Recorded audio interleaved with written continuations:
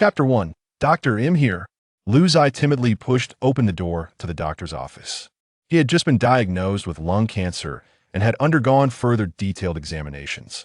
Now, he held a thick stack of test results, seeking clarity from the doctor.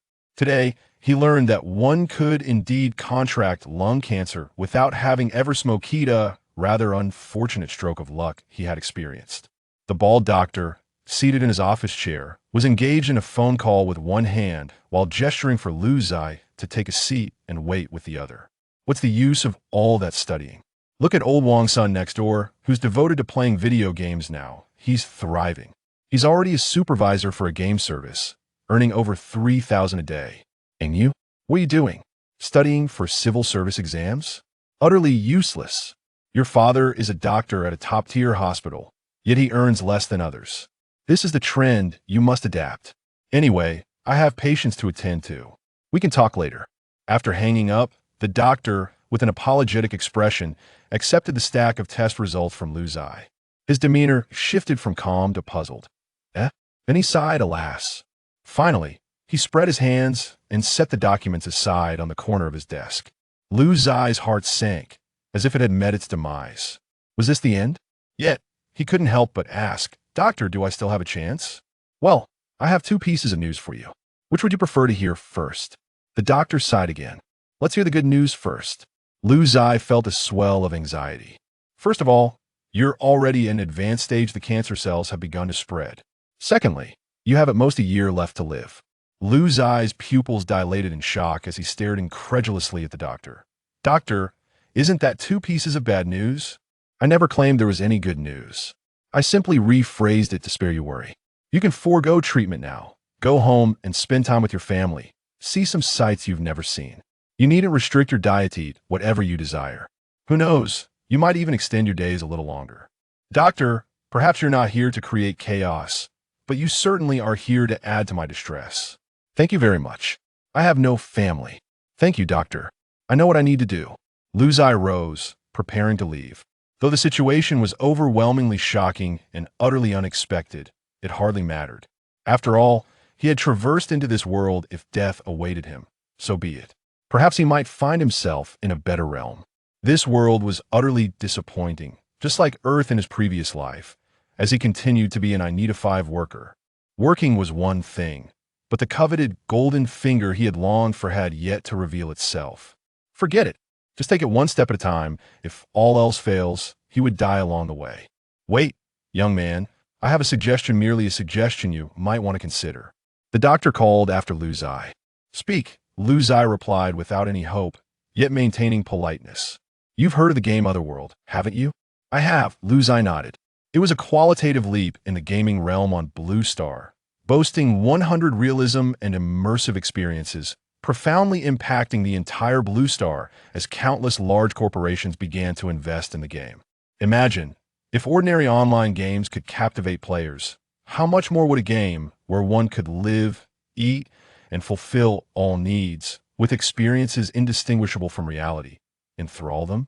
In reality, the goddess of your dreams may ignore you, but in the game, with sufficient strength, you could embrace her. Rumor had it that since the release of Otherworld a few months ago, the tradition of betrothal gifts in Blue Star had vanished. No one wished to be a fool anymore. After all, they could enjoy the game without needing to plead for anything. Many upscale restaurants found themselves deserted as people could indulge in any culinary delight within the game, enjoying the same taste and experience without spending in reality. Initially, we allowed terminally ill patients undergoing chemotherapy to enter the game to alleviate their suffering. To our astonishment, we discovered that some individuals exhibited subtle improvements in their health. However, we lack substantial data to support this medicine is rigorous, and we require more participants for data analysis. Thus, if you are willing, you can join our experimental center for this activity, all expenses covered. We provide a state-of-the-art nutritional gaming pod, far superior to market alternatives, ensuring you can remain online for 100 hours without physical strain. And what is the cost? Lu Ziye knew that nothing in this world was truly free. Cost. That has no cost, parça. We simply require you to allow us to monitor your health indicators for medical analysis. Lu Ziye nodded. "I agree. It was not that Lu Ziye had a particular love for gaming after all. With death looming, who could find joy in play? However, Lu Ziye was unable to work now. And how would he spend this last year? His visit to the hospital had already drained his meager earnings as a worker due to the costs of examinations and tests. Participating in this experiment, with all expenses covered by the hospital, would allow him to live out his remaining days comfortably, all while contributing to medical advancement. He had never been a teacher, yet he never imagined that his first teaching experience would be as a rather unconventional anatomy instructor. Excellent. If you have no further questions, please sign this authorization form, and you may begin your exploration of the game at any time. Lu Ziye reviewed the authorization surprisingly. The benefits were quite generous. His daily expenses, food, and accommodation would all be covered, along with a monthly stipend of 10,000. Yet, he was unsure what this stipend was for. For the first time, he felt that real currency paled in comparison to virtual currency. Give him virtual currency, and he could spend a year later. After signing, with little else to occupy his time, Lu Ziye chose to enter the game world that very day. He was led by the doctor in a white coat to a separate building, entirely distinct from the regular hospital wards. This will be your room. It is equipped with all necessary facilities. Should you wish to remain in the game world, we will continually supply you with nutritional fluids, maintaining you for a maximum of 100 hours. You will need to log off for brief rest periods, lest you experience confusion between reality and the virtual world, the doctor explained. Lu Ziye glanced around the spacious room, about 100 square meters in size. In one corner stood a 2.5-meter-long gaming pod resembling a coffin, adorned with various tubes and electronic components. Lu Ziye had seen his colleagues' gaming helmets, priced at 18,000 each, which allowed entry into Otherworld after registration. However, in reality, bodily sensations such as hunger, fatigue, and even the urge to urinate would transfer to the game character, necessitating periodic log-offs. This specialized gaming pod, however, would not impose such limitations, keeping his body in optimal condition for 100 hours of continuous play. What about restroom breaks? Lu Ziye asked, skeptical. Surely, he wouldn't be expected to relieve himself directly into the nutritional fluids, would he? Rest assured, we have personnel assigned to ensure all your bodily needs are met perfectly, the doctor assured him confidently. Very well, I understand that science can transform lives. I shall give it a try, Lu Ziye replied, undressing and lying down inside the pod. All connections were automated, requiring no assistance from the doctor. As Lu Ziye's consciousness began to fade, darkness enveloped him. In the void, the three characters spelling Otherworld grew increasingly luminous, followed by the game's login interface. Welcome to Otherworld. All players' real identities will be encrypted and cannot be discerned within the game. Please enter your game ID. The game ID was merely a name for his character, and Lu Ziye randomly chose a name he had previously used while gaming on Earth.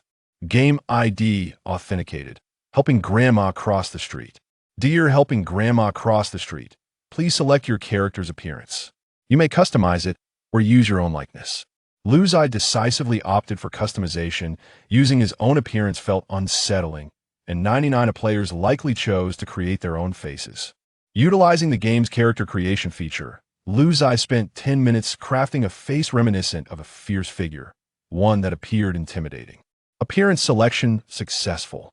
Class assignment and talent awakening in progress. Classes still needed to be assigned.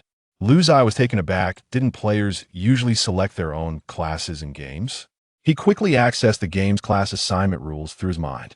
To his astonishment, he discovered that the game included classes such as commoners, merchants, and various life professions like blacksmiths and alchemists.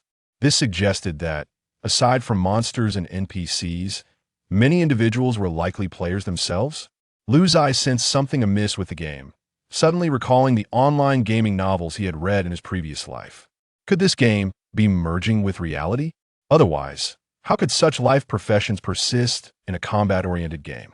After all, the doctor had mentioned that some individuals had experienced changes in their health after playing. This could very well be the clue he needed. The allocation of professions has been completed, and you have acquired the unique profession, Blood Mage. You have successfully awakened the SS level talent, Blood Fury. Ah, a unique profession? Lu Ziye felt a surge of excitement within. Does this mean I am the sole individual in the entire game world possessing this vocation? And as a noble mage, I must be exceptionally formidable, right?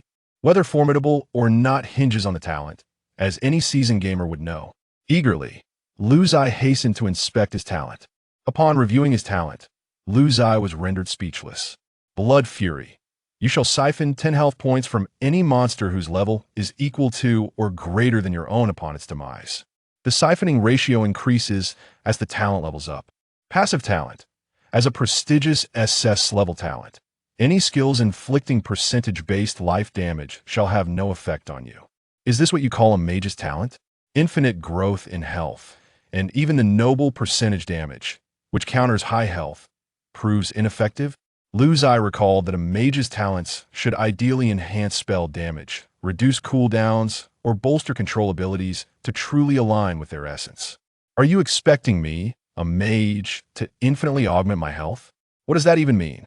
Am I to take up a staff and strike foes? Before Lu Ziye could unravel his perplexities, an entirely new world began to unfold before him.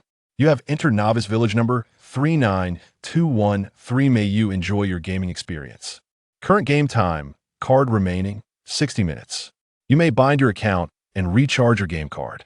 He found himself in an expansive realm, enveloped by magical formations, surrounded by throngs of people, amidst a cacophony of shouts and discussions. In his field of vision, a semi-transparent chat channel appeared in the upper right corner, brimming with information. Channel nearby. DD services. No grudges left unresolved overnight. Efficiency swift as the wind. Enemies vanish without a trace. P.S. Recruiting fighters of all ranks, those above level, May 10th. Discuss compensation. Channel nearby. Baby's Pawn Shop. 24-hour game currency acquisition. High-priced equipment buyback. Offering collateral services. Game loans. With daily interest as low as 1. Channel nearby. Blooming Oasis Foot Spa. Professional technicians, bespoke treatments, relieving your battle fatigue. Channel nearby. Accurate teleportation, precise and economical, 32 routes available, serving you 24 hours a day. P.S. Group deliveries, essential for team battles and skirmishes. Channel nearby. Primate tutoring skill training, professionally guided by experts, personalized unknown instruction, utterly trustworthy. Channel nearby. Hungry potion delivery. Injured? Grab a bottle of healing ointment. Hungry safeguards your leveling journey. What a marvel! This game world is astonishingly lifelike. Lu Ziye exclaimed in shock. Lu Ziye had not anticipated such realism in the game, not only in sensory experiences, but also in the game's societal mechanisms, which were indistinguishable from reality. Top-tier conglomerates had infiltrated the game, seizing control of various market sectors within. From transportation to dining and numerous service functionalities, there was nothing they could not accomplish. Wait a moment. Is this game truly based on a time card system? Drawing from Lu Ziye's prior gaming experiences, time card-based games tend to have the most stable currencies. Every moment spent by a player within the game is indeed valuable. The game's time card pricing is as follows: daily card 10, monthly card 250, yearly card 2000. The game has only generously offered 60 minutes of trial time, which is exceedingly stingy. In addition to online payment, purchases can also be made using in-game currency. 10 copper coins for a day card and 250 copper coins for a monthly card. Thus, the currency in this game perfectly corresponds to its value. 1 copper coin equals 1 currency unit. Lu Ziye has linked his payment account and bought a monthly card. Why not a yearly card? The answer is simple: financial constraints. Purchasing with game currency is even less feasible, as he has yet to defeat a single monster, leaving him without any copper coins. Upon successful purchase, his personal binding information will remain absolutely confidential. Lu Ziye notes that this game places a significant emphasis on confidentiality, evoking a sense of no silver here. The more it insists on secrecy, the more vigilant Lu Ziye feels he must be to avoid revealing his real identity. At this stage of the game, many players lack concealed identities. After all, in an ordinary online game, why bother with anonymity? There are even opportunities for offline communication, gatherings, and trading. Having acquired a monthly card, he can momentarily set aside concerns about point cards, and an idea suddenly strikes him. What if the game truly integrates with reality? Would this point card equate to the lifespan of his game character? The thought is somewhat chilling. Besides talent and class, the game has also provided Lu Ziye with an exceedingly detailed data panel that he can access at any time, making everything quite clear. ID. Funai Chuang Hong Deng class. Blood mage level. 10. Net worth index. 1.3 health points. 50 mana points. 50 physical attack. 2 to 8 magical attack. 2 to 8 constitution. 5 intelligence. 5 strength. 5 spirit. 5 resilience. 5 agility. 5 luck. 1 cooldown reduction. 0 movement speed. 10 physical critical hit. 0 magical critical hit. 0 base critical damage. 200 talent. Blood taste skill.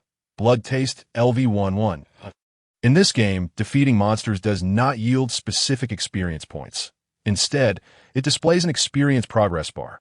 According to the game's description, defeating a normal monster of the same level grants 1 experience progress bar, while defeating monsters a higher level increases the progress by 10 for each level. Hence, for a level 1 character, killing a level 1 monster grants a progress of 1, while slaying a level 2 monster yields 1, and so forth. Defeating 100 monsters of the same level is necessary to level up, which can be quite challenging in the early stages, while the concept of experience levels is easy to grasp. Lu Ziye feels somewhat bewildered upon seeing the net worth index, that he has never encountered such a stat in online games before. Upon further examination of the description, he learns that the so-called net worth is a reflection of the character's growth. As one progresses, the acknowledgement from the alternate world increases, thereby enhancing one's net worth. The higher the net worth, the greater the rewards for completing tasks and participating in game events and activities. Furthermore, various factions within the human world frequently hire human professionals for various tasks, with the payment largely determined by this net worth index. Health points are represented by a health bar, and Lu Ziye notices that every character, including NPCs, displays a health bar above their heads. Health points derive from 2 sources. One is the conversion from Constitution.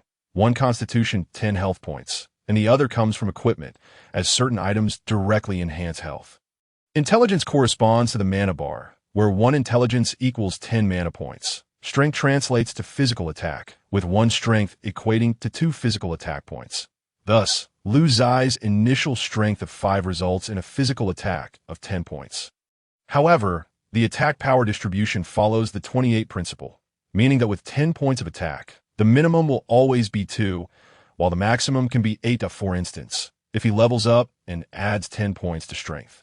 The resulting changes in attack power would be a minimum increase of 4 points and a maximum of 16 points.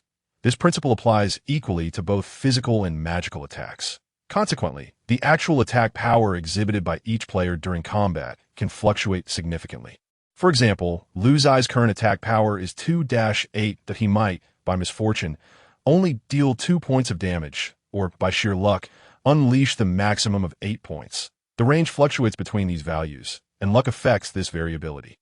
The higher the luck, the more likely one is to trigger maximum damage. Resilience is a crucial attribute, determining a character's defensive capabilities. Each point of resilience can withstand 1 point of physical or magical damage. Resilience embodies a character's overall quality, offering resistance against both forms of attack. Agility influences movement speed and attack speed, which is less significant for a mage like Lu Ziye, but vital for assassins. 1 point of agility equals 2 points of movement speed and 0.3 attack speed. Currently, Lu Ziye has no cooldown reduction, a significant factor affecting skill cooldown times. Both physical and magical critical hits are absent. With the base critical damage set at 200, Lu Ziye's gaze fell upon his soul skill, which, according to the game's lore, allows a class to possess multiple skills. Upon reaching level 10, one can unlock new functionalities with 3 skills. Skills can be upgraded through regular use, albeit at a slow pace, represented by a progress bar. Reaching a proficiency of 100 will elevate the skill to level 2, the higher the skill level. The more pronounced the effects become, which explains the existence of specialized institutions offering paid training, such as the tutoring service he saw earlier in the chat channel.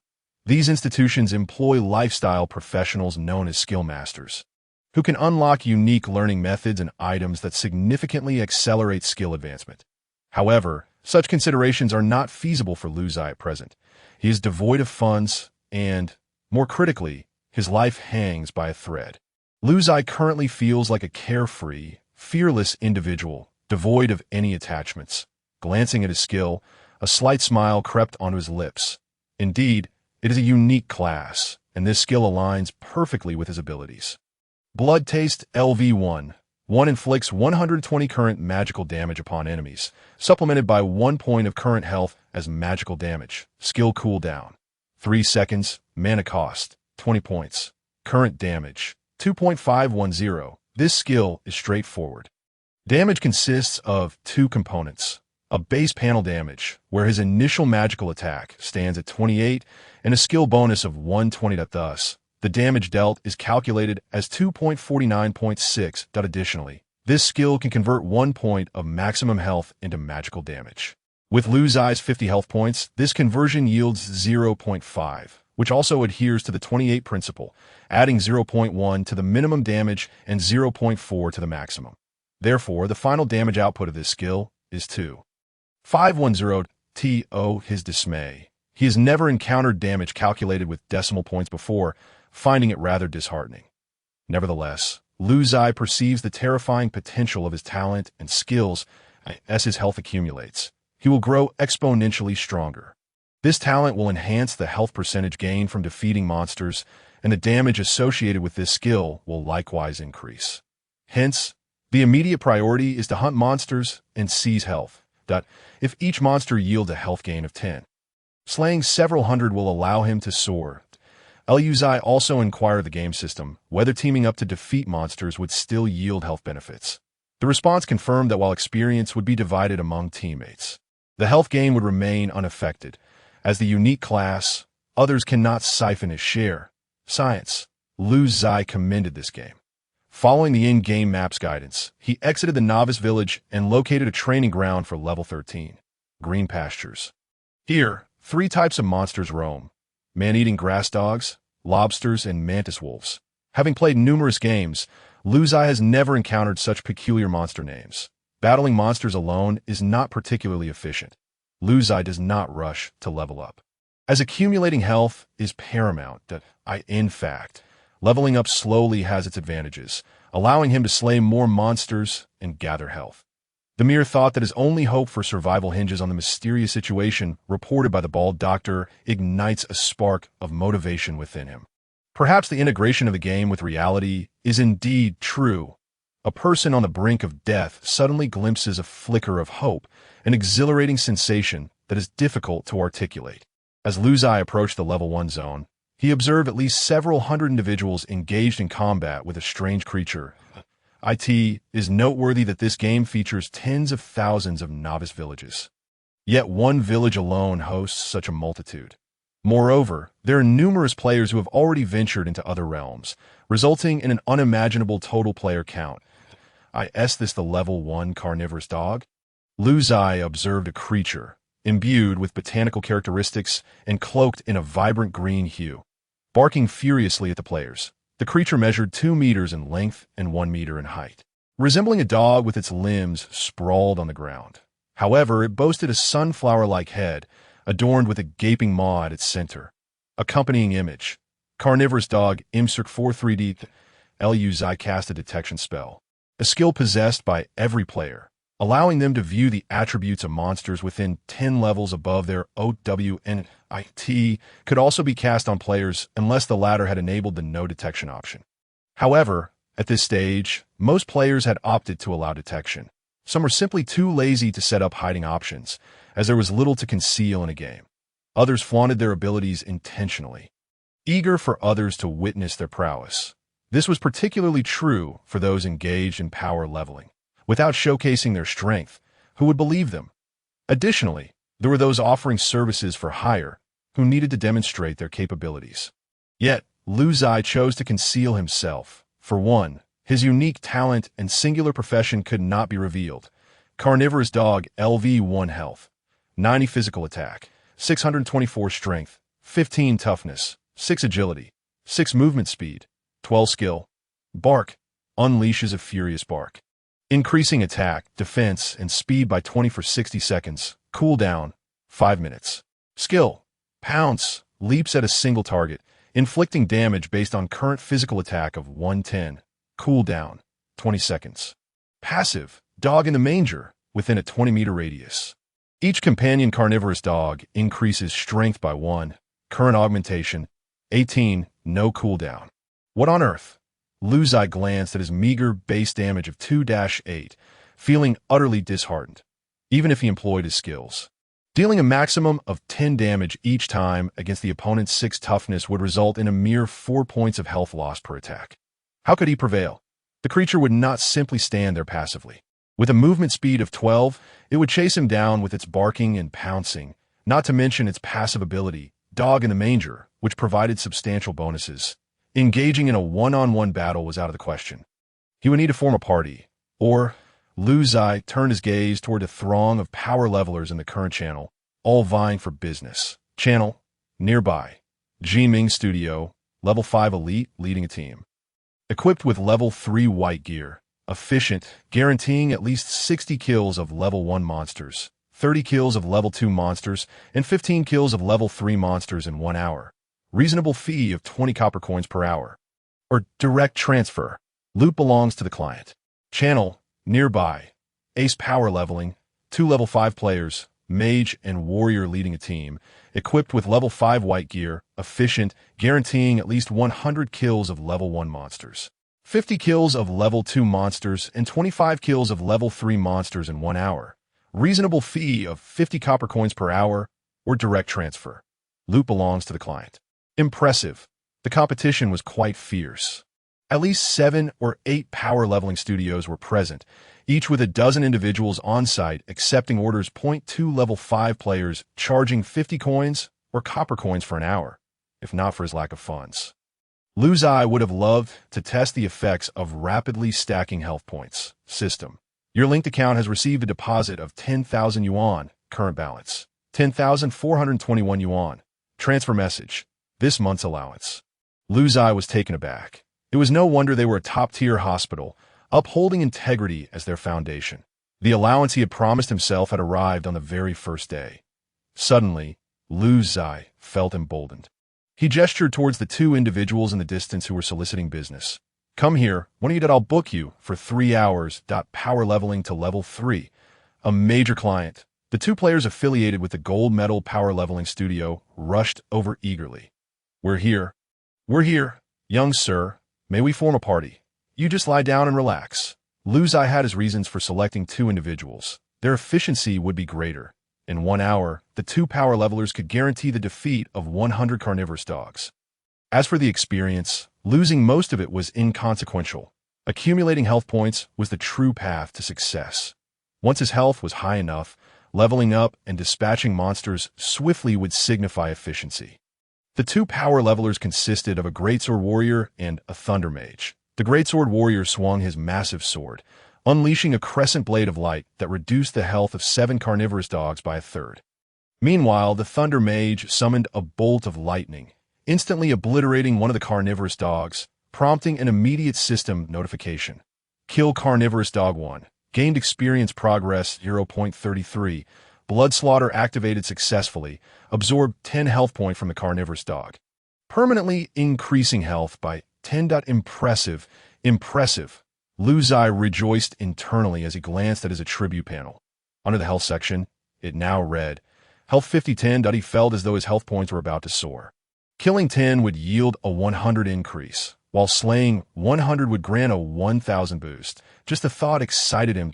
It was worth noting that among the 2 power levelers, the level 5 warrior, who had also added to his constitution, only had about 500 health, despite possessing equipment. The 2 power levelers were quite enthusiastic, as such power leveling teams were generally not sought after.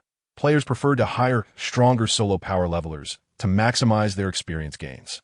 Young sir, you have a discerning eye. We're about to reach level 6. If you had come a few hours later, we would have moved on to the storyline quests, entering the outskirts of the city to fight monsters at levels 6 to 10. The warrior said cheerfully, resembling an old acquaintance. Yes, it was Brother Ku, and it seemed he was indeed a devoted fan, having crafted his appearance to resemble that of a beloved figure. Lu Ziye was aware of the storyline quests.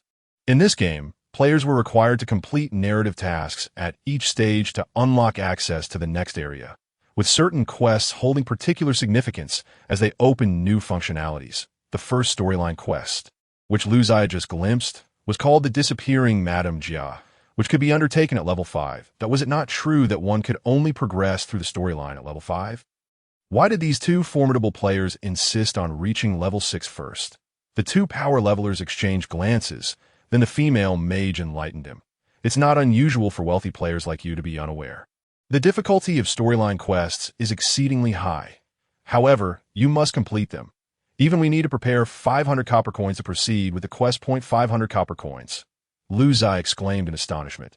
That was equivalent to 500 yuan. What sort of ridiculous game demanded such an investment? The storyline is exceedingly challenging. Bribery of NPCs is the only way to succeed. Out of the 500 copper coins, 300 goes to the NPC, while the remaining 200 is for the power levelers. The female mage explained. Lu Ziye gasped. This game was exceedingly bizarre. If they had already bribed the NPC, why still hire power levelers? He was puzzled. There are a few bandits you must defeat. If you fail, you won't even get a chance to meet the bribed bandit leader. Thus, we need to earn money here first. Once we've gathered enough, we can proceed with the storyline quest, the Greatsword Warrior elucidated. Lu Ziye began to comprehend. This game had evolved into an entire industry. For an ordinary person, including his past self, 500 yuan could buy half a month's worth of groceries. Yet, due to the immense allure this game presented, many were willing to invest, with some even treating it as a means of livelihood. Young sir, with your wealth, I advise you to level up quickly. Once you clear the first storyline quest, numerous functionalities will unlock, such as access to the talent temple. You can enhance your talent effects and enter the profession dungeons, where you might obtain skill fruits. Those can significantly improve skill proficiency. You have no idea how expensive training skills at Yuan Fu Dao is. A regular class costs 888 yuan for an hour, yielding a maximum increase of 10 in skill proficiency. This game is incredibly costly, but then again, it's partly due to our lack of ability. Are you familiar with slanting path teleportation? They recruited a vast number of players proficient in crafting teleportation scrolls, making their services cheaper than NPC transporters. They thus dominated the teleportation business along dozens of routes, earning hundreds of thousands a day, and this is still the early stage. As their operations expand to more novice villages and main cities, they might even set a modest daily income target. The two power levelers seemed keen to ensure Lu Ziye did not grow bored, engaging him in a lively conversation interspersed with banter in response to Lu Ziye's inquiries. One must say that he speaks without reservation and holds nothing back, that it must be acknowledged that competition can elevate service to remarkable heights. Both of the professional gamers exhibit exceptional skills and commendable attitudes. Alas, I have obtained a white equipment drop and found myself with an additional 2 copper coins. After vanquishing 20 man-eating grass dogs, the ground shimmered with radiant light. According to the agreement, the spoils belong to the client. Thus, Lu Ziye proceeded to collect them. Curiously, in this game, whenever monsters drop equipment, they invariably also yield copper coins. When they do not drop, there is nothing at all. You have collected 2 copper coins. Activating the wealth leaderboard, with your current wealth ranking being negligible, you have acquired the item. Level 1 Prairie Greaves. The Prairie Greaves Level 1 grant a resilience bonus of 5, with a wearing requirement of Level 1 and a class requirement of all professions. Lu Ziye, undeterred, donned the greaves immediately. All equipment can be recycled by the system. For instance, this Level 1 white item has a recycling price of 2 copper coins. However, if sold to the pawn shop run by Ji Bao Bao, one could receive 3 copper coins. Resilience is crucial for him, especially as his health increases. That if resilience is low, it merely inflates one's health bar without substance. Yet if resilience rises concurrently, his health bar will become robust. During the boosting process, Lu Ziye occasionally employed skills to attack targets, and the professional gamers were certainly not averse to assistance. Lu Ziye merely wished to test the feel of the skills while observing the rate of proficiency gain. After using Taste of Blood, which has a 3-second cooldown, 100 times, he found that it yielded only 1 point of proficiency progress. This was utterly frustrating. Lu Ziye promptly abandoned the endeavor. It was not a lack of perseverance, but rather a lack of significance. Relying on such mundane skill usage to enhance skill levels is far too slow. It is evident that the game's design did not aim in this direction. He decided to wait until he amassed wealth to enroll in an advanced class or engage in professional dungeons to gain proficiency. The entire prairie was bustling with leveling parties, numbering in the hundreds. Occasionally, someone would exclaim in delight upon finding equipment. After all, even the least valuable drops could yield a few coins. For ordinary players, in a game that demands 20 coins a day, recovering even a portion of the costs is genuinely exhilarating. Those who solicited professional gamers were fewer than a third. Most ordinary players continued to form 5-person teams to battle, leading to constant conflicts. Hey, esteemed player nearby, may we join your group to slay monsters? The overwhelming presence of dogs is too much for us. Scram, can't you see this is a boosting zone? All right, my apologies. Who the hell brought dozens of dogs here? I just wanted to boost my attributes. Damn it, we agreed to share the equipment, yet you gathered the loot and disbanded the team. Where's your courtesy? Damn, it's still a weapon. In places where people gather, chaos inevitably ensues. As a white light enveloped Lu Ziye after slaying 300 man-eating grass dogs. He finally reached level 2. Initial levels in this game are notoriously arduous. Out of the 300 kills, merely 3 pieces of equipment dropped. A weapon unsuitable for his class, a pair of greaves, and a pair of bracers, along with 6 copper coins that Lu Ziye's health gain was a remarkable 3,000 points. 3,000 points. What a concept. Boss, the 3-hour boost is complete. Would you like to continue or settle the bill? If you wish to continue, we must first address that weapon you cannot use if you choose not to keep it. You can give it to me, and I'll deduct 10 coins from the fee. The warrior booster smiled. The tangible nature of calculating every single coin, be it 1 or 2, made Lu Ziye feel a profound sense of immersion in the game. No problem. I will transfer the funds face-to-face. This game features a face-to-face transfer system, eliminating the need for friend requests. One can initiate a direct transaction, transferring funds from a linked account without revealing the transfer's information. Ensuring confidentiality, Lu Ziye promptly transferred 140 yuan to the other player, who upon learning that Lu Ziye wished to level up to level 3, excitedly rubbed his hands together. Brother, let me treat you to a glass of dew juice, a local delicacy of the prairie. Please relax while we carry on. In the leveling area, others were selling dew juice for 2 copper coins a cup, crafted by players of life professions.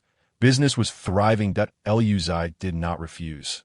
In this game, one need not fear being poisoned, at least not in such locales.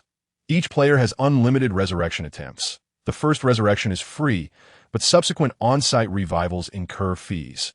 The second costs 100 copper coins. The third, 300 coins, and the cost triples thereafter, potentially leading to financial ruin regardless of one's wealth. Of course, one may opt for a revival point, which incurs no cost. However, there's a chance of dropping equipped items. And one also loses 50 of the experience progress toward the next level. If insufficient experience points are available, one may even level down. It is rumored that the chances of losing equipment upon death are also influenced by one's luck. The higher the luck, the less likely one is to lose items. If one's luck is sufficiently high, the probability of opponents dropping items after being defeated increases. While sipping on the refreshing juice, Lu Ziye began to allocate his attribute points. Upon leveling up, all attributes automatically grew by 2, and he received 5 free attribute points. Without hesitation, Lu Ziye allocated all points to resilience. Previously, he had contemplated whether to invest in spirit to enhance his magical attack, considering he was a mage. However, upon realizing that his skills could convert a proportion of his health into magical damage, he changed his perspective. He no longer relied solely on a few points of magical attack. As long as his health was sufficiently high, his skills would undoubtedly deliver ample damage. Another approach would be to allocate all attribute points entirely to health, enhancing his survivability while also boosting damage output. Eventually, during the leveling process, Lu Ziye dismissed this notion. For instance, if he had 10,000 health and sustained 100 attacks, losing 50 health points per hit, he would endure a total loss of 5,000 health. Conversely, if he possessed an additional 40 points of resilience, each attack would only deplete 10 health points, resulting in a total loss of just 1,000 health over 100 attacks, significantly enhancing the quality of his health bar. It is essential to recognize that resilience offers resistance against both physical and magical attacks, making it highly cost-effective. N01 can predict the multitude of attacks he may face or the threats posed by countless monsters in the future. However, Lu Ziye is firmly convinced that if this game is to truly intertwine with reality, humanity will inevitably plunge into an endless cycle of warfare. To that point, the situation will transcend mere skirmishes. Thus, Lu Ziye opted for the form of attribute allocation that maximizes survivability while minimally impacting damage output. Presently, Lu Ziye's health stands at 50 plus 3,000 points, the damage conversion from his skill, based on 1 health point transformed into magical damage, amounts to 30.5, that after completing his attribute allocation, Lu Ziye's resilience, including the 10 points granted by his equipment, has reached 22 points. Glancing at his health of 3,070 brings him great comfort. The previous Earth Dog had an attack power of only 624. Even when unleashing skills, it could scarcely breach his defenses. Not to boast, but he could withstand the bites of 100 dogs for a while. Despite only being level 2, Lu Ziye pondered this. An inexplicable excitement welled up within him. The future holds great promise. Crossing into the level 2 zone, the monsters known as lobsters bear a striking resemblance to the small lobsters found on Earth. Albeit in a cooked state, their bodies a vibrant orange, each measuring approximately 2 meters in length. Image: Lobster Imcirc 43D. Lobster LV2 health, 150 physical attack, 1040 constitution, 15 strength, 25 resilience, 5 agility, 5 movement speed, 10 skill, claw pull, a coordinated attack with both claws. Inflicting damage based on current physical attack of 110 and causing a tearing wound that inflicts continuous bleeding damage for 10 seconds, losing 10 physical attack worth of health per second. Cooldown, 60 seconds. Skill, Claw Assault, a combination attack with both claws, dealing 2 consecutive damage instances. The first inflicts damage based on current physical attack of 100, and the second based on current physical attack of 80. Cooldown, 20 seconds. Lu Ziye was quite pleased. Each lobster he defeated would restore 10 points of health, equating to 15 points. He would need to kill 300 to level up, which would take approximately 56 hours. Lu Ziye then lay down on the ground. "Buddy, I'm going to take a nap. When it's time to relocate, please shift my spot." "All right, my friend, you can rest easy for now. When it approaches level 3, I shall summon you. There's a procedure to follow over there, which necessitates your manual intervention to forfeit a challenge, and then we shall consider our task complete." "What do you mean by forfeiting? What challenge?" Lu Ziye's interest was piqued. It pertains to the epic dungeon challenge on the green pastures, or perhaps the survival challenge, where level 1 to 3 monsters spawn. The longer one endures within, the higher the score achieved, and only players below level 3 are eligible to participate. Thus, when your experience reaches level 299, and you have yet to engage in this challenge, the system will prompt you not to miss out. You will need to forfeit. Rest assured, we will not lead you astray. That solo survival challenge is rather mundane, requiring you to last over 30 seconds for any rewards, with monsters swarming in droves. There's no point in wasting time on it. The great swordsman chuckled. "What do you mean by wasting time?" Lu Ziye was astonished. This was truly a customized experience. He was instantly invigorated. After Xiao Dai's introduction, he learned that the game's maps are vast expanses, each covering a specific level range, such as the green pastures, which features monsters of levels 1-3. Each map contains an epic challenge dungeon, designed for solo participation, and the difficulty is exceedingly high. Coincidentally, the epic dungeon on the green pastures tests survival skills, meaning the longer one lives inside, the better the scored. This not tailor-made for him. This epic dungeon must be attempted before reaching level 3, and the game is quite considerate. When your experience hits level 299, a reminder will pop up, urging you to participate in this challenge. Lu Ziye would certainly not let such a splendid opportunity slip by. At last, his advantages could be put to good use. The 2 boosters were in high spirits, initially expecting to wait a long time to gather sufficient funds to complete the storyline, only to encounter such a reliable client, transitioning from level 2 to level 3. One could slay 50 lobsters per hour, necessitating 6 hours for the upgrade.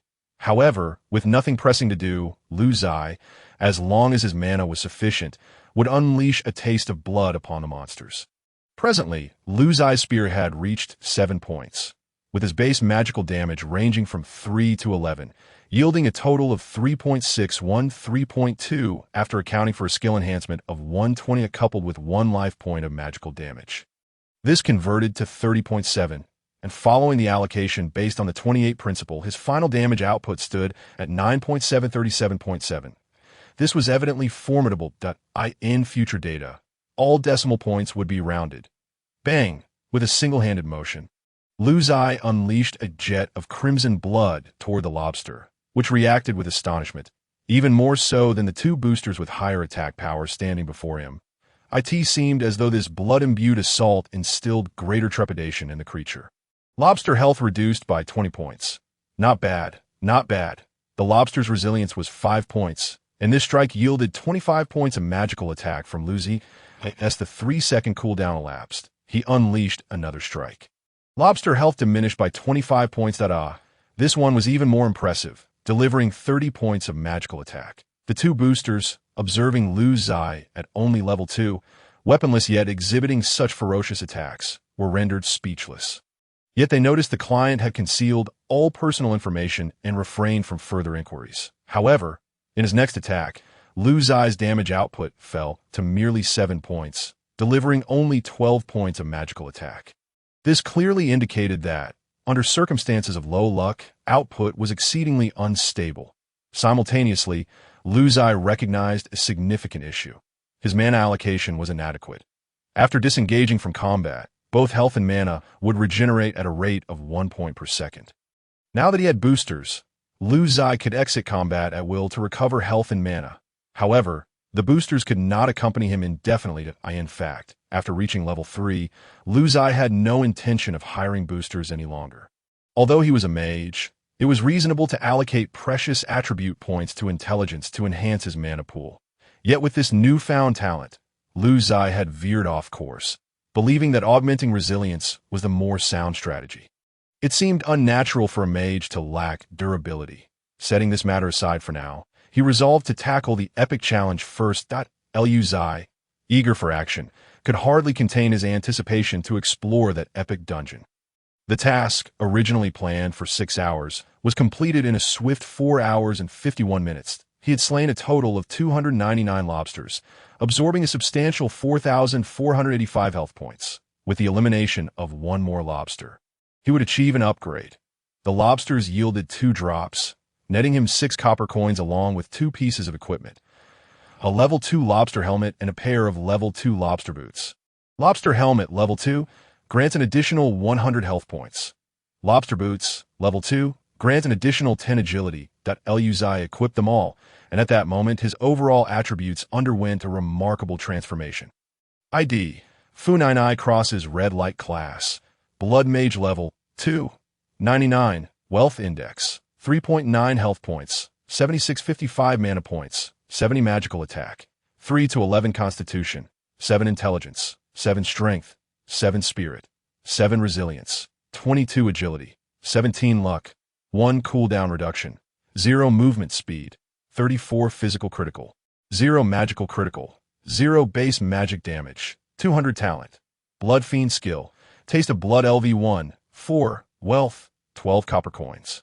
His health had reached a solid 7,655 points, signifying that Lu Ziye's skill alone could inflict 76.5 points of damage through the conversion of 1 health point. Truly terrifying. If this skill were to be upgraded to level 2, allowing for a conversion of 2 health points for damage, it would be remarkable. Regrettably, despite Lu Ziye's consistent use of the skill, his proficiency bar remained at a mere 4. It appeared that the challenge of mastering this skill was insurmountable. His movement speed had indeed increased, and Lu Ziye felt a noticeable lightness in his step. Yet, what captured Lu Ziye's attention most was the surge in his wealth index to 3.9, an astonishing revelation. Initially, his wealth index had been a mere 1.3, but upon reviewing the booster's wealth indices during leveling, he noted there was only 2.0. That the disparity in power was vast, yet the wealth indices differed by only 0.7, prompting Lu Ziye to realize that elevating one's wealth index was quite challenging. However, the sudden leap to 3.9, nearly equivalent to the combined wealth of 2 boosters, made him acknowledge that he had underestimated his own potential. Simultaneously, a dialogue box appeared before Lu Ziye. Esteemed player Fu Nai crosses red light. You are on the brink of reaching level 3. Will you forfeit participation in the epic challenge on the green pastures? Lu Ziye decisively clicked no and subsequently exited the party. Thank you for the collaboration. Gentlemen, I have other matters to attend to. I will transfer the payment for the 5-hour service. Lu Ziye sent over 250 coins to the other players. All right, brother, take care. I see you possess considerable strength. Your talent seems formidable. You can now team up here to slay level 3 monsters. Once you reach level 4, you'll need to venture to the outskirts. And after level 5, you can access higher areas. We shan't trouble you further. After receiving the payment, the great swordsman extended a hand to Lu Ziye, and they exchanged a simple handshake to bid farewell. Following the system's navigation, Lu Ziye arrived at the location of the epic challenge, situated at the boundary between the level 2 and level 3 regions, marked by a colossal spatial vortex serving as the entrance. Beside the vortex stood a virtual display, chronicling the scores of challengers. Point 1 must endure for 1 minute to be recorded. Thus far, no one had made it onto the leaderboard, which astonished Lu Ziye. This game had been live for several months, and yet no one had ranked. At that moment, the area was bustling with individuals, all pointing at the vortex entrance and engaging in animated discussions. Did you see that?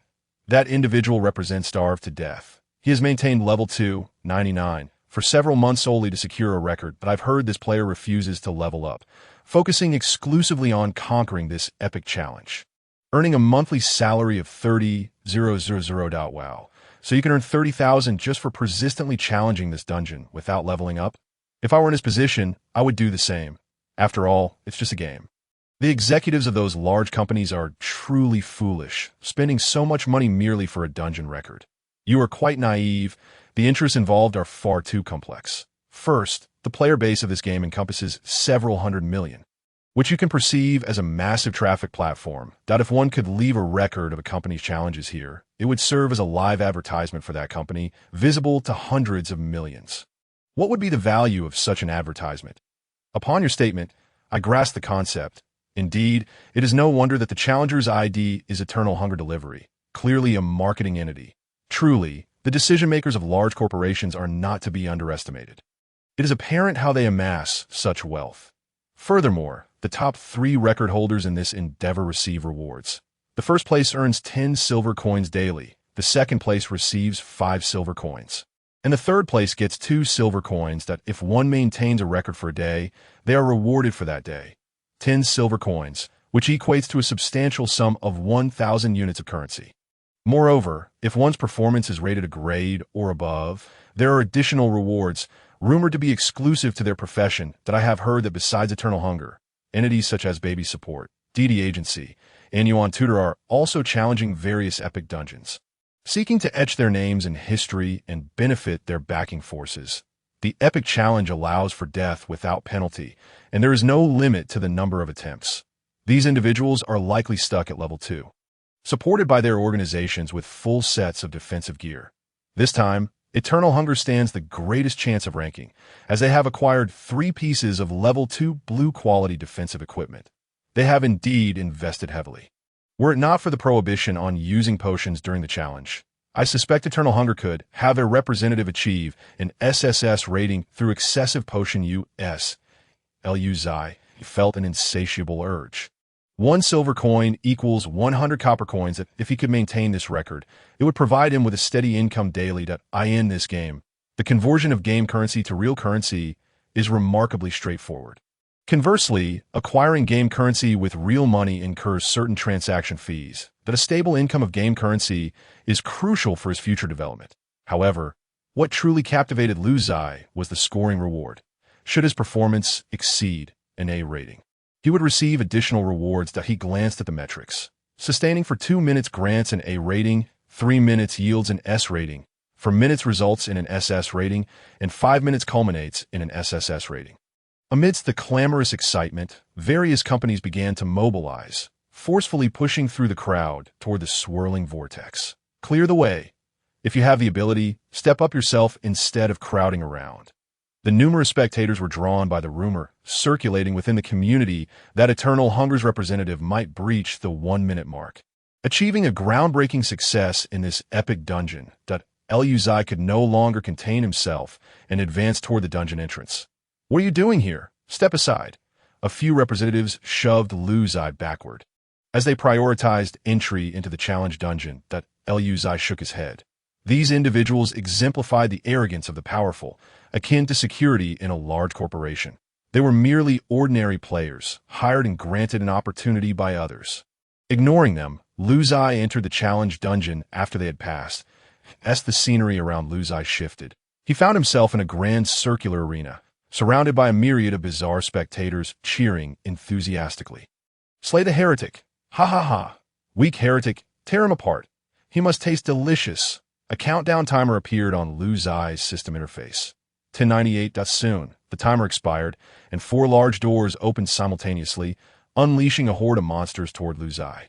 The first wave consisted of 4 creatures that he recognized 2 of them, the level 1 man-eating grass dog and the level 2 lobster.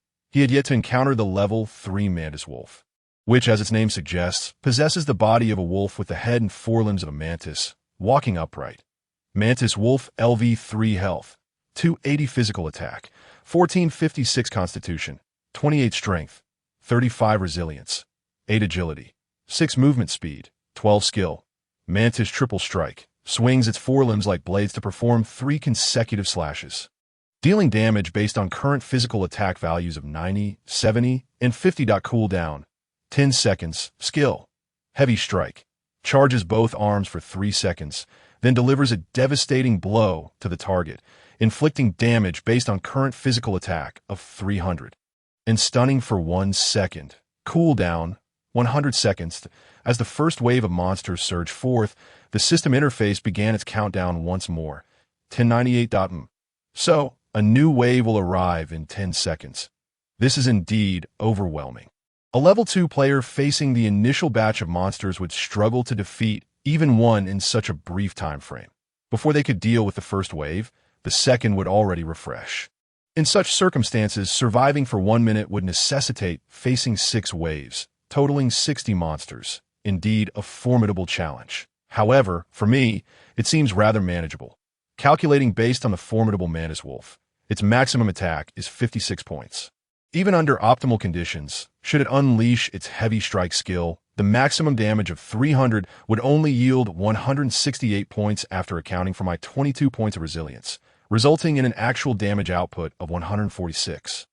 This is under the most favorable circumstances. For most of the time, skills are on cooldown and normal attacks inflict mere points or tens of points of damage.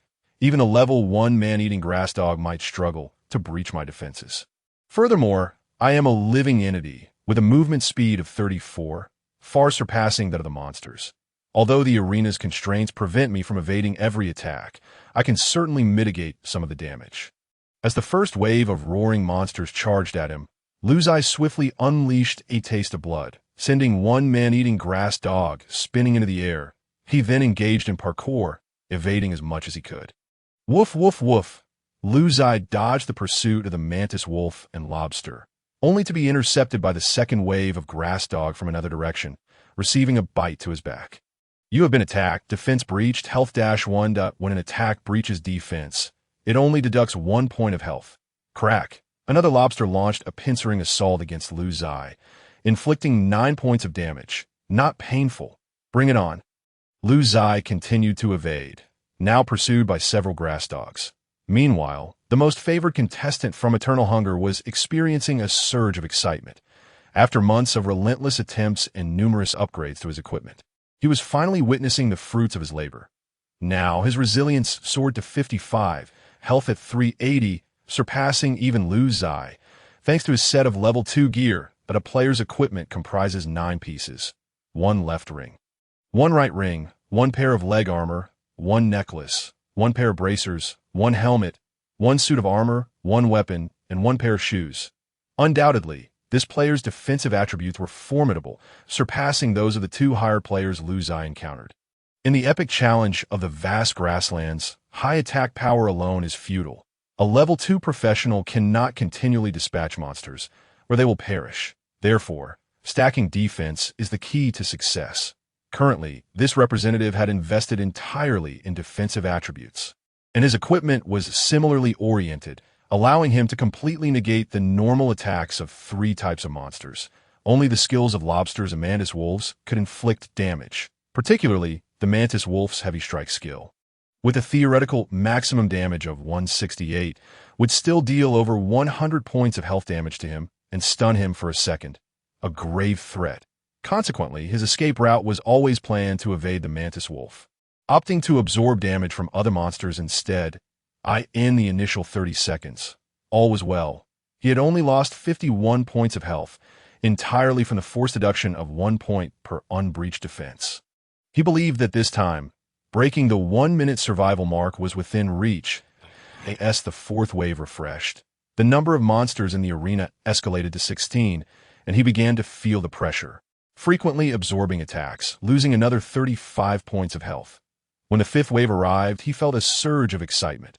If he could endure this wave, the 6th refresh would coincide with the 1-minute mark, allowing his achievement to be recorded.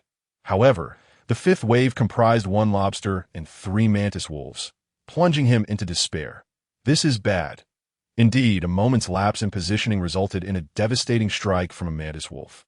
You were struck by the mantis wolf's powerful blow, rendering you stunned for 1 second and inflicting a loss of 41 health points, although this blow did not reach its maximum potential, causing a mere 41 points of damage. It was clear to him that he had already met with failure. The true terror of the mantis wolf's strike lay not in its damage, but in the stunning effect it imposed. As anticipated, following the stun, a horde of dozens of monsters surged forth, surrounding him. You were struck by the mantis wolf's powerful blow, stunned for 1 second, and lost 63 health points. You were struck again, stunned for 1 second, and lost 61 health points. You were hit by a lobster's claw assault, incurring 12 health points of damage. Having been incapacitated countless times, you succumbed instantly. You have perished, with no loss incurred upon death. Your final score, 58 seconds. You will be teleported out of the dungeon in 10 seconds. Please strive for improvement. Choose to teleport back to the novice village or challenge again on the spot. After 10 seconds, the figure representing the starved to death appeared at the vortex entrance, opting to teleport outside the dungeon, prompting gasps from the crowd. Damn, still failed? I didn't expect an epic challenge to be so difficult. Noticing the adjacent leaderboard still blank, it became evident to everyone that this individual had indeed failed the challenge. Team must be tough. At level 2, it's challenging to acquire good equipment, and O1 deliberately hunts for high-quality gear at level 2. Though I've heard the epic challenges above are equally formidable, that oh no, the representative of supporting baby has emerged as well, and they too have failed. Doesn't that mean these major companies have all fallen? The representatives from several large companies exchanged knowing smiles, albeit with a hint of bitter amusement, and commenced their pleasantries. Starved to death representative. How many seconds did you achieve this time? Supporting baby representative. Not great. Last time it was 49 seconds. This time 51 seconds that I simply couldn't hold on. The closer it gets to 60 seconds, the more difficult it becomes. How about you? Starved to death representative. 58 seconds, just 2 seconds shy. Sigh, I was struck hard. Yuan, tutoring representative. You're quite close. Thankfully, none of you succeeded, so I won't face reprimands either. I can continue to draw my salary and take my time challenging. These companies hired challengers feared not the prospect of failure, but rather the notion of failing while others succeeded, which would weigh heavily upon them. Since everyone had failed, there was no need for concern over the risks involved, just as they were preparing to return and strategize their equipment combinations, considering whether to enhance their movement speed or refine their aggro tactics. The leaderboard beside the vortex suddenly illuminated for the first time, with a line of text that was both striking and eye-catching. The leaderboard for the epic challenge of the green pastures has been updated. First place, old lady crossing the street against the light. Score, 60 seconds. Everyone was dumbfounded. What sort of ridiculous name is that? Who is this person? A few representatives shook their heads in disbelief. noting that such a name hardly resembled that of a major corporation. What shocked them further was that the record continued to refresh in real time. 61 seconds. 62 seconds. What on earth is this person trying to accomplish? Are they aiming for an A-grade evaluation? Impossible. Absolutely inconceivable. If someone could achieve such a feat, the good days for these representatives would likely come to an abrupt end. After 6 rounds of refreshing, Lu Ziye found himself in utter despair, having just been struck hard and subsequently incapacitated, suffering dozens of attacks. Glancing at his health bar, he realized with dismay that he had lost a staggering 510 points, leaving him with only 7,145 health.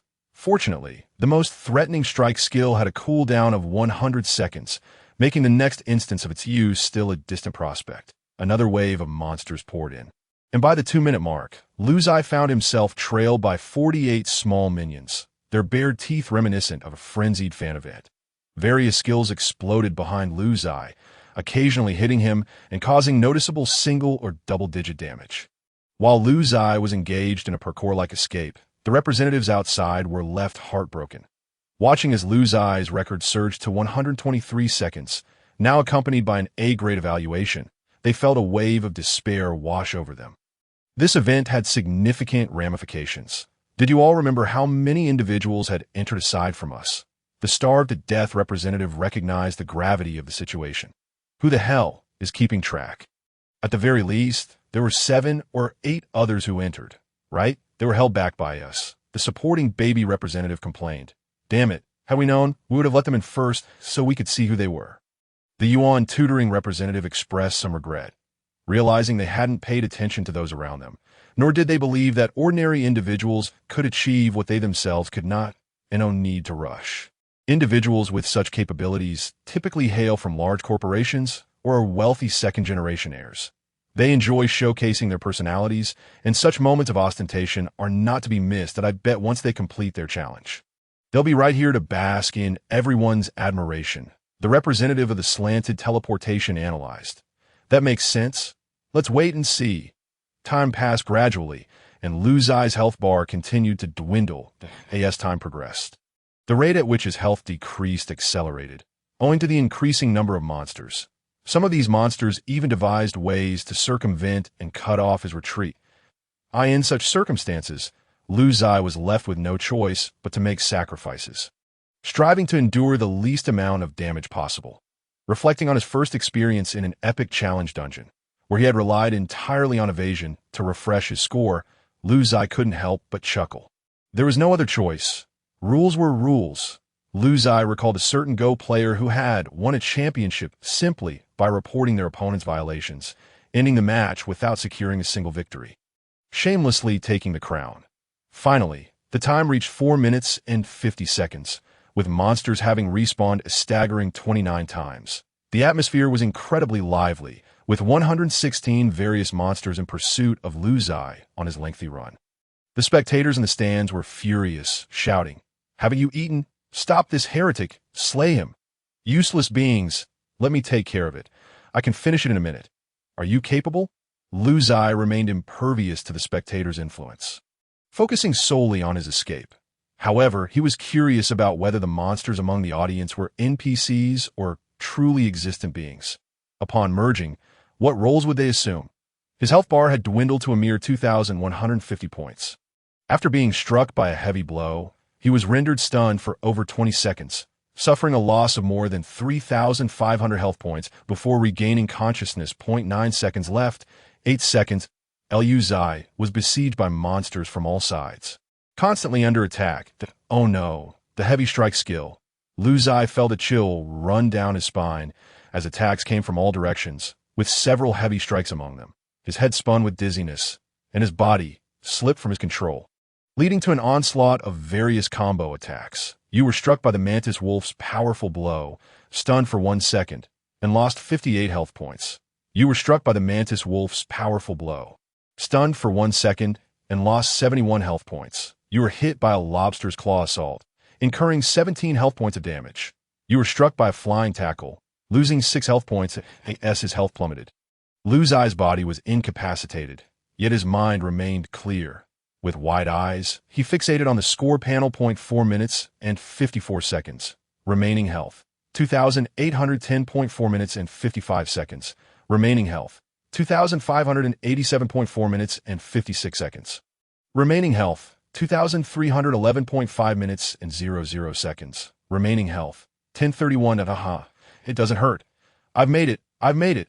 Lu Ziye felt a surge of elation. 5 minutes SSS grade evaluation secured. Exhausted, Lu Ziye no longer wished to run. He decided to let this horde of small monsters vent their frustrations upon him. He simply lay on the ground, allowing the monsters to attack. Remarkably, he lasted an additional 8 seconds before being informed of his demise, as the speed at which his health declined significantly lessened following the monster skill usage. Congratulations, you have died. This death does not count towards your daily death tally. You have achieved an SSS evaluation, and your score currently stands as the highest on the leaderboard. You will receive the following rewards. As the top scorer, as long as your record remains unbroken, you will receive 10 silver coins daily, which can be exchanged for 1,000 copper coins. Level, 30 points.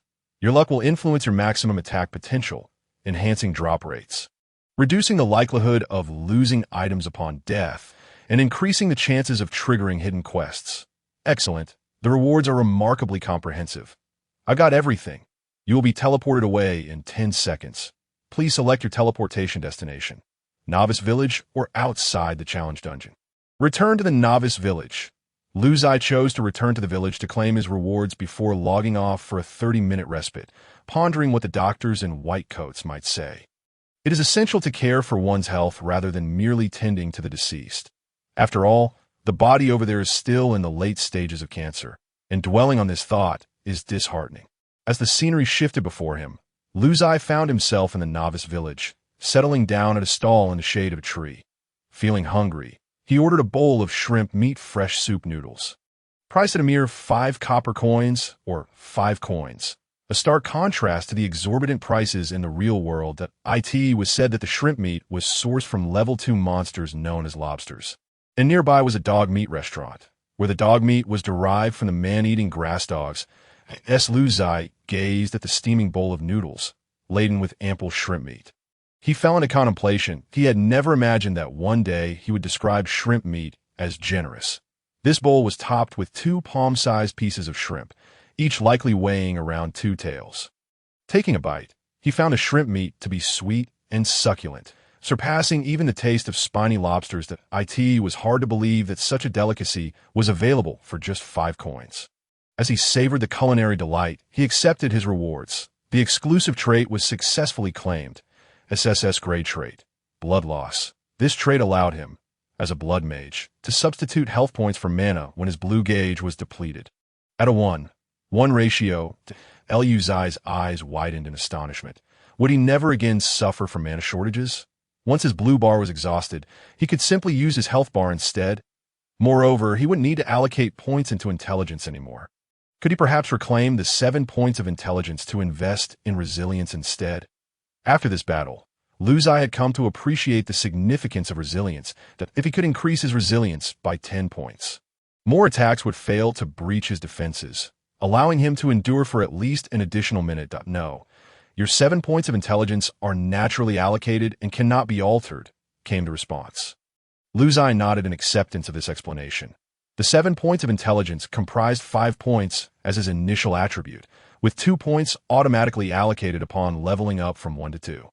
Your exclusive class skill book, Blood Rain, has been issued. You may learn it after reaching level 10. Blood Rain LV1.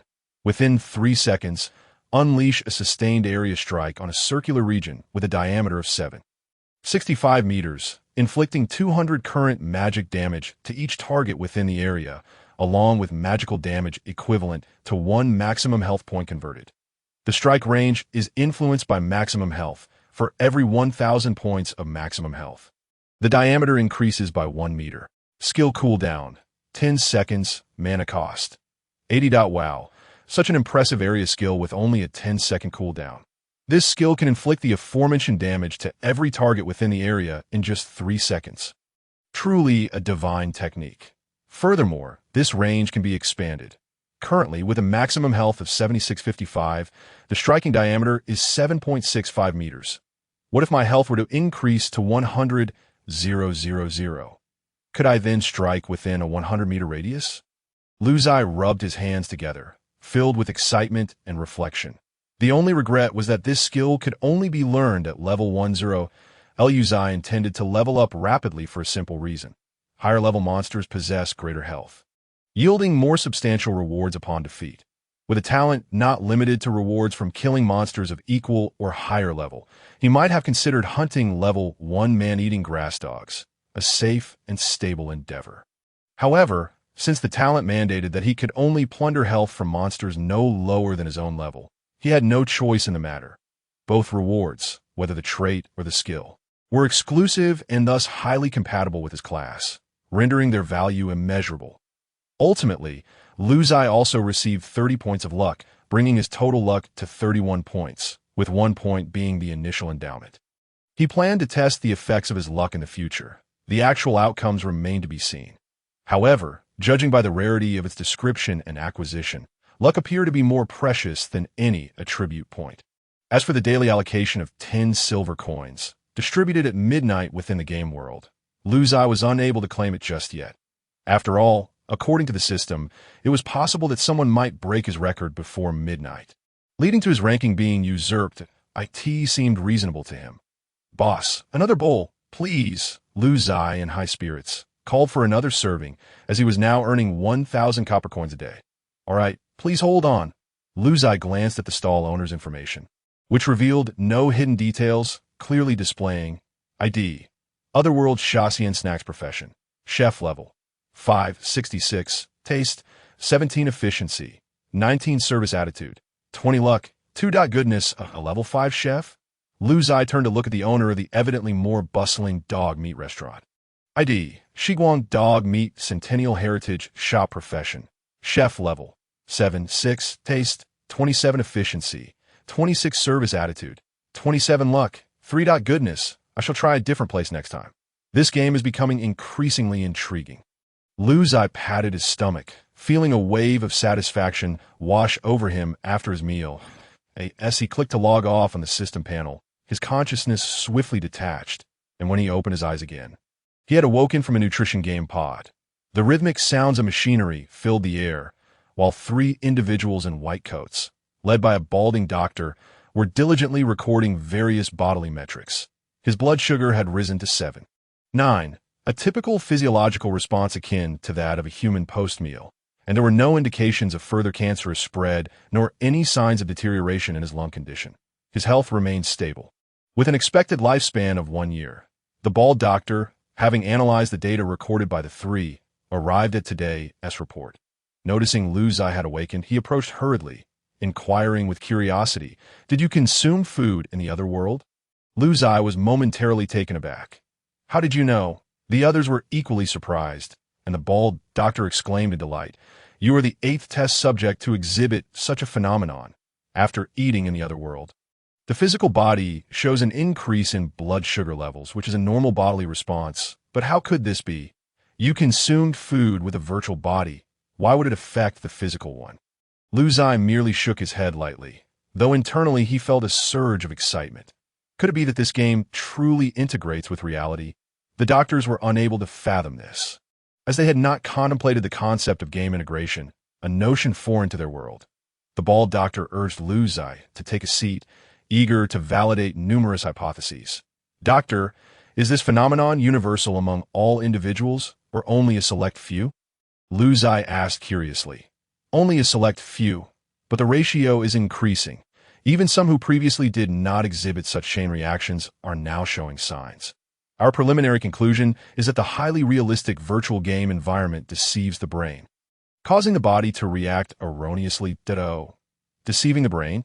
Lu Ziye suddenly found the assessment quite plausible. Indeed, when you consume food in the other world, the sensation of fullness and taste perception can rival that of reality, leading the brain to conclude that you are satiated, which in turn causes a rise in blood sugar levels.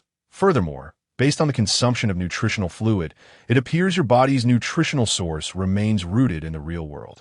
If one day, after feeling full in the virtual world, the nutritional fluid in the real world ceases to be consumed, then it would prove that the other world could replace the real one. Of course, this scenario seems highly unlikely. This is the consensus among all our scientists, the bald doctor asserted confidently. Lu Ziye nodded. I may not understand the intricacies of science, but I find your reasoning compelling. By the way, doctor, do you play this game? Of course, I have a lifestyle profession. In the game, I am a priest currently at level 6, with the ID medicine to the rescue. However, I don't play much due to my busy work schedule. Ah, this game is quite enjoyable. Lu Ziye's lips twitched at the memorable ID. By the way, you can log off at any time. We do not restrict your gaming hours, although this game pod allows for 100 hours of continuous play. As a doctor, I personally believe that frequently logging off to engage with reality can mitigate the potential for cognitive dissonance. You should eat something. It's been brought to you. Nutritional fluid cannot provide the same mental and physical satisfaction as regular food. Eating something would be beneficial for you. Feel free to reach out to me if you need anything. Thank you, doctor.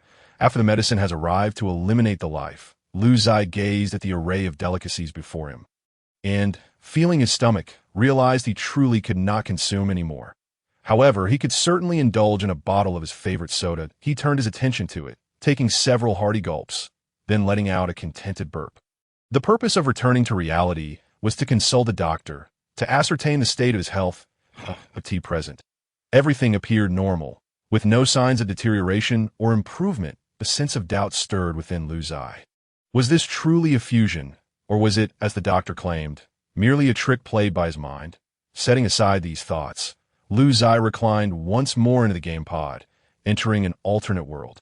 Upon logging in, he found himself still outside the shrimp noodle shop, where the owner quickly checked Lu Ziye's information. He aspired to become a level 10 chef. Thus, he had cultivated a commendable habit of noting customers' preferences to better understand their tastes for future visits. He had been too busy earlier to make a note, and as he checked, regret was etched across his face. ID, anonymous occupation, hidden level, hidden attributes, hidden. Alas, this was the first time he encountered a customer with all information concealed, even their name. Yet the owner thought to himself that such clients were a rarity and quickly jotted down a note. New customer, completely anonymous. Preferred food, shrimp noodles, taste, mild. In the level 2 area, Lu Ziye first set out to slay a level 2 lobster. Engaging a monster of the same level alone, he earned 1 experience point, immediately elevating his level to 3. Congratulations on your level up. All attributes increased by 2, and you have gained 5 points to allocate freely. Please distribute them wisely. For the mage class, it is advised to enhance intelligence and spirit. I shall not heed your advice, Lu Ziye declared, allocating all points to resilience instead. ID. Fu99 running a red light occupation. Blood mage level. 3-0. Wealth index. 3.7 health points. 76 90 magic points. 90 magic attack. 3 to 15 constitution. 9 intelligence. 9 strength. 9 spirit. 9 resilience. 29 agility. 19 luck. 31 cooldown reduction. 0 movement speed. 38 physical critical. 0 magical critical. 0 base magic damage. 200 talent. Blood fury special trait. Blood loss skill. Taste of blood LV1. 4. Wealth. 12 copper. Coins. As his wealth index rose to 3.7, various attributes saw a slight increase, with resilience reaching a reassuring 29 points. Next, he aimed to venture into the level 3 area. Engaging in power leveling, there was expensive, not to mention inefficient, guaranteeing only around 20 kills per hour, a mere 3 minutes for 1 kill.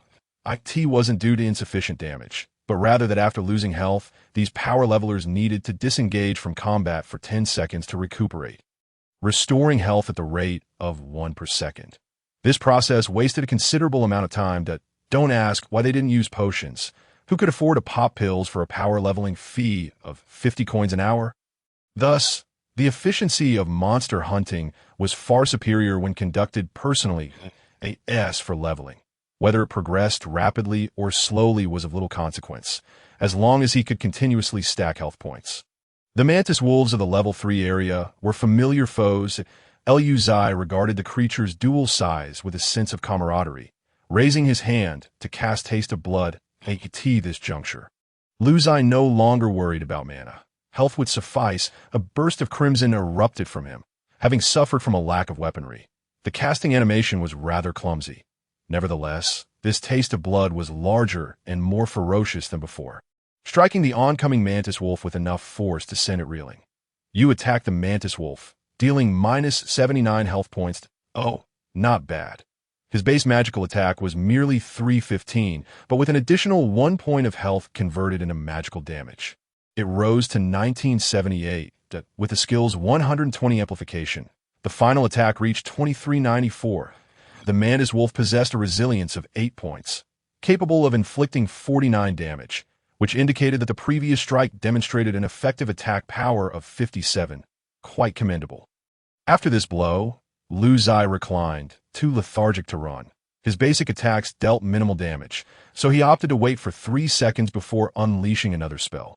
There was no shame in being a tank. Seeing Lu Ziye remain motionless, the mantis wolf approached, executing a series of 3 swift strikes followed by a heavy blow, totaling a staggering 71 points of damage.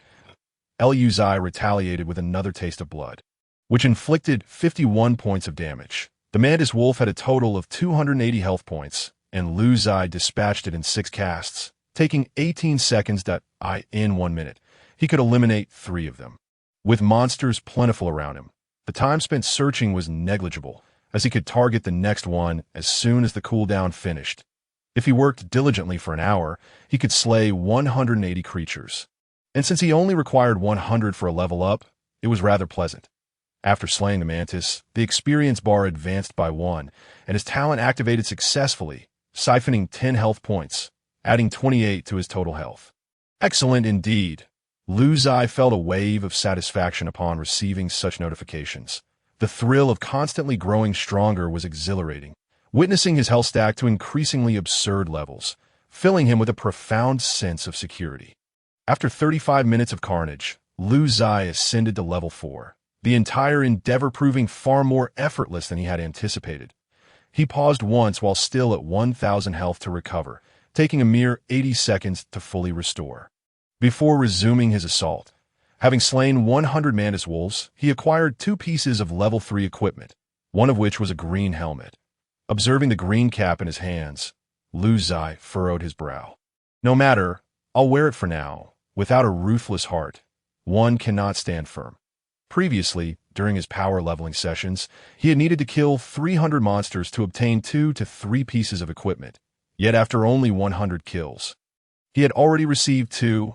Of course, the sample size was too small to draw any significant conclusions, so further observation was necessary. Overall, the impact of luck was proving to be positive. The attributes of the level 3 green helmet were quite favorable. Grassland green helmet, level 3, quality, green, health points, 120 resilience. In this world, equipment qualities range from low to high. White, ordinary, green, excellent, blue, fine, purple, rare, orange, epic, and gold, legendary. Green gear possessed an additional attribute compared to white gear. Thus, even level 2 equipment was more advantageous than level 4 white gear. If this level 2 green piece were to be placed on the auction house, it could fetch 50 coins, while a weapon might sell for over 100. Lu Ziye donned the helmet, replacing his previous shrimp-themed headgear, gaining an extra 20 health and 8 resilience. The other piece of equipment was the green grassland armor.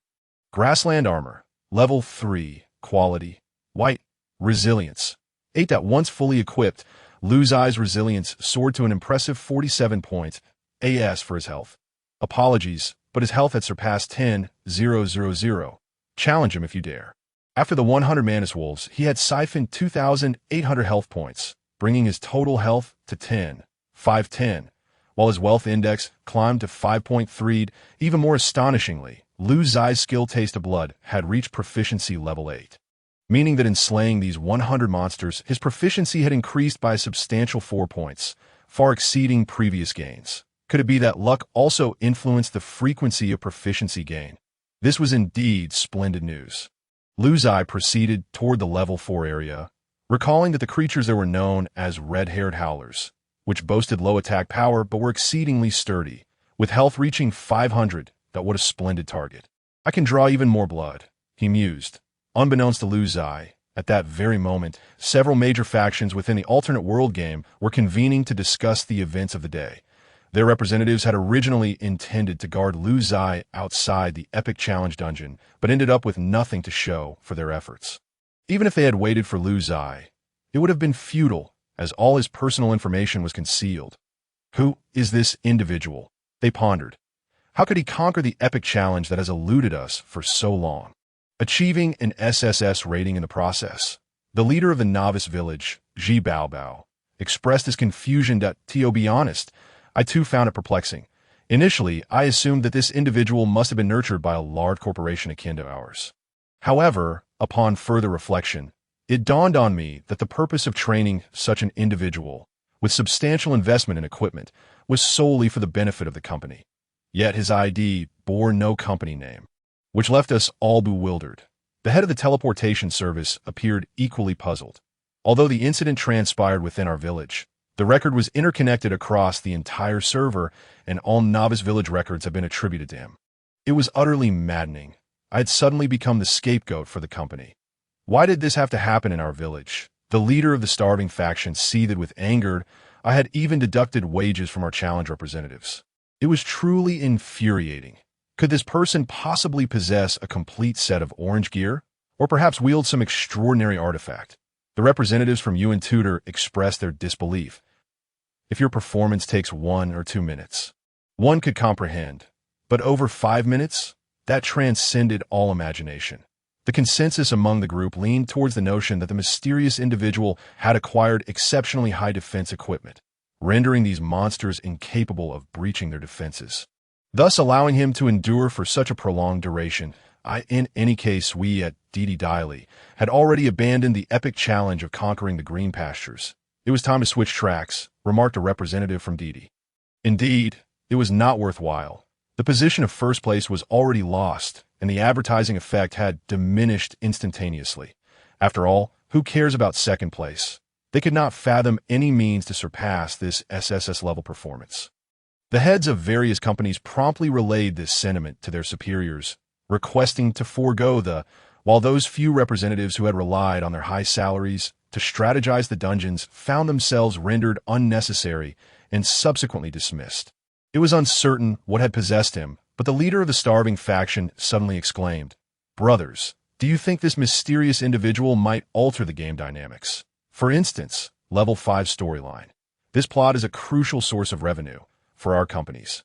He better not mess it up. You are overthinking it. This storyline was meticulously crafted based on the original narrative. Ordinary players have no alternative options but to purchase potions en masse. They must choose our teleportation services.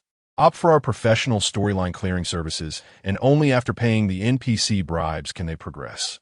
Otherwise, they would be left with no choice but to face all the bandits head-on. Do you think that is feasible?" Ji Baobao's leader asserted with conviction. The other leaders echoed his sentiment, declaring it impossible.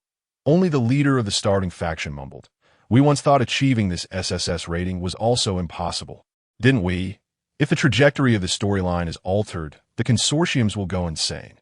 Typically, ordinary players do not opt to battle level 2 monsters at level 2, nor do they engage level 3 monsters at level 3. They generally prefer to fight creatures 1 level lower. The experience may diminish by 10, but the efficiency increases significantly, facilitating faster leveling that if Lu Ziye were to engage a level 1 grass dog now, it would be considerably easier. However, due to his innate talent, Lu Ziye was compelled to battle monsters of equal level to siphon health points. Arriving at the level 4 training area, he found himself on the outskirts of the city. Within the new map Heilong City Suburbs, the monsters in Heilong City Suburbs range from levels 4 to 10. Additionally, prior to reaching level 10, players were permitted to undertake an epic challenge within this map.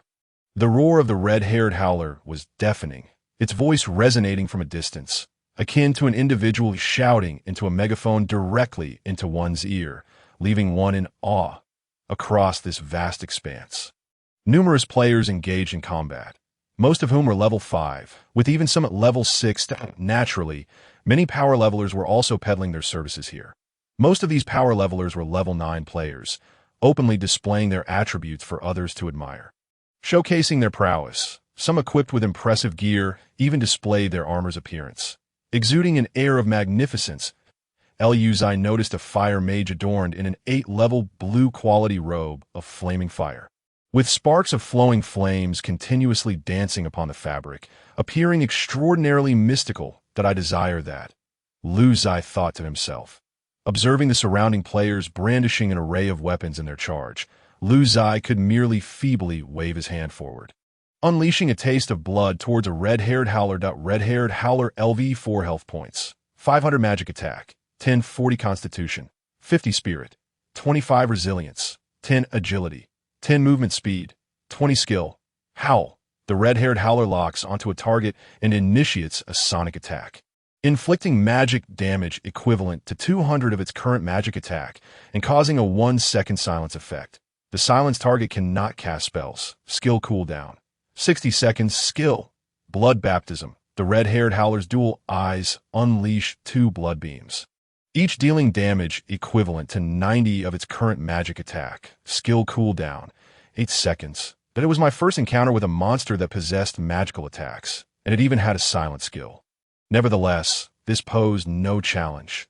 Monsters were, after all, not as strategic as human players, and they typically unleash their skills at the onset of combat. Thus, Lu Ziye raised his hand to cast Taste of Blood, and by the time the monster activated its silent skill howl, Lu Ziye's skill had already entered a 3-second cooldown, rendering the silence ineffective and unproductive silence. After dealing with the red-haired howler's massive health pool, Lu Ziye's first Taste of Blood inflicted 71 points of damage. The second strike dealt 64, and the third 57. On average, each hit inflicted around 60 points of damage. Lu Ziye rarely saw his damage drop below 40. Theoretically, his minimum attack could only inflict around 10 points, yet that scenario never transpired. However, theoretically, his maximum attack could reach over 90 points, a scenario that also occurred infrequently. It seemed that luck played a significant role. If he were to stack more luck, his upper damage potential would manifest more frequently. With an average of 60 damage per hit and 500 health points, Lu Ziye would require 8 to 9 strikes, taking approximately 24 to 27 seconds to subdue one, equating to 2 in a minute. As for the red-haired howler's attacks, Lu Ziye hardly needed to concern himself. This creature bore a resemblance to a meat shield, boasting substantial health but minimal attack power. Thus, a peculiar scene unfolded in the level 4 training ground. A red-haired howler pounced on a mage, unleashing both howl and blood baptism. Yet the mage merely lay on the ground, too lethargic to roll over, retaliating with a blood spell after a few seconds. Surrounding players watched in astonishment. What in the world is this? Is he really challenging the red-haired howler while lying down?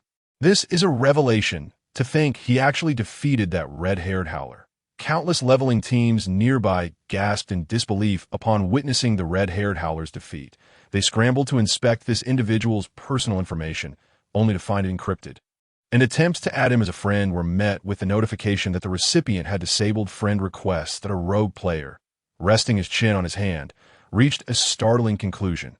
Brothers, do you think this individual has discovered the monster's vulnerabilities? Is that why he finds it so effortless? What vulnerabilities? Why can't we see them? A warrior fighter exclaimed in astonishment. Could it be that lying down to fight the red-haired howler makes it easier? The rogue's remark was shocking. The crowd's eyes widened in realization. That does make sense. No wonder he so effortlessly vanquished the red-haired howler. Brothers, the opportunity has arrived. Let's take flight. This small team of 5 promptly attracted a red-haired howler. Then all 5 members laid down on the ground. Come at us! Roar! The red-haired howler lunged forward, trampling over them with relentless attacks. The group was utterly alarmed. This tactic wasn't effective at all. Damn it, I'm about to run out of health. Get up! Get up! On this side, Lu Ziye was vigorously engaged in combat, requiring the elimination of merely 100 red-haired howlers to attain level 5, after which he could embark on the much-anticipated narrative quest. Upon the completion of this quest, he would be rewarded with a Black Dragon City pass, granting him access to the outskirts of Black Dragon City. Following his strategic plan, Lu Ziye had already vanquished 90 red-haired howlers in this area. With his experience bar reaching 90, he needed only 10 more to level up. Simultaneously, by defeating 90 red-haired howlers, Lu Ziye had gained 4,500 health points, significantly enhancing his strength. Fortune smiled upon him as he also looted 2 pieces of equipment, a white quality ring for warriors, which he could not equip, and opted to list on the trading post that in this game. Transactions within the internal trading post incur a 30 tax on trading profits, which seems rather exorbitant. However, it carries no risks and allows for confidentiality of personal information. The high taxation has, in fact, presented numerous opportunities for merchants. For instance, the trading post operated by Zhibao only levies a 15 transaction fee, thus reducing costs for both buyers and sellers, albeit with no guarantees. Rumors suggest that they may engage in underhanded dealings, and high-value items may not fetch their desired prices. Lu Ziye chose to trade at the post, considering it merely undesirable items. Whatever he could sell would suffice, providing peace of mind. The other piece of equipment was the white-quality Crimson Radiance necklace. Crimson Radiance necklace, level 4 quality.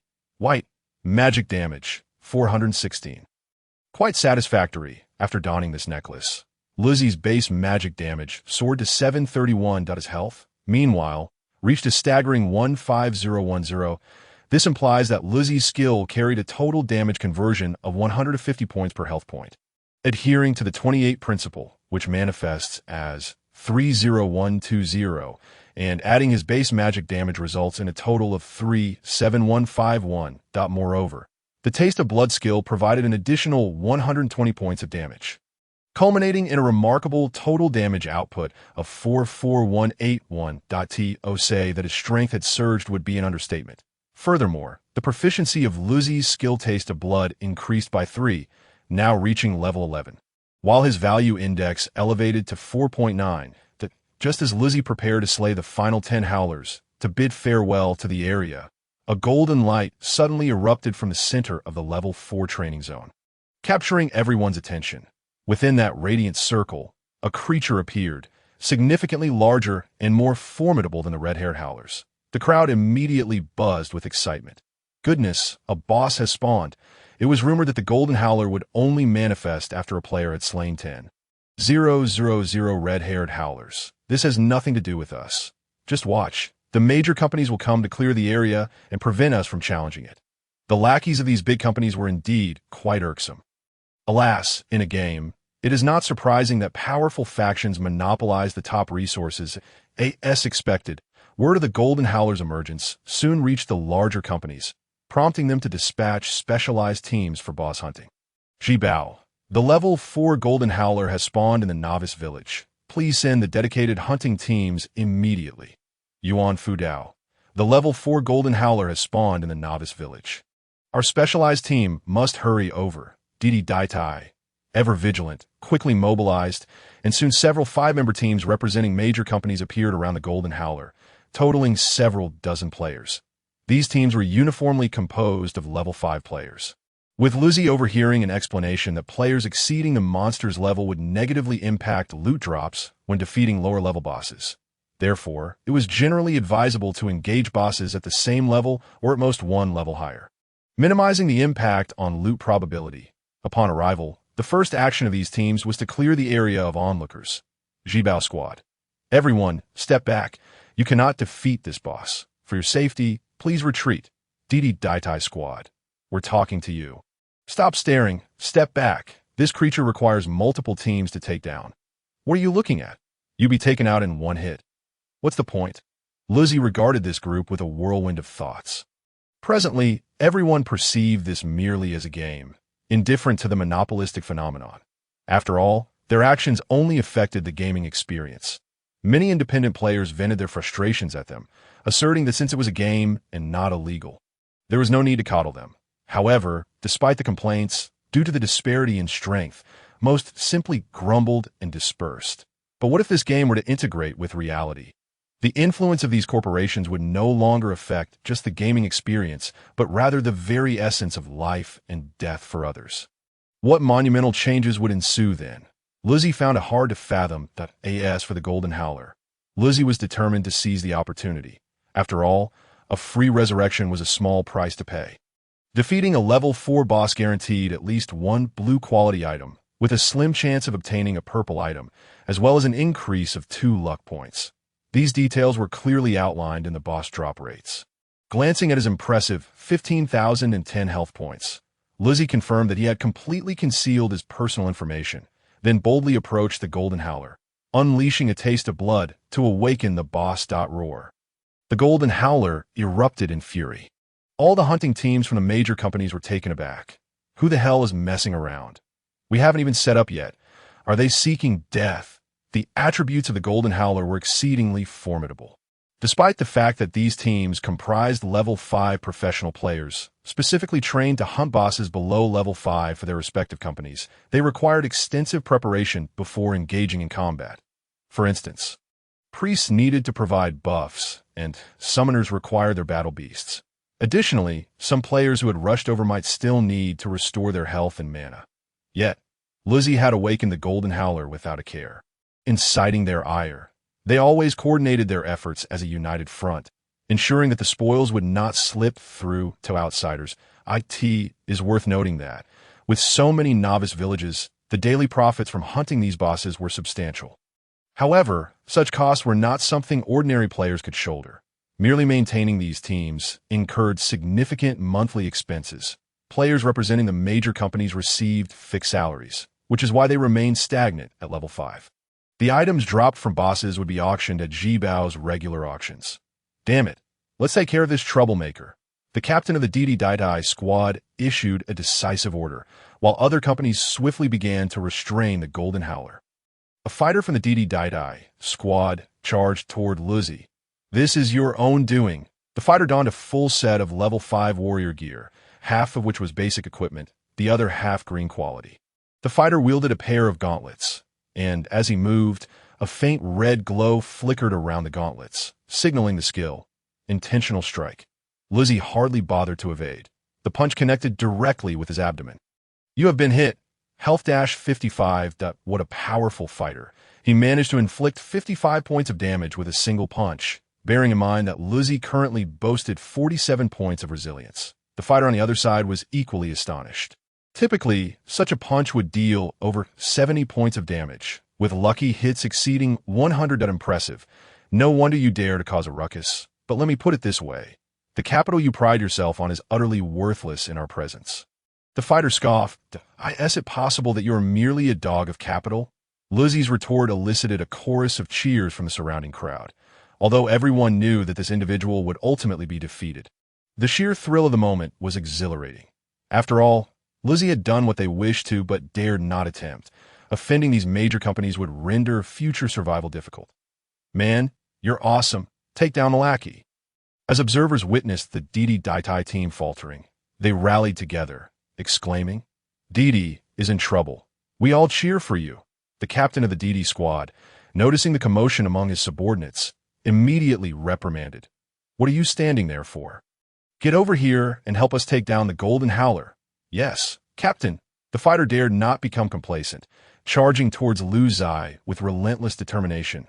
He held no belief that Lu Ziye possessed any chance of victory. After all, it was merely a matter of enduring a few more blows. However, in the next moment, Lu Ziye unleashed a devastating strike of blood's flavor, the ferocious power exploding against the fighter's chest, sending him careening back 2 to 3 meters before he regained his footing. Upon striking his target, the opponent's health plummeted by 101 points to, oh dear, how unfortunate for this individual. It was Lu Ziye's first encounter witnessing damage exceed 100. And it was against a player, no less than my goodness. What an impressive skill, one I have never encountered before. Was that a burst of fresh blood he just released? If I check the data, I will surely find out. But wait, everything is concealed. Not even a punctuation mark is visible. As the crowd observed the fighter from Didi being sent flying by a single punch, their exhilaration knew no bounds. With that blow, the fighter sensed something amiss and simultaneously called for support from his captain while continuing his advance.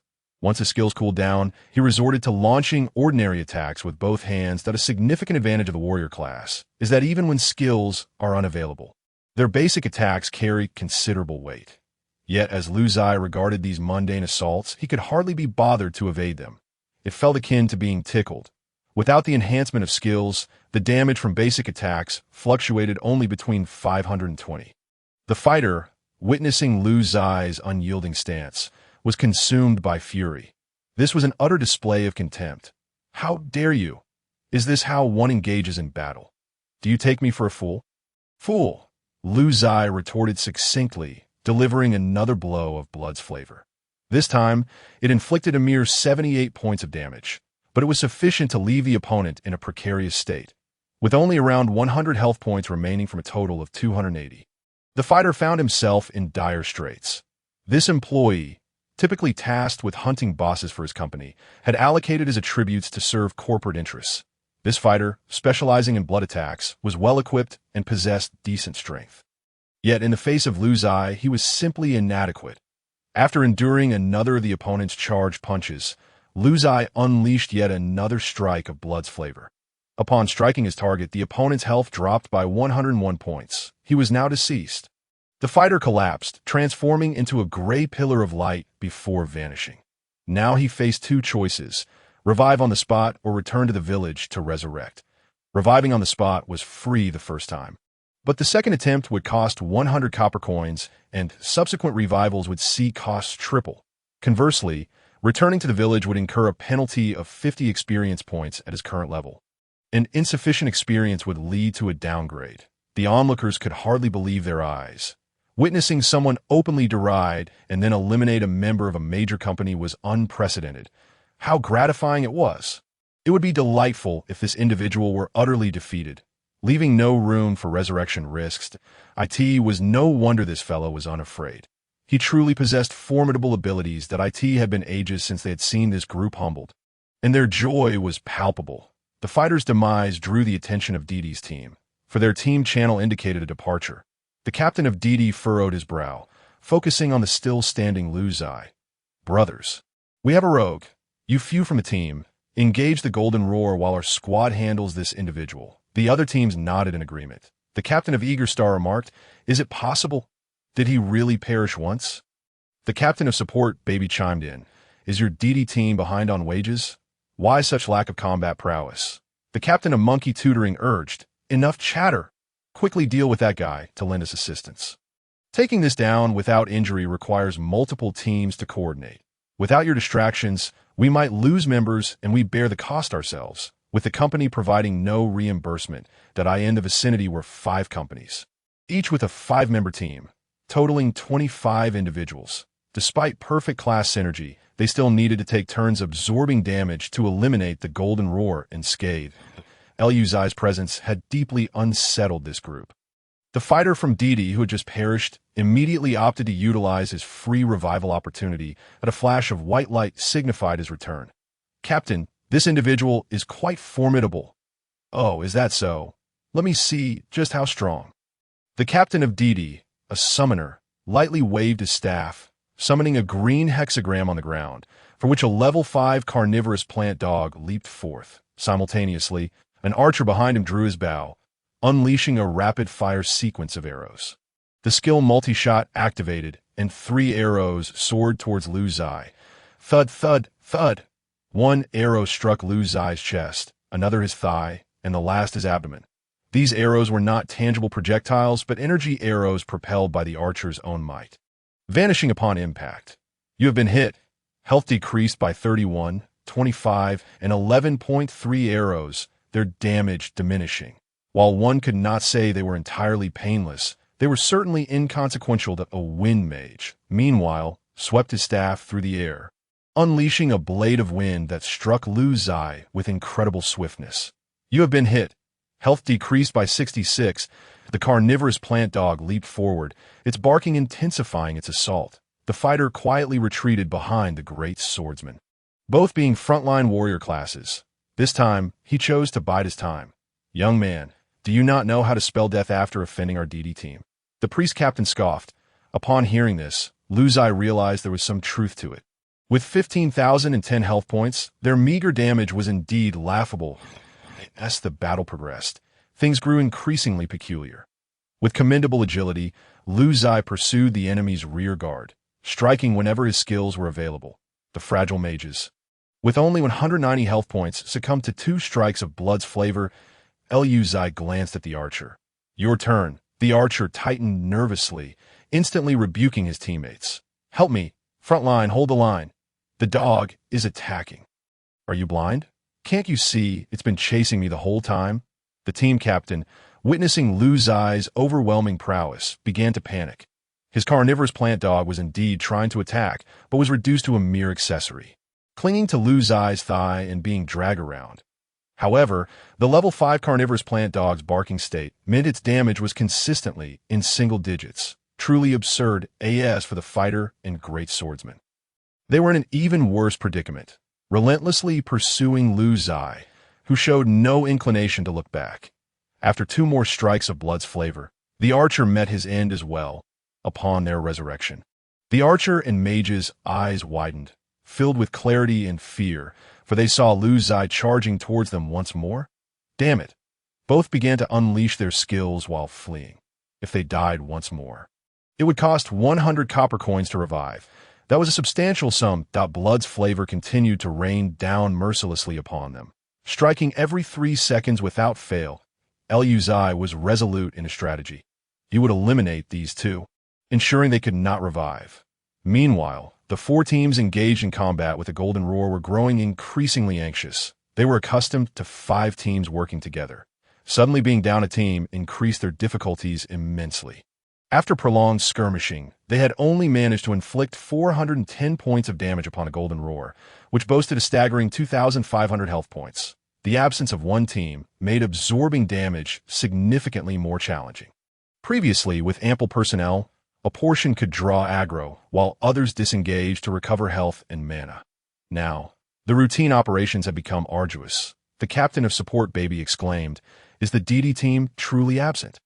They seemed to be dragging their feet, just like Chow Pai's wife entering the vegetable garden. What does that mean? The captain of monkey tutoring inquired. Zhenji pulling up vegetables. Suddenly, alarm bells rang as the captain of the slanted path team exclaimed, "This is bad. I just glanced over, and the DD team is being relentlessly pursued." "Is that true?" The others gasped in disbelief. "How can it not be? What should we do? If we continue fighting, our losses will be significant. We may even need to revive twice." The captain of support, baby, sensed the situation was dire. There's no choice. "Everyone, focus. Let us take down the Golden Roar first," AS for the DD team. "Consider them already dead.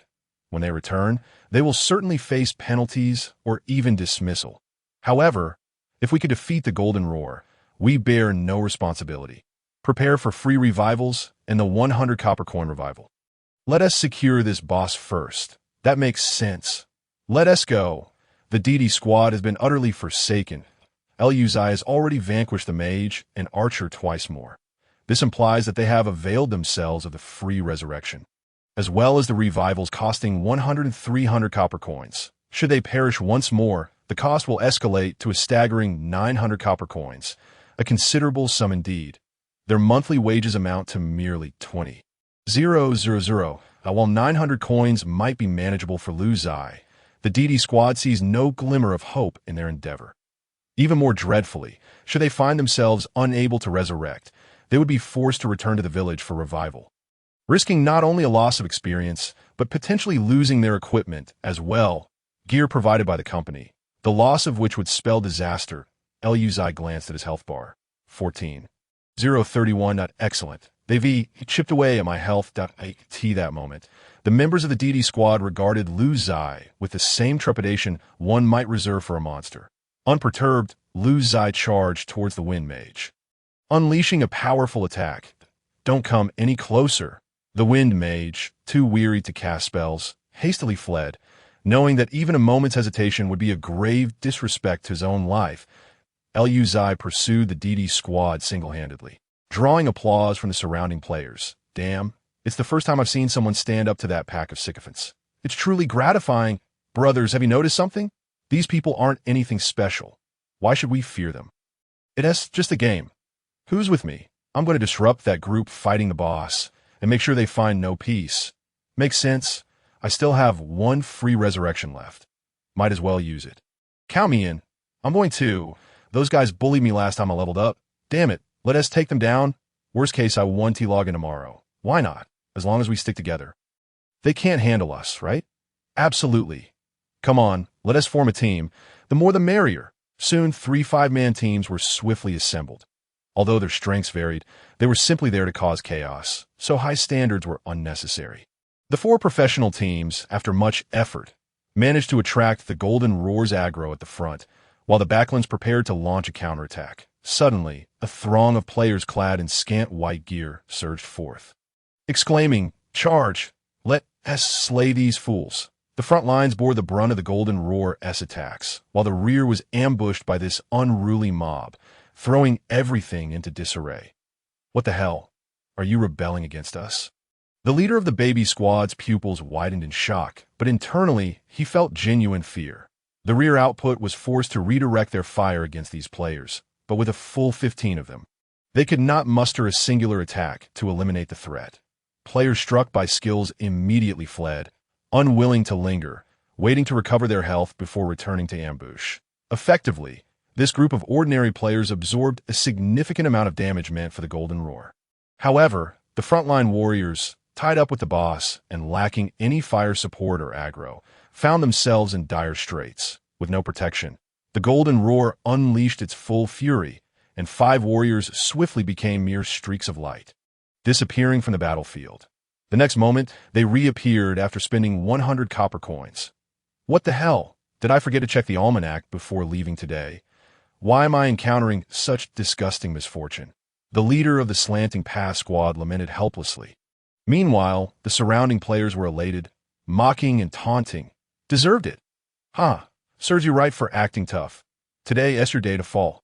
Thus, the boss fight devolved into utter chaos, as those ordinary players, upon regaining full health, surged back in to harass the professional teams, who were left in a state of misery, with death rates soaring while the boss's health barely dipped below half. Lu Ziye, meanwhile, remained vigilant, keeping an eye on the boss's status. For the moment, he had no need to intervene. The deity squad before him was already in shambles. The priest had resurrected 3 times, while 2 frontliners had respawned 4 and 3 times respectively. The most unfortunate were the 2 ranged attackers, who had each resurrected 6 times in total. This meant they had just spent 8,100 copper coins on revivals, and the next resurrection cost would escalate to 24,300 coins. "Captain, it's not that I don't want to fight, but this is my last chance. If I die again, I'll have to return to the village to revive. You know, I've only been with the company for a month and a half, earning just 20,000. If I revive again, I'll be at a loss. I'd rather lose experience." The mage said, his brow furrowed in despair. "I feel the same," the archer echoed, unable to endure any longer. However, as the captain, earning 30,000 a month, he was reluctant to concede defeat. "Brothers, let us launch one more assault. Come, let us decide our fate in this battle." The rallying cry was commendable, yet after a few of Lu Ziye's blood attacks, the others were left dumbfounded. For once again, the archer and mage fell, and this time they did not revive on the spot, but accepted the death penalty, returning to the novice village's resurrection point. As they vanished, 6 pieces of equipment were left behind. What the hell? Losing 3 pieces of equipment per death? Why not just lose our pants while we're at it? The priest captain stood in shock. At this moment, Lu Ziye felt exhilarated, promptly gathering the equipment, attributing his fortune to sheer luck. Death indeed can lead to the loss of equipment, but there is also the possibility of retaining it. Such a scenario, where 3 pieces were lost, could only be explained by one thing. His luck overshadowed theirs. "Captain, I quit. What is the point of risking my life for a mere 20,000 a month?" The fighter departed without a backward glance, closely followed by the great swordsman. Why do some people just disperse as they walk along? The priest stood alone, bewildered and lost in thought. Soon after, he summoned his carnivorous plant dog and vanished without a trace. Lu Ziye, too, had no inclination to pursue him, for the boss still retained 950 health. Your item, Crimson Radiance Battle Ring, level 4 quality, white, has been sold at the trading post. You have gained 21 copper coins. Having listed it for 30 copper coins and paying a 30 coin transaction fee, he netted 21 coins. Not bad. I still have 6 level 5 pieces in my bag. Since my level is insufficient, I can equip them later or sell the ones I 1T used. Oh, another death? Lu Ziye glanced towards the center of the battlefield, where 2 frontline warriors had met their end once more. In the next moment, a flash of white light signaled their full health revival. yet their faces bore an expression of profound distress.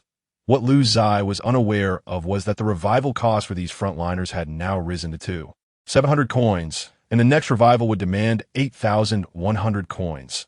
Those ordinary players causing chaos observed Lu Ziye as he stepped into the boss's combat zone, retreating to the sidelines.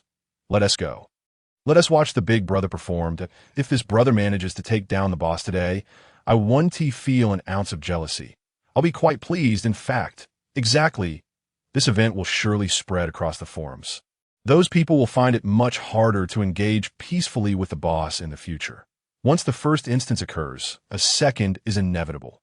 It takes one person to lead the charge. And this big brother has set a fine example.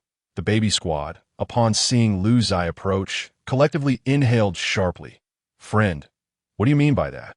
We're the DD squad members. We are not friends. Not even that familiar .as for those you mentioned. They have already fled. If you do not depart as well, you will meet the same fate. You wish to leave on your own accord. Or shall I assist you in that endeavor? Lu Ziye stood resolute before the 20 individuals present, having fully replenished his health after stepping away from the fray. Brother, let us leave a path for each other. We may meet again in the future. You've taken our boss, and we have no way to explain that. You must understand that cutting off someone's means of livelihood is akin to killing their parents. Is it truly necessary? How about this? Step aside for now, and we can gather 10,000 copper coins amongst our teams to offer you for a decent piece of equipment. The captain of the Slanting Pass squad began to reason. This boss, is it birthed by your otherworldly mother? Lu Ziye's retort left the opponent speechless, as his attack, Blood's Taste, surged towards the frontline warriors. Indeed, Lu Ziye's strategy had shifted. He had observed that the frontline warriors were consistently falling. Thus, by eliminating this group, they would soon find themselves unable to afford the resurrection costs. With no frontliners, how could the remaining damage dealers withstand the boss's wrath? One frontline warrior, already on the verge of retreating to recover health, was obliterated by Lu Ziye's strike, dissipating into a cloud of white light. Oh no, his revival cost is now 8,100. The captain of the Zhibao team was taken aback. Indeed, that teammate had ceased to log in, opting instead to return to the respawn point, leaving behind 2 pieces of dropped equipment that Lu Ziye collected. Within a minute, Lu Ziye was entitled to loot the player he had killed. As monsters had pick-up privileges, his actions elicited cheers of approval from the onlookers outside. That guy just silenced the opposition with a single sentence. Wow, he directly dropped 2 pieces of gear. How exhilarating. I feel that this boss is simply unbeatable for them today. To be frank, it's not just a feeling. It's impossible for them to contend without a front line. The death of their teammate sent the group into utter disarray. And Captain Zhibao was seething with rage, bellowing, "Brothers, if we're going down, let's take someone with us. If we can't fight, we can't let him benefit. Kill him." Captain Zhibao's words directed the ire of everyone towards Lu Ziye. All right, Lu Ziye smiled slightly and engaged. He withstood the attacks of 20 players, deftly using his skills, Blood's Taste, to precisely eliminate those frontliners who had resurrected multiple times, while simultaneously using basic attacks to ensure the Golden Roar did not disengage and heal. Everyone was astounded. This guy not only had to endure the assaults of 20 level 5 corporate players, but he also had to draw aggro from the Golden Roar. What kind of powerhouse is this? With dozens of attacks combined with the onslaught of the Golden Roar, Lu Ziye's health plummeted by over 5,400 in a minute, finally reducing his health bar to a sliver. Yet, during this minute, Lu Ziye unleashed his skills 20 times, driving off 6 frontliners. These frontliners, having learned their lesson, begrudgingly accepted the resurrection fee of 8,100 and immediately fled upon respawning. After all, witnessing the 2 pieces of equipment dropped by the player Lu Ziye had just killed, those were company items that would incur penalties. They preferred to pay the 8,100. The boss raid party of 20 swiftly dwindled to 13. Lu Ziye turned to the bewildered remaining players and smiled faintly. Shall we continue? Why has everyone suddenly become so timid? What a farce this was. This group was both furious and powerless. Several backline mages felt their spirits shatter. They had cast so many spells only to watch their efforts absorbed without effect. Brothers, I'm out of here.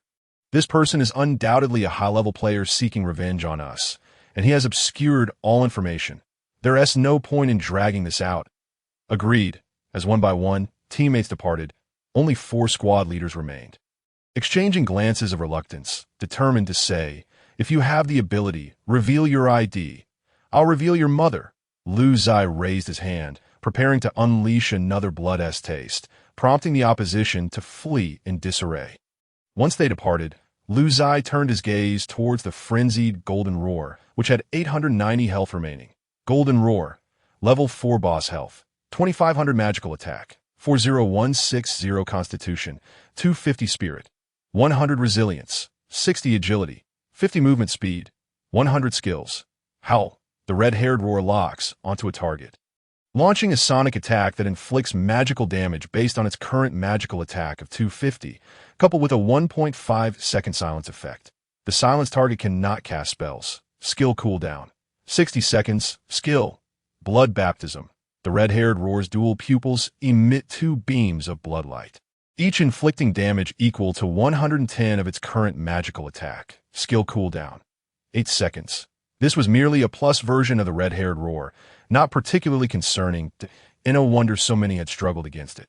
With a resilience of 60, 2500 health, and such frenzied speed, damage was not evenly distributed, and if the aggro was poorly managed, fragile players could be eliminated by its skills in an instant. From this point onward, Lu Ziye's operations against the boss were straightforward. He absorbed the Golden Roar's attacks, while the blood-s taste, with a 3-second cooldown, was reciprocated in a very unadorned manner.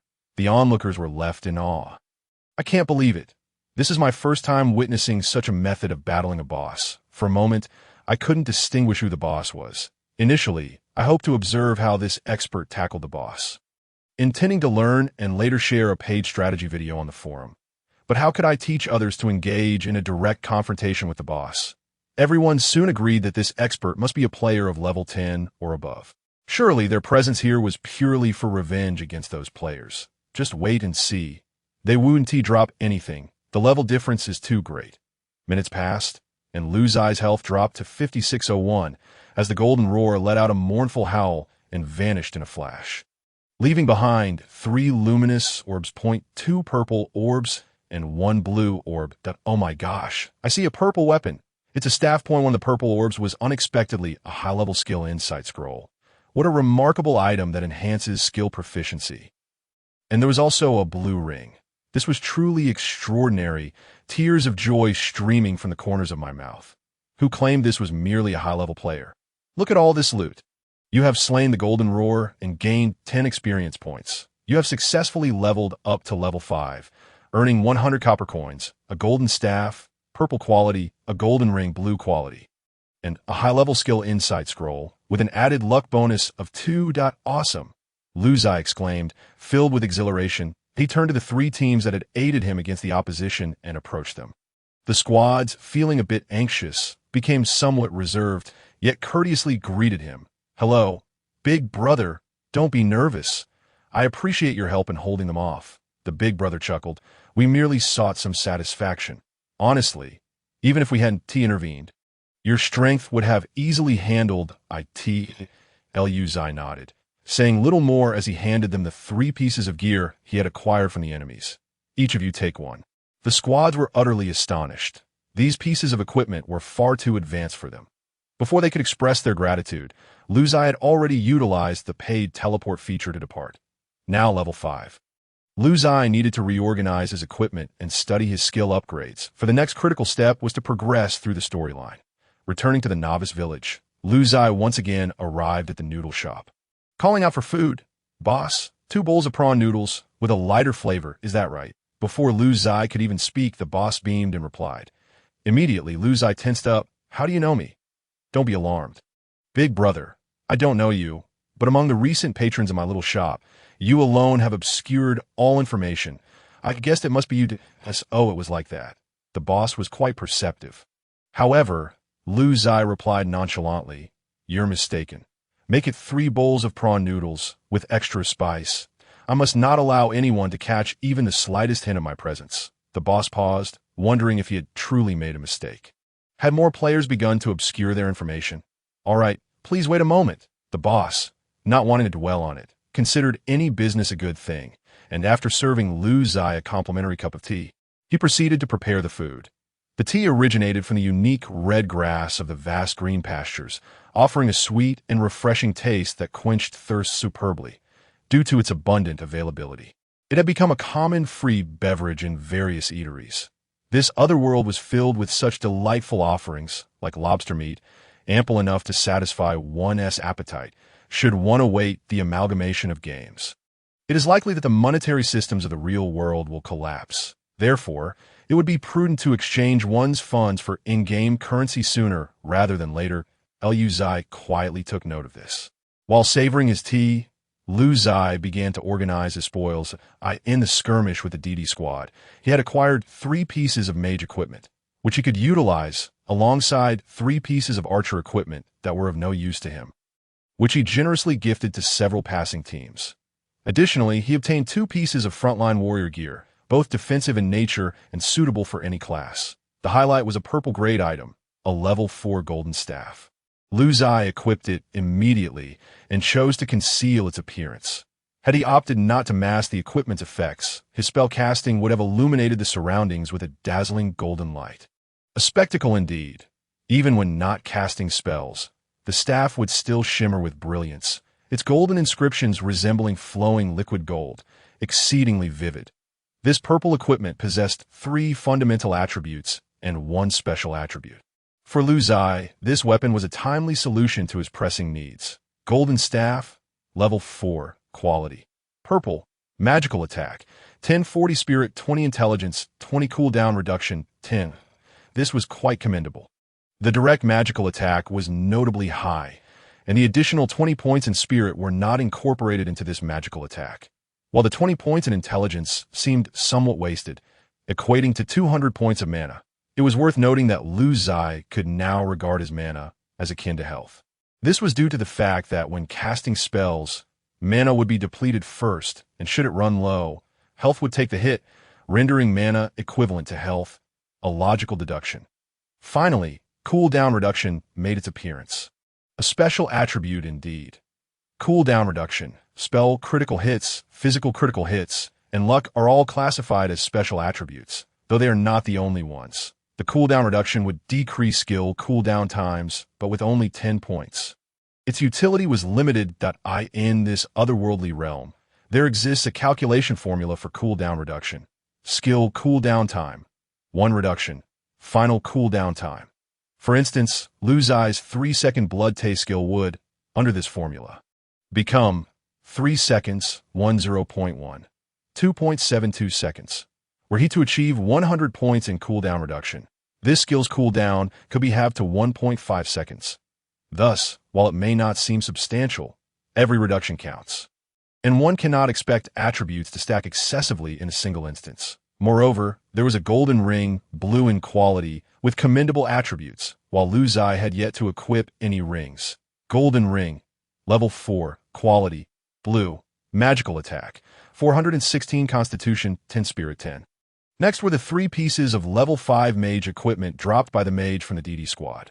A ring, shoes, and a necklace. Red Roar ring, level 5 quality, green, magical attack, 624 intelligence, 10. Red Roar boots, level 5 quality, green, agility 12 movement speed 18. Red Roar necklace, level 5 quality, green, magical attack, 624 constitution, 10. The Red Roar necklace replaced the previous Red Glory necklace, while the warrior equipment supplanted the former prairie green helmet and prairie armor. Upon leveling up, various attributes increased by 2 points, with the allocation of 5 free attribute points still directed towards resilience. Consequently, Lu Ziye's overall attributes escalated to a remarkably formidable level. ID, Funainai Chuang Hong Deng class, Blood Mage level, 5-0, Net Worth Index, 5.6 health points, 15630 mana points, 510 magical attack, 45180 constitution, 41 intelligence, 41 strength, 11 spirit, 51 resilience, 72 agility, 33 luck, 33 cooldown reduction, 10 movement speed, 84 physical critical hit, 0 spell critical hit, 0 base spell damage, 200 talent, Blood Fiend special trait, Blood Loss skill, Blood Taste, LV1, 13, wealth, 138 copper coins. In summary, he was exceedingly powerful. With the addition of defensive equipment, his resilience surpassed 71 and his net worth increased. Most notably, his magical attack cap reached 180 points. It is important to note that this figure reflects the magical attack power derived from equipment and attribute points, excluding the conversion of 1 health point into magical attack. When factoring this in, Lu Ziye's theoretical magical attack breaks through 300, and coupled with a skill enhancement of 120, the results are indeed alarming. Skills. Lu Ziye glanced at his high-level skill comprehension scroll. This item is utilized for skill enlightenment and is categorized into beginner, intermediate, advanced, and elite levels if he could elevate his skills to level 2. The benefits would be remarkable, potentially surpassing the advantages conferred by his equipment. Checking his skill proficiency, which stood at 13, and influenced by an increase in luck, Lu Ziye could distinctly feel a heightened probability of proficiency growth during his daily monster hunting. Retrieving the high-level skill comprehension scroll, Lu Ziye examined the item description. High-level skill comprehension scroll. Within the next hour, you will enter an advanced meditation state, and the skill you choose to comprehend will receive a rapid proficiency boost. Lu Ziye could use it immediately, gaining a significant enhancement over the forthcoming hour. However, the advanced skill comprehension scroll was exceedingly rare, with current auction prices soaring to 8 gold coins, equivalent to 80,000 yuan apiece. As for the comprehension potions, they were the masterpieces of life-class potion makers. While the comprehension formations were crafted by life-class formation masters, these talents were concentrated within the company Yuan Fudao, which provided comprehensive services that Lu Ziye planned to quickly finish 3 bowls of spicy shrimp noodles before visiting this establishment. Hiss, not spicy at all. Gazing at the bowl of red oil-infused shrimp noodles, Lu Ziye fell into silence. For the sake of anonymity, he was making sacrifices. The next time he indulged in noodles, he would order something sour and spicy, ensuring that the owner, who was keen on recording customer preferences, would also be silenced. After opting to pay 15 yuan in real currency, Lu Ziye departed the small eatery. The shopkeeper watched Lu Ziye's retreating figure, silently beginning to take notes. Anonymous customer number 2. Flavor, spicy. Large appetite, 3 bowls. Why are there more and more players who prefer to remain utterly anonymous? The owner muttered. Upon exiting the small shop, Lu Ziye spent 100 copper coins within the system to change his appearance.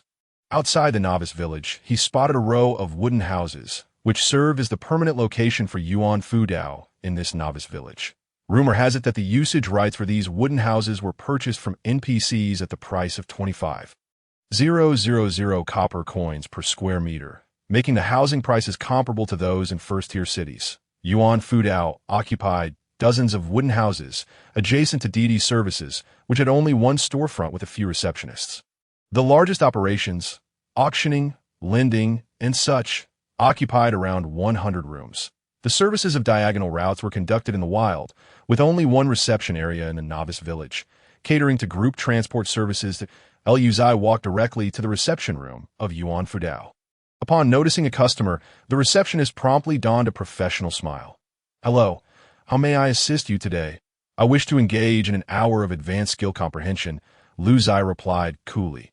Upon hearing advanced skill comprehension, the receptionist immediately perked up. That was a transaction worth 100,000. The advanced skill comprehension scrolls here were valued at 88,000. Please have a seat.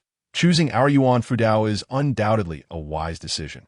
The complete service for advanced skill comprehension totals 100,000, which includes 1 advanced skill comprehension scroll, an hour in our specialized comprehension formation chamber, and 1 advanced comprehension potion. Even if your luck value is 1, we can guarantee an increase of at least 50 in the skill progress bar. I recently acquired an advanced skill comprehension scroll at auction. Therefore, I only require your formation and potion. How much would that be? Lu Ziye casually fabricated an excuse, as his personal information was entirely shielded and untraceable. That would be acceptable. In that case, the price is 12,000. Would you be amenable? The receptionist promptly eliminated the scroll's cost and provided a quote. "I only have 10,000. I apologize for the inconvenience." That Lu Ziye turned and walked away, unwilling to squander any more time if it didn't work out. So be it. He could always earn some copper coins himself. After all, once the clock struck midnight, he would be able to earn 1,000 copper coins each day. Just as Lu Ziye stepped out the door, he was called back. "Please wait a moment. Let me make an application. IT should be possible to..." Lu Ziye smiled and turned around. "Then I appreciate your efforts." The 10,000 coins represented Lu Ziye's entire fortune. Yet he remained indifferent.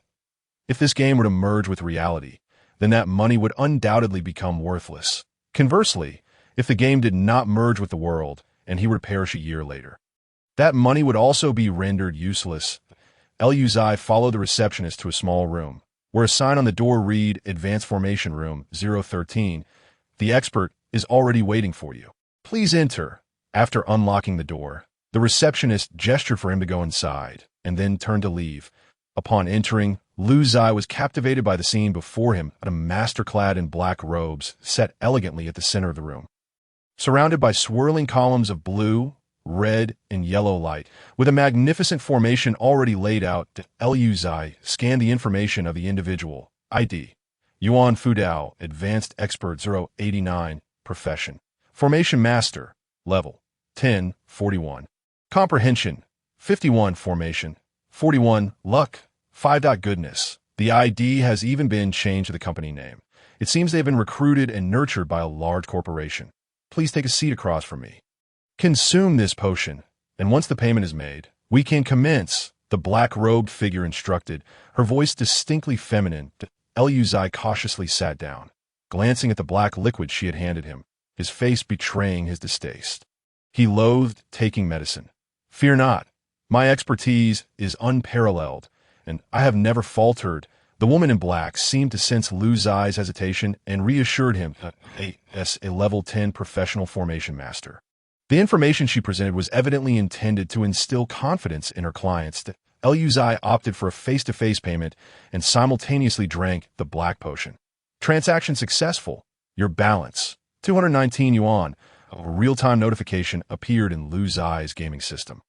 To his surprise, the black potion was neither bitter nor medicinal.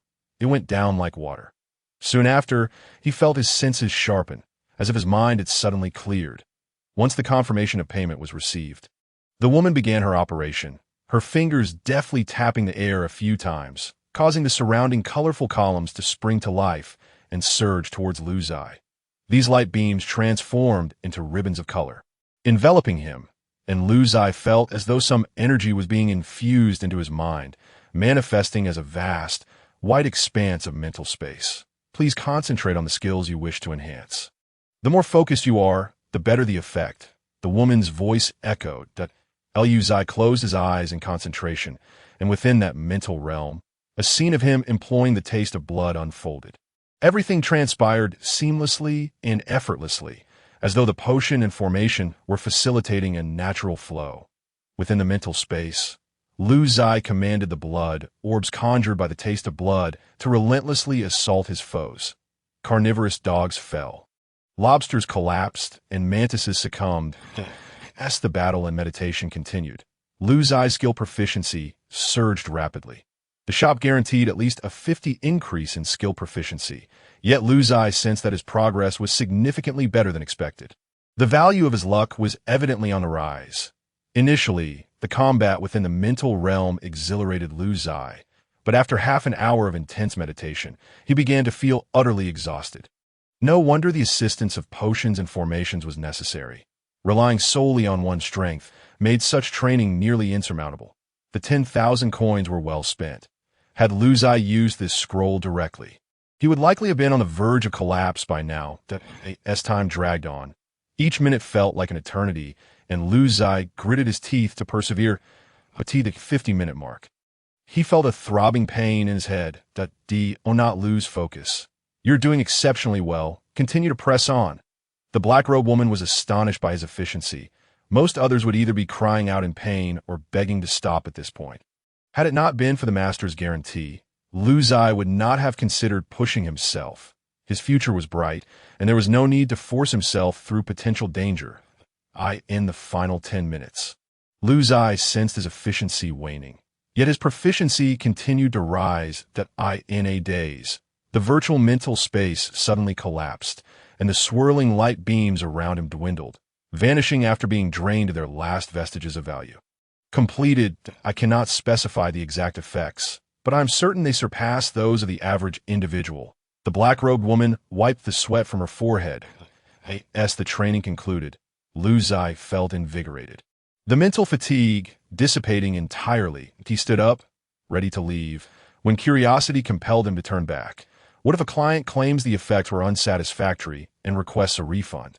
The woman paused, as if she had heard something amusing. Are you suggesting someone would try to exploit the Yuan Fudao courses? I doubt such individuals are common. Lu Ziye nodded, agreeing with her sentiment. However, he mused that if he became powerful enough, he would indeed like to test that theory. Glancing at the time, it was 11:01 p.m. The game time aligned with real time, that he could collect his first salary at midnight and then embark on the first storyline quest. At that moment, Lu Ziye felt a surge of confidence regarding the quest, for his skill had leveled up, advancing from LV1, 13, to LV2, 2, an outcome that exceeded his expectations. The taste of blood LV2 inflicts 130 current magic damage to enemies and an additional 2 current health as magical damage. Skill cooldown, 3 seconds, mana cost, 30 points this feels wonderful. At that moment, Lu Ziye was reclining in a foot bath at the nearby Qingqi, where a woman dressed lightly was gently massaging his feet. How's the pressure? I like it firm. Very well. The pressure increased slightly as she continued her ministrations. After a long day of battling, what was wrong with indulging a little? Lu Ziye refused to adopt the persona of certain protagonists in novels who felt the need to maintain a facade.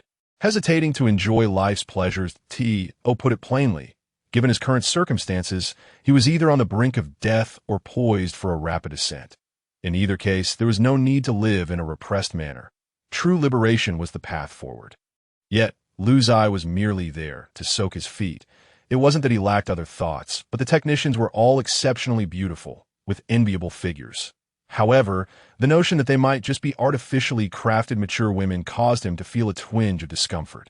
The upgraded skill was truly astounding, with the attached health value rising directly to 2, and the damage increment ratio increasing from 120 to 130, while the mana cost rose by a negligible 10 points. Lu Ziye calculated his current equipment and attribute points, which provided a magical attack value of 45, 180. His health stood at 15, 630, and with the additional 2 health translating into magical attack, following the 28 principle. His total reached 62, 250. Combining both damage outputs yielded a staggering total of 107, 430. Adding the 130 bonus meant that the theoretical damage of the taste of blood reached a terrifying 139, 559. This figure, minus the target's resilience, would determine the actual damage dealt. How utterly astonishing. Even if the opponent had 100 resilience, Lu Ziye could effortlessly inflict several hundred points of damage, feeling a wave of satisfaction. Lu Ziye couldn't help but hum a little tune. Hey, it's been an hour. Would you like to extend your session? Or perhaps retreat to a private room for some special services? The woman spoke sweetly. Likely leaning closer, revealing a glimpse of her figure, Lu Ziye opened his eyes. No. Thank you, I'll definitely come back next time. After paying the 100 copper coins, he headed towards the quest acceptance location. You have become the top record holder for yesterday's Green Pasture Epic Challenge dungeon, but a reward of 1,000 copper coins has been issued. Hearing the system's notification, Lu Ziye felt a surge of joy. Ah, this is delightful. No wonder so many people aspire to take the civil service examination. The feeling of receiving a regular salary is undeniably delightful. The quest for Chapter 1 is entitled The Disappearance of Lady Jia. The NPC associated with this quest is named Jia Fuge, a traveling merchant who is currently outside the city of Heilong, struggling to enter with a caravan of dozens of carts laden with goods. However, at this moment, he is weeping inconsolably, hardly resembling a man.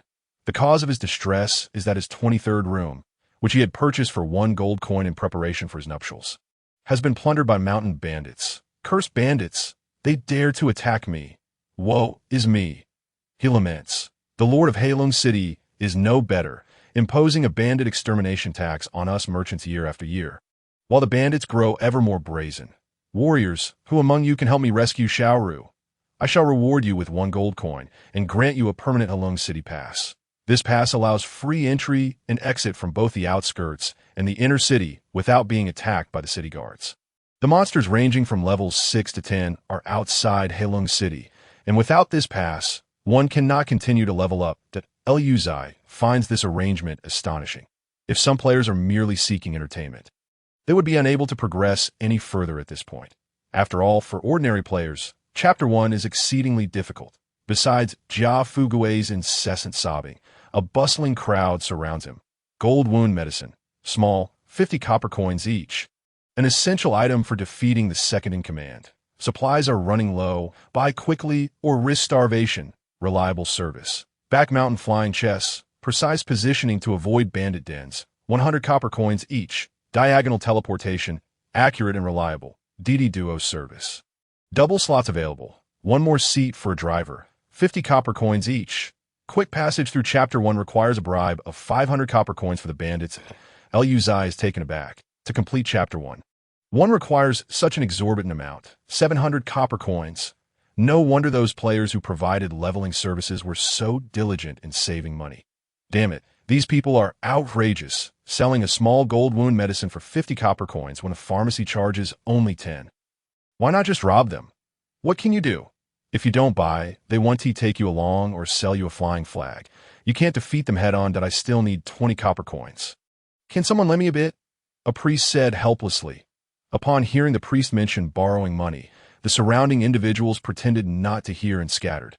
Only Lu Ziye approached the man. Brother, may I have a word? Apologies, but I'm truly busy. I still need 20 copper coins. I'm off to grind monsters for money. I'll gather some information. You tell me about those 20 copper coins, and I'll cover it. The priest's eyes lit up, and he followed Lu Ziye to a tree. What do you want to know? As long as I know, I will not hold back. Why is this Chapter 1 so tightly controlled by these people? Is there really no other way to complete the quest? Lu Ziye was not particularly concerned about the 700 copper coins. He merely found many aspects of this situation unreasonable. Upon hearing Lu Ziye's inquiry, the priest perked up. He was worried that he couldn't answer Lu Ziye's question and thus wouldn't earn the 20 copper coins. But Lu Ziye's question revealed that he was not someone who frequented game forums. Lu Ziye did not avoid forums. He simply lacked the time, as logging off to browse the forums would hinder leveling up and acquiring equipment, which was not cost-effective. Direct questions yield direct answers, far more efficient than perusing forums. This problem is a common pain point for casual players. On the forums, these developers have been mercilessly criticized, yet within the game, players find themselves powerless against them. In truth, Chapter 1 was not always this way. Originally, it was titled The Trials of a Merchant, where players merely needed to accompany Lu's caravan, defeat a few bandits along the way, and Lu's family would reward them with a Halong City pass. However, a coalition of several hundred level 5 elite players obliterated Lu's family, and thus the quest was transformed. Killing an NPC can alter the quest. Holy moly! Lu Ziye was utterly astonished. Furthermore, NPCs do not respawn upon death. He had never anticipated that the storyline could change in such a manner, and that NPCs could be killed and not resurrected, that a new NPC would then emerge to form a new quest. This scenario sounded less like a game and more akin to reality. What about the teleportation flags? Were they previously unnecessary? Lu Ziye speculated. Indeed, players would directly accept the quest here without needing to teleport. There are no services to transport players to the mountain bandit den from the novice village.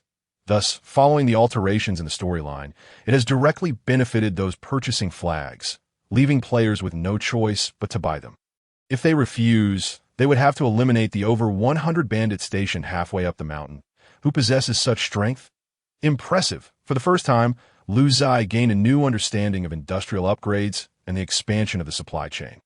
These large companies have now crafted an entirely new Chapter 1, generating massive profits in pharmaceuticals, leveling services, and teleportation business. Every level 5 player wishing to continue must be exploited by them. It is noteworthy that while the novice villages are separate, upon leaving them, all players must accept quests from the same storyline NPC, Jia Fugue. This amounts to billions of players. If a single player earns 700 copper coins, the total sum is unfathomable. This is what Chapter 1 entails. Such operations will likely not be rare in the future. Brother, do you have any further questions? The priest player rubbed his hands together, feeling a bit excited, as he found earning those 20 copper coins too effortless, and thus inquired if Lu Ziye had additional questions. Please outline the process and important details of Chapter 1. All right, this is simple. First, dying during the quest incurs a penalty, just like dying while fighting monsters. You can either choose to resurrect on the spot or return to the novice village. After accepting the quest from Jia Fuguwei, you must purchase a teleportation flag to the back mountain, bypassing the bandits and head directly to their lair. Then, you will coincidentally stumble upon the bandit leader in the midst of tormenting Lady Jia, with the second-in-command lurking outside the room. You will be discovered by the second-in-command. Initiating a battle with the assistance of leveling services, consuming a gold wound medicine during the fight will ensure your survival, and your team will overcome the second-in-command. Afterwards, you will confront the bandit leader, who will present you with two options, either death or retreat. At this moment, you can offer the bandit leader 500 copper coins to purchase a Heilong City Pass, thereby abandoning the rescue of Xiaoru. Lu Ziye was astonished. Is it truly possible to do that? To abandon the rescue and not fail? If you forego the rescue, you will not receive Jia Fuguwei's 1 gold coin reward. However, you will obtain the pass. The objective of Chapter 1 is to acquire the pass. Thus the quest is deemed complete. He had not expected the quest to function in such a manner. The large companies profit, the bandits continue their misdeeds, and the players lose their copper coins, while only Jia Fuguwei suffers in this world.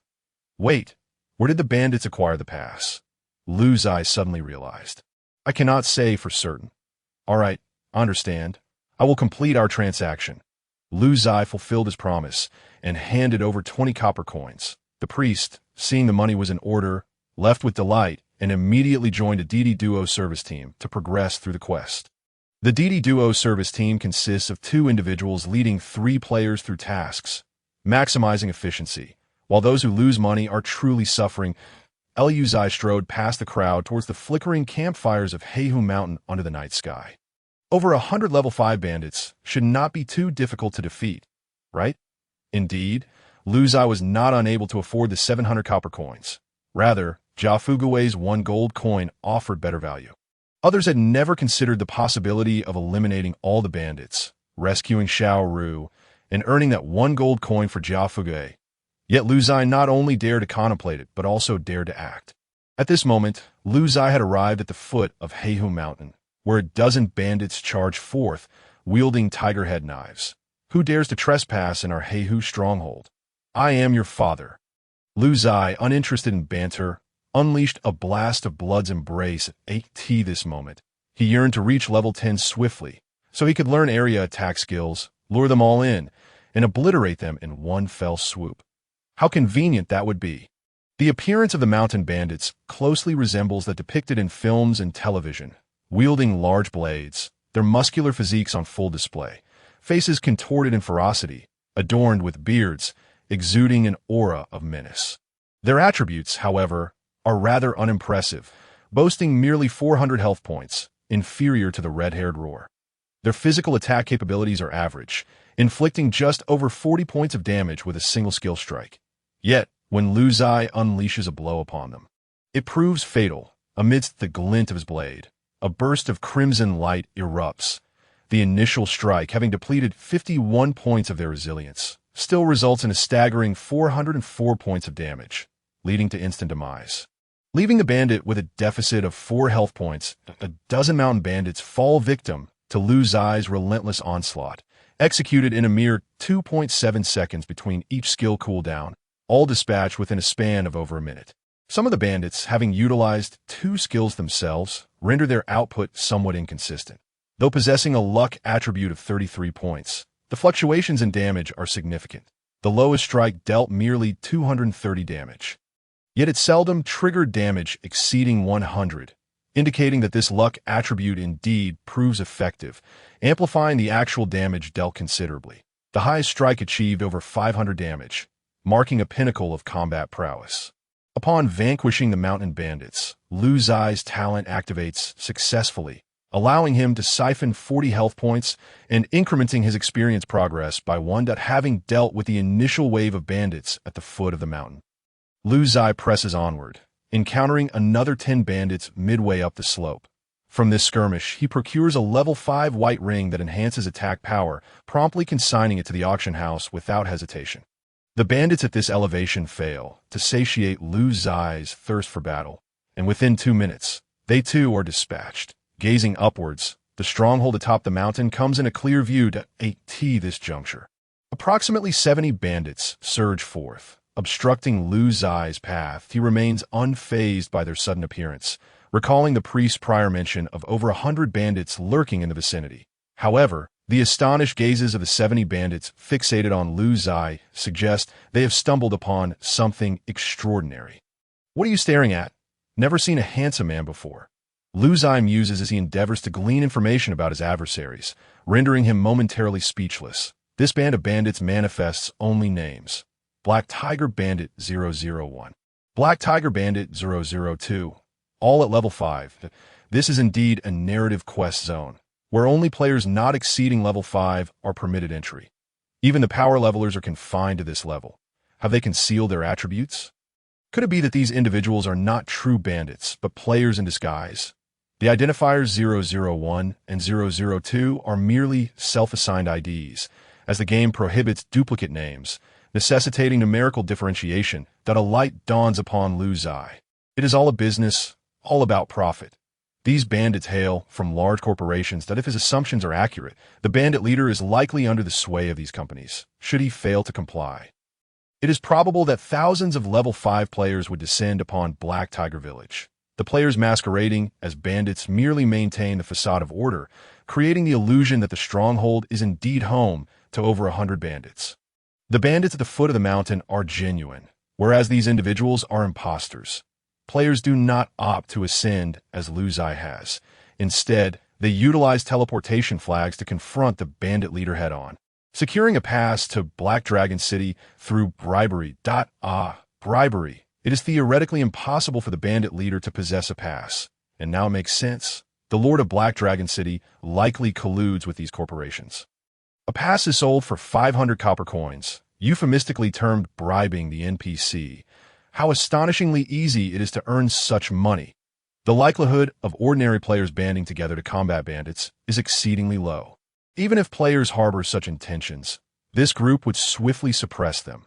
Should numbers be insufficient, reinforcements would be summoned. Ordinary players lack the time, energy, and resources to mount a resistance against them. Thus, when I slay these bandits, I am, in essence, slaying players. Although I do not gain experience, the ability to siphon health and acquire a plethora of equipment is remarkable. Over 70 of them, Lu Ziye's eyes glimmer with avarice as he unleashes a strike, fortuitously finding success and instantly dispatching a bandit player. Congratulations, you have slain player bandit 001. Talent activated successfully, siphoning 45 health points. 1 piece of equipment dropped. Level 4 black iron ring, quality white. Without a second glance, Lu Ziye dispatches it to the auction house. Warrior rings typically enhance attack power or strength, thus proving unnecessary for him. 1 of the bandits, consumed by rage, bellows, "Kill him," in a flash of white light. The recently deceased bandit 001 resurrects and charges at Lu Ziye. How delightful. Over 70 individuals resurrecting repeatedly to allow me to replenish my health. The skirmish becomes a raucous affair as the bandits relentlessly pursue Lu Ziye. Yet the intensity remains manageable. As he weaves around the mountain slope, Lu Ziye casts his skills, occasionally landing a soul strike or two. The opponent's skill damage fluctuates between 20 to 50, proving non-lethal. Their basic attacks cannot keep pace with Lu Ziye, whose movement speed sits at a commendable 84. The terrain here is spacious, making close combat difficult for them, with only skills capable of landing hits. Remarkably, each player he dispatches results in an increase of over 40 health points for Lu Ziye. After eliminating the entire group of 70, Lu Ziye's health reaches 15051196113. Coupled with the health siphon from genuine bandits, his health approaches a staggering 20,000. This augmentation in health amplifies the potency of his 2 health-based magic attacks. raising the upper limit of his magical assault.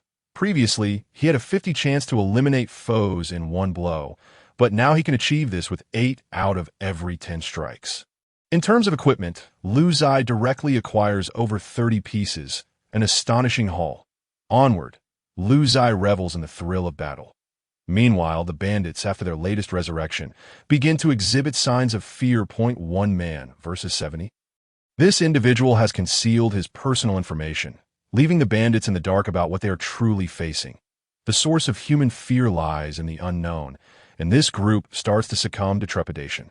After their free resurrection, they employ a collective teleportation flag, vanishing without a trace. They are players, not monsters. They are not foolish enough to watch as their equipment is systematically looted, only to continue to throw themselves at Lu Ziye. As the bandits disappear, Lu Ziye feels a tinge of regret, but presses on to his surprise. Upon entering Black Tiger Village, he finds it eerily quiet, with only one room illuminated, where a burly man is intently peering and adjusting himself. Lu Ziye approaches from behind, tapping the man's shoulder. "Let me take a look too." Lu Ziye discovers that this game is peculiar. At times it resembles a game. Monsters respawn, designated quest dungeons exist. He witnesses players utilizing teleportation flags to access the rear of the mountain. Yet he encounters no other players. This implies that those players have entered their exclusive quest dungeons, where they too will confront the second-in-command bandit and the bandit leader. This quest mode aligns with the gaming paradigm.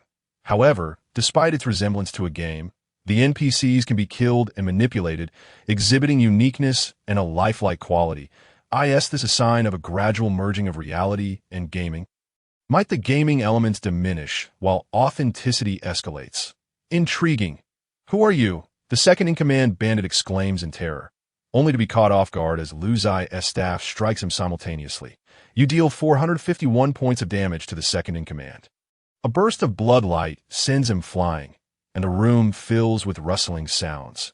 According to the priest's words, the bandit leader would not join forces with the second-in-command to assault players, but would instead permit the second-in-command to engage first, granting players and power levelers a chance for a one-on-one duel. This seems unreasonable at first glance, yet now it appears entirely plausible. It is merely a narrative contrived by the corporations to afford players opportunities to spend. Buy potions, hire power levelers, and band together. What a farce. Second-in-command, elite level, 5 health points, 1,000 physical attack, 70280 resilience, 80 movement speed, 80 skills, whirlwind slash. The blade swings back and forth 5 times, inflicting a total of 5 hits, dealing current attack damage of 90, 80, 70, 60, and 50 respectively.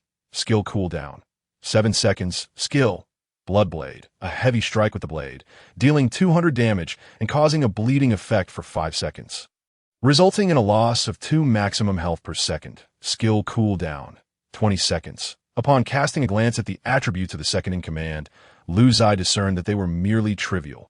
The bloodletting effect being ineffective against him was particularly heartening, prompting Lu Ziye to inwardly exclaim, "Ah, the noble SSS talent." The so-called elite refers to elite monsters, existing between ordinary creatures and bosses, yielding 1 point of luck upon defeat, with a higher probability of dropping equipment compared to common monsters. The bandit leader, classified as boss level, grants 2 points of luck when vanquished. The second-in-command skills, the Chain Slash and Bloodblade, were unleashed in succession during Lu Ziye's skill cooldown. The Chain Slash delivered 5 strikes per second, inflicting a total of 111 points of damage, while the Bloodblade dealt 189 points of damage, yet lacked the bloodletting effect. Lu Ziye smiled faintly, acknowledging the unpredictability of life and death. The second-in-command gradually succumbed to the terror in his eyes, unable to withstand the taste of blood thrice. You have slain the elite second-in-command, gaining experience progress of 5. Your talent has successfully activated, plundering 100 health, luck increased by 1, and acquired equipment. Black Tiger Leg Armor, Level 5, Quality, Blue. The Black Tiger Leg Armor, Level 5 grants an increase of 250 health, 18 resilience, and 18 constitution, with the requirements being Level 5 and applicable to all professions. Marvelous, Lu Ziye thought, promptly equipping the leg armor to replace the previous plain armor that only added 10 points of resilience. thereby further enhancing his attributes and health. Having dealt with the second-in-command, Lu Ziye strode purposefully towards the bandit leader's chamber, pushing the door open. "Get out!" He heard a male voice bellow before even stepping inside. "Young master, run! Don't worry about me," came a woman's terrified voice. What a clitch line! The game developers clearly lack creativity. Upon entering the room, Lu Ziye beheld a woman clad only in a belly band. Being pinned down by a man in a compromising situation, Lu Ziye was speechless. After battling his way up the mountain, the confrontation had yet to commence. Were they merely awaiting his arrival to pay 500 copper coins? The bandit leader, upon noticing Lu Ziye's intrusion, was taken aback by the lone figure without a support team. However, his professionalism allowed him to deliver the standard line: either die or get out. Upon uttering this line, 3 options appeared on Lu Ziye's game interface. The narrative task triggered, and he had to choose. 1. Abandon the rescue of Sheru. 2. Fight and defeat the bandit leader to save Sheru. 3. Give the bandit 500 copper coins for a pass to Black Dragon City. What a surprise that bribery of 500 copper coins would surface as an option. Lu Ziye speculated that NPCs must possess certain game privileges to unlock such features. He promptly selected option 2, looking for death. The bandit leader roared in fury, brandishing a 2-meter-long sword to strike down upon him. Bandit leader, boss level, 5 health, 5,000 physical attack, 150 to 600 resilience, 100 movement speed, 80 skills, chain slash, swinging the sword back and forth 6 times, causing 6 consecutive hits with damage of 100, 90, 80, 70, 60, and 50 respectively. Cooldown, 7 seconds. Skill, Bloodblade, a heavy strike with the sword, dealing 200 damage and inflicting a bleeding effect for 6 seconds, causing a loss of 3 maximum health per second. Cooldown, 20 seconds. Wasn't this merely an enhanced version of the second-in-command? With 5 times the health and slightly stronger skills, they were indeed of the same lineage.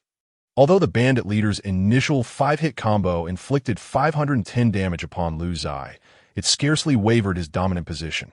Observing his health bar exceeding 20,000, Lu Ziye mused, "I see the fruits of my labor and sweat."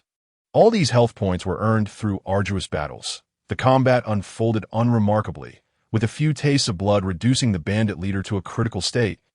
He gazed at Lu Ziye in terror. You were sent by them?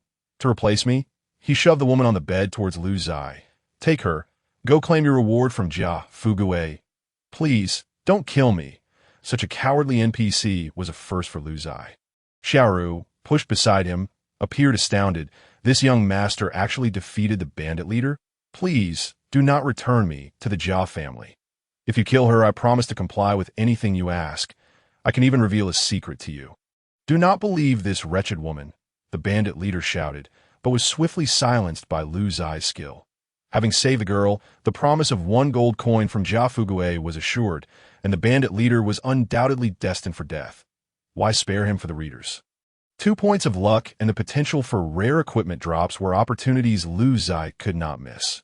You have successfully slain the bandit leader, gaining an experience progress of 10. Your talent has successfully activated. Plundering 500 health, luck increased by 2, and you have obtained equipment. Tiger Head Gold Dagger, level 5 quality. Purple, Black Tiger Ring, level 5 quality. Blue, Black Tiger Ring, level 5 quality. Blue, Magic Attack, 520 Agility, 18 Spirit, 18 Equipment Requirements, level 5 Professional Requirements, Mage. Priest, Tiger Head Gold Dagger, level 5 quality. Purple, Physical Attack, 1560 Constitution, 20 Strength, 20 Physical Crit, 5 Equipment Requirements, level 5 Professional Requirements. Warrior, goodness gracious, this is even more impressive than my golden staff. What a pity. However, this ring is just perfect, as Lu Ziye only needed a mage's ring to complete his equipment. He equipped the ring and then listed the Tiger Head Gold Dagger on the auction house. This time, he opted for an auction mode rather than a fixed price, setting the starting bid at 6,000 copper coins, equivalent to 6,000 coins. The high starting price was to prevent a low bid from being outmaneuvered by others who might seize it at a bargain. Though the likelihood was slim, one could never be too cautious, especially given the nefarious potential of large corporations. Upon defeating the bandit, the system issued a prompt. You have slain the bandit. Please escort Sheru back to Jia Fugue promptly. You will be teleported away in 60 minutes. Why was there a 60-minute completion timer? It seemed this storyline was inherently open-ended, possibly containing hidden quests or granting players who defeated the bandit some exploratory time. Thank you, benefactor, for saving me. Now I must share a secret, but you must not return me to the Jia estate. The woman did not hasten to dress, openly conversing with Lu Ziye, causing his heart to race. Do not mock me for my inexperience. Were you to behold such a grand spectacle, you too would be astounded. That depends on whether your information holds value. For Jia Fugue has promised me 1 gold coin. Lu Ziye was not in a rush to agree. Benefactor, if you escort me to the Lu estate within the city, my family's power far surpasses that of the Jia family, that I promise you 5 gold coins. And I also know the location of the bandit leader's treasury. Many have come seeking this knowledge, yet he has remained silent, fearing that revealing it would lead to his demise or replacement. Lu Xiaoru earnestly stated. Lu Ziye's mind raced, pondering why the Lu estate would be so formidable if their daughter had been abducted. Wasn't she claimed to be purchased? There had to be something amiss. It would be prudent for him to avoid this quagmire. He was merely a player seeking to level up. The city held dangers, with the terrifying presence of the city guard looming. Lu Ziye scanned the woman before him, attempting to discern her authenticity. Noticing Lu Ziye's prolonged silence and focus, Lu Xiaoru seemed to understand. Benefactor, I assure you, I am still untouched, should you not reject me. We must hurry. Lu Ziye glanced at the countdown. Now only 58 minutes remaining. Who knows if you speak the truth? Let's verify first. What if you are merely spinning tales? The bed nearby began to shake violently, breaths quickening, waves of passion rising. Ha! You lie. Lu Ziye retorted, feigning anger while savoring the moment. Though his experience with people was limited, he could discern truth from falsehood. Despite the quality being exceptional, it was far from being unblemished. Moreover, her skills were evidently more diverse than his. How could she claim to be flawless? The woman smiled radiantly and remarked, I never anticipated that the young master truly desired it. It seems I have inadvertently caused you amusement. Why not? Those who refuse are surely deranged. With 100% genuine experience, Lu Ziye is no eunuch. Can you truly test an officer with this? Moreover, the aroma of the NPC is undeniably enticing.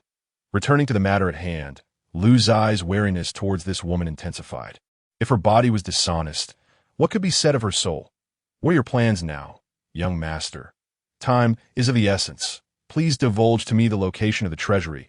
I shall raid it and then escort you back to Lu Manor. Lu Ziye stated calmly. Really? Lu Xiaoru exclaimed in delight. Do you have any choice? Lu Ziye replied assertively, adjusting his trousers. Lu Xiaoru nodded, acknowledging, you are right, young master. I have no choice that I hope you will honor our earlier bond and not go back on your word. I would never. Lu Ziye vowed sincerely. The key to the treasury lies in the hidden compartment beneath the bed, and the treasury itself is situated beneath the floor. Lu Xiaoru indicated towards the screen. Lu Ziye promptly opened the hidden compartment, retrieved the key, and moved aside the screen, revealing a keyhole on the ground. Just as he was about to unlock it, he suddenly glanced at Lu Xiaoru and said, You do it. Lu Xiaoru was momentarily taken aback, but then nodded. All right. She cautiously crouched beside him, and as Lu Ziye observed her well-defined, unclad form, thoughts of her earlier remarkable skills ignited a surge of warmth within him. Yet reason prevailed over impulse. Click! The key inserted into the hollow, and the ground instantly parted, revealing a staircase of stone steps. Suddenly, a flurry of arrows shot forth from the entrance, raining down violently. The arrows pierced through the wooden door of the room. Soaring into the outside world, showcasing their formidable power, Lu Ziye observed carefully. Had the woman not deliberately positioned herself sideways while unlocking, she would have been pierced like a sieve. Ha! Thankfully, I did not trust you. Lu Ziye mused inwardly. Nevertheless, even had he attempted to unlock it himself, those arrows would not have claimed his life. Yet, this woman was now utterly untrustworthy. How dangerous! She feigned surprise, her entire body going limp in Lu Ziye's embrace.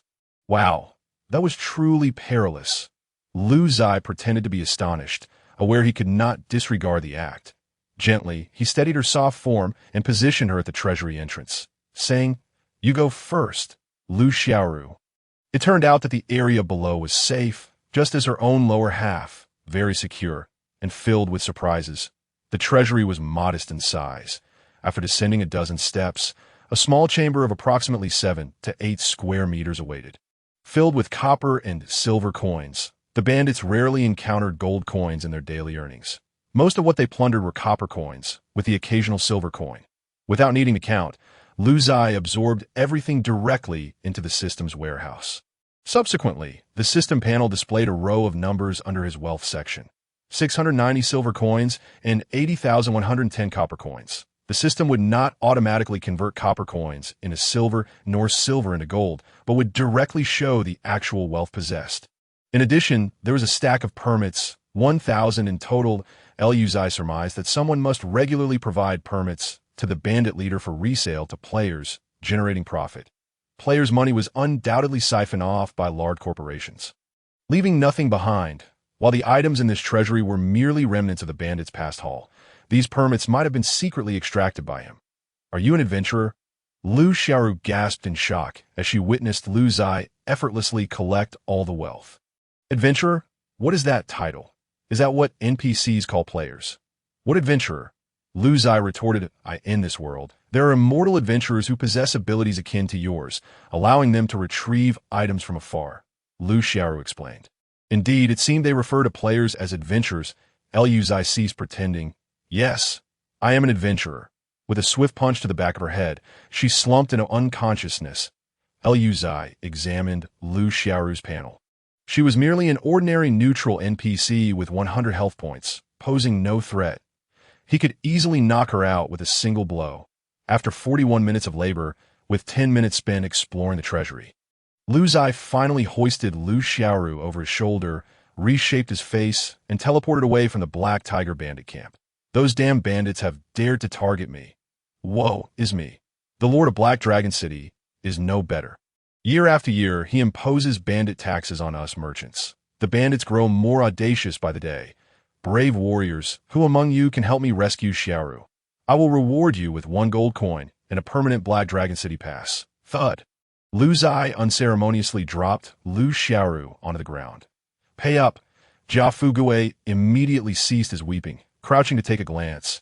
"It truly is Xiaoru. Thank you, brave hero, for your timely assistance. This is what you rightfully deserve." Quest completed. You have received a bounty from Jia Fugue, 1 gold coin and a Black Dragon City pass. With the quest finished, Lu Ziye was curious about how the storyline would evolve now that the bandits had been vanquished. However, he was certain that the Black Dragon City pass remained a crucial reward item. Thus, his 1,000 passes might represent a substantial fortune in the future. Lu Ziye also listed all 30-plus pieces of level 5 equipment he had acquired from defeating players masquerading as bandits for consignment sale. He found little value in these items. Most were plain, with only a few green ones and not a single blue. This battle yielded bountiful rewards for Lu Ziye, and his personal attributes surged once more.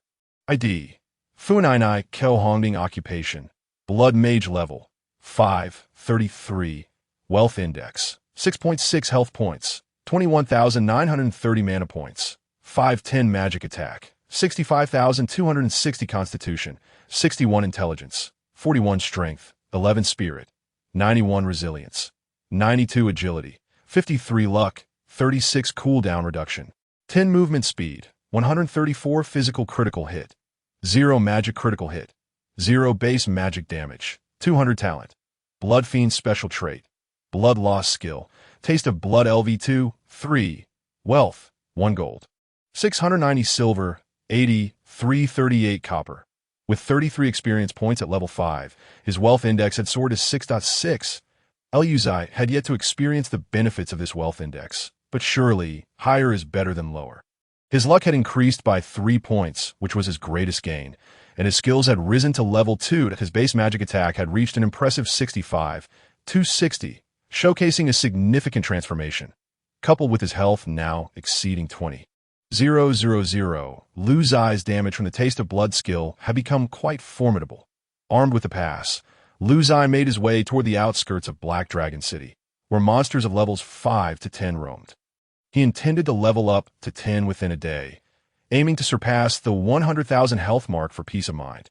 What Lu Ziye was unaware of was that after he defeated the bandits, the storyline underwent a dramatic change. The player's initial quest transformed into the disappearance of Lu Manor's young mistress. The quest-giving location remained beside the now jubilant Jia Fugue, now accompanied by a steward from Lu Manor.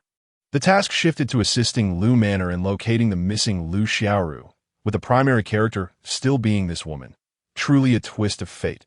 Unbeknownst to the players, the missing Lu Xiaoru was indeed Jia Fugue's 23rd wife. As Lu Ziye was completing his task, the game astonishingly reverted to a single-player dungeon mode. In O1 witnessed the moment Lu Ziye brought this woman back that he speculated that the entire process, from accepting the storyline quest to its completion, would transition into single-player mode. However, he was perplexed as to why the Dalian could partake in storyline quests. He presumed it was related to the NPC's authorization. Players were tasked with exploring the ruins of the Black Tiger stronghold for clues, during which they had to eliminate 5 rogue bandits and 1 elite third captain. These bandits were associated with the third captain, returning to the Black Tiger stronghold to inherit the mantle upon hearing of their elder brother's sudden demise. Ultimately, players discovered a piece of Lu Xiaoru's undergarment and a disheveled bed in the bandit leader's chamber, indicating that the woman had fallen into the hands of the bandits, and perhaps had been mistreated. At this juncture, players faced 2 choices. The first was to return to Lu's residence to report Lu Xiaoru's condition. The Lu family was enraged and vowed to annihilate the Black Tiger stronghold, offering players a pass as a reward, although the gold reward was forfeited. The second option was to assist until Lu Xiaoru was rescued. Forums erupted with fervor, discussing how a 5-person team could strategize against the third captain. Defeating him would complete the storyline quest, and the new plot was far more appealing than the previous cost of 700 copper coins. Interestingly, both the second and third captains were classified as elite level, lacking the uniqueness of the bandit leader. Should they perish, they would respawn, while the bandit chief, once slain, could not return but possessed significant authority. Strategy posts flooded the internet. Shockingly, the storyline underwent another transformation, returning to a state of rationality. Who had removed the NPC's undergarment? An in-depth analysis. Part 1. A discussion on changes in team composition resulting from the bleeding effects of the Bloodblade skill. The ultimate strategy for Storyline 1, including class combinations and minimum attribute requirements. 10 copper coins for viewing. Speculation. Who killed the bandit leader? My humble opinion. It is highly likely to be the top player on the Green Pasture leaderboard. Meanwhile, 6 major companies convened an emergency meeting overnight to discuss countermeasures. Within the vast conference room of Black Dragon City, representatives from several companies paced anxiously like ants on a hot skillet. It's over, it's over. This is utterly finished. The person in charge of Jibao exclaimed, slapping his hand in frustration. This is utterly bizarre. How could such a situation arise? How did he manage it? Who is it? The head of Yuan Fudao wore a frown of distress. First, the epic challenge on Green Pasture was hijacked, forcing us to abandon its operation with significant losses, which was still somewhat acceptable. However, the alteration of Storyline 1 has fundamentally shaken our survival in Black Dragon City. With the death of the bandit leader, the entire storyline across the server has shifted, leading to the collapse of our meticulously cultivated industry in Black Dragon City. This is too coincidental. The Green Pasture Epic Challenge was compromised, and then Storyline 1 collapsed. Transitioning from level 3 to 5, perfectly aligning with the upgrade pattern. You think it could all be the work of one person? That top player grandma, riding a bicycle running a red light. The head of Didi Daitai analyzed that. I say, could you use your brain? That person's ID is helping grandma ride a bicycle running a red light. Not riding, the representative from Erosion remarked in exasperation that IT makes no difference. This person is so sinister, he could certainly pull off something as audacious as riding a grandma. The Didi Daitai head scoffed. Currently, we are under immense pressure from above to thoroughly investigate this matter. How do we even proceed? We can only pinpoint this ID, but the feedback from below indicates that no players with this ID have appeared in Black Dragon City. They may have simply been blocked. Indeed, IDs can be concealed. We can't possibly eliminate all players with blocked IDs just to revive them. Can we? What a monumental waste of manpower and resources. Damn it, why isn't this game under real name registration? Our teleportation flags are no longer selling, potions are unsold, and the business has vanished entirely. Those impoverished solo players are laughing madly, flooding the forums with complaints about us. The Lord of Black Dragon City was also furious, refusing to provide us with any more passes. The passes issued by the Lord were bound to quests. He had no authority to sell them and could only convert them into copper coins through storyline tasks. With the death of the bandit leader, he had severed his financial lifeline that I could truly wonder what an NPC needs all that money for. Don't ask what shouldn't be asked. It's strictly forbidden from above. All right, fine. I won't ask. Oh, what do we do now? The Zhibao head shrugged helplessly. After midnight today, we will meet with the Lord of Black Dragon City to discuss this weekend's activities, considering whether we can change the weekend event to attack Lu's residence. Helping the Lord eliminate this political rival, while simultaneously killing Lu Xiaoru to alter Storyline 1, the Didi Dai head stated emphatically. Previously, the Lord of Black Dragon City had always urged us to mobilize player forces to eradicate Lu's residence. Seeking to gain complete control over Black Dragon City, we had consistently avoided agreeing to this, fearing that his monopolization would be difficult to manage. Now it seems his wishes have come to fruition. The Erosion head sighed. There is no alternative. Without the storyline tasks, we have no future in Black Dragon City. The Zhibao head conceded. Very well, it is settled then. Tonight at midnight, we shall go to the Lord's Manor. Just as the meeting was about to adjourn, a subordinate entered the conference room and whispered urgently in the ear of the Zhibao head. The Zhibao head's expression turned to one of shock as he turned to the others. Someone is selling passes in bulk for 300 copper coins each. This person is likely the mastermind, but has concealed their ID. They must have accessed the bandit's treasury. That cunning little rascal. We must not let him escape. Pass the word down to intensify the search for this individual. Upon learning of the new task flow for Storyline 1, Lu Ziye concluded that selling his Black Dragon City pass for 300 copper coins was quite reasonable. Consequently, ordinary players no longer needed to delve into strategies or intentionally allocate points, nor purchase equipment to meet the minimum requirements of the strategies. Spending 300 copper coins was neither a loss nor a deception. It was more than half the cost compared to hiring or buying teleportation flags.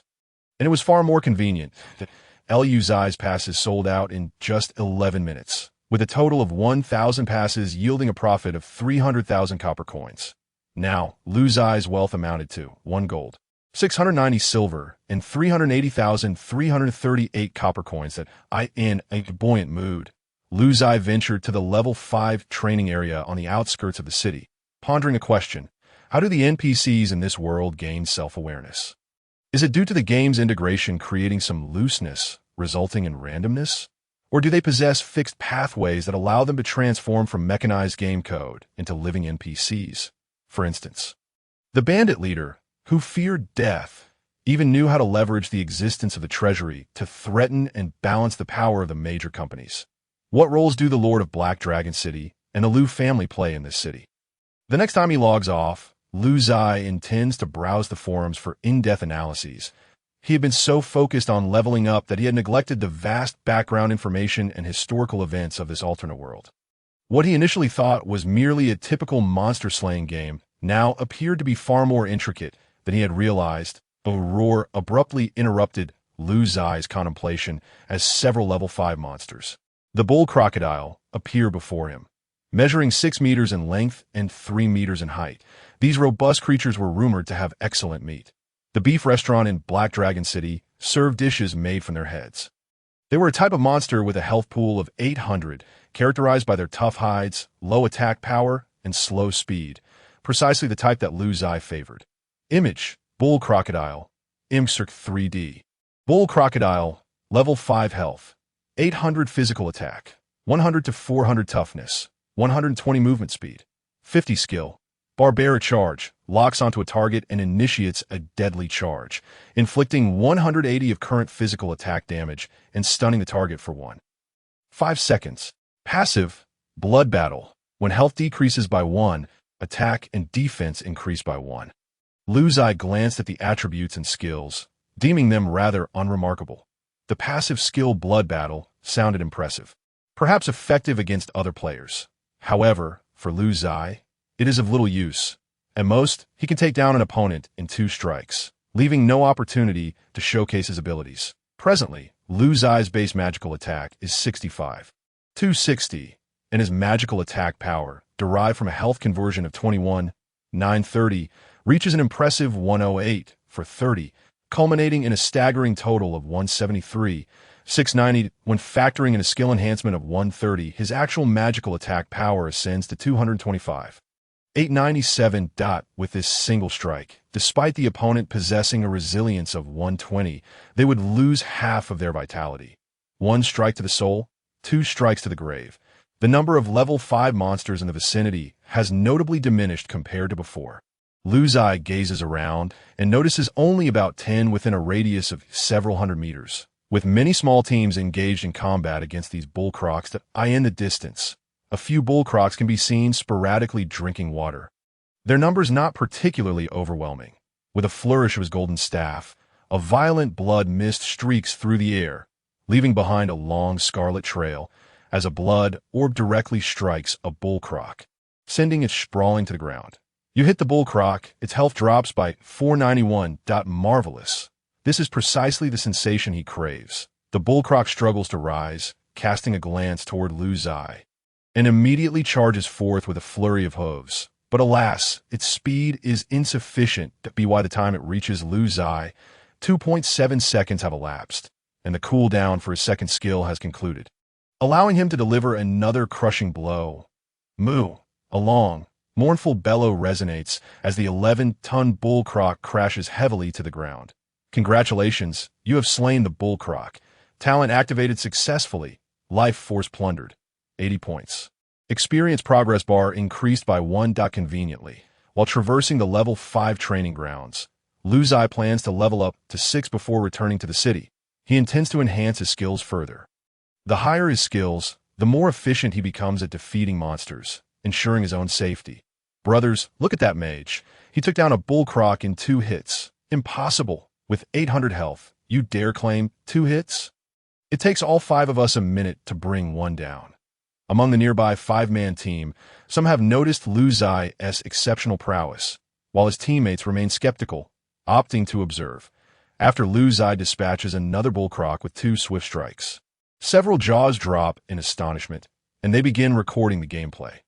Unbeknownst to Lu Ziye, outside the nutrient chamber, Dr. Wang Hamlin, the bald physician, trembles slightly as he takes notes. Today was supposed to be his day off, with his students responsible for recording Lu Ziye's physiological data.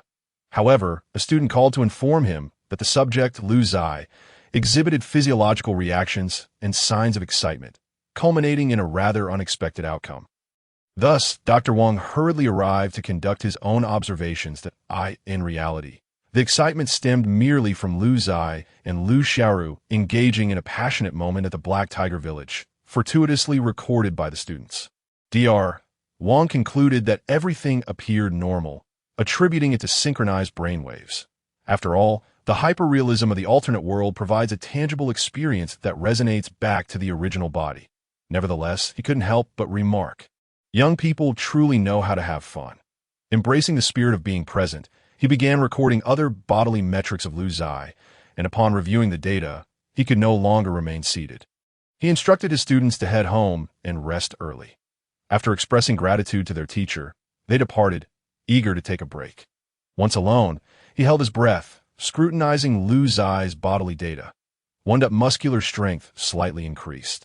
Cardiopulmonary function marginally improved. 2.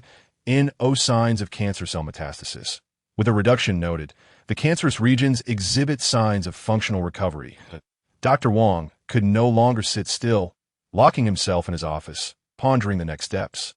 The initial intent behind establishing this research was not fully disclosed to Lu Ziye. Certain truths were concealed. Initially, some chemotherapy patients, upon entering the game, could entirely disregard the suffering inflicted by chemotherapy, allowing them to better accept treatment. And some indeed achieved remarkable outcomes that time.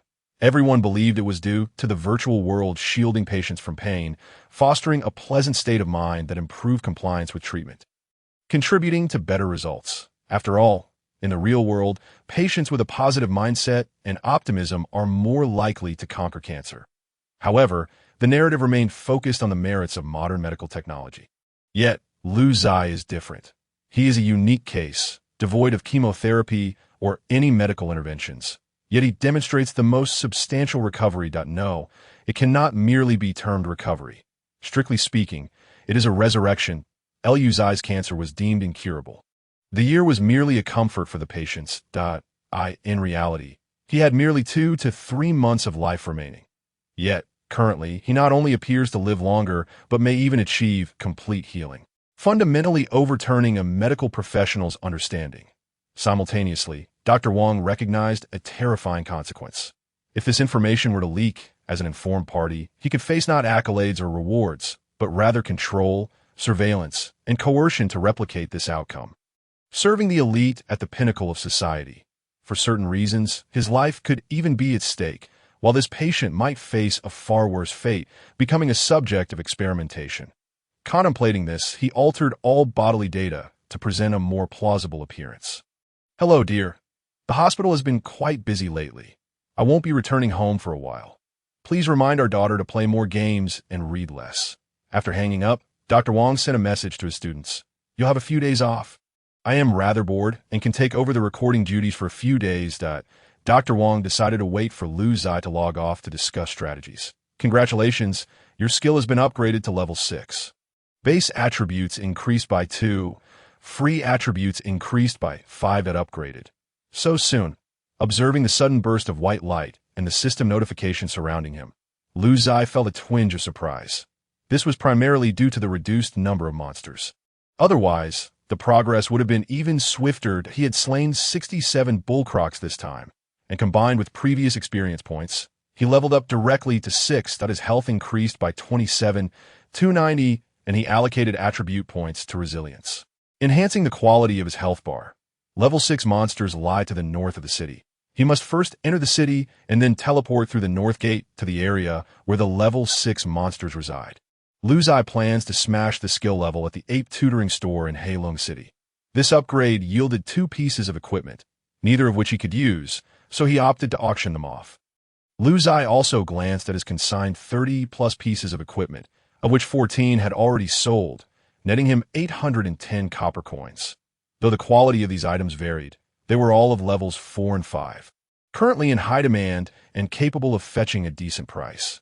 Their accessibility makes them one of Lu Ziye's future sources of daily income. Meanwhile, the Tiger Head Golden Blade still has a full 2 hours left until the auction concludes. There's no rush. Lu Ziye noted that the current bid had reached 7,100 copper coins, surpassing his expectations. There are 2 directions for skill enhancement. One is to elevate the skill level for greater damage output or improved effects. The other is to enter the temple dungeon after reaching level 10, which allows for skill star upgrades, enhancing the quality of the skills and producing entirely different effects, thereby strengthening them functionally. Lu Ziye is utterly discontented with the fact that he cannot eliminate monsters of the same level in one hit. How can he call himself a mage? This remark was self-deprecating, knowing it would infuriate others, as most players level up in 5-man teams. Heilong City, a colossal metropolis capable of accommodating 10 million inhabitants, is surrounded by millions of players battling to level up, with the city's defensive forces numbering over 100,000.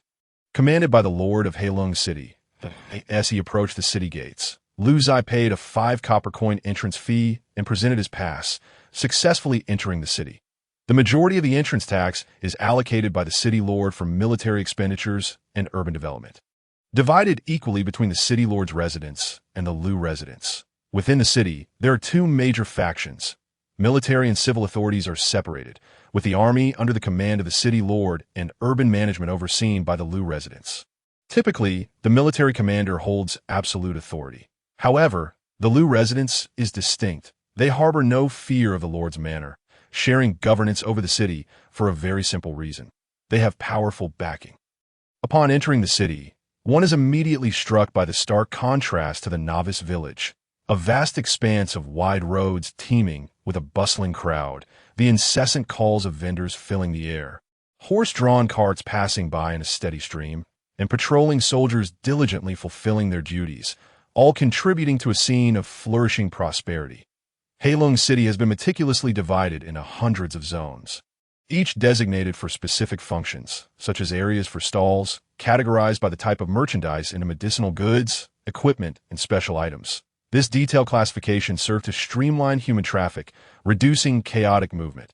Vendors in these areas are exempt from the 30 tax imposed by the game.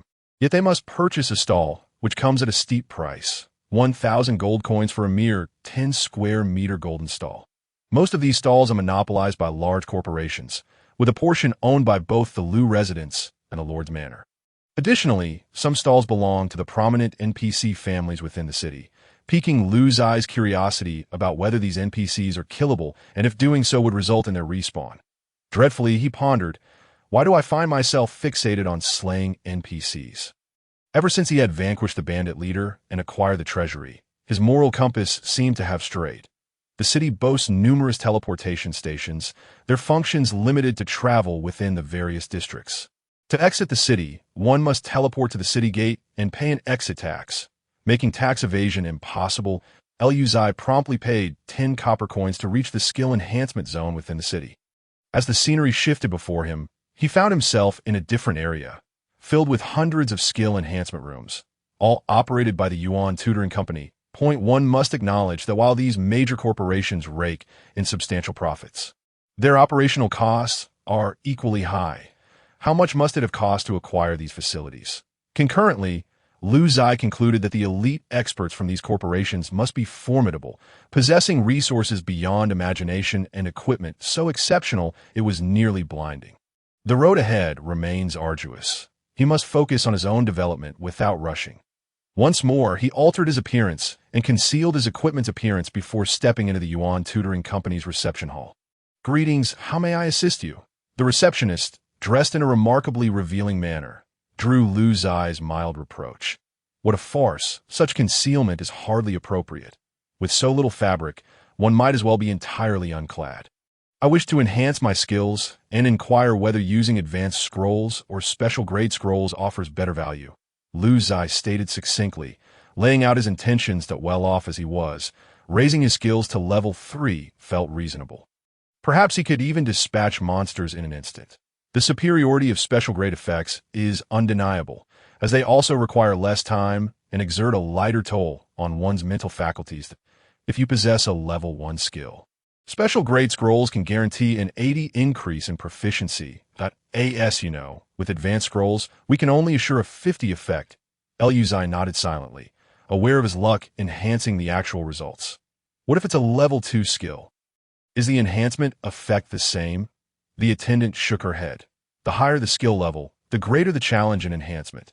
For a level 2 skill, special grade scrolls can only guarantee about a 60 effect, while advanced scrolls can only ensure around 35. Special grade scrolls are priced at 200,000 each, while advanced scrolls are 80,000. If the 200,000 includes the formations and potions you provide, I can accept that, Lu Ziye remarked, aware of the potential for negotiation, recalling that he had been undercharged by 10,000 copper coins last time. "Please hold on." The woman smiled and stepped into a back room. Shortly after, an elderly gentleman emerged, prompting Lu Ziye to glance at his information. ID: Yuan Tutoring Special Expert 013 Profession. Formation Master Level 1571. Insight 141. Formation 141. Luck 25. Remarkably, experts in large cities surpass those in novice villages. The elder gestured invitingly down the corridor. "I am pleased to serve you. Please, follow me." Lu Ziye nodded and, guided by the elder, entered a private chamber. The situation mirrored his previous experience, albeit with slightly more advanced formations and potions. The training process was largely unchanged, though the previous haze in his mind had noticeably diminished. The entire training session spanned merely 30 minutes, as the formations faded and the effects of the potions wore off. Lu Ziye opened his eyes, a look of joy illuminating his face. Indeed, he had leveled up. Despite the customer service representative claiming only a 70 enhancement effect, Lu Ziye, being exceptionally fortunate, had directly ascended to blood taste LV3. Should he attempt to reach level 4? Lu Ziye turned to the elder and inquired, "Master, If I were to advance from level 3 to level 4, how much proficiency enhancement can your establishment guarantee? 50. While he possessed a luck boost, Lu Ziye estimated that reaching level 4 would require at least one advanced and one special grade scroll, totaling around 300,000 copper coins. After settling this expense, he found himself with only 1 gold, 860 silver, and 181,138 copper coins left. Given that 1 gold coin equals 10,000 copper coins and 1 silver coin equals 100 copper coins, this was insufficient, and he nodded. Let us leave it at that for now. Thank you for your patronage. Upon leaving the Yuan Tutoring Skill Training Center, Lu Ziye glanced at his skill effects, nearly bursting into laughter. Blood Taste LV3. Inflicts 140 current magical damage to enemies and adds 3 current health points as magical damage. Skill cooldown, 3 seconds, mana cost, 50 points, with a current magical attack of 66,263 and health of 27,290, factoring in the 3 health point conversion in a magical attack and the 140 skill enhancement.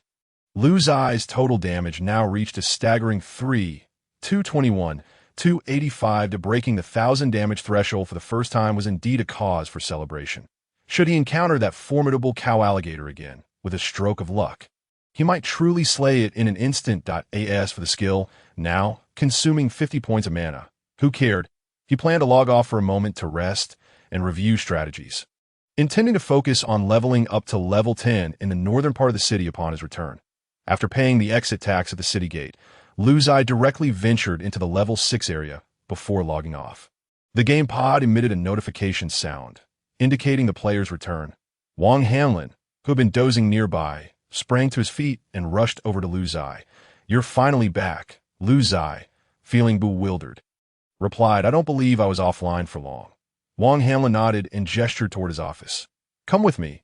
This cryptic behavior piqued Lu Ziye's curiosity about what was afoot.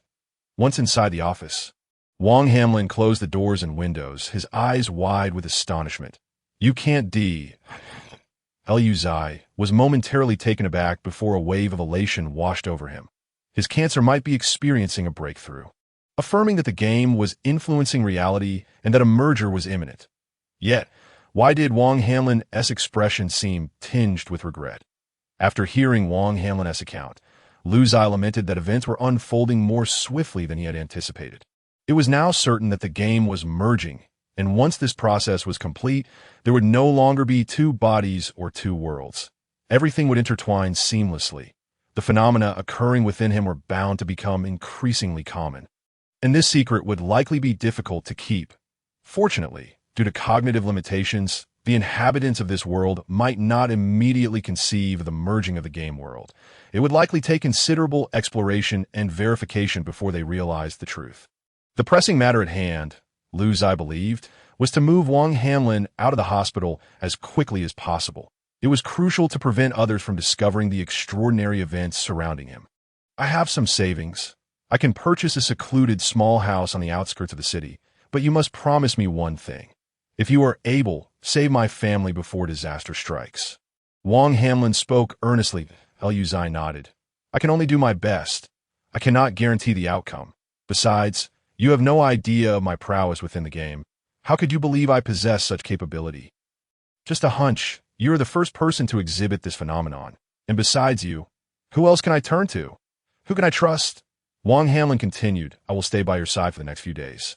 Our fates are now intertwined. I will find you a safe house as soon as possible. Maybe, by the way, you know my in-game ID, right?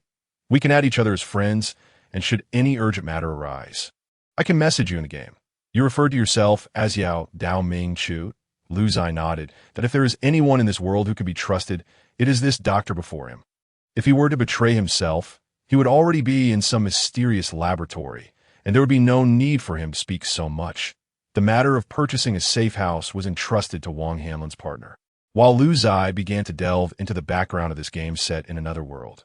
Upon logging into the forum, he discovered that there were over 4.1 million posts related to this game. Some of the hot topics were being discussed by millions, and a video from within the game had also made its way onto the forum through gaming pods or headsets. Shocking, a mysterious figure with 2 skills annihilates a level 5 thunder crocodile. "Is this not referring to me?" Lu Ziye clicked on it, glanced a few times, and then exited. The poster was being mercilessly criticized, with the vast majority claiming he was merely seeking attention, having hired a high-level player to mask their identity and then swiftly eliminate two low-level monsters to pose as a skilled player. It appears that concealing one's information does indeed have its advantages, as a great scholar would advocate for me in the foundational post titled The Three Major Powers of Another World, which garnered over 6 million views. Lu Ziye found an introduction to the three principal factions of this realm. There exists a human dynasty known as the Great Wu Dynasty, which governs areas such as Black Dragon City, where both the Lu family and the City Lord are officials of the Great Wu Dynasty. The second faction is called the Celestial Demons, known among players as wild monsters, who feast upon the citizens of the Great Wu Dynasty, prompting the dynasty to organize military efforts in retaliation. The third faction consists of the players, referred to by the Great Wu Dynasty as explorers. The dynasty maintains a neutral stance towards these immortal explorers, who are somewhat perplexing to them. However, since explorers also hunt celestial demons, they are not targeted and returned out of course. These are overarching trends and cannot be applied to every individual. For instance, the bandit leader collaborates with large corporations.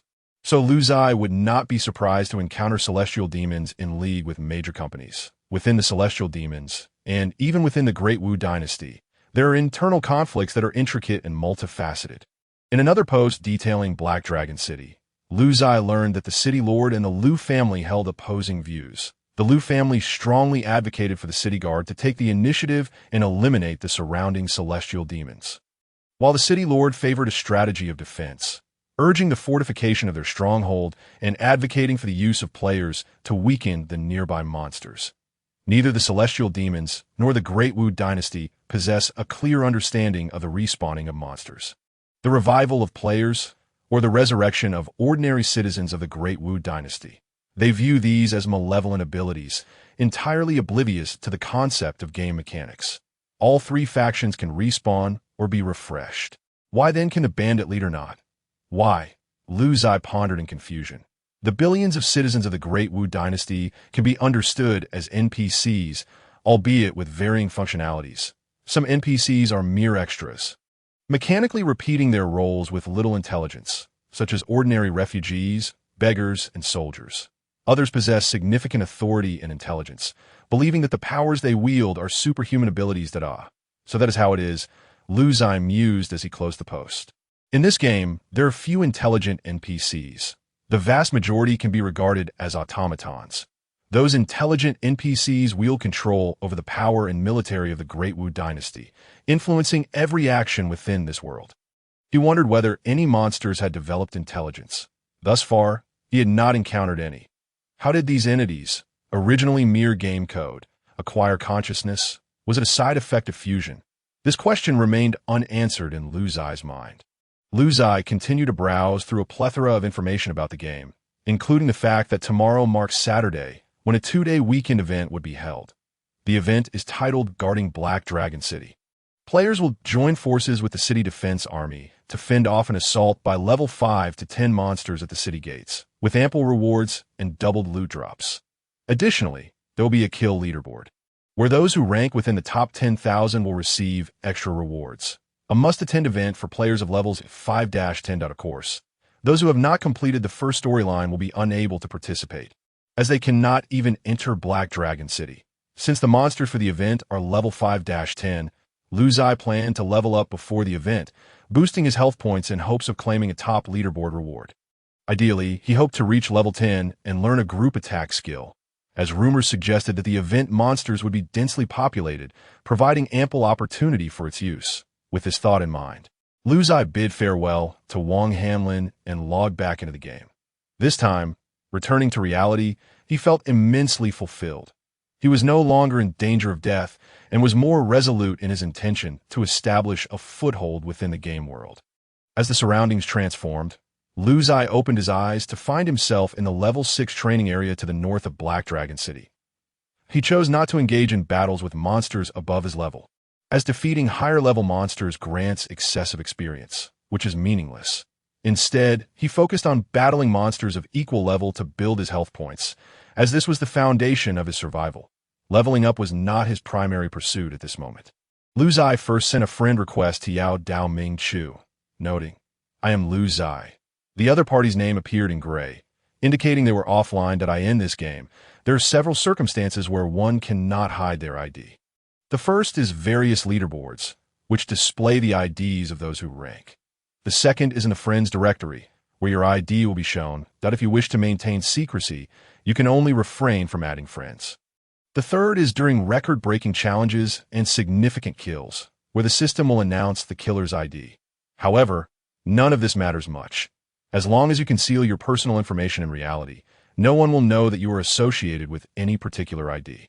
The number of level 6 monsters is sparser than that of the level 5 thunder crocodiles, scattered thinly across the vast outskirts of the city, in accordance with the game's design that posits higher-level monsters are rarer. The density is acceptable. After defeating one within sight, he could still quickly locate another, though it lacked the clustering of lower-level monsters. However, it was curious that the surrounding teams consisted of 3 frontliners, 1 healer, and 1 ranged damage dealer. What kind of monster would require such an unusual configuration? Lu Ziye examined the information on a level 6 monster, known as the Flying Thunder Tiger, which could also fly at incredible speed. Image: Flying Thunder Tiger Imcirc 3D. Flying Thunder Tiger. Level 6 health points, 650 magic attack power, 180 to 720 toughness, 70 movement speed, 290 skill, Thunder Strike, locks onto a target and unleashes a Thunderball. Dealing damage equal to 115 of current magic attack. Skill cooldown, 5 seconds. Skill: Thunderstorm. Flaps its wings to unleash a chain of lightning, capable of hitting up to 3 targets in succession. The first target suffers 90 of current magic attack damage, the second 80, and the third 70. Skill cooldown, 40 seconds. Goodness, no wonder these players are so serious. They must employ 3 frontliners and a healer. Someone has to take turns enduring the Thunder Strike, as well as withstand a thunderstorm every 40 seconds. A slight misalignment in coordination could lead to total annihilation. After all, most level 6 frontliner players have around 1,000 health points. Those with better equipment might reach 1,400, excluding the wealthy. Observing the neighboring team in a state of chaos, shouting for the healer to restore health, and urging the frontliners to draw the monster's attention. Lu Ziye silently rejoiced that his sweat and effort had translated into today's ease. With a flick of his staff, he cast the spell Blood Essence upon a Flying Thunder Tiger several dozen meters away. Target hit. The Flying Thunder Tiger's health points decreased by 901. The Flying Thunder Tiger perished, and you gain 1 experience progress bar. Talent activated. Health points increased by 65. Oh dear, I still need several hundred health points.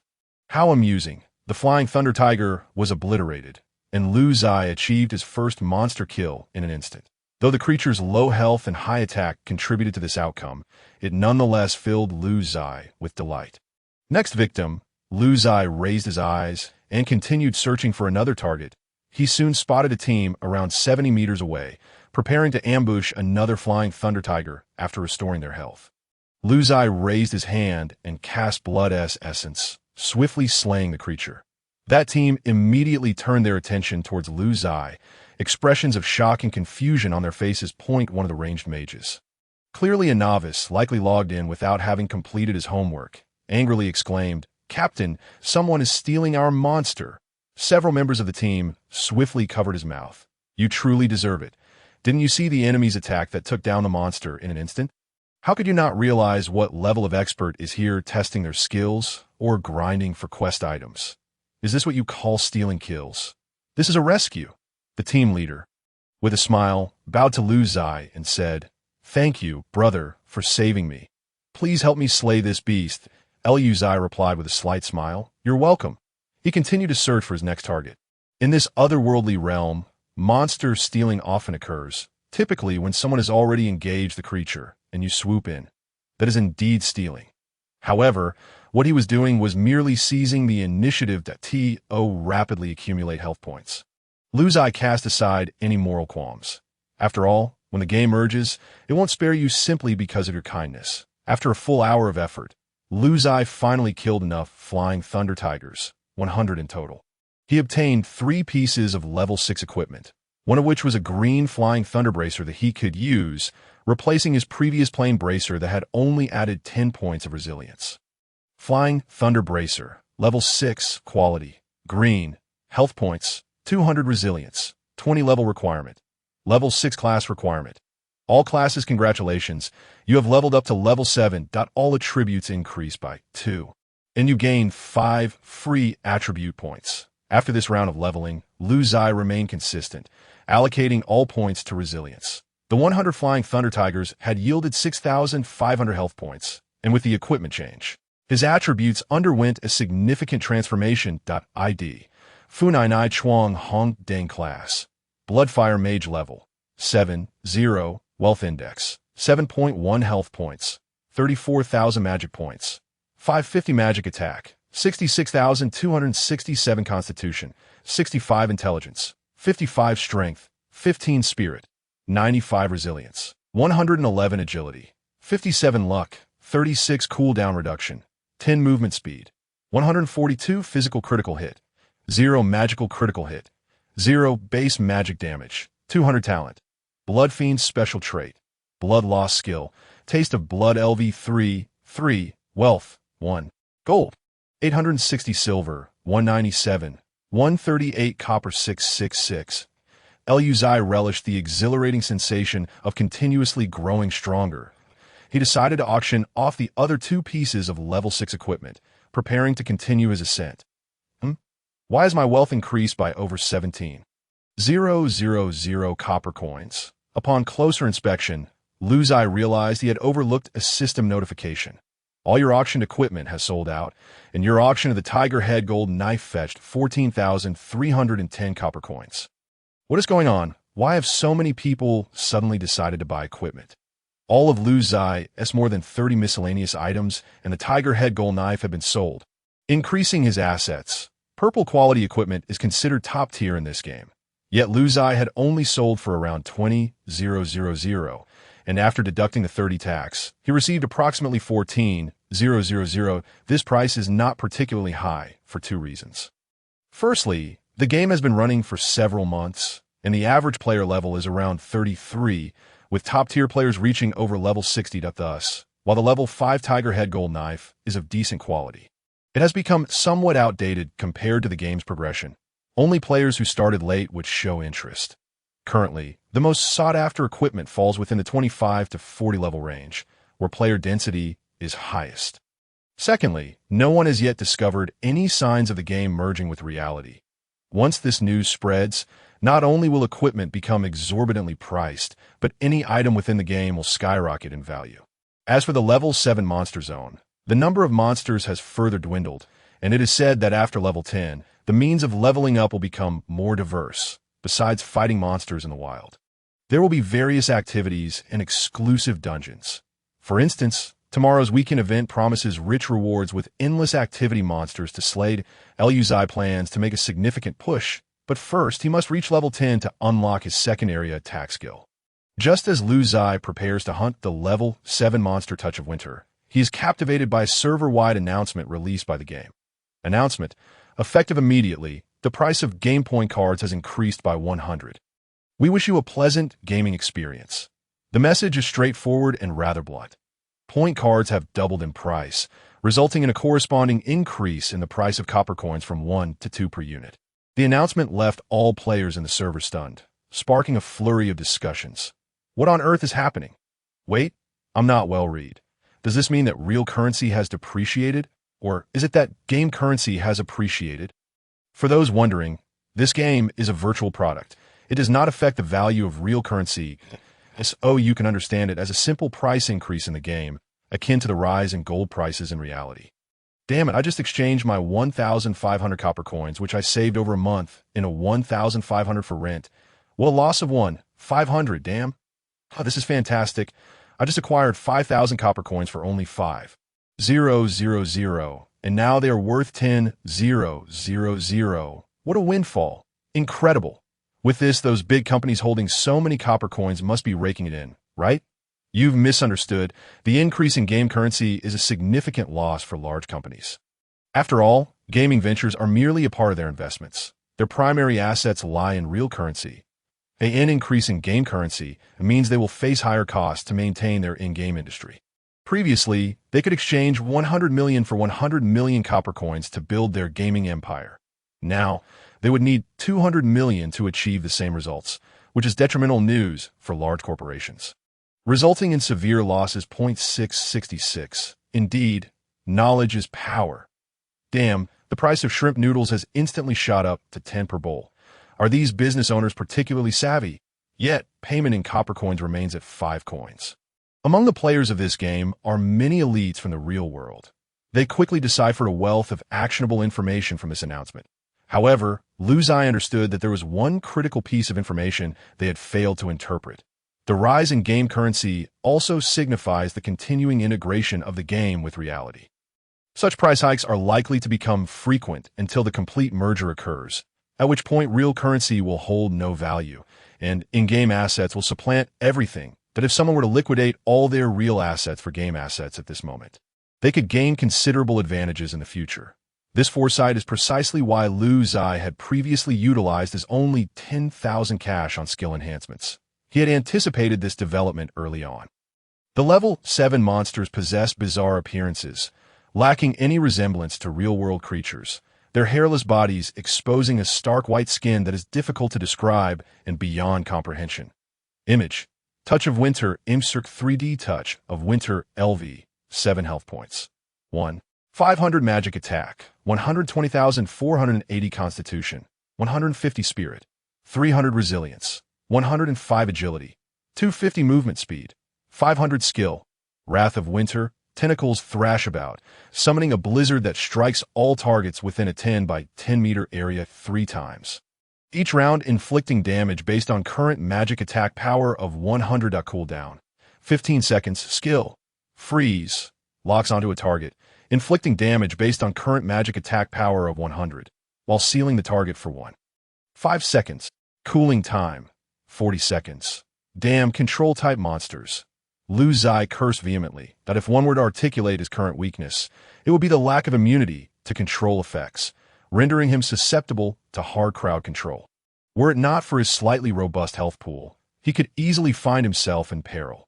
Immunity to control and cooldown reduction share the same calculation formula and belong to a special category of attributes that only appear on equipment of purple quality or higher. With 1,500 health points, Lu Ziye could siphon 150 health from each monster he slays, yielding decent rewards. However, this particular creature could not be dispatched in a single blow, requiring 2 hits to savor the taste of blood. His magical attack, factoring in all enhancements, ranged between 3,781, 516 that even at its zenith, after accounting for the opponent's resilience, it still fell short of achieving a 1-hit kill that Lu Ziye raised his hand and unleashed a blood-infused strike, causing the tendrils atop the monster's head to flail wildly in the wind, a spray of blood mist erupting from its mouth and nostrils. Hitting the target, Winter's Touch had its health reduced by 1. 021. The hiss. A piercing cry echoed as the monster flapped its twin wings and ascended, its beastly eyes fixated intently on Lu Ziye. Boom, boom, boom. 3 blizzard struck the area where Lu Ziye stood, with hailstones the size of fists mixed with bone-chilling winds rushing towards him. In an instant, he felt rejuvenated by several years, for he was on the verge of being frozen solid, quite literally. Yet that was not the end. Following the blizzards, a frigid current enveloped Lu Ziye, and in the next moment he found himself encased in ice, unable to move. 666. This little combo is remarkably smooth, quite impressive, albeit not excessively so. After 1.5 seconds of hard control, the ice shattered, and Lu Ziye followed up with another blood-infused strike, causing the opponent to explode into a shower of gore. Congratulations, you have slain Winter's Touch. Experience bar increased by 1, talent activated successfully, health increased by 150 points. This is the essence of victory. Each time Lu Ziye glanced at the post-battle statistics, a wave of satisfaction washed over him, signifying yet another incremental strengthening of his prowess. Soon, he would level up to level 8, needing to slay 100 Winter's Touch monsters, which meant he would gain an impressive 15,000 health points. What does that signify? What family could withstand the future version of me? Not even a large corporation, I presume. Huh, delightful. At that moment, a notification window began to flash. Yao Dao Ming, Chu has accepted your friend request. Let's commence a pleasant chat. Yao Dao Ming Chu. Little brother, is that really you? Are you the one sitting at the top of the leaderboard? The newly logged-in Wang Hanlin was utterly astonished. Realizing that the mysterious expert everyone in the forum was discussing turned out to be his own patient. What kind of luck had he stumbled upon? Simultaneously, he recognized how astute his earlier decision to keep this matter confidential had been. Knowing he must exercise even greater caution in the future, Fu Lao Nai Nai Chuang Hong Ding. It's me that I asked there's something you need, Dr. Wang. Yao Dao Ming Chu. Nothing much, really, that I just came to see. I rarely logged in before, took half a year to reach level 6, but now I plan to play more. Once you move into the safe house, I intend to resign and fully immerse myself in this world. Fu Lao Nai Nai Chuang Hong Deng. Indeed, the sooner the better. Also, have you noticed that the in-game currency has appreciated? Yao Dao Ming Chu.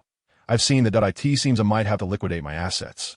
After a lifetime of being a doctor, who would have thought I would end up investing my entire fortune into a game? By the way, if you have any level 6 to 10 priest or archer gear, remember to sell it to me first. I am in urgent need. Rest assured, I will not disclose any information about you, not even to my family. That is a principle I uphold. Wang Hanlin was a clever man. Upon receiving a hint from Lu Ziye, he discerned its essence immediately. Yao Dao Ming Chu. By the way, can you help us level up? I am willing to pay for a skilled player like you. How about 500 copper coins per hour for a spot? My daughter and I are both level 6. We aim to reach level 10 quickly. I can offer you 1,000 copper coins per hour. Upon learning that the game would impact reality, Wang Hanlin no longer regarded real-world money as significant. Enhancing his gaming prowess was the priority for the future. He was willing to risk everything rather than lose his loved ones in a harsh reality. Lu Ziye, prompted by Wang Hanlin's suggestion, suddenly realized, why not become a leveling service? If he assisted the two in leveling, not only would he earn copper coins, but would also not impede his own health accumulation. In fact, while he could only accumulate 15,000 health at level 7-8, he could amass 45,000 health by guiding others, as leveling would slow down, since he had to participate in the activity anyway, and could not exceed level 10. Why not take them along? Fu Lao Nai Nai Chuang Hong Deng. Sure, come to the level 7 area, and the price will be as you mentioned that I will strive to get you both to level 10 before the event. Yao Dao Ming Chu. So soon, Wang Hanlin was astonished. Typically, leveling services involve 4 individuals assisting 1 player. 1 tanking the monsters while 3 dealt damage, ensuring efficiency at a rate of 400 copper coins per hour. Leveling 1 player would usually take about 100 hours, with an efficiency of roughly 1 level every 5 hours. Yet now, he was being told that Lu Ziye could single-handedly guide 2 players to level 10 before the event commenced, with merely 7 hours remaining. Should Lu Ziye worry that the number of monsters would not match the killing speed, he could confidently reach level 10 within 3 hours. After all, he could dispatch a monster every 6 seconds, totaling 600 monsters per hour, with plenty of monsters available. Before long, Wang Hanlin arrived with his daughter. He was a priest, and his daughter was an archer with the ID ping Yi Jinren. True to her name, she indeed possessed a bust of E-cup size. It was unclear whether it was self-created or a natural attribute, but she had to lower her gaze to see her toes. Quickly, call him Big Brother, Wang Hanlin urged. Big Brother, pleased to make your acquaintance. The girl's voice held a hint of allure. Lu Ziye merely nodded and immediately formed a party to commence their endeavor. The girl glanced at Lu Ziye's information, all concealed. When she witnessed her father directly trading 10,000 copper coins, she was taken aback. Shouldn't they first engage in leveling before settling the payment? What sort of arrangement is this? She whispered to her father, Dad, this person has hidden all their information. Aren't you afraid of being cheated? Unbeknownst to her, Wang Hanlin, usually a doting father, shot her a fierce glare. If I ever hear you question this individual again, I will deafen myself. What behavior is this akin to Liu Bei? Astounding. All right, I was wrong. You don't need to perform any actions. Just search for monsters and lure them to me, without limit on quantity. We will hasten our hunting. Lu Ziye understood that the speed of leveling depended on their efficiency in finding monsters and instructed accordingly. Though the father and daughter were somewhat astonished, struggling to believe someone would take on level 7 monsters solo when everyone else typically formed teams to tackle them. They nevertheless agreed eagerly. All right, the father and daughter split up, with Pingy Jinren quickly locating a monster, firing an arrow from a distance, then making a hasty retreat while calling out, "Big brother, a monster is coming from the left." In the next moment, her pupils widened in shock as she witnessed a winter's touch plummet from the sky before Lu Ziye, instantly perishing, the experience notification chiming in synchrony. What kind of divine big brother is this? I merely turned to lure a monster, and in just a few seconds, you've taken it down? Wang Hamlin, witnessing this from a distance, felt a surge of astonishment. Indeed, I was right about him. Should I persuade my daughter to employ her feminine charm? Wait, why would I, as a father, entertain such base thoughts? How disgraceful! Both father and daughter were genuinely taken aback by Lu Ziye's combat prowess. No matter how many monsters they lured over, the previous ones had already perished, allowing Lu Ziye to seamlessly transition to the new arrivals, taking them down one after another. Lu Ziye discovered that leading others through leveling was quite enjoyable. If each level required time to find monsters, having 2 individuals dedicated to luring them saved considerable time. Although he would be sharing the experience, the leveling speed remained commendable, and most importantly, his health pool was increasing delightfully. Leveling from 7 to 8 required the slaying of 100 monsters. Now, Lu Ziye is required to slay 300 creatures, totaling a staggering 45,000 health points. Meanwhile, due to the father and daughter duo engaging level 7 monsters as level 6 players, they receive an additional experience bonus, surpassing Lu Ziye's gains. As they approached the 200th kill, the father and daughter were astonished to discover that he began to dispatch monsters in an instant. Indeed, the Winter's Touch, with its 1,500 health points, could be vanquished in one blow under unfortunate circumstances, thanks to the increased potency of Lu Ziye's skills with his enhanced health. After 1 hour of relentless combat, Lu Ziye successfully exterminated 300 Winter's Touch and ascended to level 8. The experience progressed for the father and daughter also reached levels 7 to 73 and 7-78, respectively. Congratulations, you have leveled up to 8, gaining 2 to all attributes and 5 to free attributes. Please allocate them wisely. What is wise allocation? Simply resilience. Lu Ziye glanced at his health bar, which had now reached a terrifying 79,020 from the 300 monsters. He looted a total of 7 pieces of equipment, among which was a green quality winter helmet that suited him perfectly. Winter helmet, level 7, quality, green, health points 300, resilience 30 level requirement, 7 class requirement, all classes. The winter helmet replaced his previous subpar headgear, which provided only 220 health and 10 resilience, thus significantly enhancing his attributes once more of the remaining 6 items, for were purchased by Old Wang for 3,000 copper coins, all of which were basic gear, while the last 2 were discarded for consignment. ID: Funainai Chuang Hong Deng class. Blood Mage level 8-0, net worth index 7.3 health points, 79,100 mana points, 570 magic attack, 61,270 constitution, 67 intelligence, 57 strength, 17 spirit, 97 resilience, 138 agility, 59 luck, 36 cooldown reduction, 10 movement speed, 144 physical crit, 0 spell crit, 0 base spell damage, 200 talent.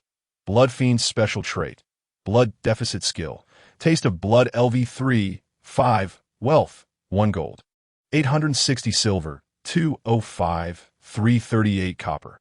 His net worth had also increased, with resilience reaching 138, a commendable feat. Lu Ziye calculated that the power of his taste of blood skill had astonishingly surged to a staggering 6. 362, 281. At this moment, I am terrifyingly powerful. Lu Ziye recalled a famous phrase from a renowned gaming streamer. While being as tough as a tank, my damage output is also exceptionally high. This sentiment aptly described his current state.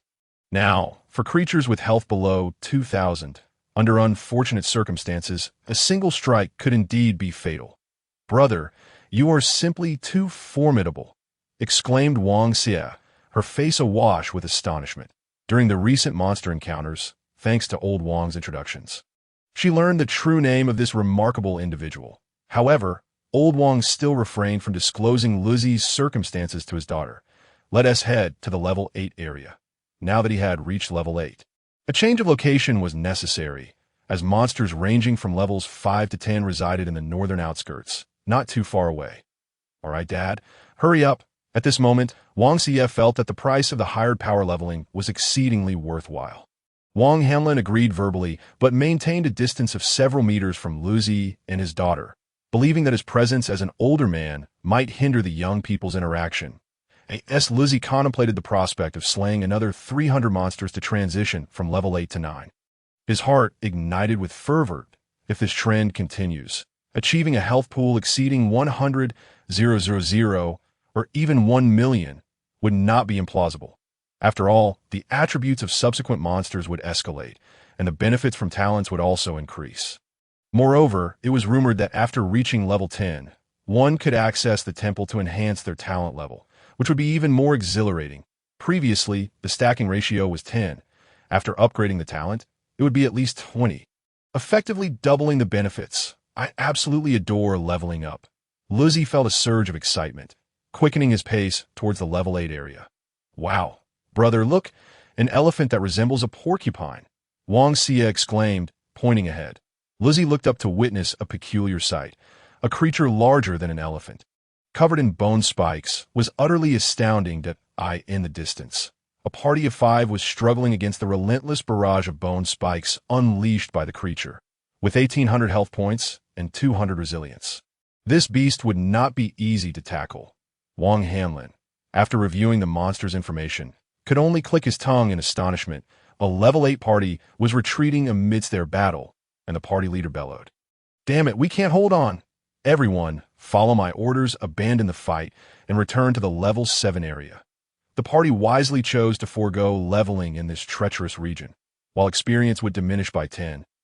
It was certainly preferable to enduring relentless assaults here. Lu Ziye observed the creature's attributes and acknowledged its formidable nature, realizing he might be unable to eliminate it within 100 seconds. Mammoth Thorn, level 10 health, 1,800 physical attack, 170, 680 constitution, 180 strength, 425 resilience, 200 agility, 105 movement speed, 210 skill. Thorn Dance. When the Mammoth Thorn's health drops below half, it will initiate a suicide attack, sacrificing 15 of its maximum health to launch 10 bone spikes, each dealing 100 physical damage. Cooldown, none. Passive, Thorn Resilience. When the Mammoth Thorn receives an attack, it rebounds 20 of the damage back to the attacker as true damage. No wonder this party decided to withdraw. This monster was indeed a tough opponent. Lu Ziye had earlier noted that the party was forced to retreat after inflicting enough damage to drop the Mammoth Thorn's health to 50. The Thorn Dance skill had no cooldown but consumed health, allowing for 3 consecutive waves of attacks, where each wave unleashed 10 bone spikes with a staggering base damage of 170,680. Indeed, difficult to withstand.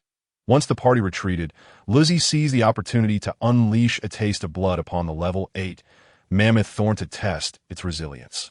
The ferocious taste of blood struck the creature with a resounding impact, causing it to emit a low, guttural roar before its massive body swayed and collapsed like a drunken man. Target hit. Health points -1831. Mammoth Thorn slain. Experience progress bar increased by 1.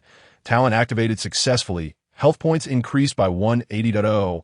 My first target was quite fortunate. It was an instant kill. Beside him, Wang Hanlin and Wang Ziye were no longer astonished. They had grown accustomed to the daily feats of their remarkable companion. Wang Hanlin strode confidently ahead to draw more monsters, while Wang Ziye, with an air of pride, quickened her pace towards another creature. Following a powerful figure had indeed bolstered their confidence, and Wang Ziye felt emboldened, as if she could even stand while relieving herself if not for her gender. One Mammoth Thorn after another fell before Lu Ziye, whose eyes burned with determination. Upon reaching level 10, not only would he possess tremendous power to participate in weekend events, but he could also engage in the epic challenges for levels 5 to 10 in the northern outskirts. The last epic challenge at Green Pastures had granted him an SS level trait, a daily wage of 1,000, and a significant boost to his luck. This time, Lu Ziye was equally confident in claiming rewards, perhaps even securing the top spot on the leaderboard. However, he remained uncertain about the nature of this epic challenge and the rewards it would entail. After a little over half an hour, the requisite 300 mammoth thorns were vanquished, and it is worth mentioning the diligence of the Wang family duo. Were it not for their relentless monster-drawing efforts, Lu Ziye would not have achieved such efficiency in slaying, especially considering the scattered distribution of level 8 monsters. Congratulations, you have leveled up to 9, receiving 2 to all attributes. You now have 5 attribute points to allocate. Please do so thoughtfully. Each mammoth thorn provided 180 health points. Thus, from 300 creatures, Lu Ziye had gained a whopping 54,000 health points, bringing his total to an astounding 132,040. What does this even mean? The mere damage of 3 life points inflicted by the skill Blood's Taste is enough to vanquish a creature in an instant. Lu Ziye calculated that under the enhancement of Blood's Taste, the total damage reached an astounding 11,964,677. No wonder, after slaying dozens of mammoth thorns, every strike from Lu Ziye resulted in an instant kill, with no lingering health to speak of. Ultimately, the overwhelming power of his health points significantly bolstered his abilities. Presently, his magical attack could dispatch a creature with 2,500 health points without a hint of hesitation, provided he did not encounter a stroke of bad luck. Lu Ziye also pondered a terrifying implication. His second skill's range of attack was likewise influenced by his health. For every 1,000 points of maximum health, he gained an additional meter in diameter of attack range. With his current health reaching 130,000 and still increasing, it could very well mean that his second skill would encompass a radius of 100 meters. What a horrifying sight that would be. Blood rain pouring down, leaving no survivors within a span of several hundred meters. Lu Ziye's anticipation for reaching level 10 was palpable. Moreover, his worth index had astonishingly surpassed 10, now standing at 10.1, marking his first breakthrough beyond 10. However, he had yet to discern the practical benefits of this newfound worth index. Ascending to level 10 did not necessitate venturing into the level 10 zone. Rather, it could be achieved in the level 9 area. Lu Ziye had no intention of advancing to level 11, for doing so would bar him from participating in the weekend activities at Black Dragon City. Only players between levels 5 and 10 were permitted to engage in these events. Once registered, players could continue to participate even if they leveled up to 11 during the activity. Thus, many deliberately hovered just below the threshold of level 11, seizing the opportunity to level up during the event for a competitive edge. Wang Hanlin and Lu Ziye, having engaged in cross-level monster slaying, accrued an additional 10 experience points and were on the verge of reaching level 9, closing the gap with Lu Ziye. Their equipment was also commendable. Bolstered by Lu Ziye's earlier slaying of 300 mammoth thorns for which he acquired 9 pieces of gear, 5 of which he claimed for himself.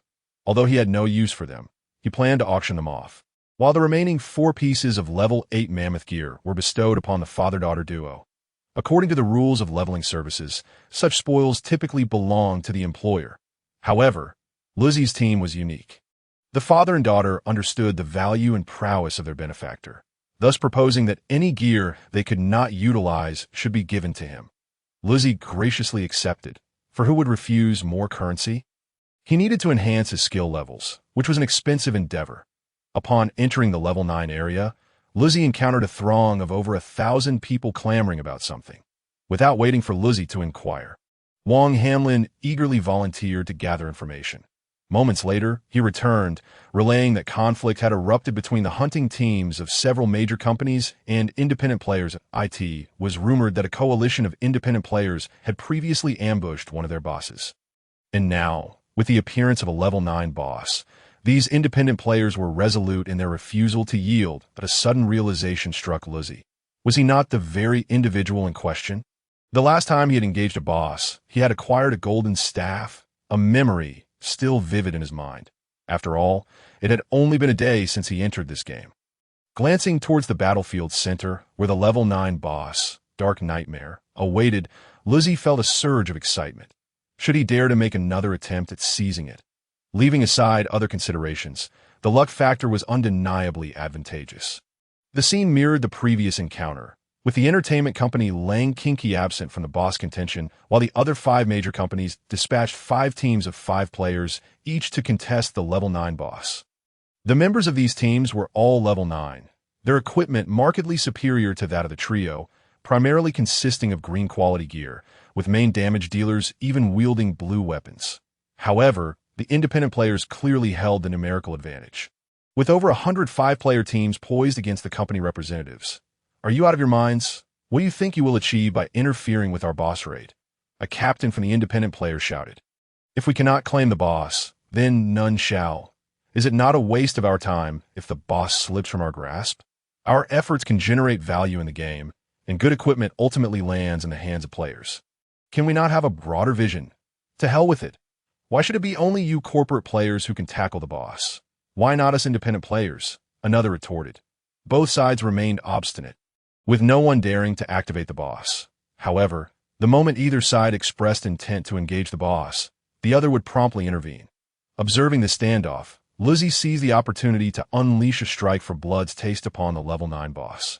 Dark Giant Rhinoceros. Upon hitting the target, the Dark Giant Rhinoceros lost 2,601 health points. Image. Dark Giant Rhinoceros. Dark Giant Rhinoceros. Level 9 boss health. 20,000 physical attack. 4,001,600 constitution. 2,000 strength. 1,000 resilience. 400 agility. 200 movement speed. 400 skill. War Trample. The Dark Giant Rhinoceros tramples enemies in its path during charge, dealing damage based on 120 of its current physical attack and immobilizing the target for 1 second. Skill cooldown, 20 seconds. Skill, Horn Thrust. The Dark Giant Rhinoceros delivers a devastating thrust with its horn, inflicting damage based on 130 of its current physical attack. Skill cooldown, 8 seconds. Passive, Angled Assault. The Dark Giant Rhinoceros's horn always finds and strikes the enemy's weak points, inflicting an additional 30 damage. It was no surprise that the level 9 boss was formidable, measuring 9 meters in length and standing 3.5 meters tall. Given its size, damage, and health, an unfortunate ordinary level 9 player could easily find themselves obliterated. As Lu Ziye unleashed his skill, he shouted, "Watch out! Someone is stealing the kill."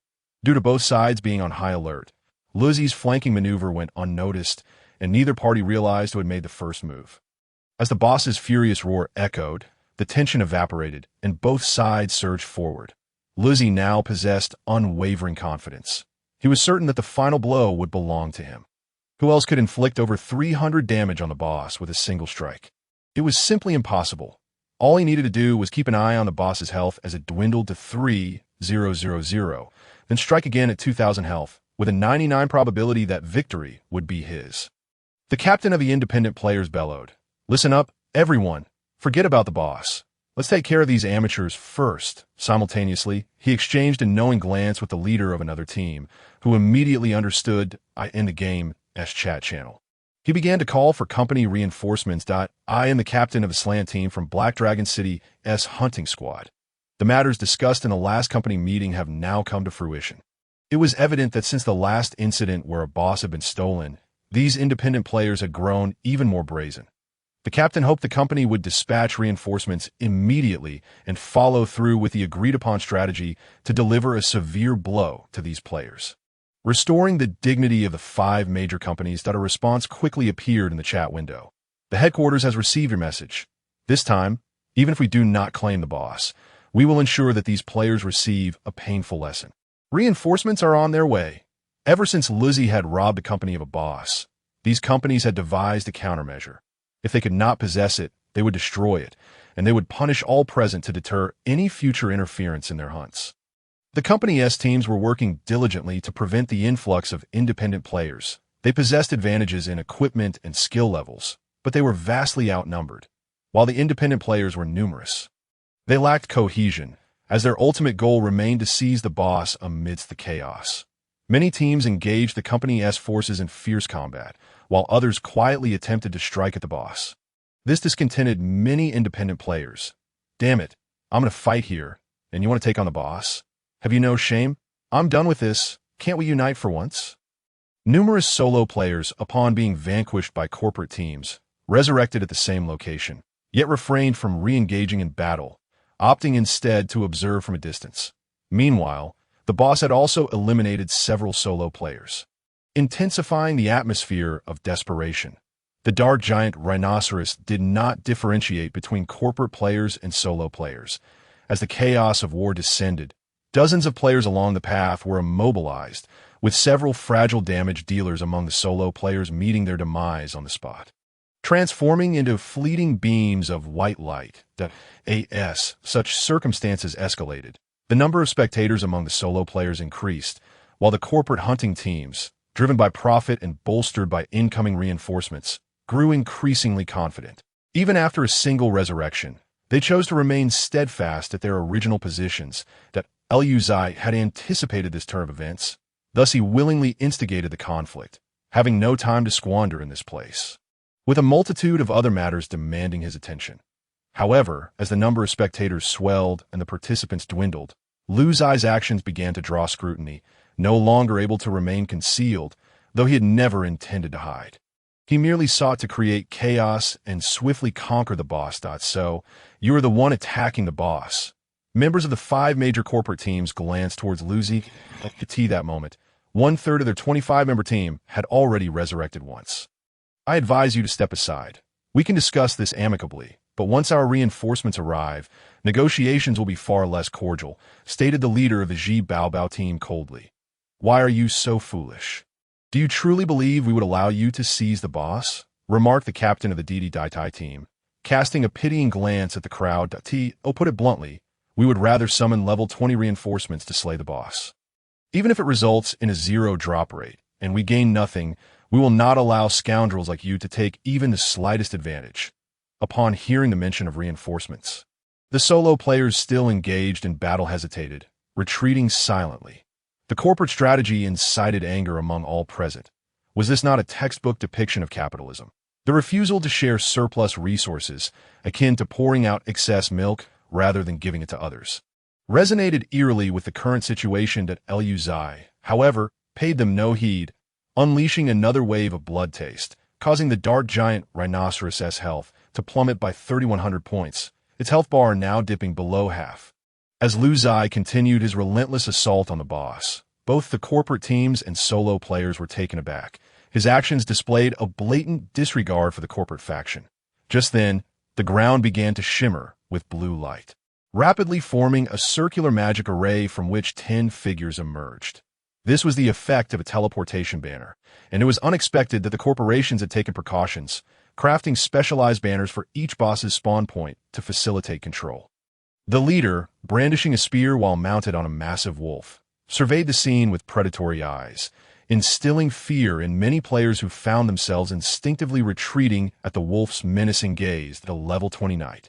Lu Ziye's heart skipped a beat, though he dismissed it as merely a surprise at the corporate teams dispatching 10 level 20 players to quell the conflict. These individuals, eager to demonstrate their intimidation, had fully opened their personal information, a rather clitched display of bravado. Lu Ziye glanced at the knight's profile, finding it utterly unremarkable. ID: Ji Baobao, Charge 001 class. Knight level: 20, 10, Wealth Index: 5.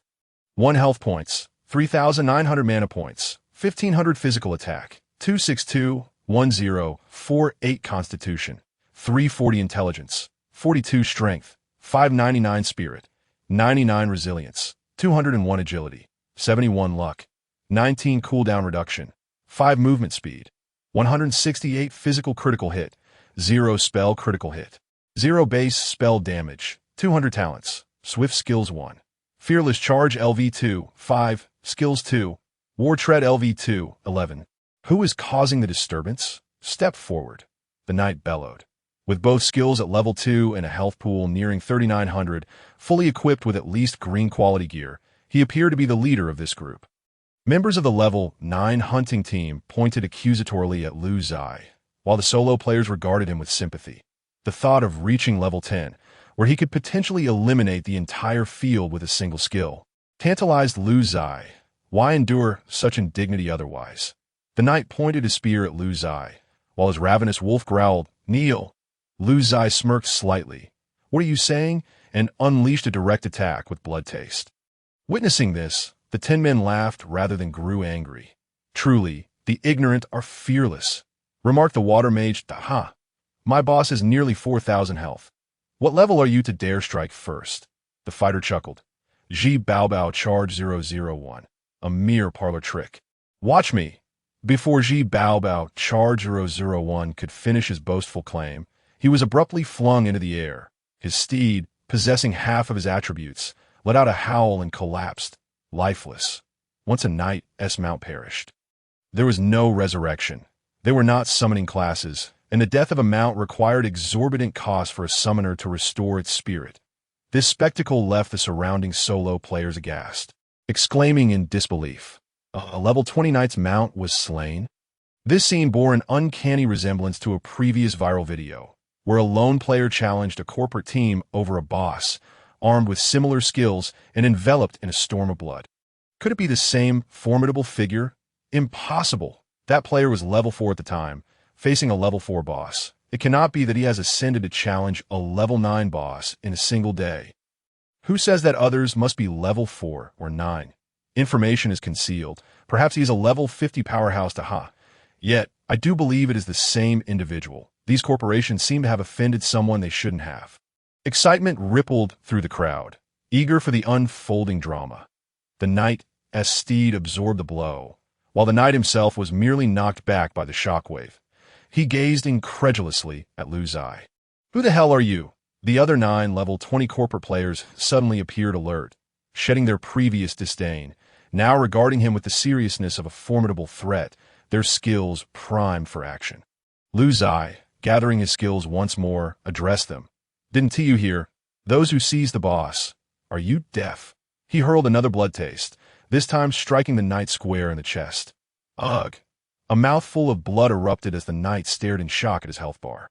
Realizing the attack had deducted 3,800 points, leaving him with a mere 100. I am a knight, a tank with formidable resilience. You nearly obliterated me.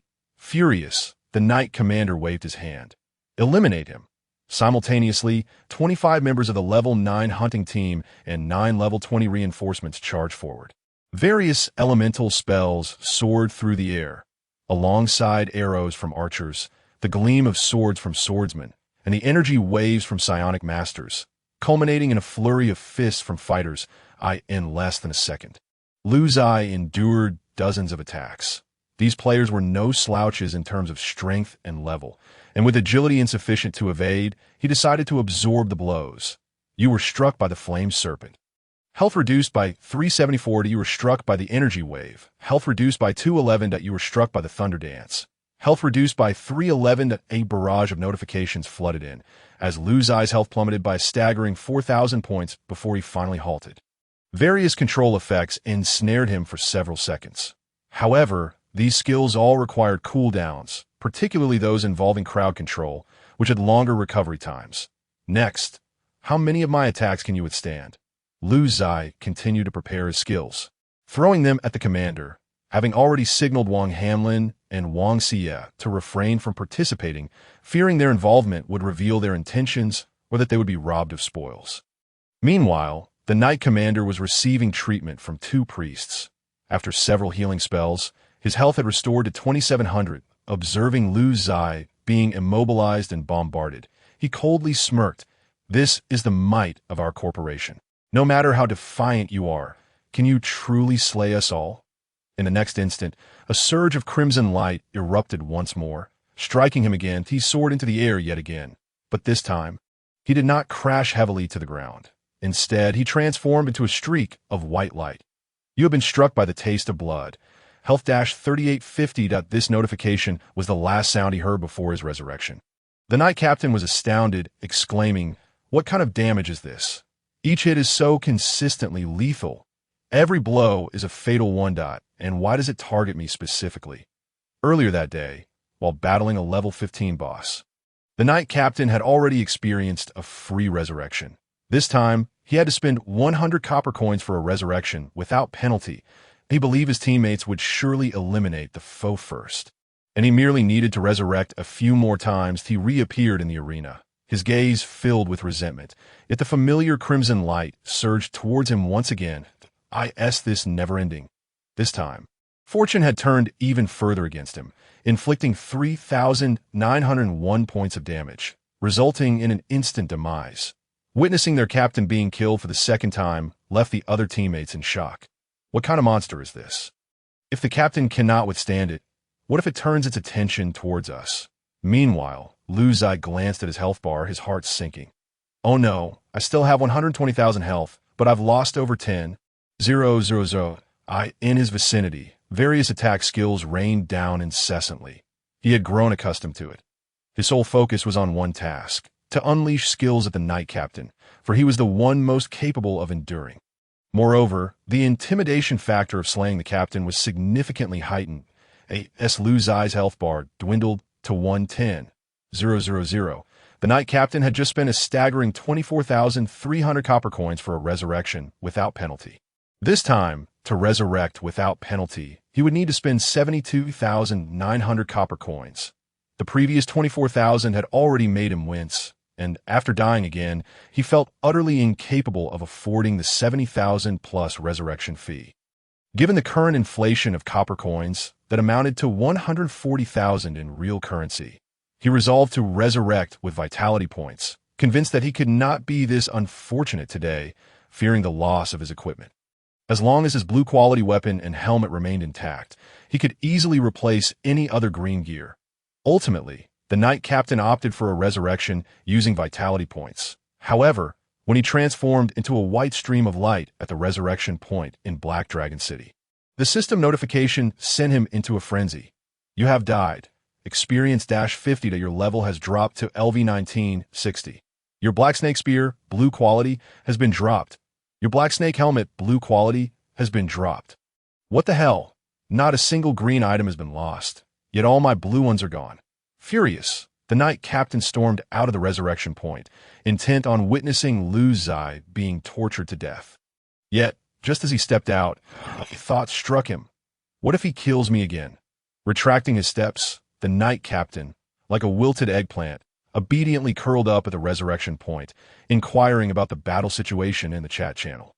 Lu Ziye picked up the level 20 blue equipment from the ground and swiftly eliminated an ice mage with another shot.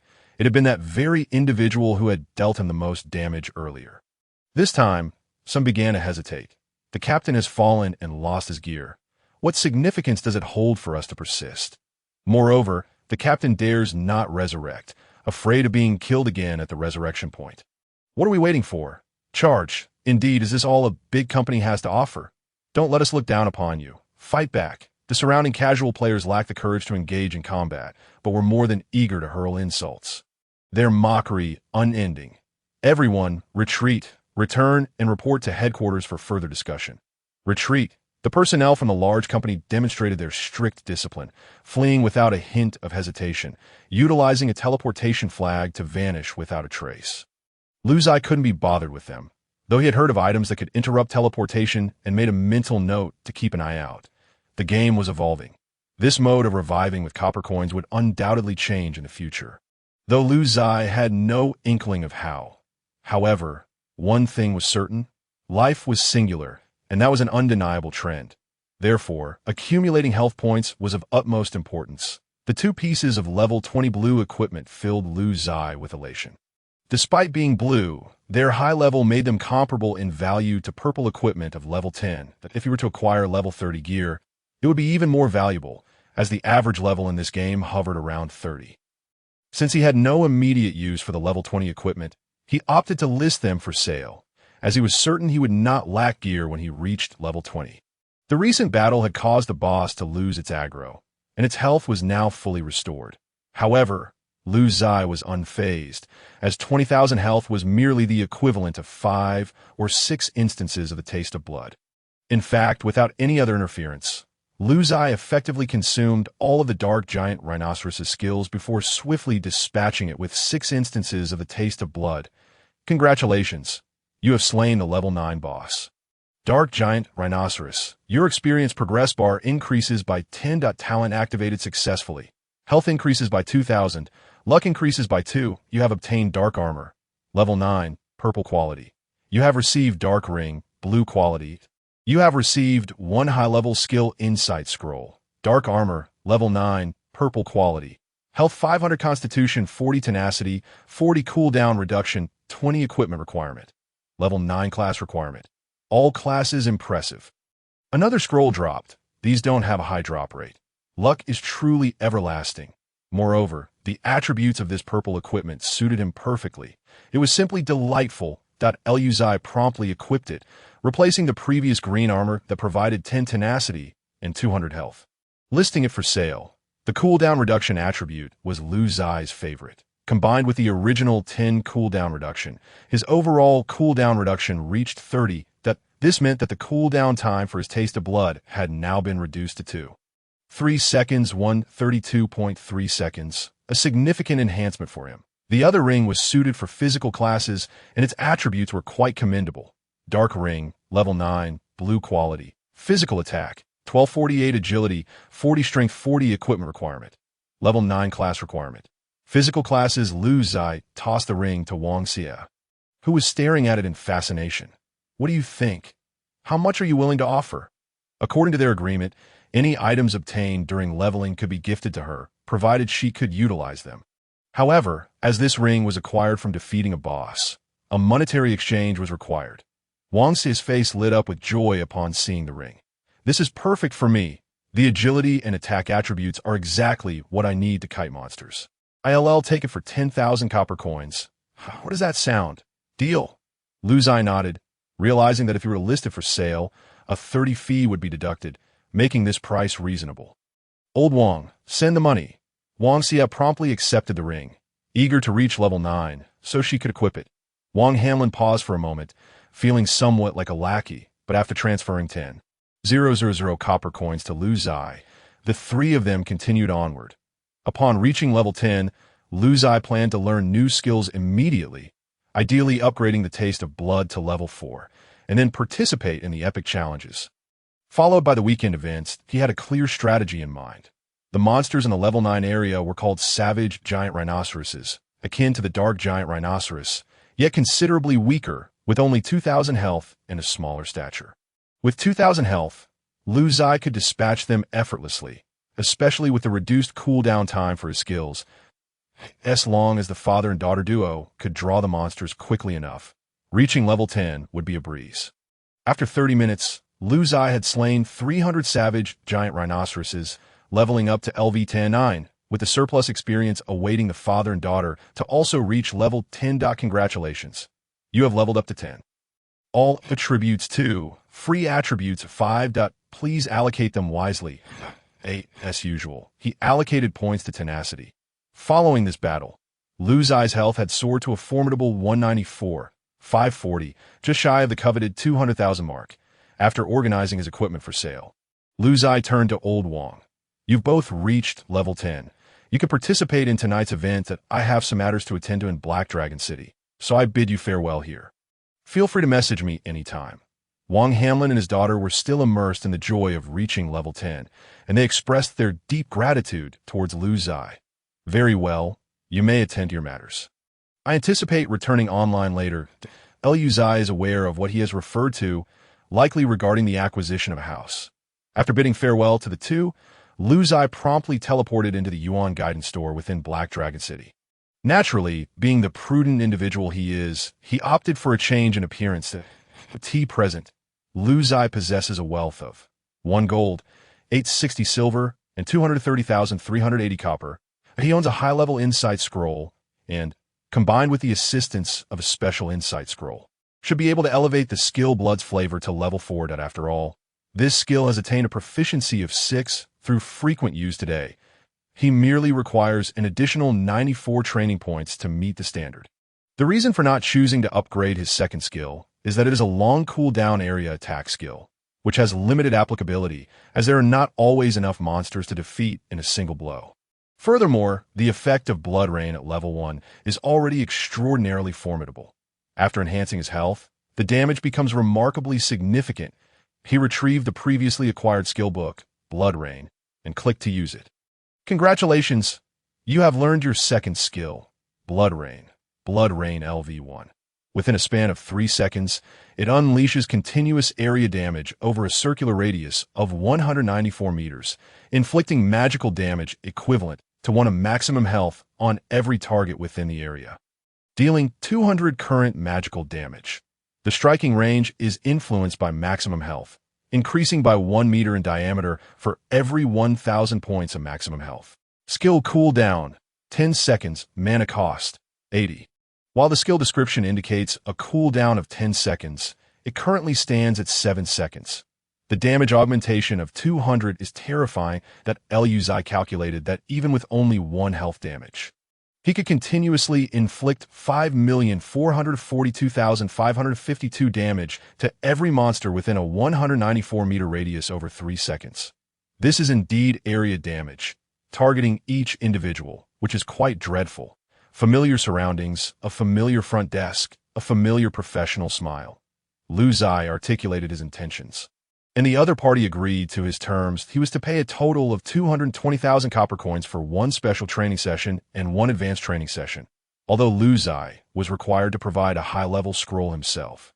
The process was uneventful, lasting 1 hour and 30 minutes. The special skill insight scroll granted Lu Ziye an effect of 64, while the store guaranteed only 50. He far exceeded expectations. The advanced skill insight scroll took 1 hour, longer than the special one, yielding only 30, which combined with the original 6, perfectly elevated Blood's flavor to level 4, eliciting their ecstatic delight. Initially, it was expected that the upgraded effect would entail an additional 4 health damage. But upon reaching level 4, an extra effect was granted, prompting Lu Ziye to laugh aloud. Blood's flavor LV4 fires 2 orbs of bloodlight, inflicting 150 current magical damage on 2 enemies, along with 4 current health magical damage. Skill cooldown, 3 seconds, mana cost, 80 points. If the target is singular, the 2 orbs can strike the same target, dealing double damage. Remarkable. After 3 skill upgrades, an additional target has been added, transforming it from a single target damage skill. One cannot help but wonder if it will add another target at level 7. Lu Ziye found himself brimming with anticipation, as this enhancement was profoundly significant. Haha, exhilarating. The efficiency has doubled. Moreover, the skill is quite intelligent. If the target is 1, both strikes will land on that single target, inflicting double damage. Lu Ziye calculated his current level 4 skill damage, arriving at a staggering total of 24, 329, 749. Who dares challenge him now? Who else? In the future, who would dare to give him a disdainful glance? Including all skill augmentations, the damage is nearing 10, 000. Furthermore, he can now target 2 adversaries, marking a qualitative enhancement if the target were singular. Theoretically, Blood's flavor could inflict nearly 20,000 damage. Despite the significant reduction in his wealth due to this upgrade, Lu Ziye emerged from the store with his head held high, feeling no remorse. I am ready for the 5 to 10 level epic challenge. The 5 to 10 level epic challenge dungeon is located at the northernmost edge of the northern suburbs, resembling the previous green grassland challenge dungeon, with a massive entrance appearing as a swirling vortex. Beside it stands a virtual stone tablet detailing the challenge information and leaderboard. The challenge content is simple yet brutal. Within, there resides a level 10 horned python, and those who defeat it in the shortest time will enter the leaderboard. The horned python has a substantial health pool, yet its attack power is relatively low. Challengers equipped with full sets of blue gear and even purple weapons from major companies can typically handle it. Competing solely on time, a kill time of under 2 minutes garners an A rank, under 1 minute an S rank, under 40 seconds an SS rank, and under 20 seconds an SSS rank. Lu Ziye glanced at the leaderboard. Not a single rating had been achieved, although they could still earn rewards from the leaderboard. The first place winner receives 10,000 copper coins daily, second place 5,000 copper coins, third place 2,000 copper coins, and those ranked 4th to 10th receive 1,000 copper coins each day. Among the top 10, 9 hail from 5 major companies, while only 1 individual's ID appears to belong to a lone player.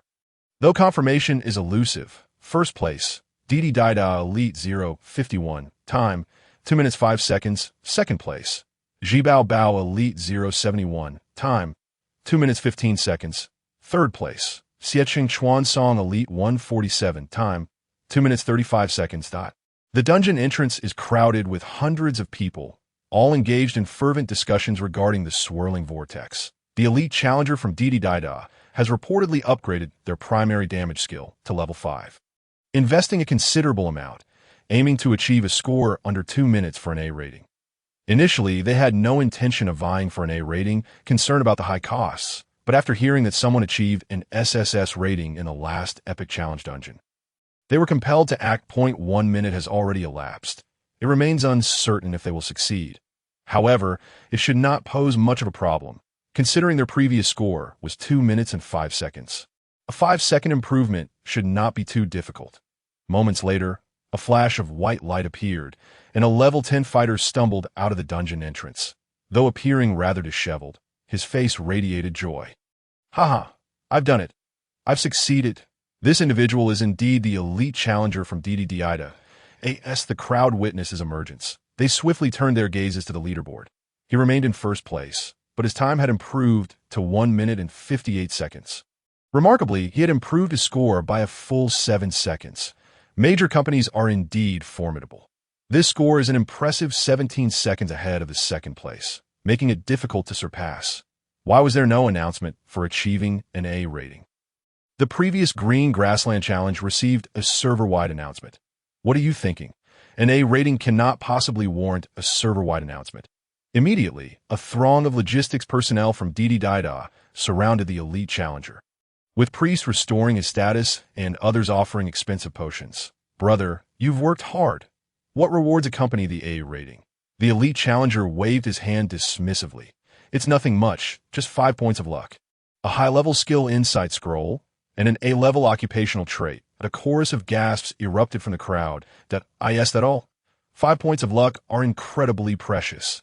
The high-level skill insight scroll is worth 80,000 copper coins. Not to mention the occupational trait that IT is rumored that this individual earns a monthly salary of 100,000 copper coins, as he can generate 10,000 copper coins daily for Didi, alongside the advertising effect. How can the company justify paying a mere 100,000 monthly salary when he earns 300,000 for the company each month? The crowd muttered, doesn't the company invest in training? Hearing the discussions among the crowd, Lu Ziye felt a surge of joy. The rewards for an A rating are quite impressive. What then for S and SSS ratings? No one hesitated. Lu Ziye followed numerous eager challengers directly into the dungeon. The dungeon challenge was solitary, disallowing teams, and those who entered in groups would face the trial separately.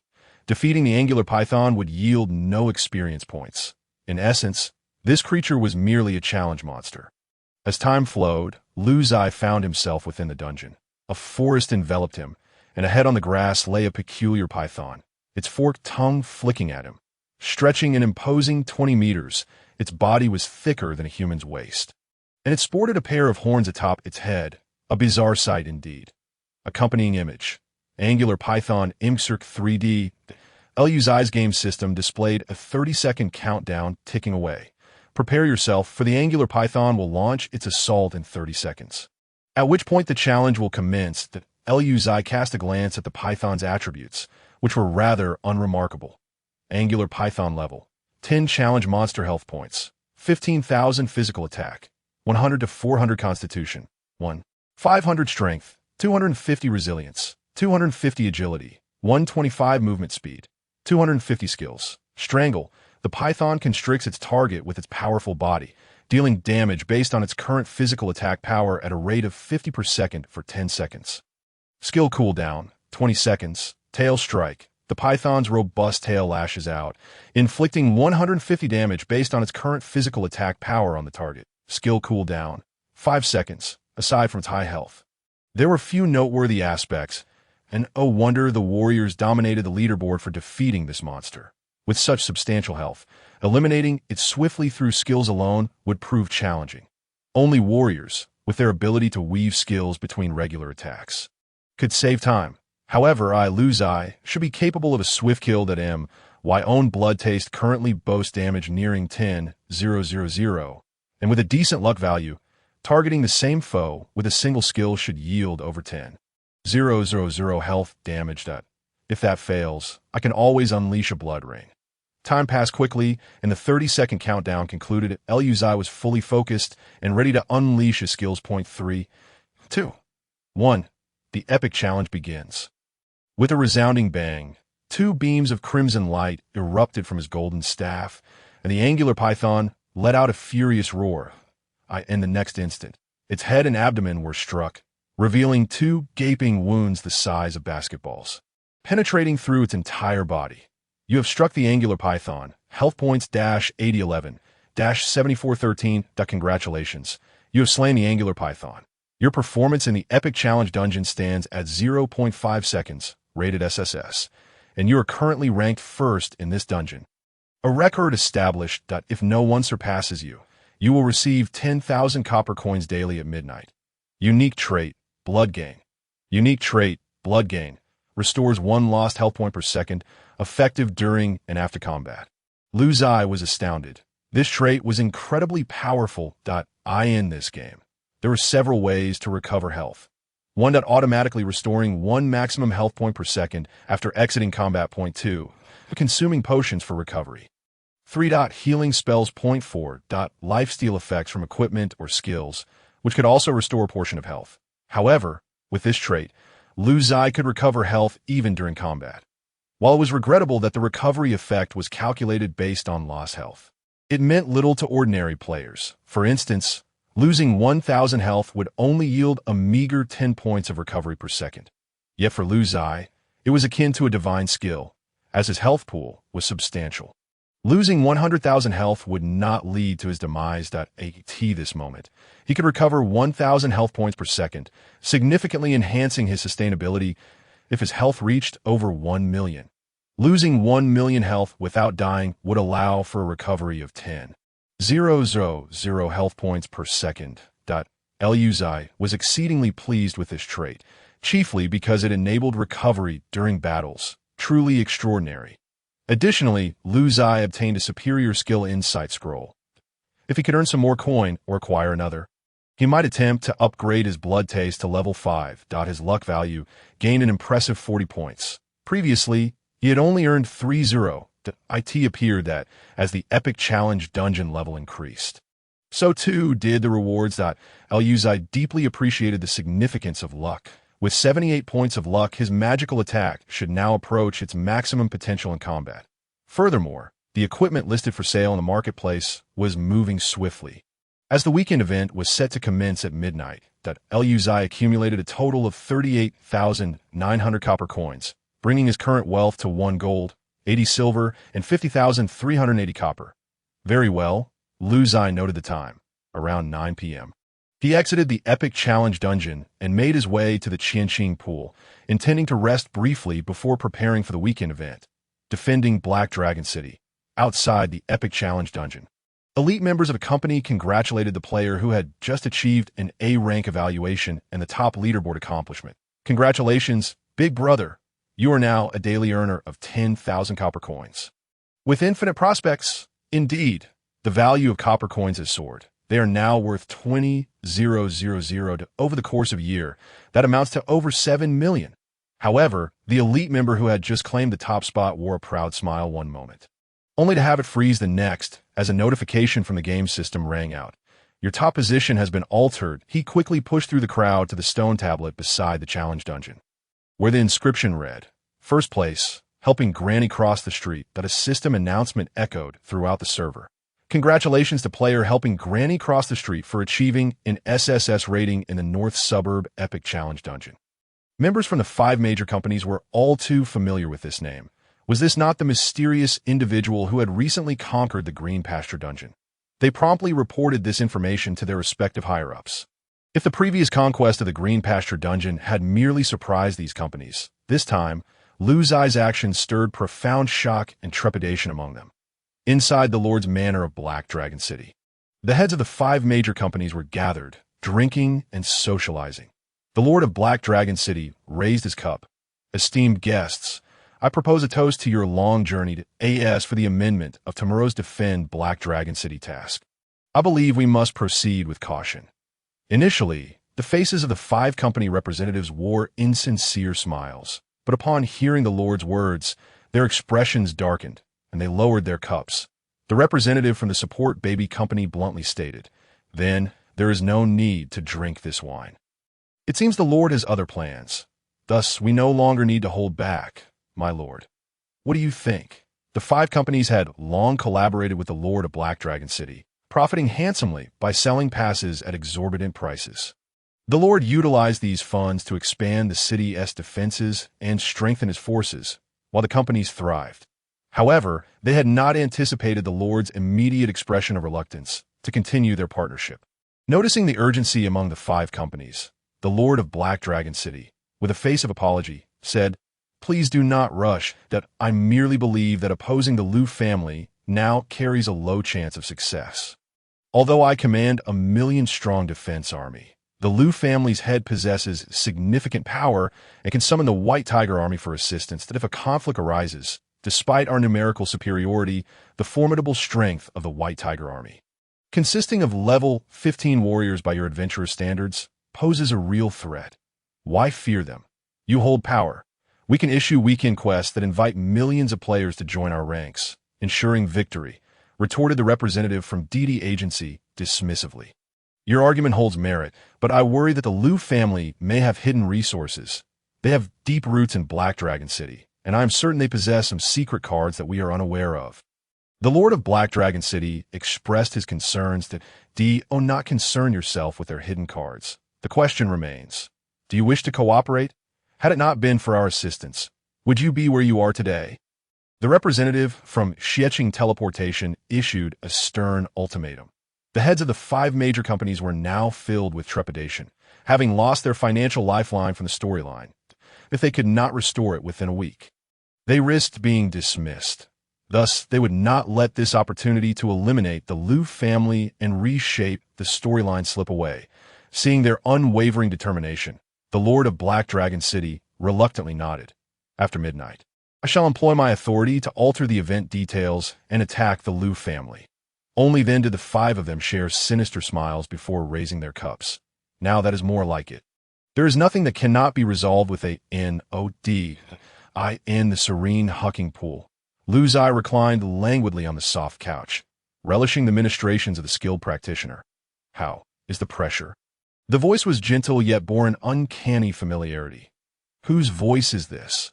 Lu Ziye turned to shift the technician aside, inquiring, "Who are you?" The woman removed her veil, unveiling her true visage. "Have you forgotten so soon? That day, you certainly had your way with me, and after gaining what you desired, you callously cast me aside, selling me to Jia Fuguwei for profit. How heartless you are! Touch my heart. It is as cold as ice." The woman seized Lu Ziye's hand and placed it against her bosom. "Lu Xiaoru?" Lu Ziye exclaimed in astonishment. "That weren't you with Jia Fuguwei?" She was not merely a pedestrian NPC anymore. Was she? Moreover, your heart is not cold in the slightest. It is undeniably warm and tender. Lu Ziye clenched his fingers, feeling the fervor of her essence. "How could you find me?" Panic surged through Lu Ziye. He could not allow his identity to be exposed. Lu Xiaoru smiled faintly. "You adventurers possess a common ability. Take a good look at me." Lu Ziye understood her implication. It was not merely to gaze upon her, but to utilize the probing technique. This was an inherent skill within the game, available to every player. Previously, Lu Ziye had probed her and found her to possess a mere 100 health points, akin to a common beggar. However, this time, he was taken aback by her attributes. Lu Xiaoru level, 15 class, authority NPC identity, daughter of the Lu family health points, 20,000 magical attack, 200 to 800 skills. Enchantment causes a target to become infatuated, controlling them for 1 minute, during which they will forget everything that occurred. Cooldown, 30 minutes. The effectiveness of this skill is unrelated to level, but rather the vitality of the target.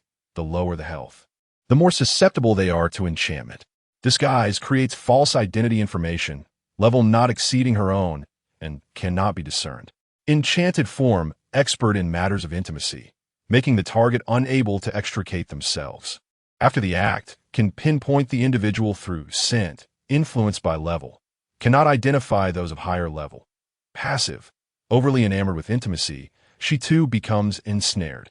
My goodness, Lu Ziye gasped in horror. This woman cannot be allowed to remain. His greatest fear was exposure, leading to being targeted and losing developmental opportunities. Yet, this woman could locate him with precision. It was all his fault. His lower instincts had betrayed him. How could anyone resist the allure of her enchanted form? Lu Ziye, you truly are a fool. Simultaneously, Lu Ziye grasped why players pursuing the first storyline often discuss their inexplicable deaths. He surmised that it was due to this woman's skill, enchantment.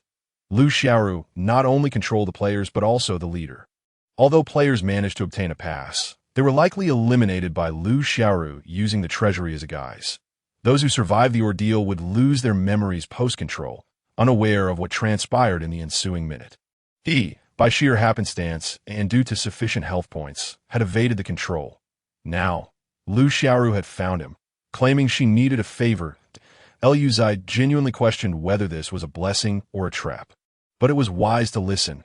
Her willingness to reveal her true identity suggested urgency. What do you want from me? Lu Ziye reclined again, attempting to appear nonchalant. I believe you have surmised the collusion between Highlang City and the various factions of adventurers. Your unexpected presence has altered the course of the first storyline. I did not anticipate your heartlessness in casting me back to Jia Fugui. Though I have gained self-awareness, I must still adhere to the will of the main deity.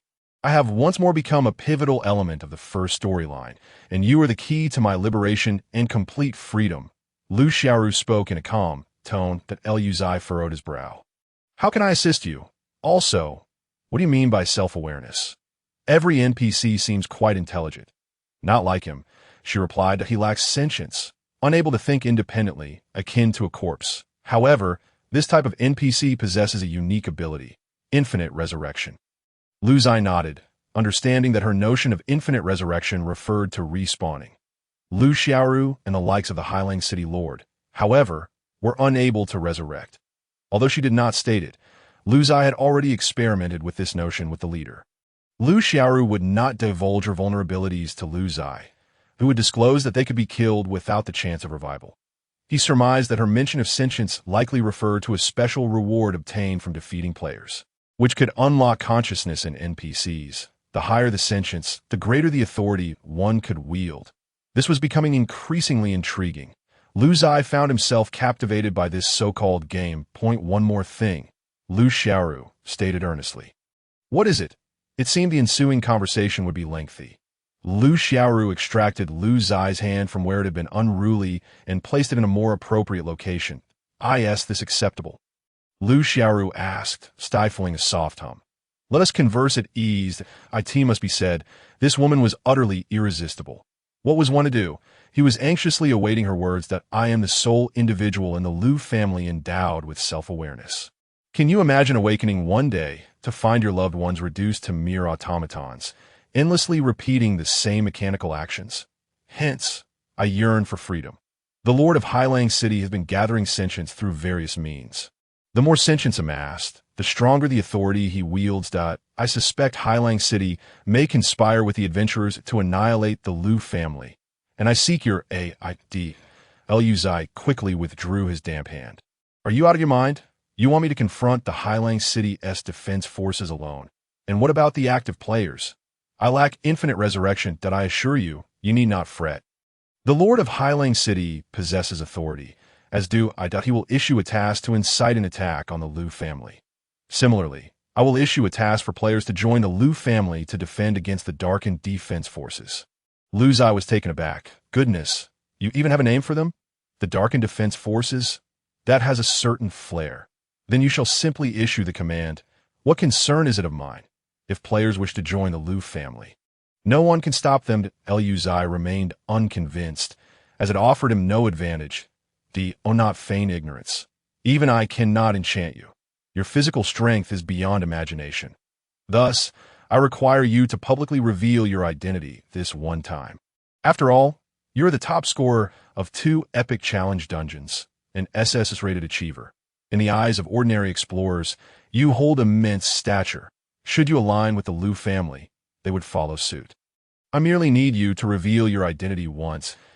As for after the event, you may continue to conceal your identity and alter your appearance. No one will be the wiser. I alone will know your whereabouts. And I assure you, I will not pose a threat to you. Given your formidable prowess, surpassing my level is merely a matter of time. It sounded plausible, yet Lu Ziye pressed, but you must demonstrate sincerity. What reward do I receive? Your reward is me. Lu Xiaoru responded with a flirtatious smile. Lu Ziye pushed her away. Who would desire that? You are hardly a paragon of virtue. I imagine you greet every man with such enthusiasm. Let us discuss something tangible. Not at all. My enchantment skill does not necessitate my body. A mere glance suffices, Lu Xiaoru clarified. Strictly speaking, you remain my first man. Puffed. Who believes that? Then who has your virtue? Lu Xiaoru extended a single finger. I am unable to help it. My body is affected by passivity, and I must find a way to cope. Goodness, Lu Ziye thought, realizing the implications that if you are willing to assist me. I shall pay you 3 special skill insight scrolls and 400,000 copper coins. I am not joking. Lu Xiaoru asserted seriously that Lu Ziye calculated. This amounted to a value of 1 million copper coins. And joining a faction bore no significance to him. Agreed, but I require an upfront payment. That Lu Ziye was cautious, wary of being taken advantage of. This weekend's event is a battle for the survival of the Lu family. While important for you, it is not as urgent for me. They will surely acquiesce. Quite prudent. As anticipated, Lu Xiaoru readily agreed, and, through a face-to-face transaction, transferred 400,000 copper coins and 3 special scrolls to Lu Ziye. Lu Ziye glanced at the time. It was only 10 p.m. It seems early still. Lu Xiaoru understood, offering a slight smile, a bargain indeed. You have truly profited. I am happy to assist, especially since I am famished. Lu Ziye smiled as he stood up, saying, next time, I must pay a visit to Yuan Fudao. The other party immediately understood and helped Lu Ziye put on his clothes, replying, then I shall leave it to you. Lu Ziye nodded, and as he was about to step out, he glanced back at the eagerly anticipating Lu Xiaoru and inquired, what if the Lu family triumphs? What then for Black Dragon City? I shall lead the Lu family to take full control of Black Dragon City. And you, my benefactor and young lord, shall gain supreme authority over Black Dragon City. However, all of this hinges on your ability to slay the lord of Black Dragon City and eradicate his power. Lu Xiaoru did not hide her intentions. She knew Lu Ziye was astute, and there was no point in concealing such matters. I will be vigilant. Lu Ziye was quite pleased with this response and turned to leave the Zhuqing Pond. The city defense army could respawn indefinitely, whereas the Lord of Black Dragon City could not. The crux of this battle lay in eliminating the Lord of Black Dragon City. As for Lu Xiaoru's trustworthiness, that would be addressed later.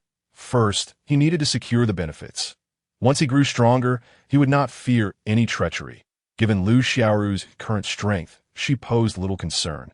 The affluent Lu Ziye promptly arrived at Yuan Fudao, paying a service fee of 60,000, which enabled them to commence exclusive training, preparing to utilize all 3 special grade scrolls.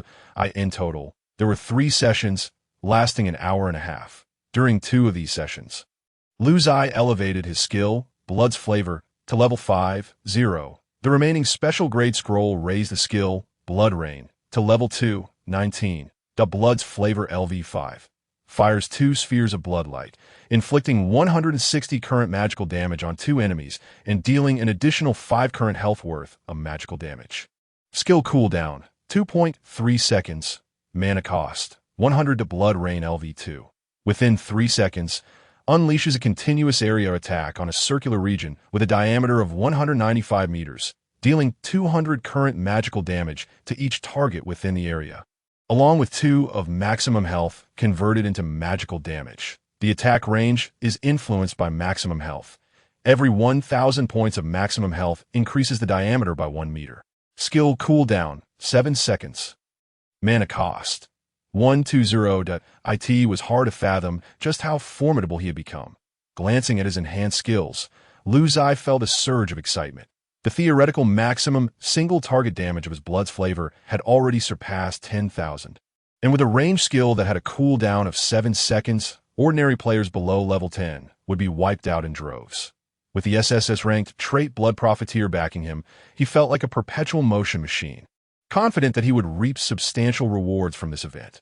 What excited him even more was the prospect of a future where, should the Lu family emerge victorious in this weekend's event, his path would be broadened.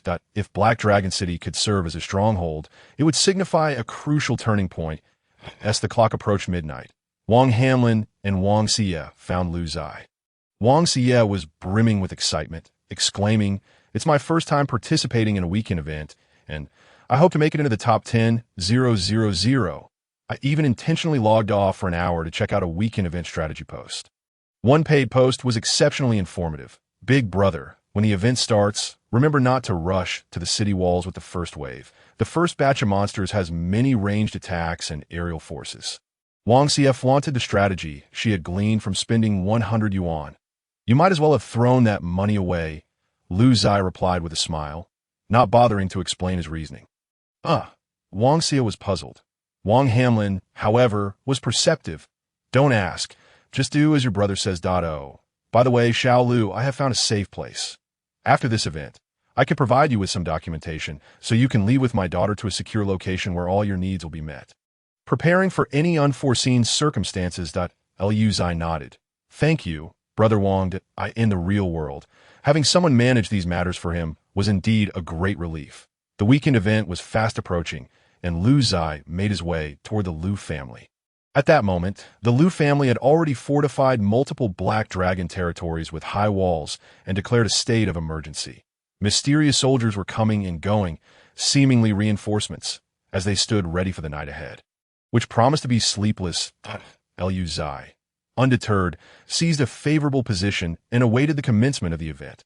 Although Wang Hamlin and Wang Ziye were perplexed as to why Lu Ziye was not rushing to the city walls to secure a spot, they had faith in their brother's strength and quietly followed him.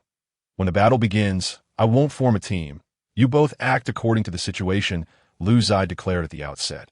After all, this was about points. The father and daughter nodded in agreement. "That is only natural. We are not greedy. You have already taken care of us more than enough." At 11:50 p.m., with only 10 minutes remaining until the event commenced, the game's public screen became a cacophony of activity, filled with requests for team-ups. "Level 10 mage here. I'm a level 10 archer with event experience. As long as you follow my lead. We LL secure a spot within the top 8,000. Level 10 healer needed. Just ensure your healing output isn't too low, and I guarantee a top 10,000 finish. Any level 5 newbies willing to team up for the event? If I can make into the top 10,000, I'll meet in reality and send a photo. Where are the representatives from the 5 major companies? They usually scramble for the prime sniping spots on the city walls. Why is there not a single sighting today? This is truly bizarre. Have I had a change of heart, or is there something more sinister afoot? Here it comes, here it comes. The thrilling weekend event is upon us. Ha! Today my position on the city wall is the best. Watch as I carve out my own path. On the walls of Black Dragon City, a throng of players had completed their teams and were prepared to confront the hordes of monsters surging from the ground and air. As the first batch of defenders fell, subsequent players would take their place, with the top of the wall serving as the main battlefield. However, the weekend event offered diverse gameplay, aside from the main battleground. Players could also team up to ambush scattered monsters outside the city. This tactic, while lucrative, carried high risk. Being surrounded would mean certain death. As midnight struck, players on the walls raised their arms in unison, eagerly awaiting the appearance of the Lord of Black Dragon City to usher in the weekend event. Amidst the cheers, the Lord of Black Dragon City ascended to the highest point of the castle, the Black Dragon flag billowing behind him, capturing the attention of all. Today, Black Dragon City would achieve a monumental feat. For too long, the Lu family had manipulated the secrets of Black Dragon City, altering story quests and controlling the flow of resources. All of that must come to an end. For the future of Black Dragon City and the explorers, today's mission was to attack the Lu family. As the words of the Lord of Black Dragon City echoed, the weekend mission immediately appeared on the game's public screen. Weekend mission: join the Black Dragon City Guards, eradicate the remnants of the Lu family, and purge the White Tiger reinforcements. Killing Lu family soldiers grants points, which can be used for ranking rewards. Points can also be exchanged for rewards after the event. Issued by Lord of Black Dragon City. Event duration: all day Saturday. 8 This moment, everyone was taken aback. How could the weekend event change like this? There hadn't been any version updates. What was going on? I just secured the best position on the wall. And now you tell me the event has changed. The Lu family is behind the scenes. Were they the ones manipulating the story quests? This is outrageous. Why does it seem off? The current storyline seems more rational. The Lord of Black Dragon City is now intent on exterminating the Lu family, whereas before, he remained silent while the quests were so treacherous that it doesn't make sense. Forget it. The elite teams from the 5 major companies have already rushed in. What do we players have to ponder?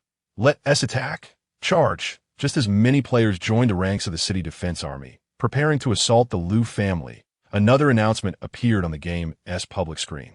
Weekend mission. The Lord of Black Dragon City colluded with the 5 major companies to alter the storyline, inciting universal hatred. The Lu family has united with the great explorers to restore the storyline. A move that has thoroughly upset multiple interests and birthed today's great battle. Explorers, for the sake of fairness and justice, please join us in the total annihilation of the corrupted City Defense Army. Killing City Defense soldiers grants points, which can be used for ranking rewards. Points can also be exchanged for rewards after the event. Issued by Lu Xiaoru. Event duration, all day Saturday.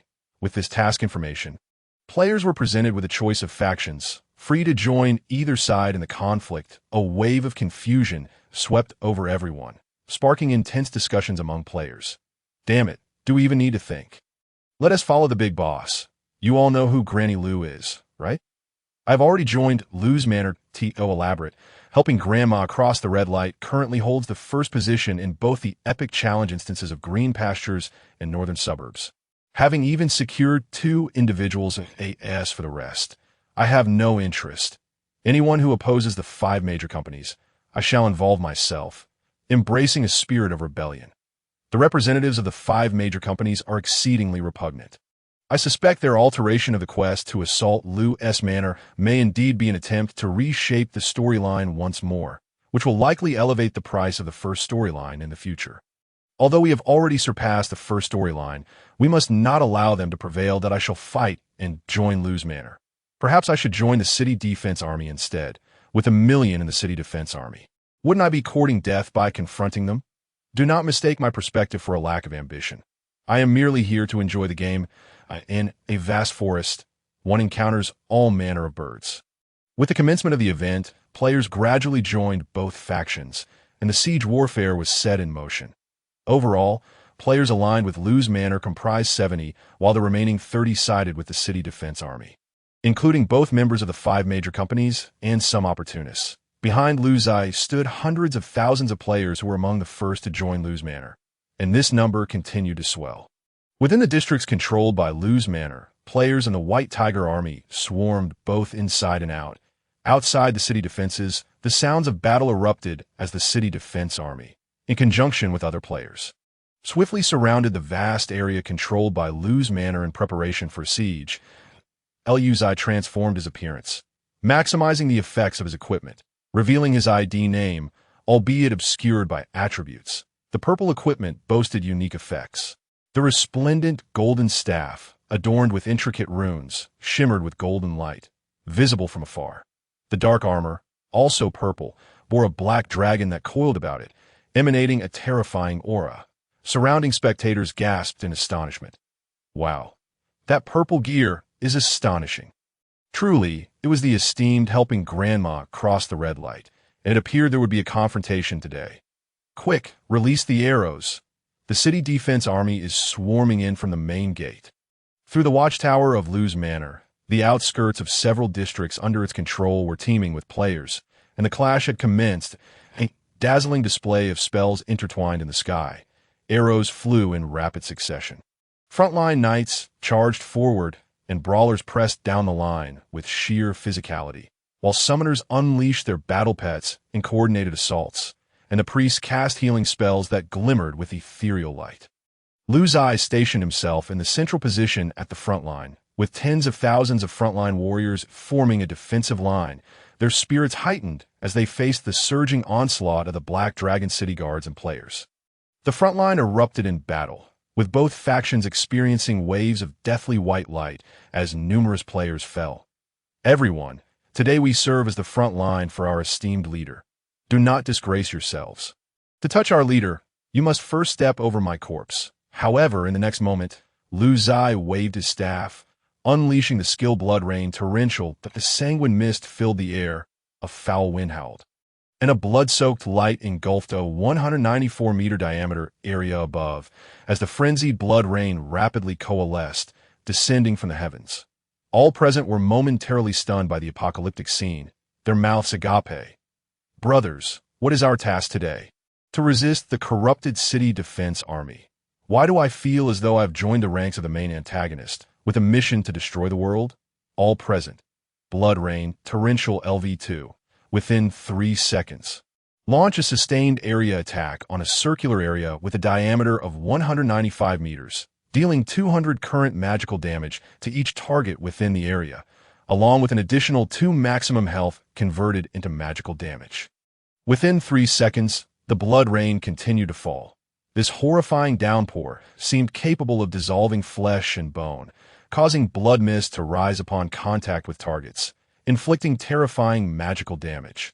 Within this brief span, it could deal up to 6,000 additional damage, and under the shroud of blood mist, no one survived. This single skill claimed the lives of dozens of city defense army members and players. Initially, Lu Ziye's side was taken aback, then erupted into a thunderous cheer. Wow, did he just annihilate a group? Our leader is incredible. I'm so glad I didn't T-side with them. Or, did he be the one lying down now? Quick, there's a vacuum in their defense. Let us counterattack. Lu Ziye's offensive momentarily halted the enemy's advance, creating a 194-meter vacuum zone outside the main gate, prompting the White Tiger army and players of Lu's manor to launch a counterattack with a barrage of ranged attacks, intensifying the battle. Meanwhile, a melodious voice resonated in Lu Ziye's mind. Congratulations!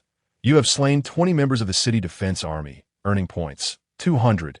You have killed 11 players from the opposing faction, earning a total of 100 points based on your level. You have plundered 5,000 health points from the city defense army, gaining 30 experience. Level 5, additional 50 experience. The life of a level 15 city defense army member was thoroughly plundered, and it felt exhilarating. While killing players granted points, but no experience, player deaths did not result in equipment drops. However, resurrection at the original location required payment, and choosing to revive at a respawn point would incur experience loss. Observing the system's reward notifications, Lu Ziye exclaimed, "This is amazing. If I keep this up, I'll soar after this mission." Furthermore, Lu Ziye discovered a crucial loophole. Only during the event could players die without losing equipment upon respawning. Therefore, should he manage his level carefully, it was a golden opportunity to lower his rank. Moreover, the city defense army consisted of level 15 players, while elite defenders were level 20. If he quickly surpassed level 15, he would no longer be able to plunder health during the event. An unwise trade-off. Just then, the Black Dragon army unleashed a volley of crossbow bolts, darkening the sky above with a hail of arrows. The crowd behind shouted, "Find cover! Quick! Magical shields! Who will hold the gap in the formation? We cannot allow them to rush in during the lull after the volley." Indeed, the Black Dragon army aimed to suppress Lu's formation with several waves of volleys. Although seeking cover could evade some arrows, the defensive formation would be thrown into disarray.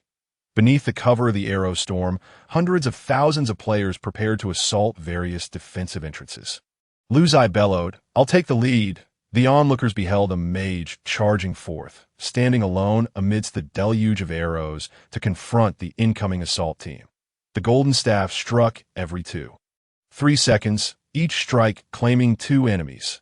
After 7 seconds, the air around Lu Ziye swirled with the scent of blood as waves of enemies fell one after another. The onlookers could only stare in astonishment at Lu Ziye's audacious actions. Is this what you call a fragile mage? Goodness, he has withstood over 2,000 arrows and remained standing. Is he the legendary athlete? How is he so resilient? Not even Lu Ziye himself could comprehend. Initially, his health bar declined at a reasonable pace. Each arrow took about 100 health points, so logically, he should have fallen after 2,000 arrows. Yet that formidable SSS-level trait blood gain was too powerful.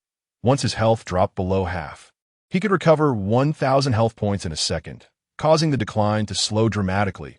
if his health bar neared its end, he could recover over 1,900 health points in a second. Wishing for death? That was nearly impossible. Moreover, after several rounds of blood rain torrential, Lu Ziye's health had risen to 210,000. It was becoming increasingly difficult to perish. Battling against level 15 Black Dragon army members, Lu Ziye's level surged to 11. Catching him off guard. This is too fast, too fast. This one do. Lu Ziye was intent on stacking health during the event, but how could he do so if his level was too high? Thus, he immediately called out in the public chat, selling team spots, guaranteed 5,000 kills. Highest bidder wins. Initially concerned that others would share in the points, Lu Ziye now had no time for such worries. He invited 4 others to form a team, knowing that experience would be divided by 80, greatly slowing his leveling pace. As for points, he was already far ahead. Even if he teamed up, they couldn't take his first place. Besides, if his points fell behind later, he could always disband the team for a surge. First, he needed to control his level and stack health. Lu Ziye's announcement immediately stirred excitement, as everyone had witnessed his performance. Who wouldn't envy such killing efficiency? The chance to enter the top 5 in points was enticing. I'll offer 100,000 for a spot, boss. Count me in. I'll offer 110,000 to.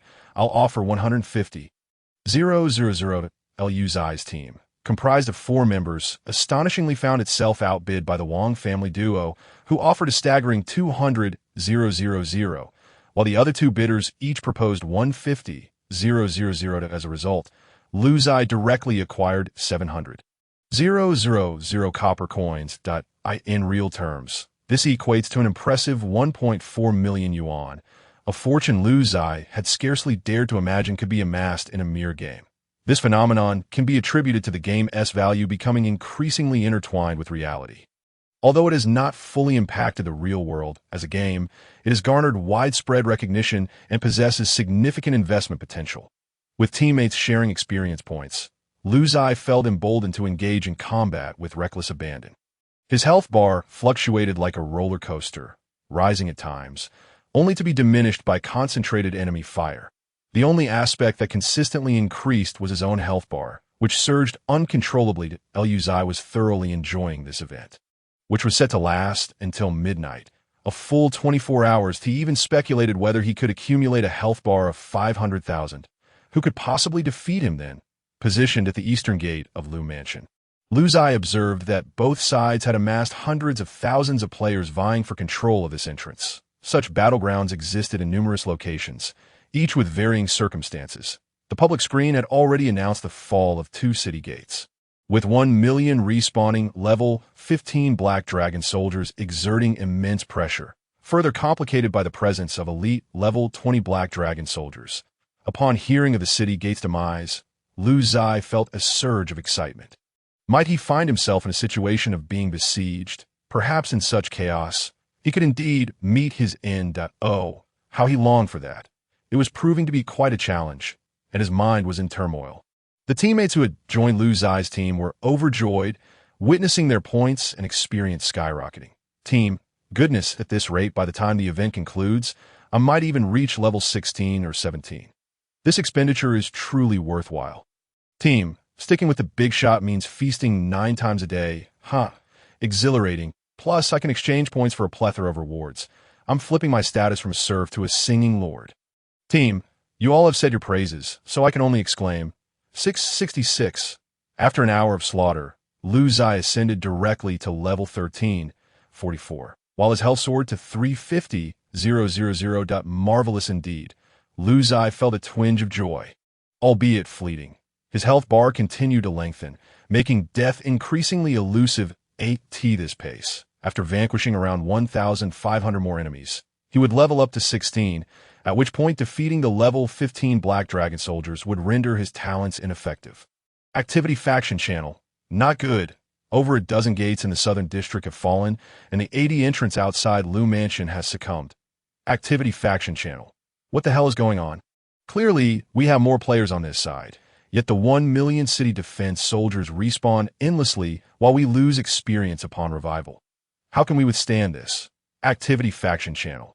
I heard from a friend in the Black Dragon City faction that their city defense soldiers have a substantial respawn rate. However, With each death, the respawn cooldown increases. Activity faction channel. In other words, their offensive is currently the strongest. If we can withstand a few waves, we might have a chance to turn the tide. Activity faction channel. That makes sense. The victorious side receives a 1.5x points bonus. This is a must-win. Activity faction channel. But here's the dilemma. The battle outside Lu Mansion's main gate is raging. Who will hold the line? Upon hearing that the main gate of Lu Mansion was under siege, Lu Ziye was instantly invigorated. Such fortune! If he rushed over, he would undoubtedly become a target for multiple foes. Nevertheless, he promptly made his way towards the main gate while sending out a faction message. Activity faction channel. I am heading to the main gate of Lu Mansion. Nearby players should come quickly to assist. The outskirts can be abandoned for now. If we can withstand a few waves and extend their cooldown, we can launch a counterattack. Lu Ziye swiftly arrived outside Lu Mansion's main gate. What was once merely a gate had transformed into a battlefront stretching several kilometers. With fighting lines extending through multiple districts that he clearly observed the elite troops of the Black Dragon soldiers mounting a fierce assault on the main gate. The appearance of Lu Ziye immediately drew the attention of the 5 major companies. There was no escaping it. Today, Lu Ziye was particularly flamboyant, dazzling in his 2 pieces of purple equipment. Receiving a signal from the 5 major companies, the deputy commander of the Black Dragon army commanded his troops to target Lu Ziye. Bellowing, "You thief, today shall be your last." "Oh, you want me dead?" Lu Ziye responded with unrestrained delight. "Come at me. Hit me if you dare." He pointed to his own face, adopting a provocative demeanor. Lu Ziye's exaggerated expressions left the members of the 5 major companies utterly flummoxed. They had seen many a charming individual, but never one so eager for death. "Kill!" commanded the deputy commander of Black Dragon City.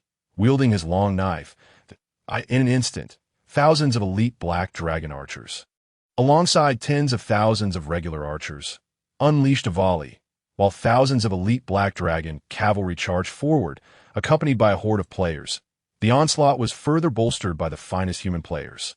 Those capable of advancing to the main gate of Lu Mansion were no ordinary opponents.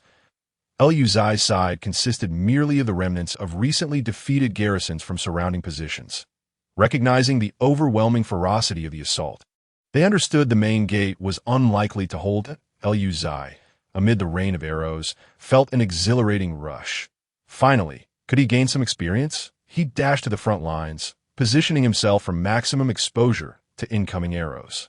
Fearful of missing the chance to perish, thud, thud, thud, the arrows from the elite archer struck with significantly greater force, each inflicting around 200 to 400 damage. Watching the enemy surge forward, Lu Ziye retaliated with a dual strike of blood taste and blood rain, instantly transforming the area outside the main gate into a death zone. None survived in the blood-soaked expanse. This encounter added another 6,000 health points, igniting Lu Ziye's fervor to accumulate even more. The astonishing power of blood taste, with a cooldown of just 2.3 seconds, proved devastating. Regardless of whether the opponent was an elite human or a Black Dragon soldier, each strike was lethal, often claiming 2 lives per cast, augmented by the blood loss trait, ensuring he faced no mana shortages. Once the cooldown elapsed, he was ready to strike again. While Lu Ziye's health cap continued to soar, the relentless enemy assault had reduced his health by 200,000 within a mere 20 seconds. From this moment forward, Lu Ziye could regenerate 2,000 health points per second, a truly terrifying prospect. Though he could withstand the savage onslaught, his comrades around him began to fall one by one.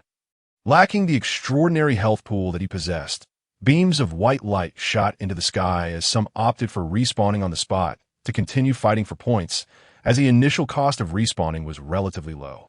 Others, having respawned multiple times, reluctant to part with their copper coins, chose to recover at the cost of some experience. The battle escalated into a fever pitch, with Lu Ziye resembling a relentless reaper, cutting down the enemy forces outside the main gate like wheat. "Quickly eliminate that detestable fellow," shouted members of the 5 major companies, pointing at Lu Ziye with malice. "Target that man. Kill him." The deputy commander of Black Dragon City personally took up arms. In an instant, arrows rained down upon Lu Ziye with increasing intensity. Although his health had surged to 302,000, it rapidly plummeted to 50,000 000. Finally, he was in the red, with only 50,000 health remaining, Lu Ziye mused. Yet at that moment, his health regeneration had also escalated to 2,500 per second. Even slightly weaker arrows would cause his health to rise 0.40, 000, 30, 000, 20, 000. Lu Ziye finally grasped the meaning of overwhelming numbers. As the deputy commander of Black Dragon City swung his blade, Lu Ziye swiftly disbanded his team and launched a blood-taste attack. That moment, Lu Ziye's skill power had surged alongside his health, with each blood taste now inflicting a staggering damage of over 20,000. Moreover, he could now unleash 2 strikes simultaneously. The deputy commander of Black Dragon City, with 40,000 health, was sent flying from his horse, crashing heavily to the ground and disintegrating into a burst of white light. Announcement: the deputy commander of Black Dragon City has been slain by player Fu Nai's first kill, earning 1,000 points. Congratulations on your first kill of the deputy commander of Black Dragon City. You have received 10,000 copper coins and a level 20 Black Dragon ring, purple quality, along with 2 points of luck.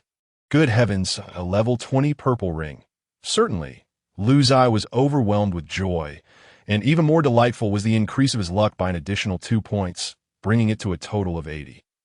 The scene of him swiftly eliminating the vice commander of Black Dragon City left the players near Lu Mansion in profound shock. They suddenly felt as if the skies had cleared. The rain had ceased, and Lu Mansion was once again thriving. What the hell, a one-shot kill? He definitely got this in the bag. Brothers, hold the line. Those at the resurrection point, stop dawdling and rush back for support. We might just turn the tide. Meanwhile, Lu Ziye found himself encircled by a group of level 20 elite Black Dragon Knights. Under the dual assault of arrows and blades, his health bar fluctuated like a roller coaster for a few seconds before finally hitting 0. You have been defeated. You may choose to resurrect on the spot. First resurrection is free, or opt for a respawn at the revival point. No equipment loss during the event, experience reduced by 50. Without hesitation, Lu Ziye chose the latter. In the next moment, a flash of white light enveloped him, and he reappeared at a resurrection point within the control area of Lu Mansion. Your level has dropped from LV14, 31, to LV13, 81. All right, finally lost some experience. Lu Ziye grinned, charging toward the main gate.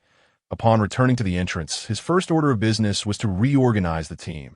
The previous dissolution was due to the necessity of taking down a boss, which naturally required solo efforts. His teammates had been waiting at the entrance, understanding the situation from before and harboring no grievances. How could one possibly complain about such an exhilarating team? And even if one had complaints, what could be done? Could they defeat him? At that moment, the front of Lu Mansion was embroiled in fierce combat, with players collaborating with Lu Mansion's White Tiger army, though they were at a disadvantage.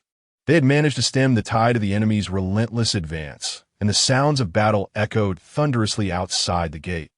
Lu Ziye smiled slightly, his golden staff dancing gracefully in the air, casting a blood mist with a diameter of 340 meters that enveloped the sky. Indeed, bolstered by 340,000 health points, the skill blood rain had reached a staggering area of effect of 340 meters. What the hell is that noise? Is the boss here? An astonished player from Lu Mansion's faction, who had just respawned after dying outside, exclaimed, "You wouldn't understand. This is my brother Fu, Nai's red light running skill." Impressive, right? How shameless. When did he become your brother? Everyone gazed up in awe, unable to believe that such a commotion could be conjured by a mere mage. The thick blood rain fell like piercing arrows, instantly vaporizing enemies within its range. The members of the 5 major companies stood dumbfounded, exchanging glances that clearly conveyed one message. This person cannot be left alive. The individual who had previously puzzled them was now confirmed to be the same person. And after this event, they would spare no effort in eliminating him. As Lu Ziye's emergence had caused them tremendous losses, the battle at Lu Mansion's main gate raged on, with Lu Ziye making a grand entrance amidst a torrential downpour of blood rain. Elevating the battle to a fever pitch, the vast vacuum of space he had created allowed the White Tiger army and players to charge forward. Brothers, push them back. We must break free from this encirclement. With our big brother here, what do we have to fear? Let us fight. The team of players joined forces with the White Tiger Army, cutting a bloody path through the breach Lu Ziye had created. Players resurrecting at various positions around Lu Mansion rushed to join the fray, filling the battlefield with a plethora of ranged attacks in an instant. The front line began to expand outward from the main gate of Lu Mansion, temporarily alleviating the crisis of the city's fall. The players of Lu Mansion understood that the longer the war dragged on, the longer the cooldown for the city defense forces revival would be. And the advantages of the players on the battlefield would become increasingly evident, as their numbers were significantly greater. As the commotion triggered by Lu Ziye spread across the public screen, many players began to fight fiercely, for they could see the glimmer of victory on the horizon. That Lu Ziye had managed to die just once, but due to the overwhelming number of participants, the multitude of enemies, and the rapid pace of combat, his level continued to rise steadily. This made his teammates, who had invested money into forming their party, exceedingly pleased, as they had already reached level 15. However, they had died 3 or 4 times along the way. Death was far easier for them than for Lu Ziye, and they didn't team mind dying a few more times for the sake of accumulating points. After all, with such a formidable figure like Lu Ziye leading them, leveling up was as easy as drinking water. His teammates increasingly felt that their investment was well worth it. Wang Xie leaned close to her father and whispered, "Dad, what did you find him?" "He-s incredible. He could easily dominate this world. It's a pity this is just a game." Wang Xie spoke with a hint of regret. "Don't ask questions that shouldn't be asked. I warn you, do not breathe a word about him to anyone." Otherwise, Wang Hanlin paused, refraining from voicing the warning he intended to give. He had almost said, "You'll end up without a grave." This was no exaggeration. He understood that this game was merging with reality, and that process had already begun. Anyone who posed a threat to Lu Ziye's existence was destined to be eliminated. He was acutely aware of Lu Ziye's caution and decisiveness. Players from Lu Mansion had managed to break through, and a tug-of-war began at various positions approximately 1 kilometer away from Lu Mansion. Lu Ziye felt a mix of elation and sorrow. While he was delighted that his health had surged to 430,000, he was disheartened that his character level had dropped back to LV 1471. Once he reached level 16, many objectives would no longer be viable for stacking health. The thunderous drums of war reverberated, shaking the very earth. Ahead, a cacophony of terrified cries erupted. The Lord of Black Dragon City and his 1,000 elite guards here.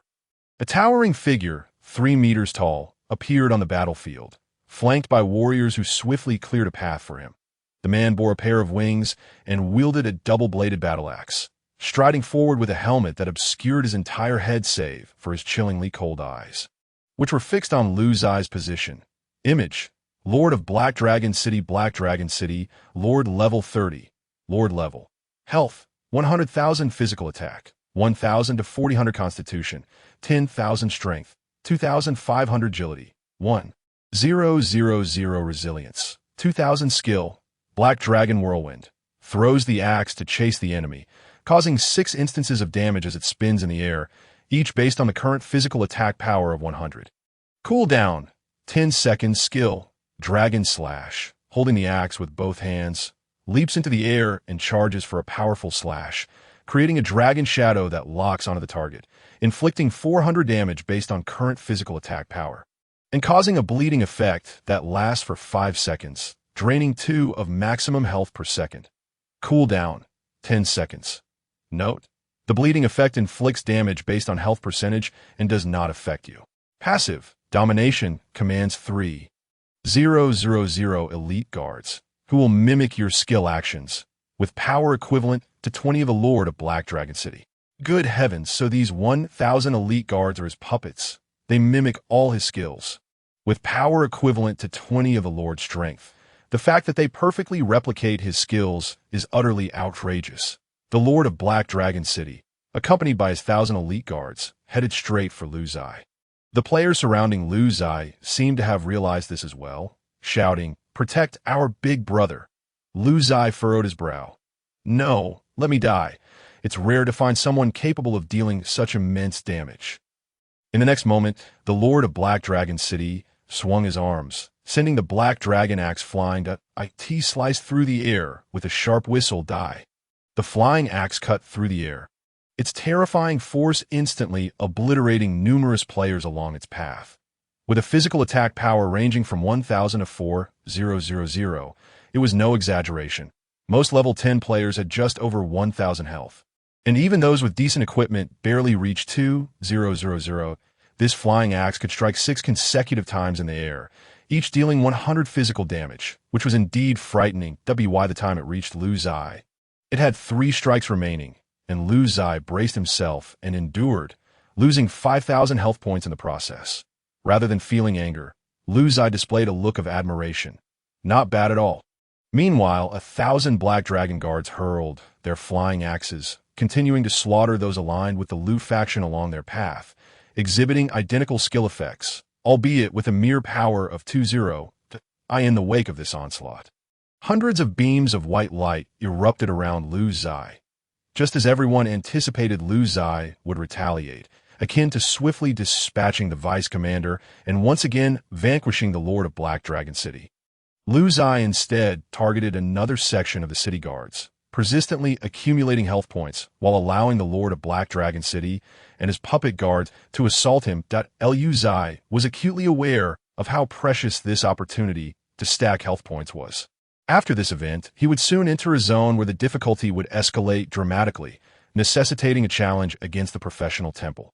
The professional temple was vital for enhancing his talents, and perhaps after the upgrade, he would be able to siphon 20 health points from his enemies. This was of paramount importance. Therefore, seizing the chance to accumulate health points, Lu Ziye was indisputably resolute. Dying a few extra times was preferable, as he prioritized stability, that if he were to eliminate the Lord of Black Dragon City, who else could pose a threat to him? After several minutes of fierce combat, Lu Ziye finally stacked his health to 500. His health bar ultimately depleting to 0 under the relentless assault of 1,000 guards and the Lord of Black Dragon City. You have died. You may choose to resurrect at your current location. The first resurrection is free, or opt for a revival at the resurrection point. No equipment will drop during the event. Experience points minus 60. What? It turns out that the second option for resurrection incurs a greater experience loss. This is splendid. Just from this chaotic slaughter, Lu Ziye had already risen to level 15. If he fell behind and did not surpass level 16, it would be disastrous. Overjoyed, Lu Ziye opted for the revival at the resurrection point. Your level has dropped from LV 15-10 to LV 14-50. This scene left Wang's father and daughter in a state of astonishment. Dad, why does it seem like my brother is thrilled to be dying? Wang Ziye asked, puzzled. That's why he's the boss. He walks a different path, killing monsters properly and dying less often. Unlike us, Wang Hanlin urged. Returning to the battlefield, Lu Ziye felt invigorated. He politely smiled and greeted the distant Lord of Black Dragon City, reminding himself not to forget his roots, for the latter was indeed a benefactor. The Lord of Black Dragon City twitched at the corner of his mouth, grappling with the absurdity of the situation. Was it he who was foolish, or was Lu Ziye simply deranged? How could one become increasingly lively after being slain? Moreover, the opponent seemed utterly disinclined to engage him directly. Was he encountering a ghost? Lu Ziye remained focused on dispatching the city defense forces, having just lost 60 experience points, and was ready to resume his rampage. Glancing at the leaderboard, he found himself leading with 1,490 points, far ahead. The second, third, fourth, and fifth places were all tied within his own team, each with 450 points that he had single-handedly taken down a Black Dragon Vice Commander, earning 1,000 points and establishing a clear lead. Although his team members only earned 0.2 points for each enemy they defeated, Lu Ziye's pace of kills was so rapid that 450 points still secured them the second to fifth positions. The battle raged on, and Lu Ziye's health continued to surge. After reviving twice more, his level rose to 14-10, and now, should he die again, he would lose 90 experience points. After midnight, his experience would revert to normal. Naturally, after midnight, Lu Ziye would also avoid dying. As the event would conclude, and he had a multitude of tasks awaiting him, he needed to meet Lu Xiaoru to discuss the future of Black Dragon City, as well as the rumored second storyline, to obtain the credentials to enter the Spirit Fortress and challenge the professional temple. Checking his health bar, which stood at 610,000, Lu Ziye displayed a smile reminiscent of an ant's. He calculated that 610,000 health points converted into attack power, combined with his base attack stats and skill enhancements, resulted in his two skills dealing the following damage. Blood Taste, single hit damage, 100. 104, 011, 110. Blood Rain, within a diameter of 610 meters, caused continuous damage of 501,020,110 over 3 seconds. Who else was there? Who else could pose a threat? Lu Ziye could unleash 2 casts of Blood Taste in 3 seconds, theoretically inflicting up to 80,000 damage. That IT was terrifyingly potent. Even against the 100,000 health Lord of Black Dragon City, it would merely require a few casts of Blood Taste, despite the chaos he was currently causing. He would soon bring the Lord to his knees. Observing Lu Ziye's repeated deaths, the 5 major companies swiftly issued orders to the Lord of Black Dragon City. Keep him occupied, drive him to the point of fear to avoid revealing his position. This battle must be won. The Lord of Black Dragon City nodded slightly, unwilling to tempt fate. There was no such thing as an explorer who feared nothing in this world, with 610,000 health points. When his health dwindled to 10,000, his recovery rate astonishingly reached 6,000 per second. It was exceedingly difficult to die, Lu Ziye thought. Despite Lu Ziye's insistence on not disturbing the Lord of Black Dragon City, his skills predominantly targeted the ordinary level 15 city guards and the rival faction players rushing from the resurrection point. However, a single cast of Blood Rain wiped out thousands of enemies within its 610-meter radius, comprised largely of players and some city defense forces. Such destructive power was unbearable for any faction. Consequently, the tide began to turn. The Lu faction's players and the White Tiger Army even began to counter the Lord of Black Dragon City and his puppet guards. Lu Ziye anticipated this moment. His frenzied slaughter had significantly disrupted the battlefield's equilibrium, leading to increasingly lengthy resurrection cooldowns for the opposition, leaving them unable to rally their forces effectively, seizing the opportunity for victory. Fueled by the prospect of gaining 1.5 times the points, the Lu faction players fought even more fiercely.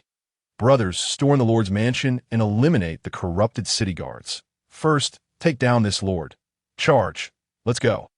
3 cobblers can outsmart Zhuge Liang. With so many of us, we can surely defeat him. Watching the invigorated Lu faction warriors, Lu Ziye raised an eyebrow, wondering how they had suddenly become so fervent. Moreover, he understood that they could indeed take down the Lord of Black Dragon City. The Lord had a fatal flaw. He lacked recovery methods, although he boasted a resilience of 2,000 points, rendering most players' skills ineffective against him. The weekend event was not short on personnel, with the Lu faction outnumbering the enemy. Even if they couldn't break his defenses, the system would forcibly deduct 1 health point, which the Lord of Black Dragon City would struggle to withstand.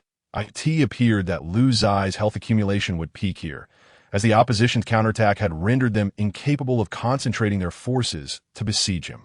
Just as Lu Ziye prepared to disband his team and make a move against the Lord of Black Dragon City, a game announcement was sent to every player participating in the Black Dragon City event. Announcement: Monster Siege will commence in 30 seconds. The Lord-level monster Void Nightmare is launching an assault on Black Dragon City. Upon hearing the announcement, everyone was taken aback. What the hell? Did this weekend's event go haywire? So many forces suddenly appeared? Wait, previously, the Void Nightmare attacked Black Dragon City, and we defended it alongside the city guards as part of the event gameplay. Was this week's event about attacking Lu's faction? Why are monsters attacking the city now? We've resurrected so many times already. How can monsters still be attacking? What is this game version doing? Are we going to lose Black Dragon City? What about the players? Inside Lu's faction, Lu Xiaoru dashed out, swiftly locating Lu Ziye, her expression urgent. There's a problem. I'm not blind. I know. Lu Xiaoru leaned in closer, her warm breath brushing against Lu Ziye's ear. I suspect the Void Nightmare has gained sentience. Lu Ziye's pupils widened in shock, realizing the implication. The Void Nightmare, witnessing the chaos and mutual destruction within Black Dragon City, had set its sights on the city itself. This wretched game was full of surprises. The intimate exchange between the two left nearby players in a daze. They had never imagined a boss could engage so intimately with an NPC. Such a maneuver was akin to dancing on a grave while spitting, absolutely audacious. Moreover, Lu Xiaoru appeared stunningly beautiful after her transformation, seductive and elegant. Who could resist? What do you plan to do? Lu Xiaoru asked, her concern evident. Lu Ziye, clutching his staff, strode purposefully toward the center of the battlefield, raising his gaze towards the distant lord of Black Dragon City. First, I shall eliminate him. Dissolving the team, a tempest of carnage coalesced around the lord of Black Dragon City, spanning a diameter of 670 meters. As two beams of bloodlight surged forth from his staff, hurtling towards the lord. Watching Lu Ziye advance steadily towards the battlefield's epicenter, Lu Xiaoru bit her lip. This man is relentless in all he does. Gazing at his 670,000 health points while listening to the roars of a million monsters outside the city walls, Lu Ziye remained remarkably composed. Outside the city, the defensive forces clashed with players from both factions and monsters, creating a chaotic battlefield where slaying monsters also granted points. What should have been a pleasant weekend event had turned into utter disarray, leaving the 5 major companies perplexed, unable to determine a course of action. Lu Ziye cast a glance at the health bar of the Black Dragon City Lord, which had dwindled to just over 50,000. One must not underestimate the might of players. Even a forced loss of 1 health point could prove detrimental to a boss. Had the Black Dragon City Lord not been shielded by 1,000 puppet guards, he would have met his demise long ago. What are you standing there for? Eliminate these rebels and secure Black Dragon City. The urgency in the voices of several executives from the 5 major companies was palpable as they directed the Black Dragon City Lord and the elite players associated with their firms to continue their assault. There was no retreat. The only option was to eradicate the Lu family and hold on to Black Dragon City to safeguard their corporate assets. They lamented the fact that this troublesome event was only accessible to players between levels 5 to 10. Otherwise, they would have long since summoned level 30 or even level 40 players to suppress this group of rebellious players, especially that audacious Lu Granny who had run a red light. Once the event concluded, they would ensure she would never dare to show her face in the game again. While the 5 companies were still lost in their fantasies about the end of the event, the Black Dragon City Lord was already swinging his battle axe, leading the city's defense forces into a renewed charge against the Lu family. In the next moment, 2 beams of crimson light shot towards the Black Dragon City Lord. His body stiffened momentarily, his eyes glazed over, before he looked down to see 2 gaping wounds in his chest. Boom! The Black Dragon City Lord collapsed in response. The executives from the 5 companies stared in disbelief. Was he really killed in such a spectacular manner? To think that someone could be eliminated with 50,000 health points remaining. What on earth was happening? They could only foresee the impending upheaval. Black Dragon City would either fall to the Lu family or be overrun by monsters, leaving their interests within the city utterly unprotected. Quick! Gather all the elite participants from our companies and escort the shops of Zabayabo to safety. Anyone who enters our company's territory shall be mercilessly eliminated. The leader of Zabayabo was the first to regain his composure and issue commands. The representatives of the other companies swiftly followed suit, prioritizing their own safety in the face of calamity. Meanwhile, Lu Ziye stood frozen, having just slain the Black Dragon City Lord and received a special system notification. You have struck your target, inflicting damage on the Black Dragon City Lord. Health-42, 145, health-36. 234. The Black Dragon City Lord still owes you several thousand health points. He is not yet dead. Congratulations, you have slain the Black Dragon City Lord, a Lord-level NPC. You are awarded 10 luck points. 50,000 copper coins, 2000 points, and your experience progress bar increases by 40 that your talent has successfully activated, plundering an additional 10,000 health points. You have obtained the Black Dragon Axe, quality, Orange Epic, and you have received the Black Dragon token, insufficient status. Cannot be used. What astonished Lu Ziye the most was the Black Dragon token. This was the first time he had heard of the concept of status. He glanced at his own status, which had risen to 25.1, yet he still could not use the Black Dragon token. The description of the Black Dragon token was even more astounding. Black Dragon token, a rule item formed from the collective intelligence of the city defense forces, possessed by the Black Dragon City Lord. Holding this token allows one to mobilize 1 million city defense troops, and it can also expand, reorganize, and upgrade the city defense forces. These operations require a substantial amount of copper coins and intelligence. Destroying the Black Dragon token can restore the intelligence of 1,000,000 city defense troops, transforming them into intelligent beings, but they cannot be resurrected. My goodness. Does this mean that the authority of NPCs can be plundered by players? It's just that my own status isn't sufficient. These city defense troops cannot respawn because they lack intelligence. Their intelligence was used to forge this city defense token. Lu Ziye faced two choices: to keep the city defense token and wait until his status reached the required level to use it, and take control of Black Dragon City. But cursed be the system notification that required 100 status points. How long would that take? After stacking so much health today, his status had only increased to 25 by the time his status reached 100.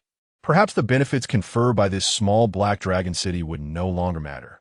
The other option was to sell the Black Dragon token to the Lu family.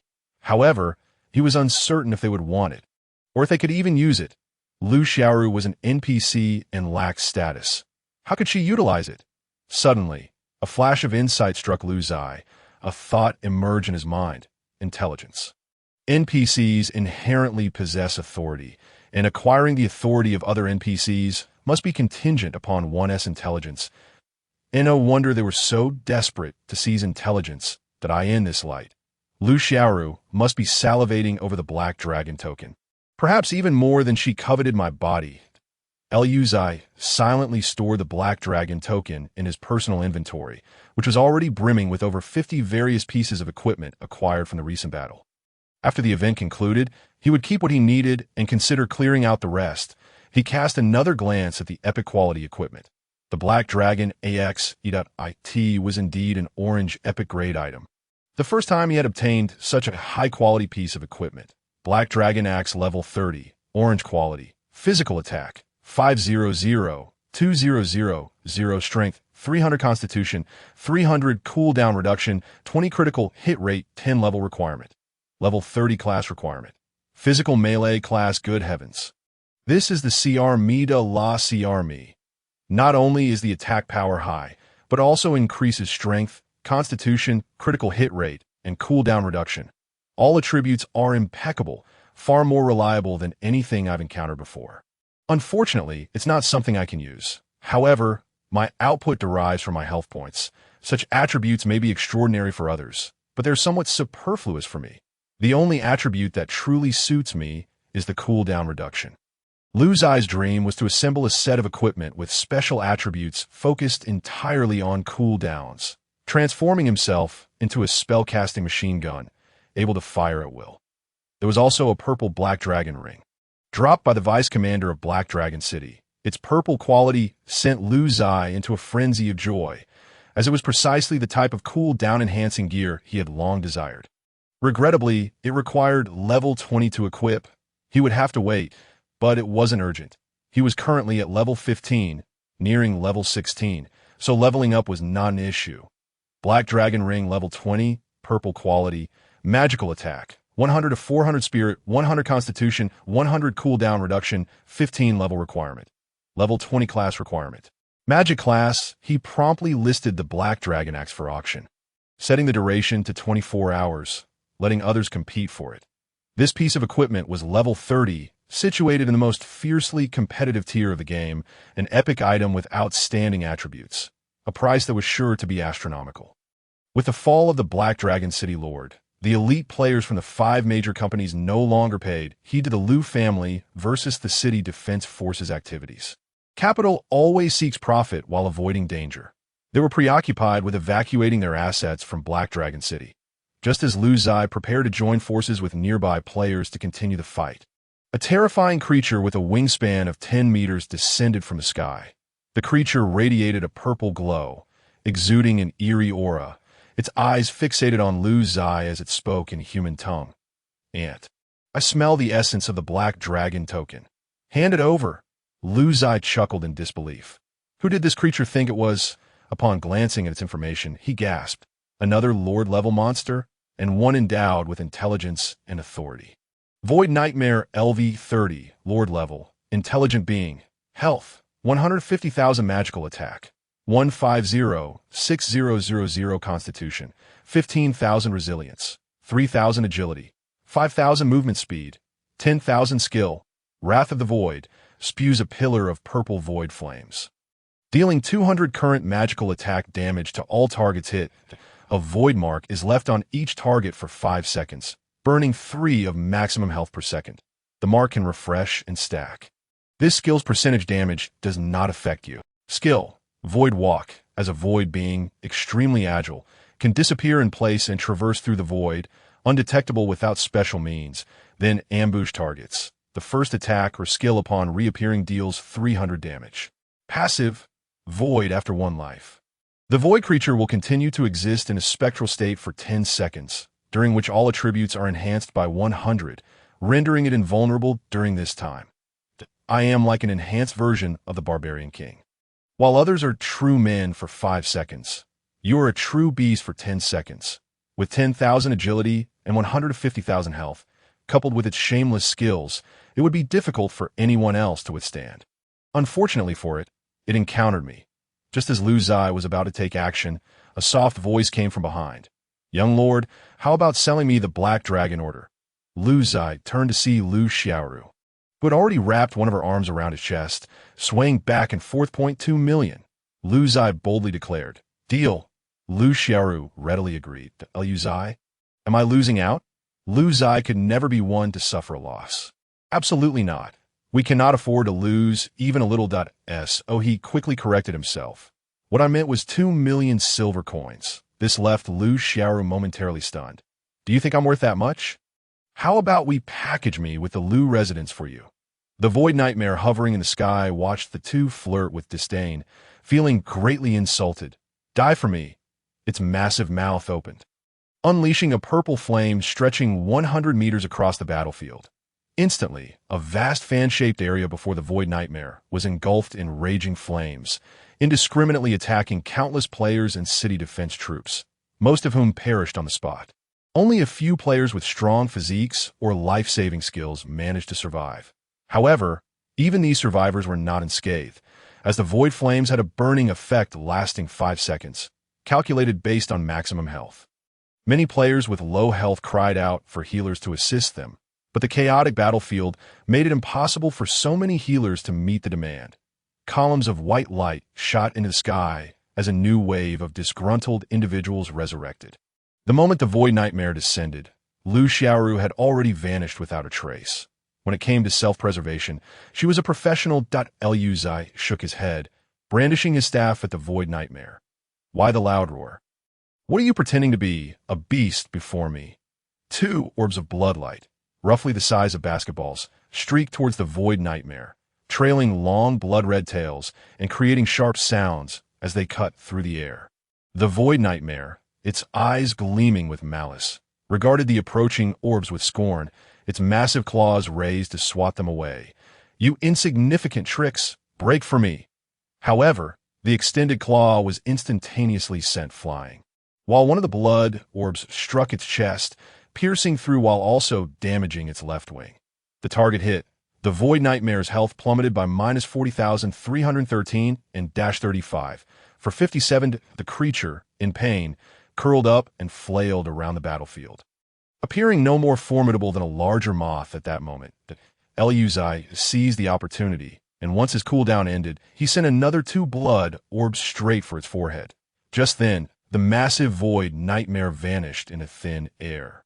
The 2 bloodlights, losing their target, soared aimlessly into the sky. Skill lost target. "You lack tracking means, unable to hit." Lu Ziye furrowed his brow, cursing inwardly. Was this my shortcoming? Despite having experienced countless battles, Lu Ziye realized he still had weaknesses, such as the current predicament of losing his target, lacking effective means against foes with stealth abilities that, as a mage, this shouldn't be the case. Additionally, his range and agility were insufficient.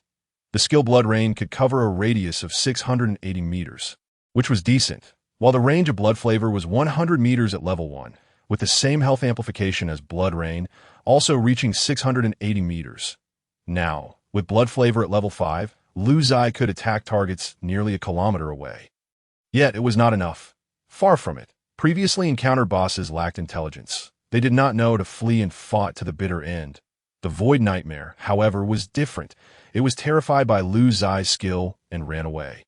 Possessing skills like void walking, making it impossible for Lu Ziye to deliver a finishing blow. By the time the Void Nightmare reappeared, it was already over a kilometer away, and with its agility at 20,000. How could he pursue? Just the thought of the potential rewards, at least 10 luck points, copper coins, and even orange equipment, caused a pang of pain in Lu Ziye's heart. The pain was excruciating. Next time, I will make sure to strip you of everything, Lu Ziye vowed inwardly. Ironically, after the Void Nightmare fled, the Monster Siege event halted abruptly, vanishing entirely. The time was now 8 a.m., transitioning from night to day. The situation had become quite clear. The players of the Lu residence and the White Tiger Army had pushed back, preparing to seize the Lord's mansion for a final victory. The subsequent phases were merely cleanup. And Lu Ziye had accumulated quite a score. Comfortably in first place, Lu Ziye glanced at his status panel, now at level 1671, deeming it unnecessary to get involved further, as the benefits were too meager. Most of the city defense troops were level 15.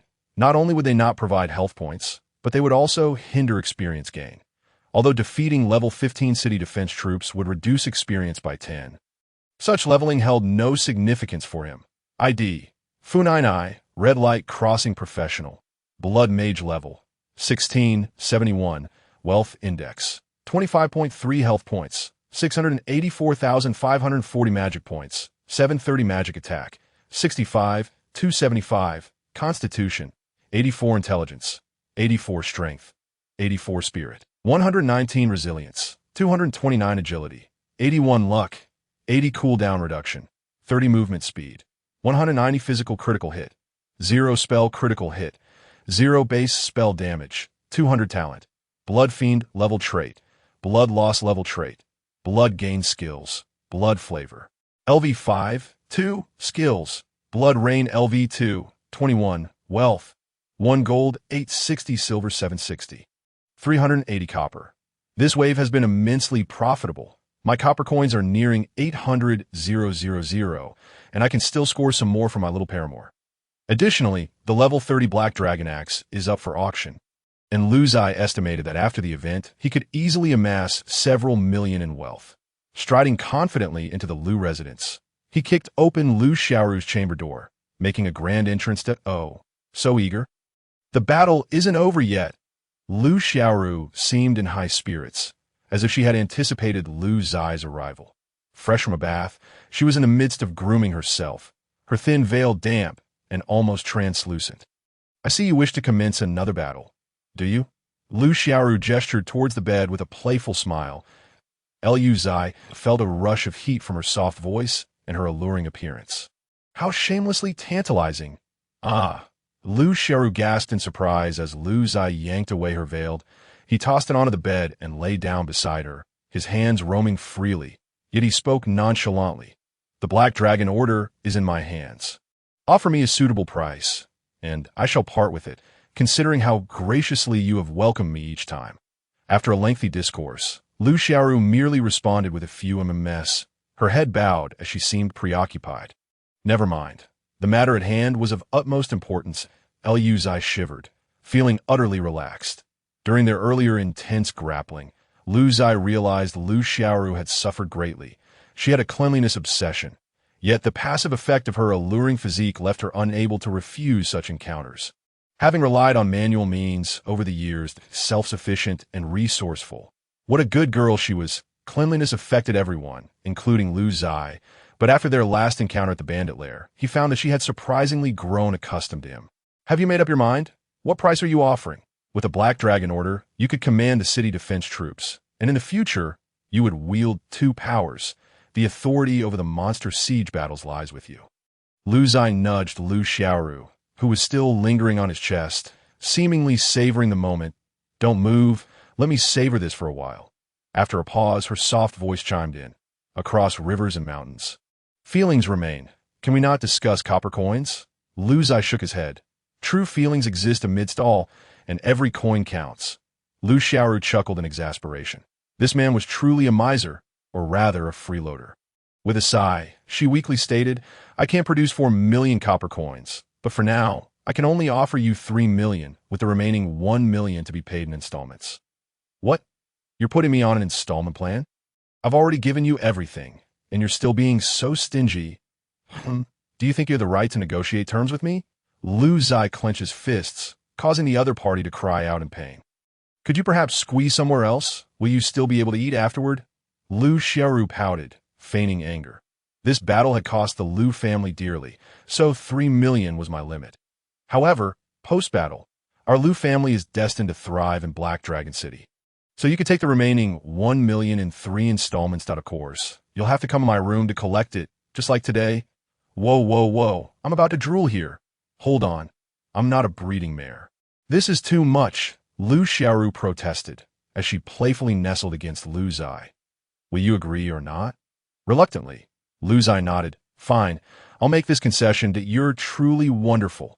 Upon receiving his affirmative response, Lu Xiaoru beamed with a captivating smile. Just then, an announcement sounded, signaling the premature conclusion of the event. Announcement: this weekend's event has concluded early due to the fall of the Lord's Manor. Winning side: Lu family faction. The victors will receive 5 times the points. Players ranked from 1st to 10,000th will receive additional rewards. The player with the highest score, Fu99, who ran a red light, will receive 100,000 copper coins and a special skill insight scroll too. Announcement: major adjustments have been made. Following this event, the exchange rate of copper coins to currency will be adjusted to 1 to 5. The resurrection rules have been revised. Returning to town will incur an 80 experience loss. Subsequent deaths will increase the loss by 20 each time. Returning to town carries a probability of death and equipment loss. The first on-the-spot resurrection is free, but subsequent ones will cost 500 copper coins. With each subsequent resurrection costing 3 times more, that we wish you a speedy game experience. This time, the rewards were quite satisfactory, and this was merely the additional reward for securing the highest score. My 5,500 points can still be exchanged for other prizes. The weekend event has indeed proven beneficial. However, the price adjustments and changes to the resurrection rules, while anticipated by Lu Ziye, were more drastic than he had expected. He estimated that a future version might soon render death irreversible or impose exorbitant costs for resurrection. Undoubtedly, this round of changes sent the entire public screen into a frenzy, with everyone questioning the true intentions of this game. Perhaps it would be wise to redeem my rewards first and see what points can yield. Hence, Lu Ziye prepared to leave, only to be embraced from behind by Lu Xiaoru, who then gently knelt.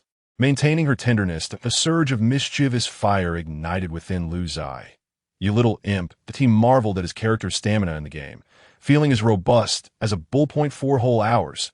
If only reality could be so generous. It was as if he had risen from the brink of death, with the king of hell himself praising his health.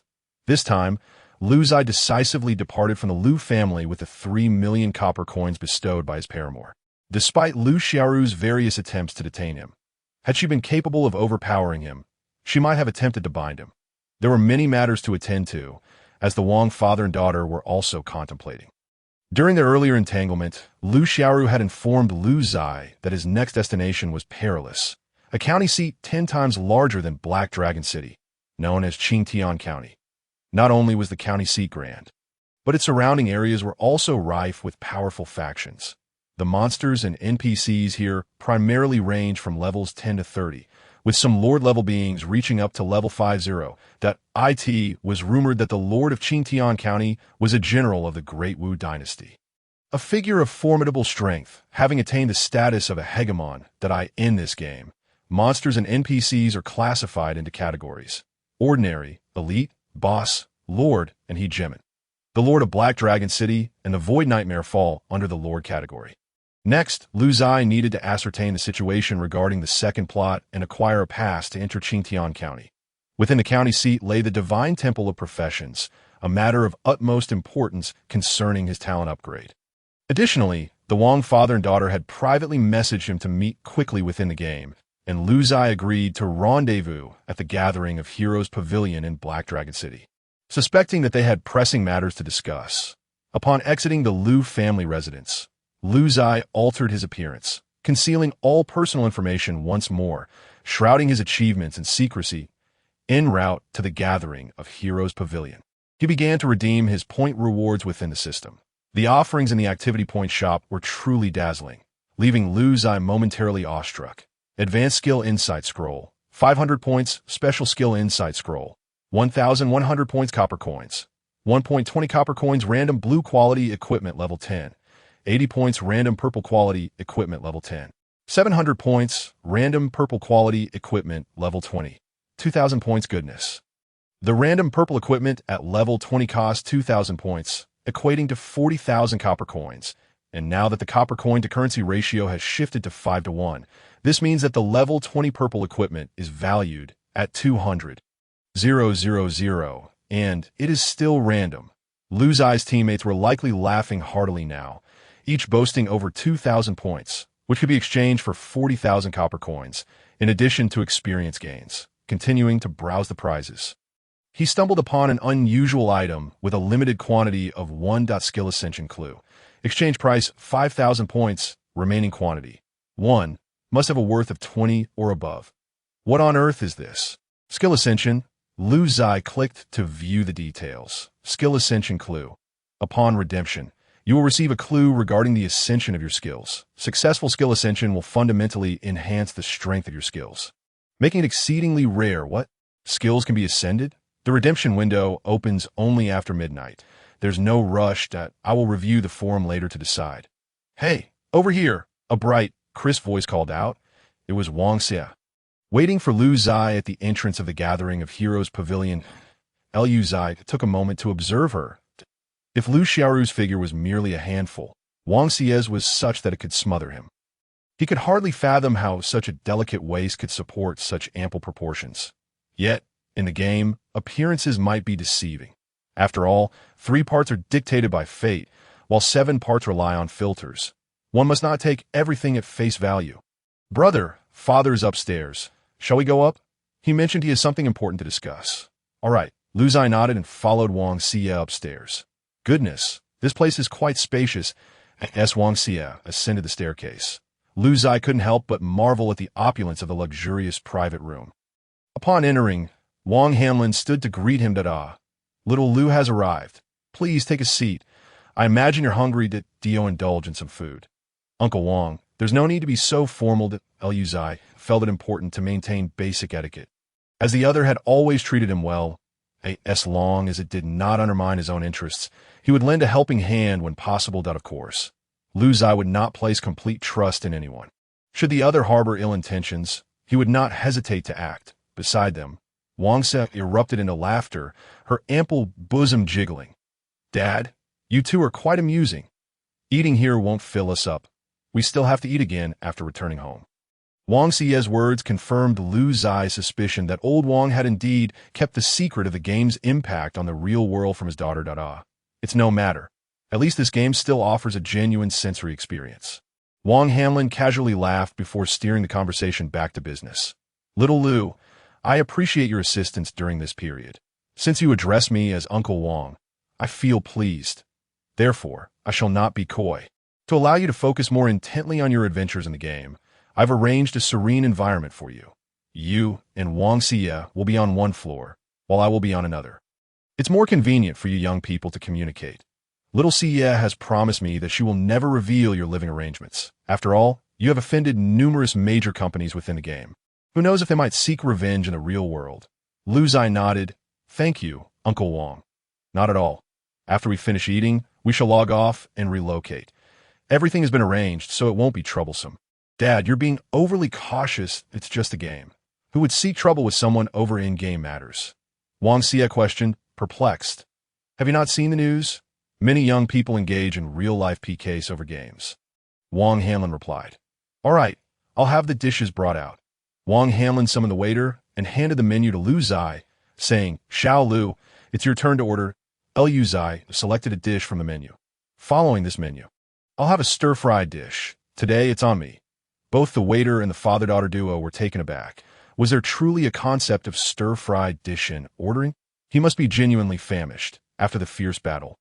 He felt utterly depleted. Lu Xiaoru must also have played a part in this. After all, earning that 3 million was no easy feat. It was hard-earned money. Life is indeed challenging. After a brief moment of astonishment, the waiter nodded repeatedly and swiftly departed with the menu. The meal cost 3,000 copper coins, and Lu Ziye felt a twinge of regret that amounted to 15,000. However, the flavor was undeniably exquisite, and the ingredients were fresh. Prepared on the spot, once the trio parted ways, they each sought out secluded spots to log off, a precaution to protect Lu Ziye's identity. After waking up in the hospital, Lu Ziye quickly freshened up and changed into a new outfit. Meanwhile, Wang Hanlin busily assisted Lu Ziye with the discharge procedures, falsifying various health data to make the hospital believe that Lu Ziye had little time left. After washing up, Lu Ziye felt invigorated. Stretching his limbs and sensing a newfound vigor coursing through his body, a truly wondrous sensation. Unlike certain dim-witted protagonists in novels who ignore their physical transformations, he was acutely aware of his changes. He closed his eyes, attempting to sense his body and see if he could unlock any skills. After 2 minutes of meditation and 3 minutes of attempts, Lu Ziye realized he had wasted 5 minutes. It seemed futile. This body was incapable of sensing any aura of skills, to the point that one could say the concept of skills simply did not exist within it. Yet Lu Ziye distinctly felt his body growing stronger, his mind clearer, and his thoughts more agile. Furthermore, after eating in the game, he felt no hunger at all. He glanced at the gaming pod, which weighed over 300 kilograms, and leaned closer, lifting it slightly with one hand. The pod imperceptibly rose about an inch, and Lu Ziye gently set it back down. Clearly, this body was beginning to exhibit changes. Thus, it seemed that in the game, his most formidable attribute was not strength, but rather his health bar, which influenced his vitality. Quietly, Lu Ziye picked up a nearby syringe and, when no one was watching, plunged it into his arm. Bang! The needle broke off completely. Goodness, if he weren't afraid of death. Lu Ziye would have genuinely considered shooting himself to test the waters. Once all the procedures were complete, Lu Ziye and Wang Hanlin took a taxi to leave the hospital, making several transfers along the way for added security. In truth, Lu Ziye trusted that he was safe now. The real world had yet to grasp the signs of game integration, and thus, everything occurring within the game would not attract significant attention in reality. Although the game was immensely popular, it remained confined to the virtual realm, much like a post-apocalyptic film gaining traction. Who would construct doomsday shelters or stockpile food based on a movie's plot? After 3 hours of travel, Lu Ziye and Wang Hanlin arrived at a secluded area on the outskirts, 71 kilometers from the city, accessible only by winding mountain roads. Once an orchard contracted by another, it had since fallen into disrepair. However, the living facilities were complete, and it was rarely visited that a 3-story building came into view, and Wang Hanlin pointed to the second floor, saying Your and Xiaoyu's gaming pods are on the second floor. I'll be on the first. What about the third floor? Lu Ziye inquired, curious. That's where the surveillance and alarm systems are. I spent over 100,000 on it, that if anyone approaches, it will trigger an alarm, sending a faint electrical signal to my gaming pod, allowing me to receive immediate notifications and log off to check that if all goes well, I won't disturb you, but I'll send you updates in the game. If I fail to do so, then something has gone awry, and you'll need to log off to handle IT. Lu Ziye nodded, impressed by Wang Hanlin's thoroughness. By the way, I've completely erased your medical data.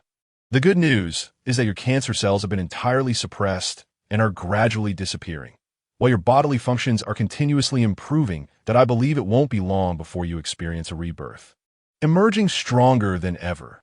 Thank you, Uncle Wang. Wang Hanlin waved his hand with a smile, saying, No need for such formalities.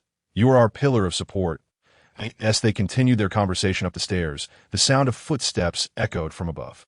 Yuri back? Lu Ziye was already online in the game, so upon logging off, she returned directly to the safe house at that moment. She stood on the second floor, holding a bowl of rice noodles, her feet adorned with pink plush slippers. Gazing at Lu Ziye and Wang Hanlin, Lu Ziye swallowed hard, not out of hunger, but astonishment. Even in her pajamas, Lu Ziye's figure was simply striking. The physique she possessed in the game was indeed real.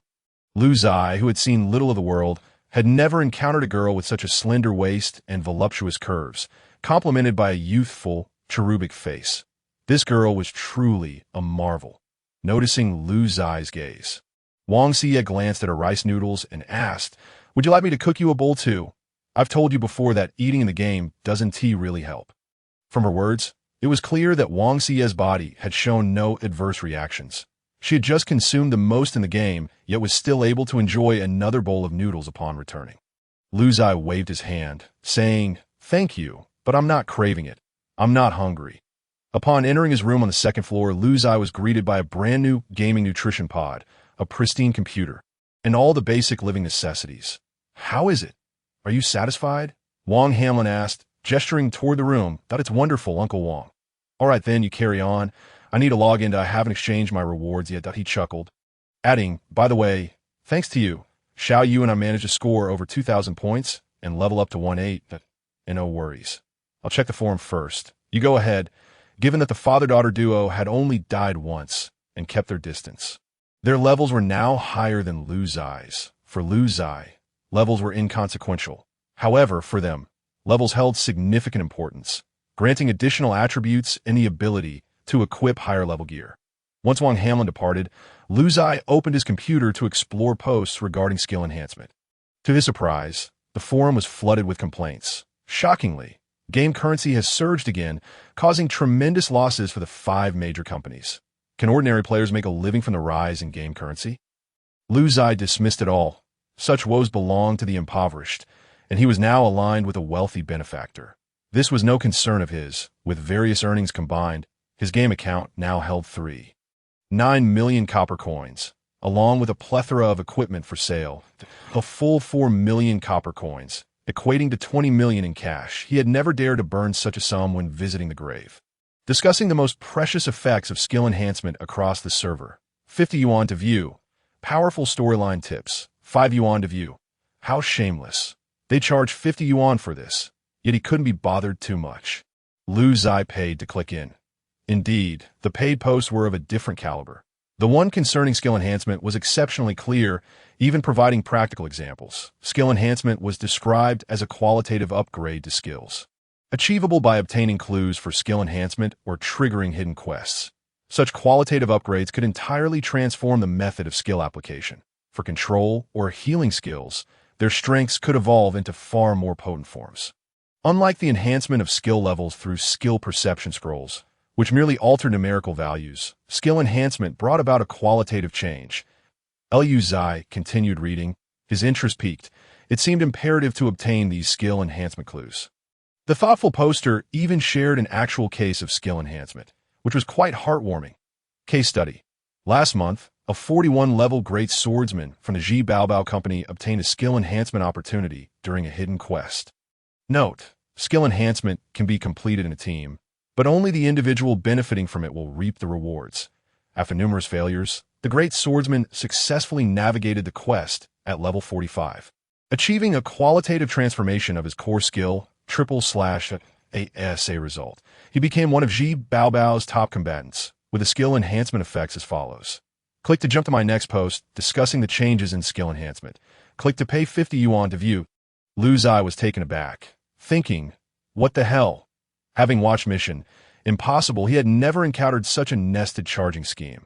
Was this a money-making scheme in disguise? After incurring a loss of 50 coins, Lu Ziye clicked to view the original post and finally beheld the comparison of skills after their enhancement.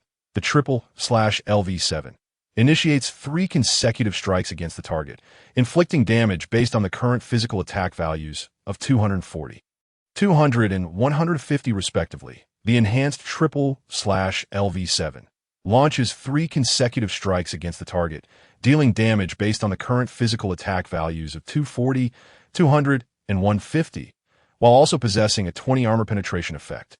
Targets struck by the enhanced triple/ will receive a slash mark, and each layer of this mark will cause them to suffer an additional 1 damage in the ensuing battle. The mark can accumulate up to 100 layers and will persist until the target is either killed or exits combat.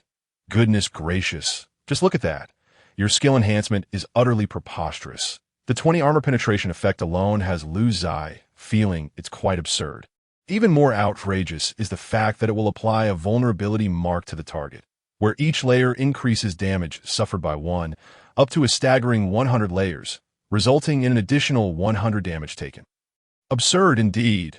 Lu Ziye rubbed his hands together, resolutely deciding to enhance his own skills. After all, the post above indicated that even if one enhancement attempt fails, there exist infinite opportunities to try again. So what was there to fear? He couldn't help but wonder what effects his skills would exhibit post-enhancement. Lu Ziye was now thoroughly restless. Aside from the post regarding skill enhancement, Lu Ziye also glanced at the latest post concerning the second storyline. Without exception, the second storyline had also fallen under the control of the 5 major companies, exploiting it for profit. Originally, the task for the second storyline involved escorting a mysterious merchant from Black Dragon City through the Voidlands.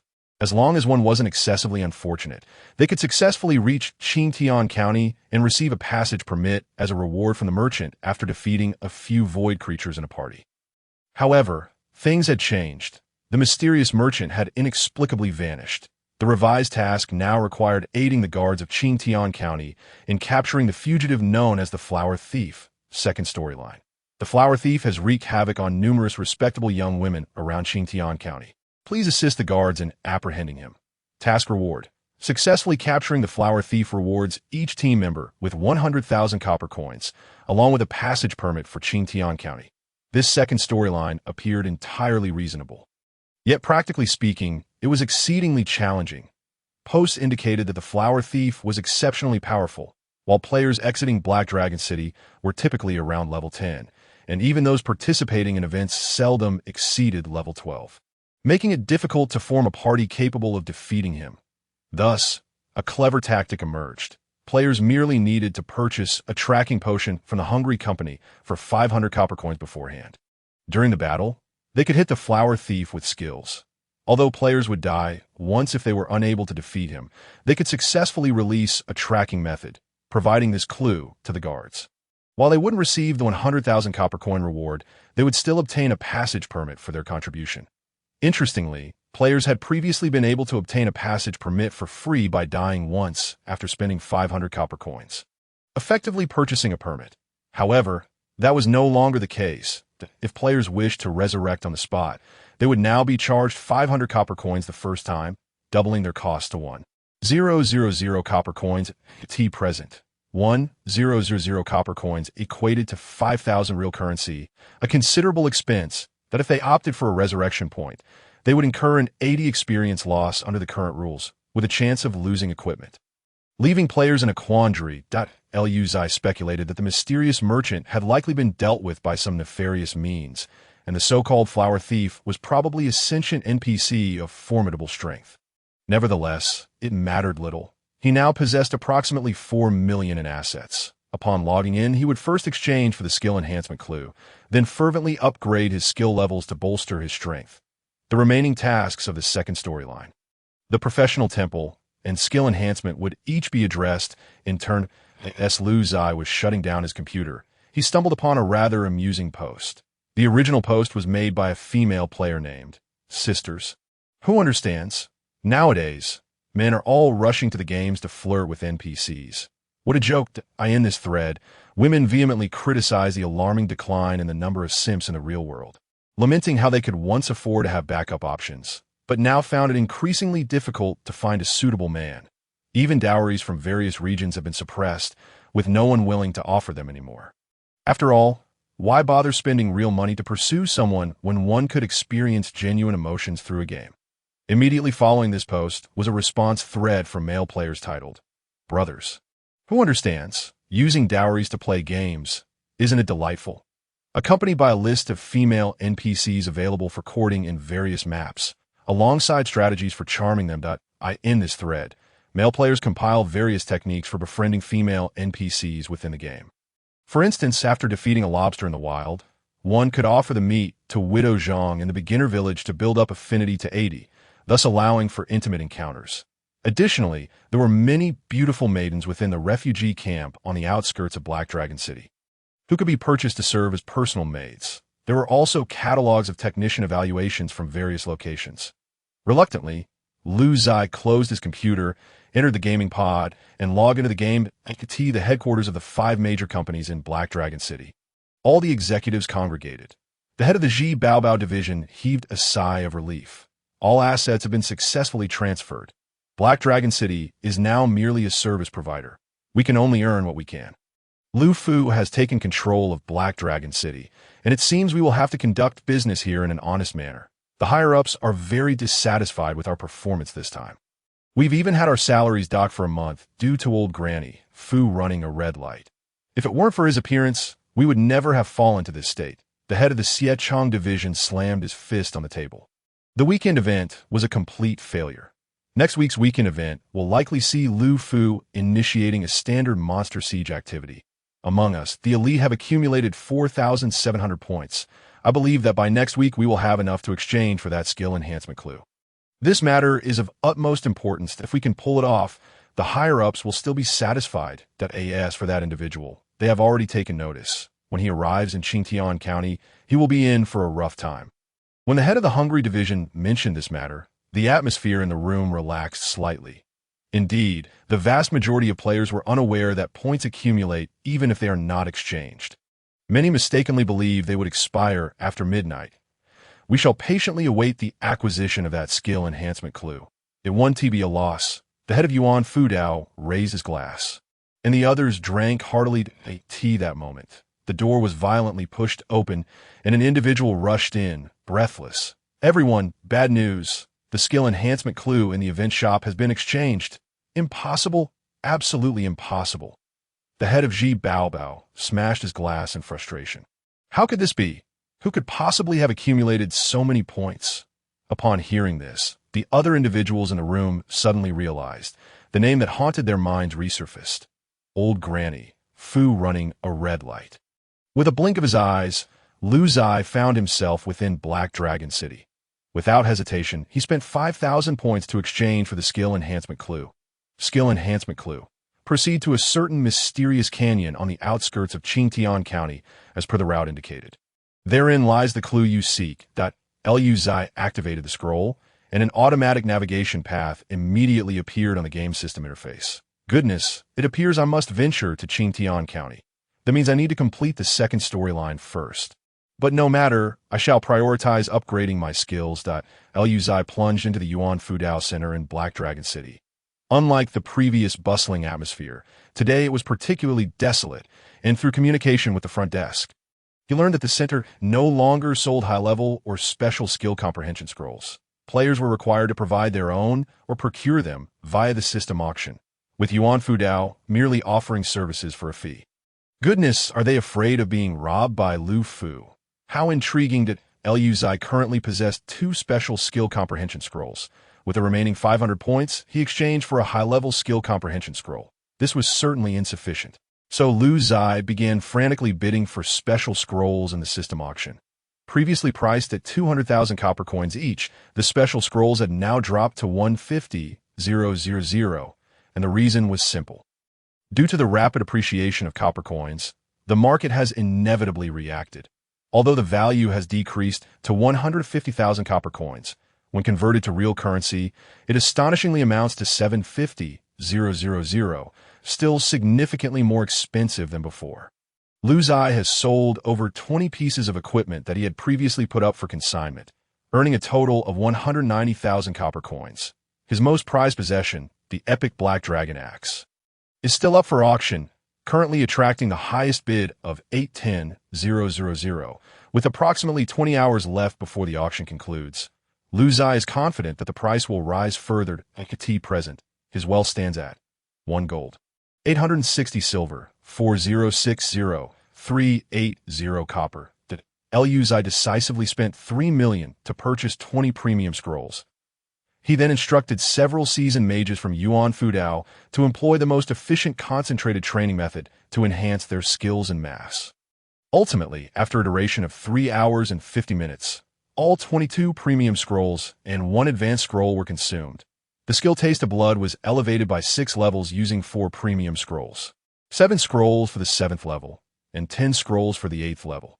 The skill Blood Rain had already reached a proficiency of level 2, 23. Thus, Lu Ziye utilized the remaining 1 advanced scroll and 1 premium scroll to precisely elevate it to level 3. The entire process, including premium formations, potions, and service fees, would have cost Lu Ziye a total of 560,000 copper coins. However, this time he chose to walk away, as he had already dispatched his companion Lu Xiaoru to bring the city guards to inspect the Yuan Fudao shop. Lu Xiaoru, citing suspected illegal charges, imposed a fine of 50,000 copper coins.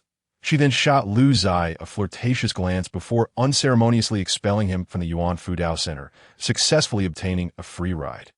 Exiting the Yuan Fudao doors, Lu Ziye couldn't help but marvel at the exhilarating feeling of having connections that a glance at his skills revealed a complete transformation. Taste of Blood LV8.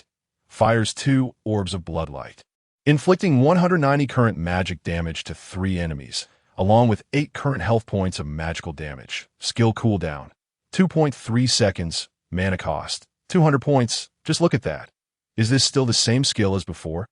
It has undergone a complete metamorphosis. Upon reaching level 7, the target count increased by 1, allowing the release of 3 orbs of Taste of Blood, each inflicting an additional 8 current health points of magical damage. With the skill S damage bonus now elevated to 190. Lu Ziye calculated that his current health was 684,000. Factoring in all bonuses, the damage of single Taste of Blood orb astonishingly reached a terrifying 210,038,3235. And this was merely for 1 orb, while the current skill now allows the release of 3. Theoretically, a single skill could inflict nearly 250,000 damage on a solitary target. His luck has also risen to 80 points. Not to mention 250,000, dealing between 180,000 and 200,000 would be quite reasonable. Wouldn't it? Disappointingly, the skill Blood Rain did not exhibit any changes upon leveling up to 3. Lu Ziye had anticipated some transformation, as the skill Taste of Blood gained an additional target at level 3. However, no changes occurred. The damage multiplier remained unchanged, only the accompanying health percentage increased. Blood Rain LV3, within 3 seconds, launches a sustained area attack in a circular region with a diameter of 685 meters, dealing 200 current magical damage to each target within range, additionally inflicting magical damage equivalent to 3 of maximum health. The attack range is influenced by maximum health, increasing by 1 meter in diameter for every 1,000 points of maximum health. Skill cooldown, 7 seconds. Mana cost, 200. Currently, the area damage inflicted by this skill amounts to 8280,33017. That is still quite commendable, considering it is an area damage skill. After the enhancement of the 2 skills, Lu Ziye discovered that his worth had risen to 29. This worth system appears to reflect a player's comprehensive abilities. Now is the time to conquer Plot 2 and subsequently gain the qualification to enter the professional shrine, followed by the transcendence of skills. The location for accepting Plot 2 is at the junction of Black Dragon City's eastern suburbs and Qingtian County, where the county guards are posting wanted notices, allowing players to accept tasks from them. Many players around him were walking out of the city towards the eastern suburbs. However, Lu Ziye did not hesitate and directly utilized the teleportation station of Black Dragon City, paying 100 copper coins to reach his destination. After all, he is a man with a worth nearing 30. How could he possibly walk? As for that so-called flower thief, Lu Ziye suspected that he could defeat him with a single punch. He would test that shortly. If he truly managed to defeat him, wouldn't that mean Plot 2 might undergo another significant change? Having paid 100 copper coins, Lu Ziye stood within the teleportation array when a familiar voice called out from behind. "Hey, where are you going?" It was Lu Xiaoru, standing 10 meters away, observing Lu Ziye's every move. Lu Ziye replied, "To the eastern suburbs." Lu Xiaoru asked, "Can you not go?"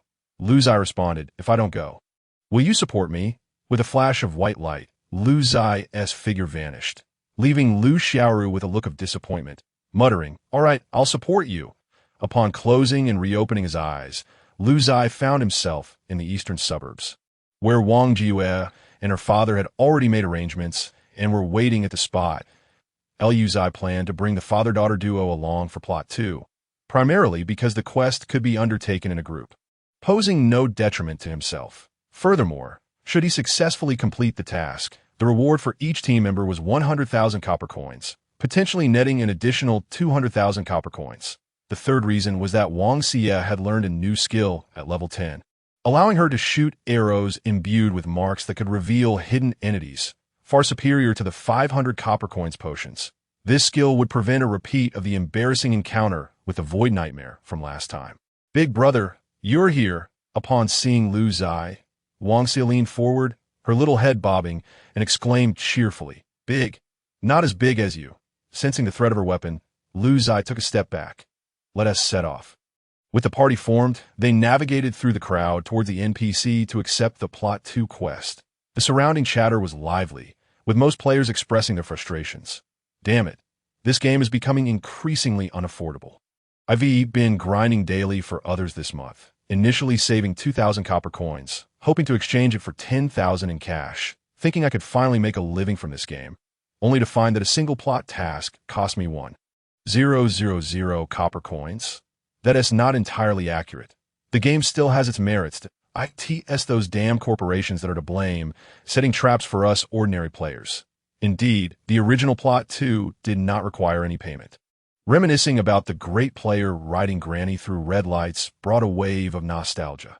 Thanks to his appearance, the storyline of Black Dragon City had returned to normal, requiring only the escort of Jia Fugue's merchant caravan back to Black Dragon City. With the entirety of the journey involving the defeat of 2 bandits and a mere 10 copper coins entry, FIT was undoubtedly a significant improvement over before. I even heard that the great player was involved with a new city lord. Not just involved. I heard they're getting married next month, holding the banquet in Black Dragon City. That I've heard it's a case of premarital pregnancy. She is already expecting. Lu Ziye's mouth twitched at this revelation. How on earth did you come to know such details? Beside him, Wang Xie was listening intently, unable to resist asking, "Big brother, is that true? What about the details?" Lu Ziye gave her a light tap on the forehead, prompting Wang Xie to retract, ceasing the topic.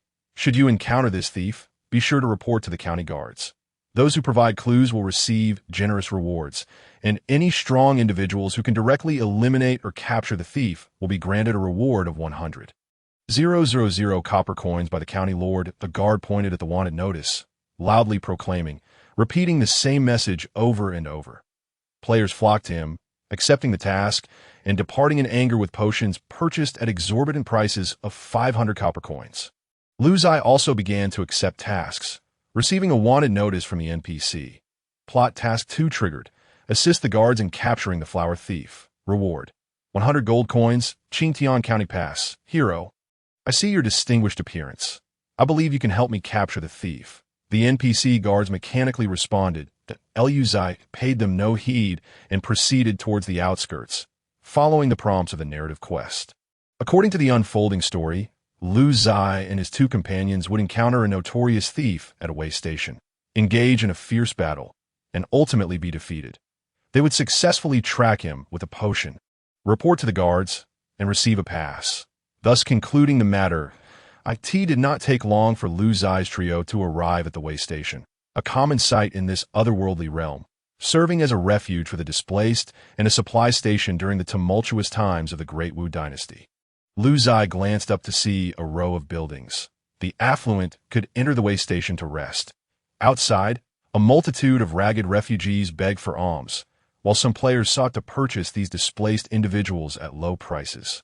Their intentions all too clear. "Brother, it must be that one," Wang Xie said, pointing towards the simplest shack at the southernmost end. After comparing it with the quest prompt, Lu Ziye nodded and approached the door with his companions, where sounds of heated grunting and crashing resonated from within. Wang Xie listened intently, seemingly unfamiliar with such peculiar noises, until her father pulled her behind him, uttering a warning of not suitable for children. With a swift kick, Lu Ziye burst open the door. Had the occupant not been an NPC, he would have felt inclined to declare FBI to elevate the morale of his party upon the door's violent swing. A striking scene unfolded. A young girl was bound tightly to a pillar point. One must admit, this thief was quite the expert in rope work, leaving nothing to the imagination.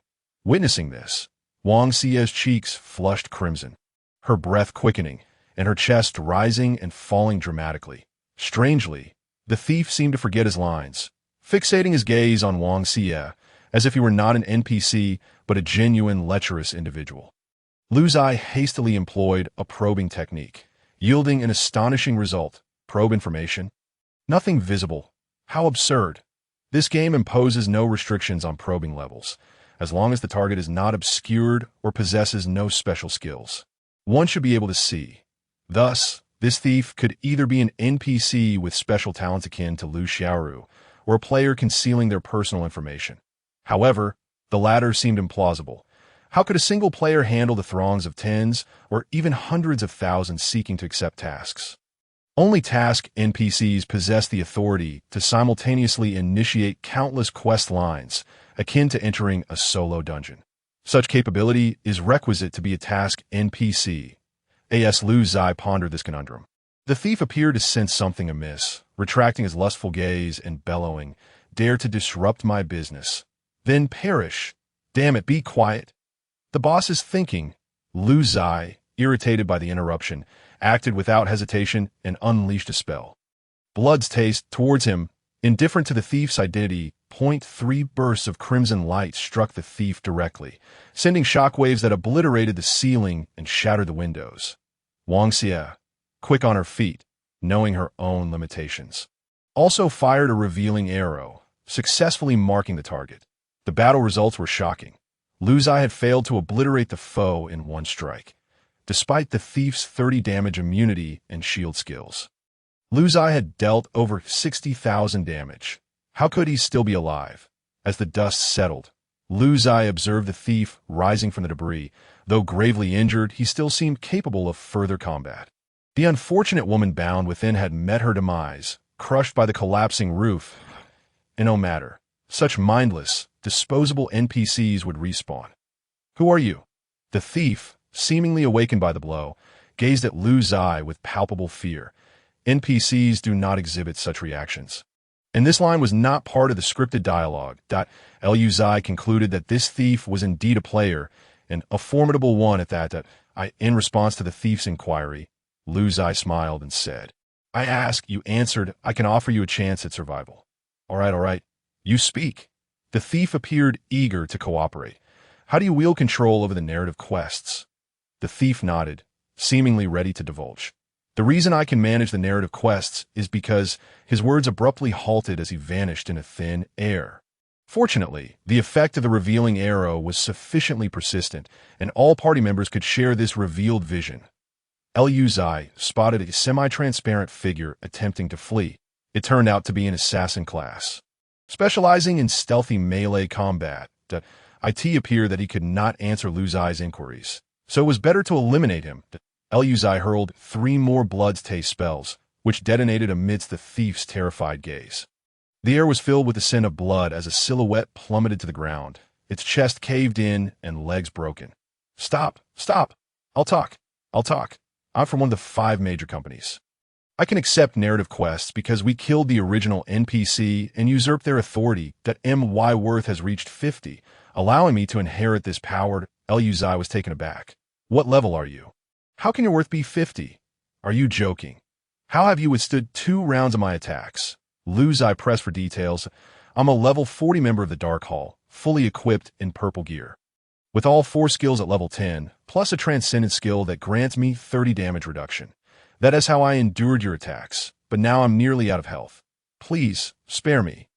As for worth, after reaching level 40, we Dark Hall members have been increasing our worth daily through quest completions. This is a strict company requirement. All right, you can now leave with 100 gold and a pass. This is my token. Take it, and you will surely receive your reward."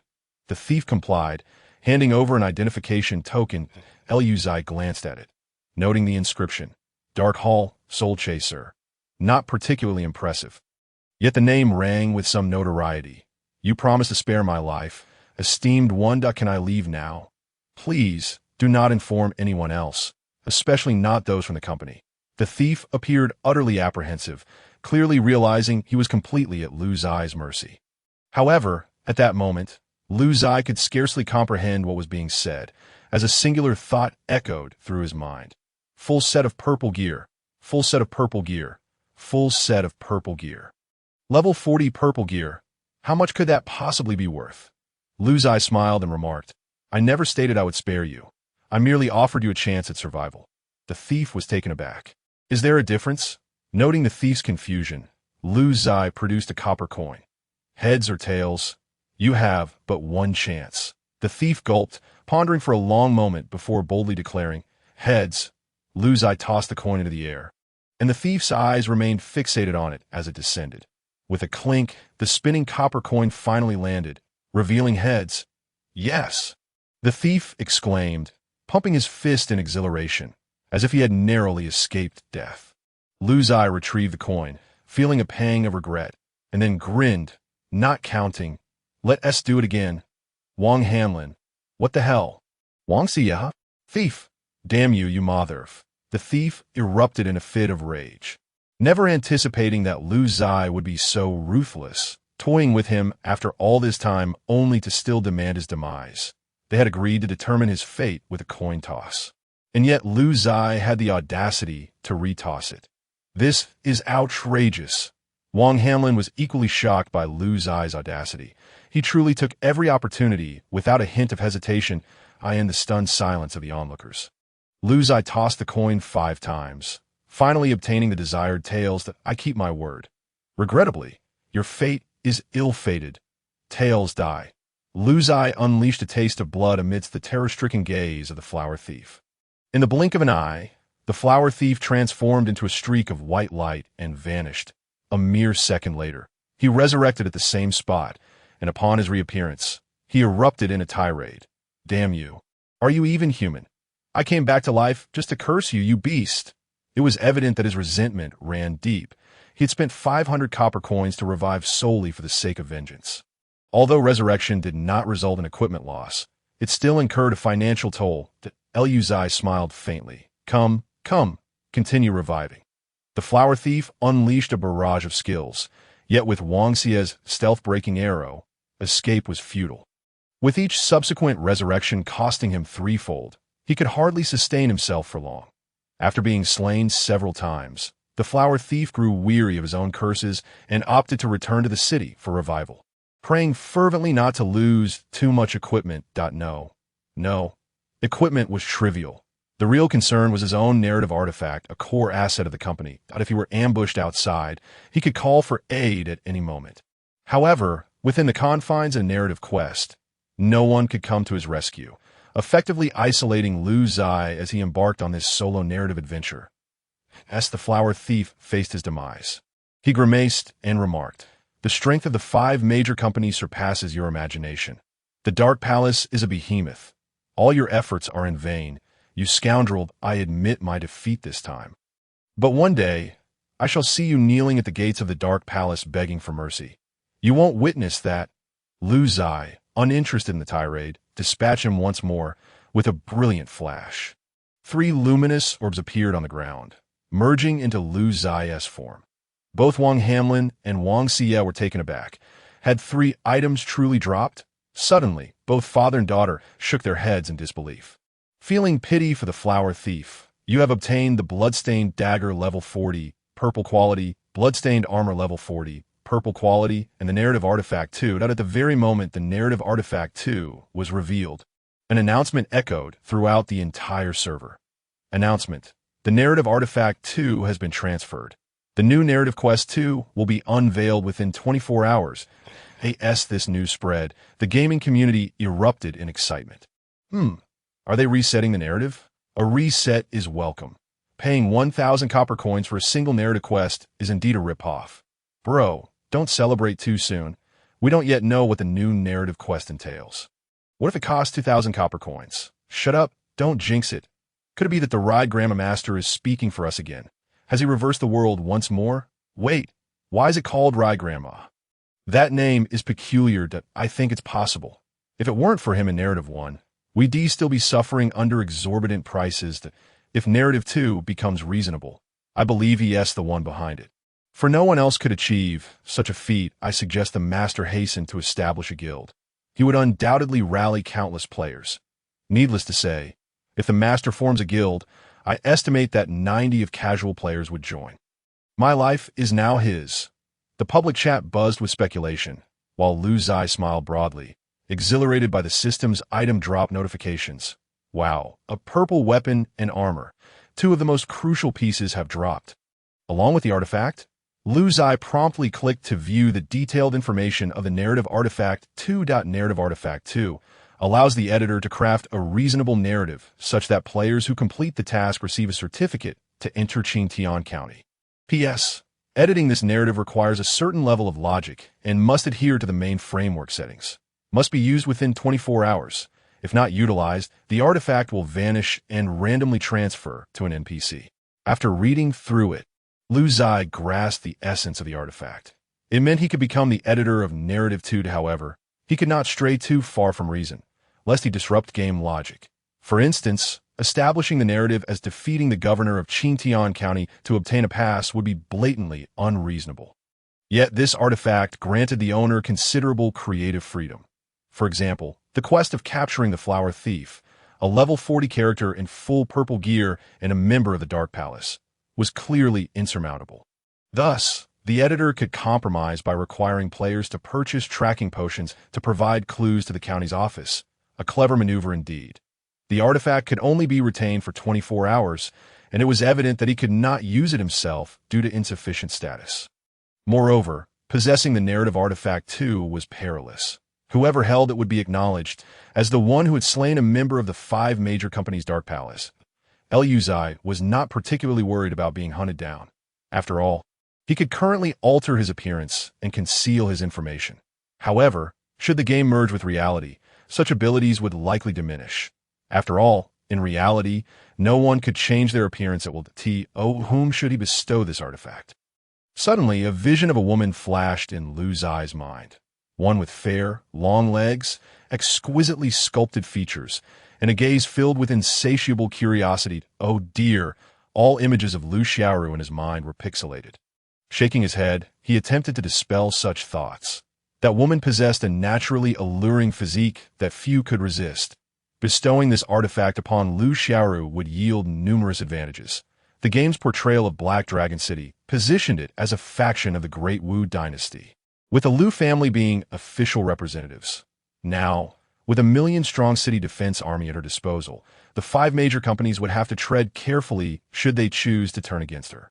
The authority to attack Black Dragon City rested with the Void Nightmare, while the ability to mobilize the city defense army resided with the Lord of Black Dragon City, now shifted to Lu Xiaoru. In light of these revelations, it became clear that the Void Nightmare could not be left unchecked. Big brother, shall we proceed to complete the quest? Wang Ziye inquired, her face brimming with excitement. Yes, but first you must accompany me on an errand. Uncle Wang, you may attend to your own matters, Lu Ziye replied as he led the two back, intending to obtain the pass for Qingtian County before pursuing clues for skill enhancement. Wang Hanlin was pleased to hear that Lu Ziye needed Wang Ziye's assistance.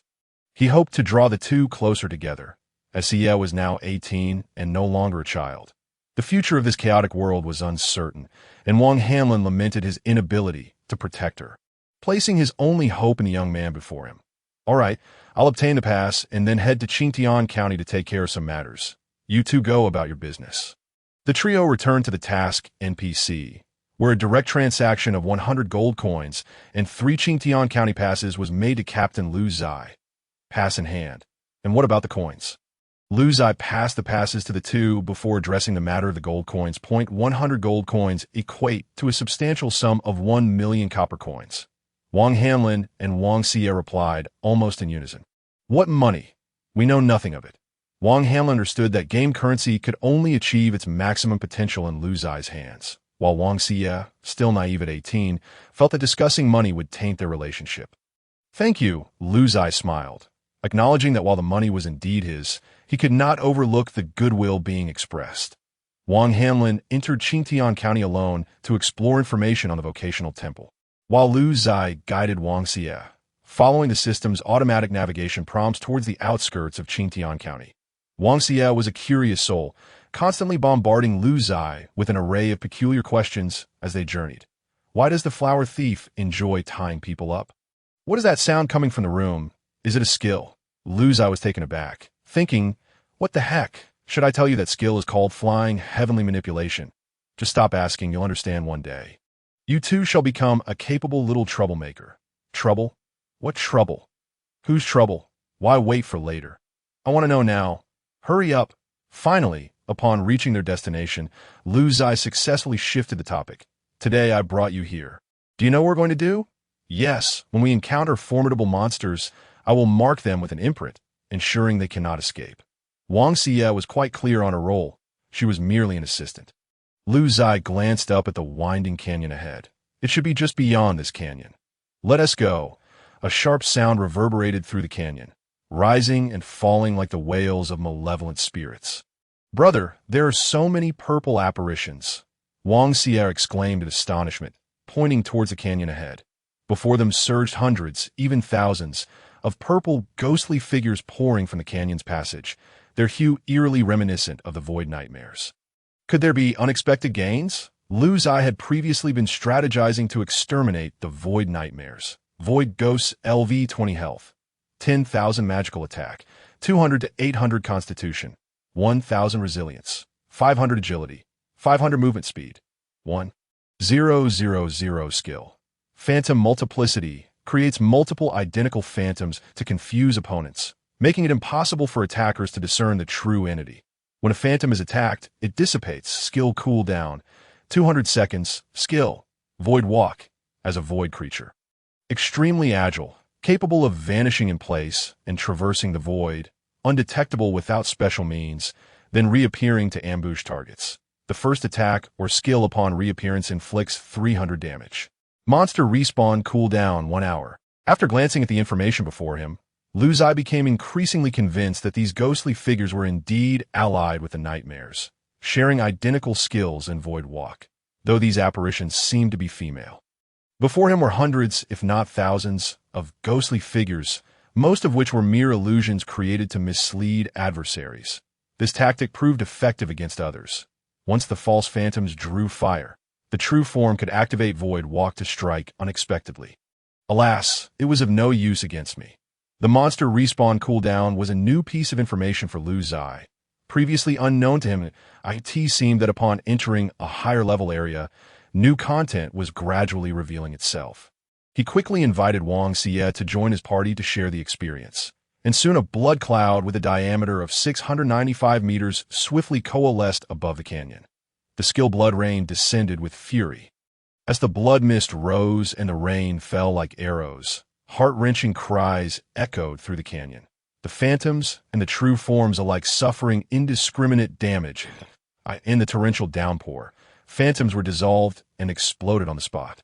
Though you have numerous illusions, I can eliminate them all in one fell swoop. With a wave of blood rain, Lu Ziye ascended to level 19, while Lu Ziye himself reached level 17-11.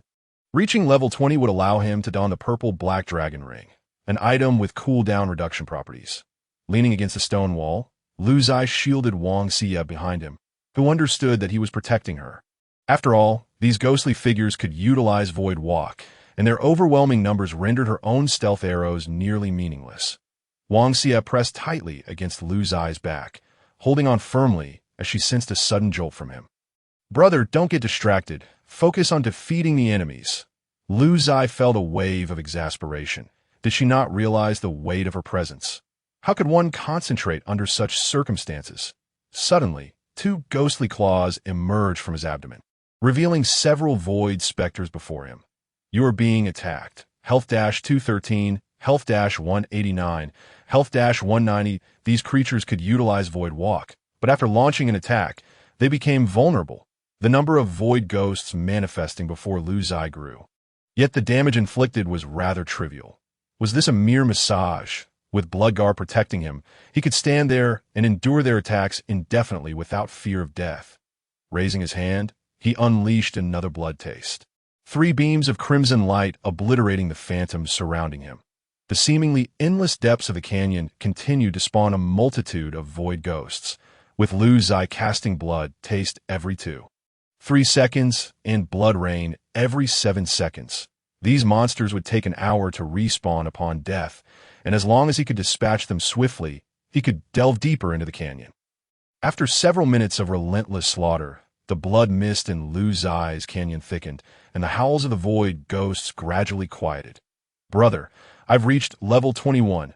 This is astonishingly fast, Lu Ziye exclaimed, her face alight with excitement. If I were to hire someone for leveling up, I can't imagine the cost, and the efficiency wouldn't compare to this. I truly don't know how to repay you in the future. Lu Ziye glanced at his own level. Since the monsters were level 20, the experience boost had accelerated his progress. Even with Lu Ziye siphoning half the experience, he still reached level 20, 1.5. Each slain void ghost yielded 1,000 health points.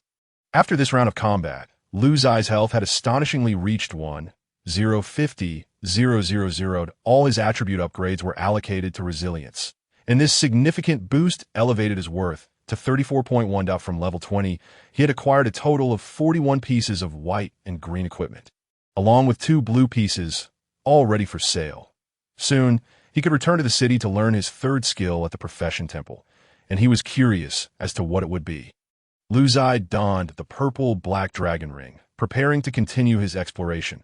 Indeed, he was now a busy individual with a plethora of tasks awaiting him.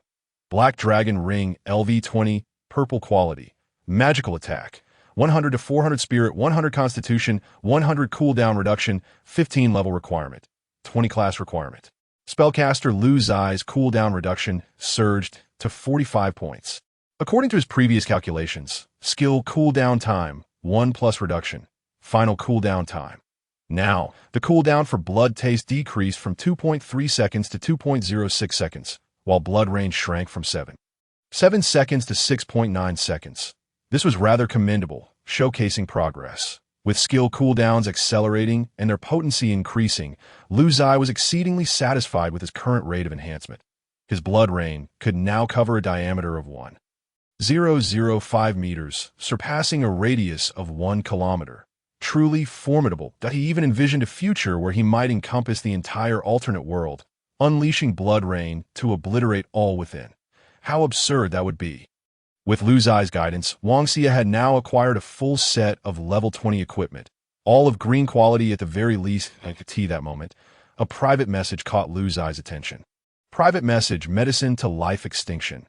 Little Lu, within the Qingtian County, there is a Qingtian ranking that ranks players from levels 10 to 50 based on combat power. You should consider participating. Those in the top 10 receive rewards. Private message: Grandma Fu breaks the red light. What rewards? Private message: medicine to life extinction. Ranks 4 to 10 receive the title of Qingtian Warrior, which allows selection of an attribute with a 3 increase. The third place earns the title of Qingtian Hero, with a 5 increase to a chosen attribute. The second place receives the title of Qingtian Elite, granting a 7 increase to a chosen attribute. The first place is awarded the title of Qingtian Pillar, with a 10 increase to a chosen attribute. Lu Ziye's interest peaked at once. Such noble proportional increases were enticing. Without a second thought, he would opt for a boost to his health points. Would being level 20 allow him to contend against players above level 50? After achieving skill enhancement, he would certainly give it a try. Private message: Grandma Fu breaks the red light. All right, Uncle Wong, I understand that I will go give a shot. Private message: medicine to life extinction. Good. You go ahead. Just as he was about to close the chat window, Wong Hamlin caught sight of his daughter's message, gasping in astonishment. Already level 21, as he proceeded along the canyon, Lu Ziye finally reached its end, where a narrow passageway was framed by towering stone walls, leaving only a small path for entry and exit. Before him loomed a cave with a diameter of several meters, from which emerged a raspy voice akin to that of an ancient demon whispering. A colossal figure cautiously poked its head from the cave. "Foolish ants, how dare you trespass into my domain?" Then the voice abruptly ceased, and as the void nightmare locked eyes with Lu Ziye, it gaped its maw in a prolonged silence. In the next moment, the void nightmare swiftly retracted its head, retreating into the cave. Wang Ziye, seizing the opportunity, unleashed a stealth arrow, striking true, though it failed to breach defenses. The skill's effect was already applied. "You were quite boisterous a moment ago. Why the sudden shyness? Open the mic and communicate. Come forth." Lu Ziye dashed into the cave, pursuing his target. The opponent was exceedingly agile, making it difficult to catch up. However, Lu Ziye refused to believe that this cave had no end. After all, this was a designated task for the skill enhancement quest, and the opponent should not be able to cancel it. To his astonishment, he realized that he could accomplish 2 objectives in one stroke today: completing the skill enhancement task, while also slaying the nightmare, to obtain the authority to initiate the assault on Black Dragon City. What a delightful prospect! Once he possessed this authority, he could even activate weekend events, which he could customize himself. With this thought, Lu Ziye's legs became more nimble as he sprinted through the cave. With Lu Ziye following closely behind, she observed her own chest heaving violently. Lu Ziye realized that having an ample bosom was not necessarily a perfect blessing. The cave was riddled with numerous forks. But fortunately, with Lu Ziye's guiding marks, Lu Ziye managed to corner the nightmare in a dead end. Spare me, spare me. The void nightmare trembled in the corner, completely devoid of the imposing aura of a master-level creature. From their previous brief encounter, it had recognized the terrifying strength of this adventurer and distinctly remembered his scent. Upon their reunion, it instinctively cowered. Lu Ziye glanced at the opponent's information and noticed something peculiar. This creature was originally at level 30, but had now reached level 31. Typically, bosses or lords governing a certain region do not level up. Yet it had advanced. Was it due to the authority it wielded, or had it gained sentience?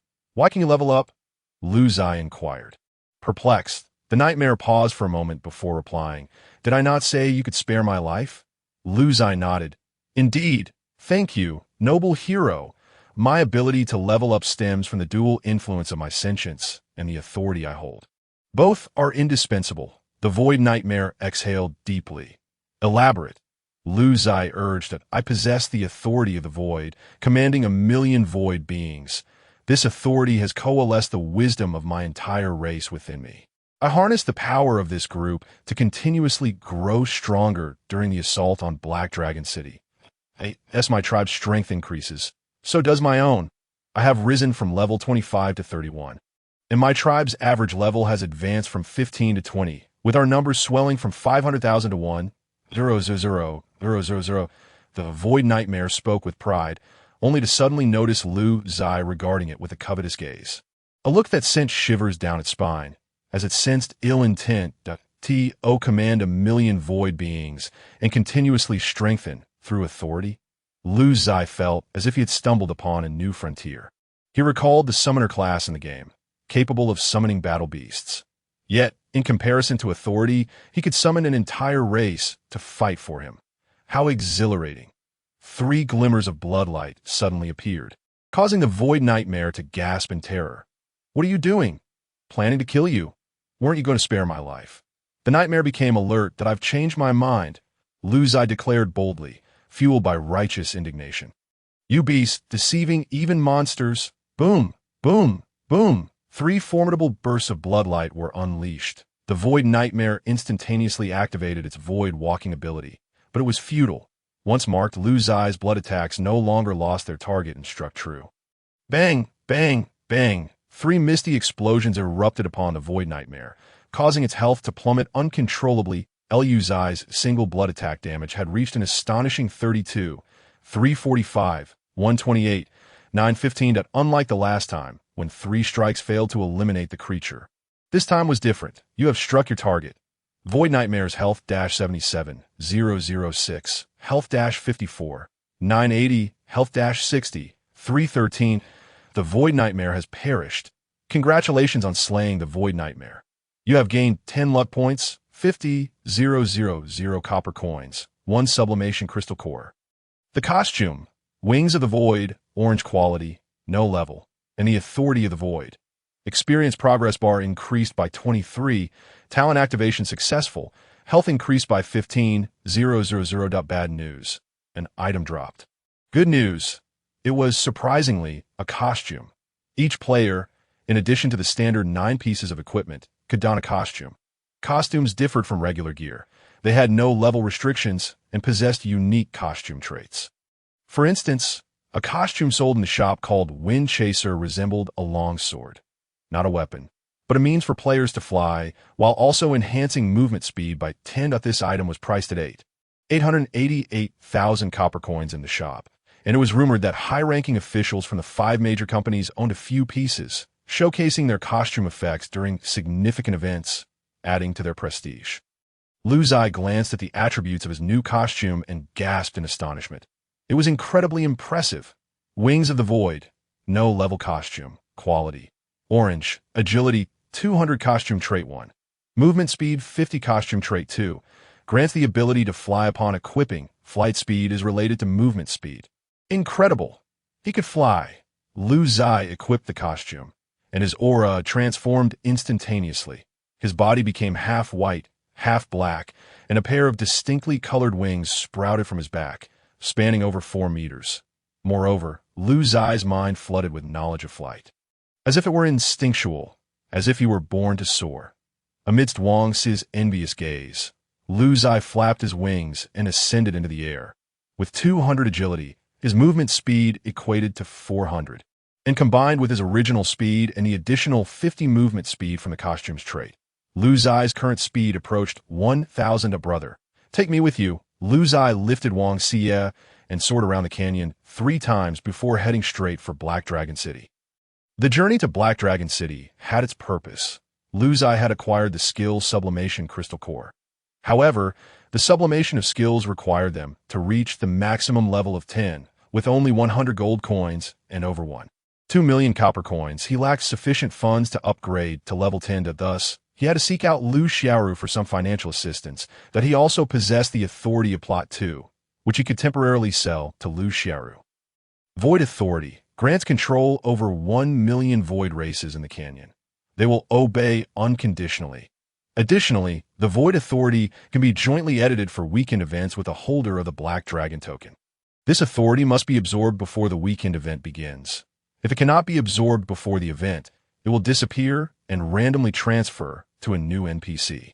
As for the Void Authority, Lu Ziye had no intention of selling it. That item required a worth of 50 to utilize, and after equipping the costume, Lu Ziye's worth had reached 35.5, not far from the 50 required. Moreover, there was still ample time before the next weekend event. The Black Dragon token was in Lu Xiaoru's possession. In the future, he could collaborate with her to edit weekend events, effectively granting him control. What a delightful prospect. He would have to study the upcoming event content thoroughly to maximize benefits. Upon arriving at Black Dragon City, Lu Ziye discovered that the atmosphere had transformed dramatically. Players were no longer disparaging the city as defense forces. Instead, they offered praise to the city gates. Players were escorting supplies for Jia Fugawei into the city, enjoying the affordable narrative tasks. The topic of Grandma Fu's jaywalking had become the talk of the town among players during their leisure time. Navigating swiftly to Lu's residence, Lu Ziye and Wang Ziye awaited Lu Xiaoru in the reception room. Were it not for Wang Ziye's presence, Lu Ziye would have headed straight to the bedroom. Tap, tap, tap. The sound of light footsteps echoed from within. Lu Xiaoru, her beautiful legs crossing as she eagerly approached the reception room, had dressed minimally upon hearing of Lu Ziye's arrival, fully embracing her battle form. Upon entering the room, upon seeing Wang Ziye beside Lu Ziye, Lu Xiaoru quickly composed herself, scrutinizing Wang Ziye. Goodness, just 1 day apart, and he has acquired such a stunning companion. Such a rarity. Indeed, new loves often eclipse old ones. Men are indeed thoughtless creatures. Lu Xiaoru's heart stirred with intrigue. Wang Ziye curiously assessed this new city lord, the rumored woman entangled with her brother. It must be said that the NPCs in this game were indeed fashionable. She wore so little, seemingly unbothered by the cold. Ahem. Esteemed City Lord Lu, I have several matters to discuss with you today regarding the Plot 2 authority. Lu Ziye spoke solemnly. Lu Xiaoru, however, felt a sudden pang in her heart. Thinking to herself, goodness, I was once affectionately called Little Sweetie, and now I am addressed as Lord Lu. Her gaze fixated on Lu Ziye, nearly sparking with intensity. Wang Ziye, ever perceptive, chimed in. Lord Lu, this is my first visit to Lu Mansion, and I am utterly awestruck by its grandeur. May I take a stroll to broaden my horizons? Lu Xiaoru, eager to accommodate, replied, feel free to explore. My dear sister, I seem to have overlooked that detail. Lu Bo, please escort this young lady around Lu Mansion, and ensure she is well taken care of. Do not neglect our esteemed guest. Lu Xiaoru quickly summoned the steward to guide Wang Ziye on a tour of the estate. Once the two had departed, Lu Xiaoru promptly settled into Lu Ziye's embrace, playfully pummeling his chest with her little fists while pouting in complaint. Oh, you heartless scoundrel, you still know how to return? Enough with the beating. Are you not satisfied yet? Lu Ziye retorted with a carefree demeanor, Enough already. Are you out of your mind? How did you know? Lu Xiaoru smiled sweetly. Lu Ziye, in a languid manner, reclined on the bed 2 hours later. With a contented sigh, he gazed at the rosy-cheeked Lu Xiaoru beside him and said, "On a serious note, I need 5 million copper coins urgently." "Such a sum?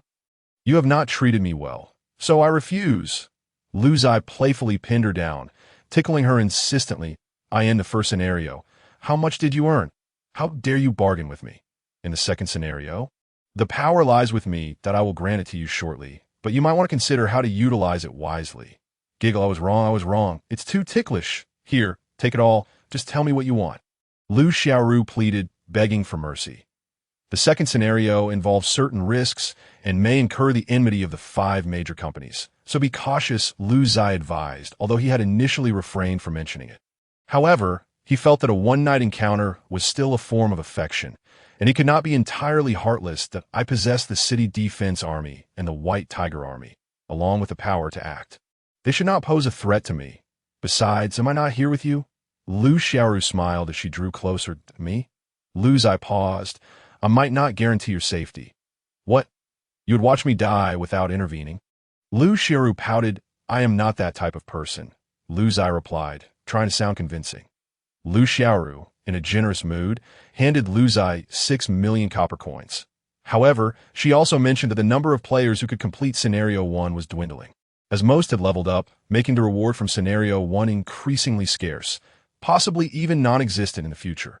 Fortunately, there was still the power from Scenario 2 that after deliberation with Lu Ziye, they decided to modify the content of Scenario 2 to Scenario 2. Widow Li longs for her son serving in Qingtian County. Assist Widow Li in delivering a letter to the military camp at the border of Qingtian County, where they will encounter several level 15 monsters. This task in Scenario 2 was considerably simpler than capturing the flower thief. And what made it more engaging was that if female players accepted this task, they could unlock subsequent plot lines involving Widow Li's son for a fee of 50 copper coins, enjoying a romantic escapade. Players who were not interested could opt out. Meanwhile, male players accepting this task could spend 50 copper coins to gain Widow Li's favor, unlocking hidden plot lines. Initially, Lu Xiaoru opposed this scenario, deeming it perverse. However, Lu Ziye insisted that plot tasks should prioritize human experience and serve the player's interests. Adjusting his attire, Lu Ziye prepared to leave. Knowing she could not retain this wild man, Lu Xiaoru followed him to the entrance. Just as they turned the corner, they spotted Wang Xie admiring the fish by the pond, her face marked with suspicion. Upon exiting Lu Mansion, Lu Ziye headed straight to the tutoring center in Black Dragon City. As the one in Qingtian County requires service fee, while the one in Black Dragon City was free of charge, he planned to have Lu Xiaoru check again later. "I just heard some slapping sounds outside, identical to the sounds during the capture of the flower thief." "Humph." Wang Xie glared at Lu Ziye suspiciously. "Who cares about your concerns?" Lu Ziye replied dismissively. "Not even NPCs are spared. You are really something." Wang Xie thought that NPCs are obedient and provide excellent service, whereas real girls are all about power. After experiencing NPCs who would still be interested in real girls, Lu Ziye stated candidly as he hastened into the tutoring center. Suddenly, Wang Xie found herself agreeing with Lu Ziye's perspective. She had just overheard everything outside. The NPC was utterly compliant with all of Lu Ziye's outrageous demands for a solid 2 hours. What a ridiculous comparison. A toad dreaming of a swan. Why am I feeling jealous of an NPC? Wang Xie shook her head and quickened her pace to catch up. Skills max out at level 10. TO elevate from level 8 to level 9 requires 15 special skill comprehension scrolls. And from level 9 to level 10 requires 20. Priced at 150,000 each. Lu Ziye purchased 35 scrolls at once, spending a total of 5.25 million. Lu Xiaoru had provided him with 6 million, leaving him with a comfortable surplus. His total wealth now stood at 101 gold, 860 silver, and 2,110,380 copper. That a portion of this wealth came from auctioning equipment, and 1 orange item was still up for bid. Lu Ziye entered the tutoring center, feeling quite familiar with the place. Upon hearing that he intended to consume 35 special scrolls, they exclaimed that they had a big client in their midst. They offered him a 10 discount, and the total for advanced formations, potions, and service fees amounted to 300,000 copper coins. Lu Ziye promptly agreed and began his enhancements. Lu Ziye also bought 2 advanced scrolls to upgrade her skills to level 3. Finding it tedious to wait idly. After 4 hours, Lu Ziye finally elevated his skill Taste of Blood to level 10. Subsequently, he retrieved the precious skill enhancement crystal core and consumed it. Skill enhancement required no operations. Merely fate determined the outcome. As the crystal core was consumed, a cascade of information followed. Skill enhancement commencing. Your skill Taste of Blood meets the enhancement criteria. Would you like to enhance? Yes, Lu Ziye silently affirmed. Your skill enhancement was successful. Taste of Blood LV10 has evolved into Blood Calamity LV10. With comprehensive enhancements, Blood Calamity LV10 launches 4 spheres of blood light, inflicting 250 current magical damage and an additional 10 current health points of magical damage on 4 separate enemies. Skill cooldown 2.06 seconds. Mana cost 1,000 points. Skill effect 1. Bouncing start. The launched blood spheres can bounce back and forth among enemies 4 times. That if there is only one target, they will bounce between the target and you. Skill effect 2. Absolute hit. Once Blood Calamity locks onto a target, it will hit without fail, regardless of whether the opponent is invisible, underground, or invulnerable. Impressive, truly impressive, Lu Ziye exclaimed, marveling at the enhanced skill. Now he could unleash 4 blood spheres at once, each capable of bouncing 4 times, potentially targeting 16 enemies simultaneously. Moreover, with the absolute hit feature, he no longer needed to keep Lu Ziye, who was lacking in strategy, by his side. His absolute hit was more formidable than any evasion technique. Escape was impossible, and death was certain. Skill enhancement, indeed, proved that the strength lay not in the numerical values, but in the mechanics. It could be said that Blood Calamity had increased at least 10-fold compared to Taste of Blood. Having completed the skill enhancement, Lu Ziye bid farewell to Lu Ziye and entered the teleportation array, heading towards the border of Qingtian County, from where he could enter the professional sanctuary to explore further. The professional sanctuary offered opportunities to upgrade one's talents. With the first upgrade available at level 20 and the second at level 50, the thought of enhancing his talents for more efficient blood harvesting sent waves of excitement through Lu Ziye. At the border of Qingtian County, a striking figure soared through the sky, eliciting gasps of admiration. No one had ever witnessed such a stunning set of fashionable wings, and they all sought information about this extraordinary individual. But to no avail. The professional sanctuary stood at an imposing height of 200 meters, grand and magnificent, with each stone pillar measuring 5 meters in diameter. There were 5 NPCs present, a robust warrior wielding a 2-handed sword, a sorceress clad in a shimmering robe and holding a golden quality staff, a cunning assassin with gleaming eyes wielding a poisoned dagger, and a summoner frolicking atop a 4-winged dragon. Lu Ziye approached the breathtaking sorceress, whose golden hair cascaded down her back, and her form-fitting robe accentuated her curves perfectly. The sorceress was so stunning that one could hardly forget her after a single glance, yet no one dared harbor any impure thoughts. "Greetings, adventured. I am one who adheres to the principles of heaven and earth, mastering the arcane arts. How may I assist you?" Her voice was gentle and melodious, exuding an air of sophistication. "Little one, you're the first adventurer to dare gaze upon me." "That is rather impolite." Lu Ziye withdrew his gaze from the deep chasm of the other party. "I wish to upgrade my talent. Upgrading one's talent is no simple feat. You must conquer my magical doppelganger. Do you possess the confidence to do so?" Just as Lu Ziye was about to accept the challenge, a system notification chimed in. "Your worth and luck have enabled you to trigger a hidden quest. Directly challenge the magnificent skyward sorceress for greater rewards." Such fortune. A faint smile graced Lu Ziye's lips as he addressed the alluring sorceress before him. "I wish to challenge you." "What an intriguing little fellow," the sorceress remarked, descending the steps and caressing Lu Ziye's face with her fingers. Even the surrounding NPCs turned to gaze in astonishment. After teasing Lu Ziye for a moment, the sorceress leaned in and gently blew a breath of fragrant air into his ear. "Then let us commence. I eagerly await our duel." With a delicate tap of her staff upon the ground, the earth rippled like a lake, and in an instant, the scenery transformed, transporting them to an expansive wilderness, subsequently, with a graceful wave of her staff. A radiant golden shield enveloped her entirely, impenetrable and flawless. Even more astonishingly, the sorceress conjured duplicates of herself. 2 became 4, 4 became 8, until 8 identical sorceresses stood before Lu Ziye, each mirroring her voice and movements with uncanny precision. A bold idea suddenly flickered in Lu Ziye's mind. Point 8, you say? How thrilling! They lined up in formation, and upon inspecting their attributes, a cold sweat broke out on Lu Ziye's brow. This woman would be no easy opponent. Who in the world dared to challenge her true form? Skyward Sorceress, Authority NPC, Level, 50 health points, 500,000 mana points, 500,000 magic attack, 150,000 resilience, 50,000 movement speed, 50,000 spell critical rate, 25 critical damage, 200 trait, divine protection, 20 immunity to spell damage skills.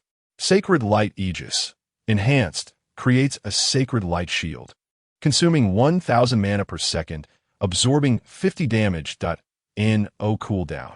Essence Clones, Enhanced, creates up to 8 clones, each possessing 30 of the original strength and capable of bearing damage, imitating original skills and inflicting damage. Each clone consumes 500 mana per second, with a 180-second cooldown upon destruction.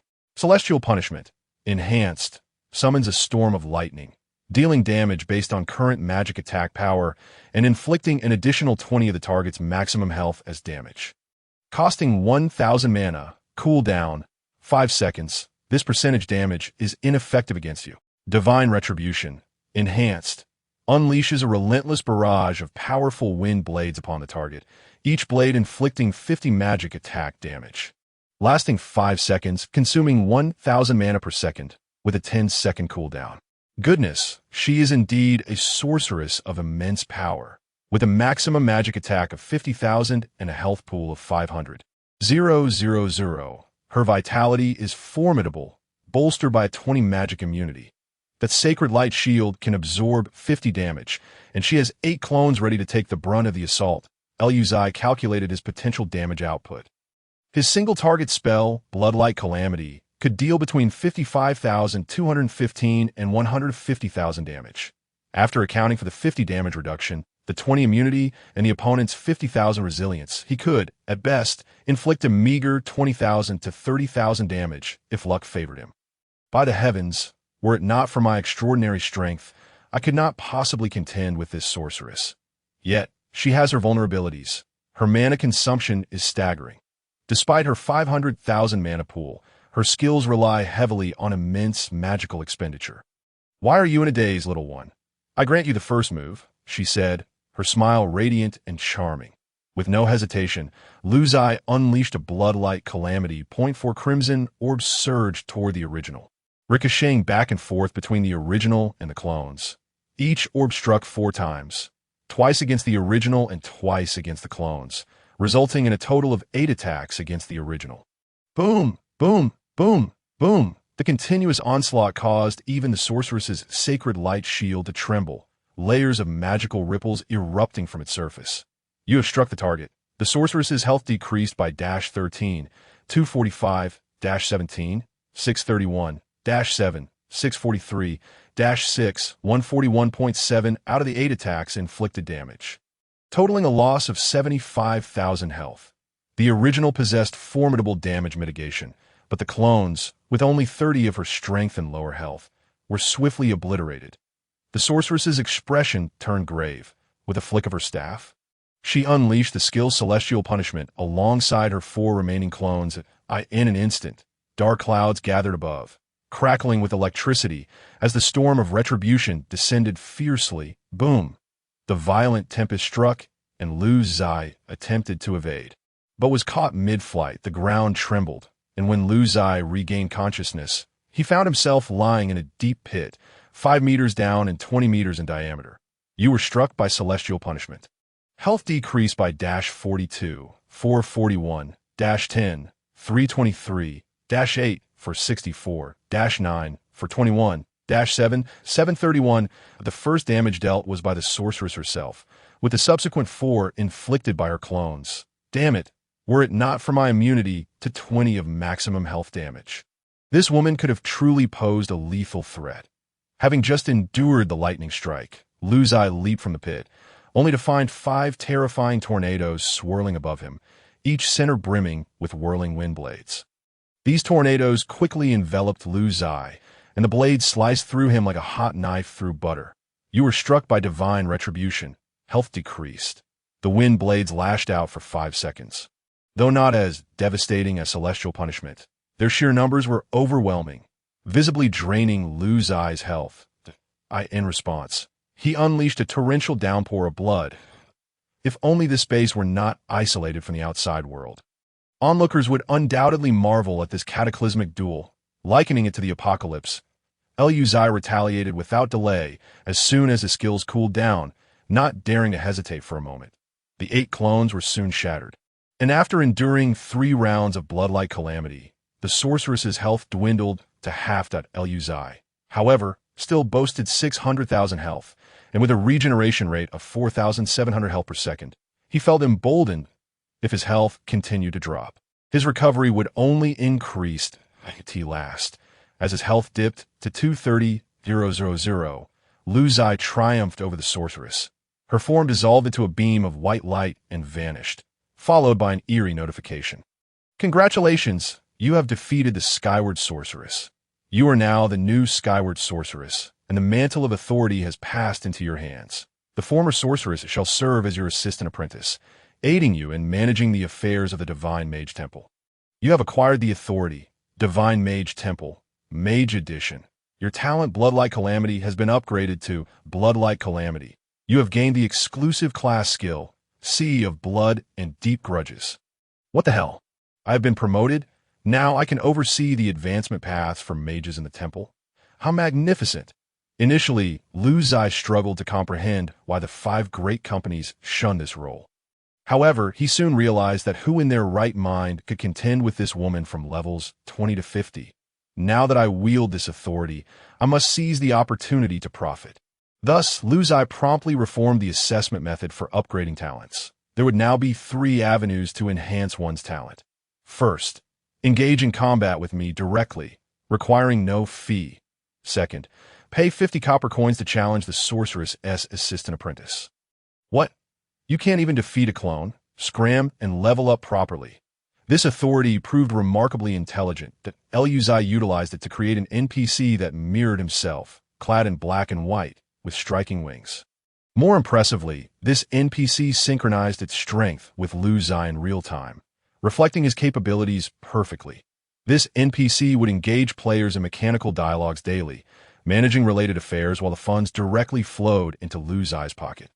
Meanwhile, he could either assist his apprentice when necessary or venture out to level up and battle monsters without any hindrance. Point 1 could only say that happiness arrived so suddenly, leaving one utterly unprepared. As the scene shifted, Lu Ziye found himself back in the Divine Mage Temple. The surrounding war gods, shepherds, and assassins gazed at him with astonished expressions. What are you staring at? Is it not customary for a newly appointed official to command respect?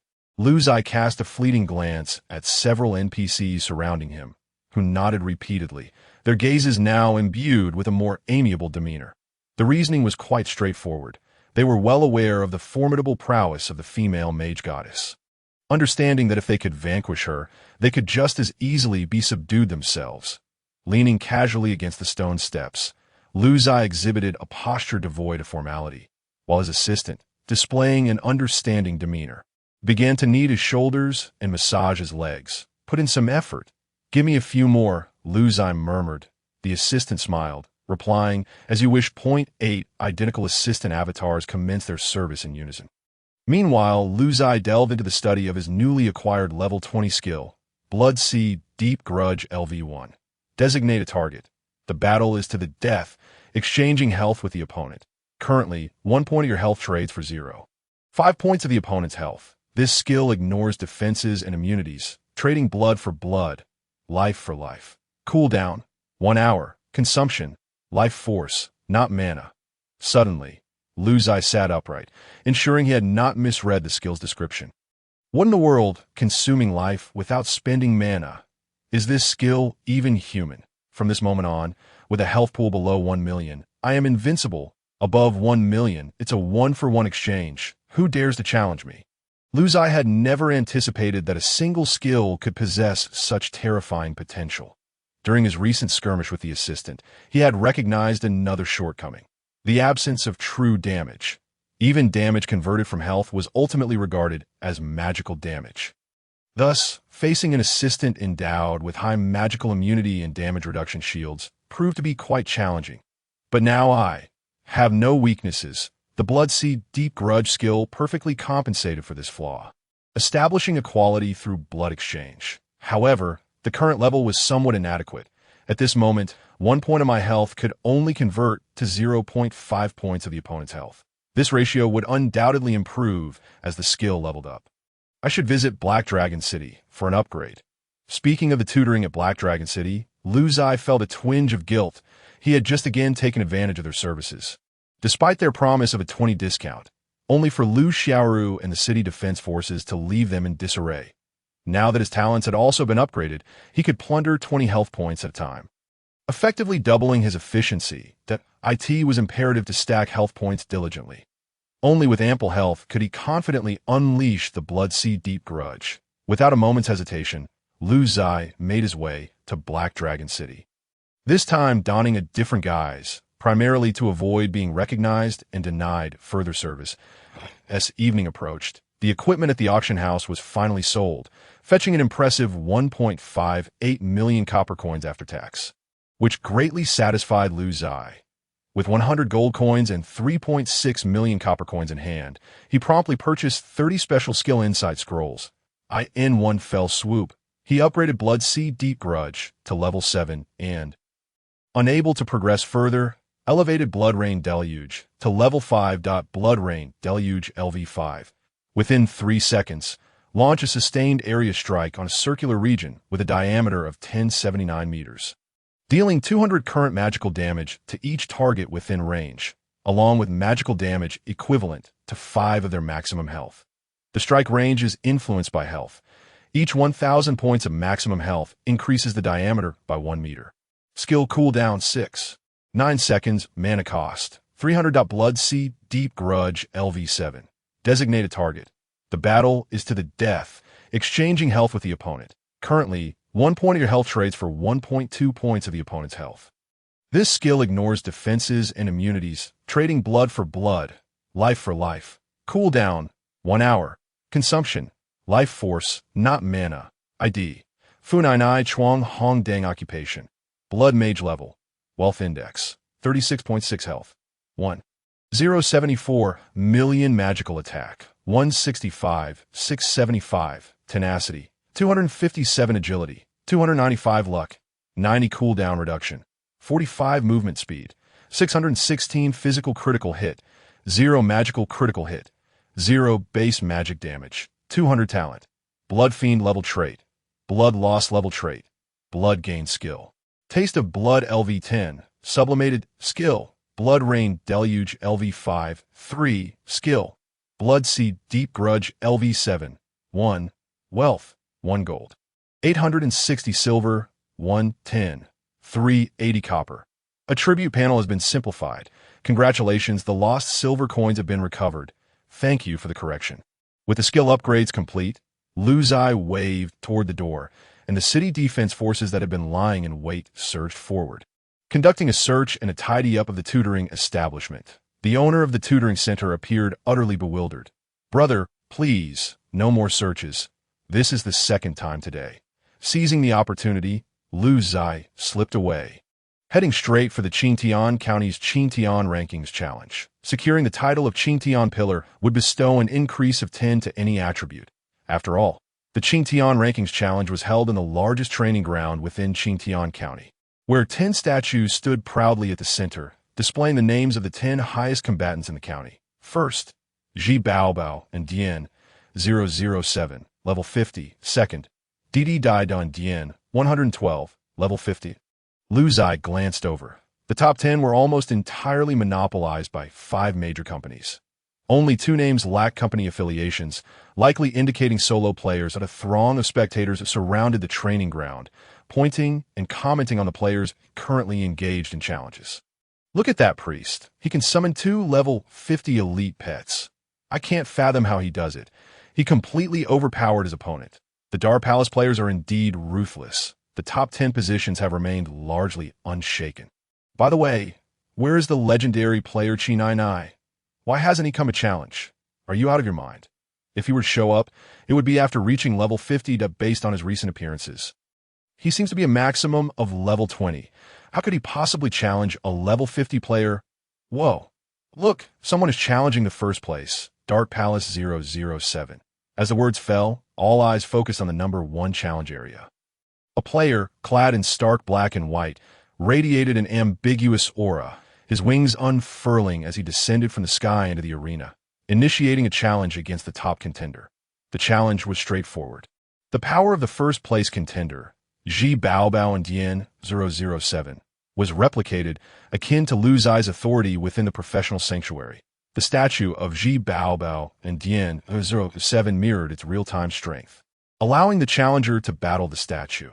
Furthermore, multiple challenges could be initiated simultaneously, eliminating concerns of insufficient personnel or keeping challengers waiting. Commence the challenge. Under the watchful eyes of the crowd, Lu Ziye challenged the statue. The statue sprang to life, a sneer gracing its visage. Arrogant wretch, taste my. Before it could finish, a dark cloud of blood gathered in the sky, coalescing into 2 demonic claws, one lunging at Lu Ziye, the other at the statue. The scene unfolded in an instant, and the next moment, the statue was shattered. You have sacrificed 100,000 health points to clash with the target successfully. You have survived. Announcement. The Qingtian Pillar ranking has been updated. Congratulations to player Fu Nai Nai Chuang Hongding for obtaining the title of Qingtian Pillar. You have received the Qingtian Pillar title.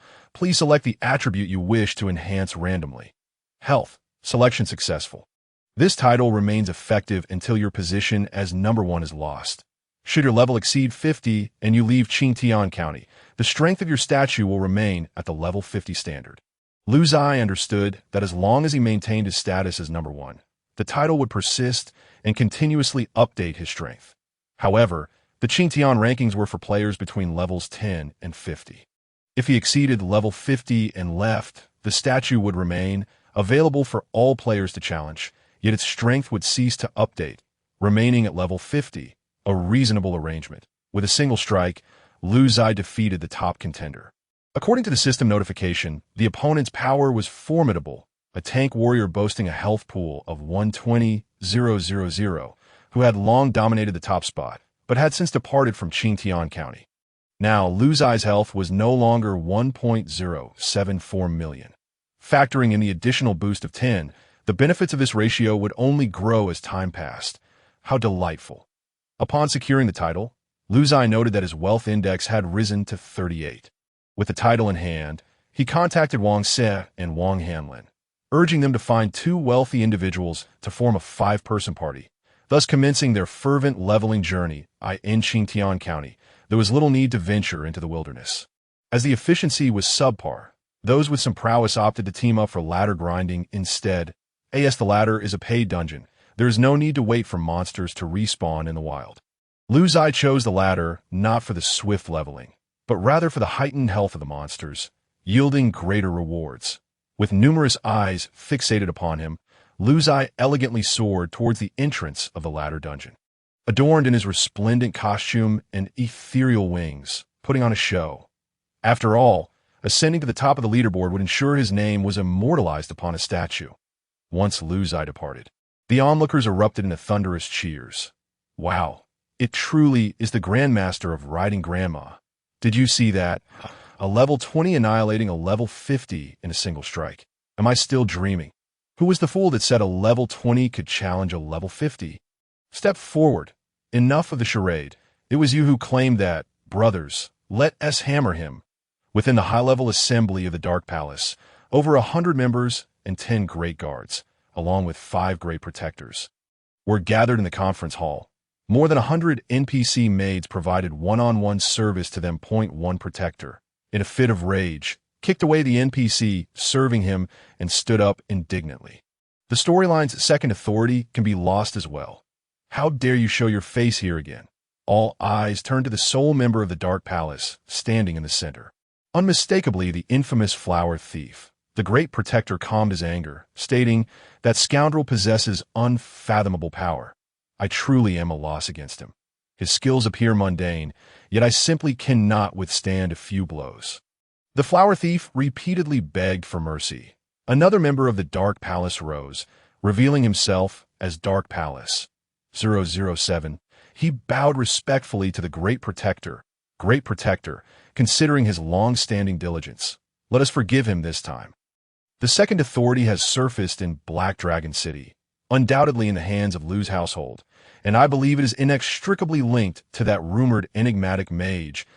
We can deliberate further on this matter. However, Dark Palace 007's speech faltered midway. The Grand Elder cast a puzzled glance. "Why have you gone mute? Speak up." Yet what Dark Palace 007 uttered next left everyone astounded.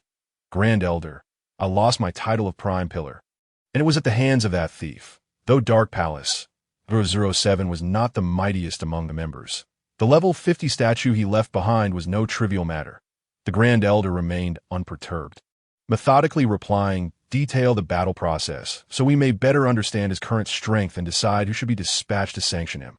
Upon hearing this, Dark Palace 007 grew flustered, stammering, "Seconds?" The Grand Elder was taken aback. "Seconds? Are you implying you were defeated within mere seconds of engagement?" Dark Palace 007 fervently shook his head. "I was annihilated." The assembly gasped in unison. What? They had envisioned countless scenarios of Dark Palace 007's defeat, yet being obliterated had never crossed their minds. The Grand Elder furrowed his brow, pacing the hall with hands clasped behind his back. "What skill did he employ to eliminate you?" "I don't know." A bloodied hand reached out towards me, and then my health bar vanished. Dark Palace 007 lamented. Feeling quite wronged himself, it appeared that the opponent was a high-burst mage. "Relay my orders. Select several members with the highest spell immunity within the Dark Palace, and equip them with players possessing damage reduction skills against magic. Assemble a hunting squad. We must ensure this individual remembers this lesson." Understood. Moreover, regarding the loss of the second authority, the weekend events in Black Dragon City had entirely fallen into the hands of others. This matter cannot simply be overlooked. How can a mere Black Dragon City be left unchecked when the might of my 5 companies is at stake? The Grand Elder added, "The weekend events in Black Dragon City have level participation restrictions. Our high-level players are unable to intervene due to game rules. Otherwise, we could not have allowed the Lord of Black Dragon City to be slain last time. However, alternative strategies do exist, Grand Elder." "I have a plan," Dark Palace 007 replied respectfully. "Speak forth." "There exists a contingent of Lionheart warriors in the southern outskirts of Black Dragon City.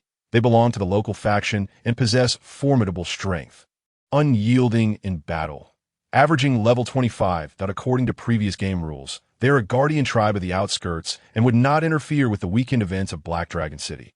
Yet just yesterday, we of the Dark Palace eliminated their leader and acquired the authority.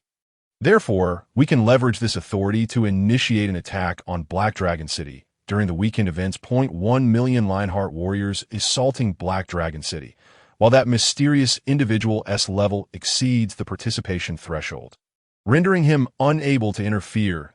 I firmly believe that even if the city defense forces unite with players, they will not withstand the onslaught of 1 million Lionheart warriors. The level disparity is simply too vast. Not to mention players are inherently self-serving. Even if that individual possesses immense charisma, not every player will rally to his side." The Grand Elder nodded. "The weekend events in Black Dragon City are primarily composed of players around level 10, lacking combat capability, while the city defense forces mostly hover around level 15. They should be unable to withstand the Lionheart warriors. This task is entrusted to you. Initiate the offensive during the weekend events. Reclaim Black Dragon City, eliminate Lu Ziye, and retrieve the Black Dragon Order along with the storyline authority." The Grand Elder decisively concluded, seemingly recollecting something. By the way, what is the status of the World Boss? At the mention of the World Boss, A somber silence fell over the assembly in response to the Grand Elder. Currently, there are too few players above level 50 to challenge the world boss. We are utterly powerless, only able to wait for more players to level up to 50 and see if we can strategize to snatch the final kill reward. The Grand Elder nodded. It appears we have no choice. Let us invade Black Dragon City this weekend. Dismissed. With a deep sigh, the Grand Elder pondered the formidable boss that remained unconquered. The ladder dungeon. Throngs of players filled the area. With a cacophony of chatter, sales pitches, and team calls blending together, creating an atmosphere more vibrant than a bustling market. Didi carries out booze for the 20th and 40th levels, charging 10,000 copper coins for the day, guaranteeing a monster every 20 seconds for creatures below level 30. Level 4-1. Ready to roll. Selling critical hit talismans, monster-slaying artifacts, with only 10 remaining. Those interested, come forth. Selling level 38 evil spirit summoning scrolls, perfect for drawing and controlling monsters. Lu Ziye casually glanced around, noting that there were at least hundreds of thousands present, not accounting for the vast majority already inside the dungeon. Moreover, the incessant notification chimes from the back end were proving to be quite bothersome. Someone is challenging your main body in the professional god temple and has been ruthlessly annihilated. Someone is challenging your assistant body in the professional god temple and has been ruthlessly annihilated. You have earned a fee of 50 copper coins. Someone is challenging your assistant avatar, successfully passing. You have earned 100 copper coins. So this is the sound of money. Lu Ziye grinned, disabling the related notifications in the management panel of his divine body authority. Remarkably, just on his way to the ladder, he had received 435 messages, accumulating over 22,000 copper coins, and could see this rate of growth. He was on the brink of fortune. To facilitate currency management, Lu Ziye configured the system to automatically convert every 1 million copper coins into silver coins, and every 1 million silver coins into gold coins. This setting required manual adjustment, an uncommon need, as few could amass such wealth. Lu Ziye and Wang Hamlin had been waiting here for some time. Lu Ziye took the initiative to greet them. Otherwise, they would not have recognized him after his transformation and the information blocking. Little Lu, you've arrived. It's time to put you to work again. These are the 2 team members I've found. As per your instructions, the charge is 100,000 copper coins for an hour, and all loot will belong to you. Wang Hamlin stepped aside as the 2 team members approached to greet him. Thanks for your hard work. Esteemed one. Lu Ziye glanced at their information. Both were level 25, slightly higher than him. You need not do anything. Simply follow my lead. I will only slay monsters of my level and will not engage in battles against higher level monsters. Please consider this carefully. The 2 hesitated for a moment, uncertain about the level of monsters he intended to hunt. If the monsters were too low in level, their experience gain would be minimal. Defeating higher level monsters would yield experience bonuses. However, recalling Wang Hamlin's previous assurance, they nodded in agreement. All right, no problem. Lu Ziye refrained from killing monsters beyond his level for a simple reason. The experience points were excessively high. The condition to obtain health bars was to defeat monsters of equal or higher level, rendering it unnecessary for him to expedite his leveling process. The latter instance towered into the clouds. Constructed of spiraling stone steps, its design defying the laws of physics, as it hung in a void without any support. Beside the instance, there was a record of ladder achievements, with the current top player having ascended to the 68th level. Previously, each regional instance featured epic challenges, while the latter instance served dual purposes, one for daily leveling and the other as an epic challenge instance for players ranging from level 20 to 50. The epic challenges would be discussed later. For now, he aimed to level up. Lu Ziye directly entered the 20th level of the ladder, corresponding to the level 20 ladder monsters. The fees for the ladder instance were based on the level, with 20 levels costing 200 copper coins for 1 hour and 210 coins for the 21st level. After each member of Lu Ziye's team paid their dues, they successfully entered. The scene shifted. They found themselves on a vast grassland, where dozens of towering giant apes, standing at 5 to 6 meters tall, charged towards them, pounding their chests. Unlike ordinary giant apes, these had rhinoceros horns protruding from their foreheads, exuding an aura of dominance. Thus they were named the unihorned giant apes. Accompanying image. Unicorn Giant Ape Imxerk 3D. That Unicorn Giant Ape LV 20 health, 13,000 physical attack, 1,000 to 4,000 constitution, 1,300 strength, 500 resilience, 1,500 agility, 500 movement speed, 1,000 skill. Duel. The Unicorn Giant Ape charges forward, attacking a single target, launching them into the air and inflicting damage based on its current physical attack power of 200. While also knocking them back for 1 second. Skill cooldown. 7 seconds. Skill. Ground smash. The Unicorn Giant Ape leaps high into the air, bringing down its powerful fist to strike targets within a 13 by 13 meter radius, inflicting damage based on its current physical attack power of 100. Lu Ziye had already taken out a cup of vegetable and fruit juice purchased outside and was lounging on the grass, basking in the sun, well aware of Lu Ziye's efficiency and strength. Meanwhile, the two players who had paid 100,000 copper coins for an hour of power leveling displayed expressions of concern. They were already level 25. Attacking level 20 monsters would result in a 50 reduction in experience points. Unless this individual could achieve a kill every 2 seconds, they would suffer significant losses. After all, most power leveling services outside targeted monsters of the same level. Managing to secure kills in 10 seconds, at a much lower price of 10,000 copper coins for the entire day. Their familiarity with Yao Daoming Chu had led them to this predicament. Otherwise, they would not have fallen for such a trap. Initially, Yao Daoming Chu had promised them it would be the #1 power leveling service in the entire server, destined for success. However, the next moment, their worries dissipated into thin air. The esteemed player soared into the midst of the monster horde, waving a hand, and 4 massive crimson orbs of light violently struck the giant apes, ricocheting back and forth, resulting in the instant demise of 16 unicorn giant apes. To their astonishment, the players seemingly disregarded the various attacks from the apes, soaring across the grassland, gathering all monsters within a radius of several kilometers into a central area, amounting to over 1,000 creatures in the next moment, he flipped his hand, summoning a rain of blood. A torrential downpour of crimson rain suddenly fell within a kilometer radius. The giant apes, leaping to strike the player with their fists, were pierced by the blood rain, plummeting from the sky like kites with severed strings. Congratulations! You have slain 900 unicorn giant apes, and your level has increased to LV 2161. Among the slain apes, 370 triggered passive talents successfully, each extracting 20 health points, totaling a plunder of 962,000 health points, along with receiving 63 pieces of level 20 white gear, 9 pieces of green gear, and 2 pieces of blue gear. Lu's eyes suddenly felt a wave of discontent. Had he killed too many because he had slain an excess of monsters? Upon leveling up to 21, the subsequent level 20 monsters no longer yielded health bars. Damn. Lu Ziye couldn't help but curse, startling the 2 unfamiliar teammates beside him. They dared not speak, entirely oblivious to the notion of experience loss from lower-level monsters. What loss? It was non-dash existent, the rate this esteemed player was slaughtering. They began to doubt whether the latter instance could keep up with the respawns. Despite inadvertently leveling up more than half a level, the increase in health bars from the talent upgrade was indeed delightful. Each extraction granted 20, and with 370 effective kills, it directly contributed nearly 1 million health points.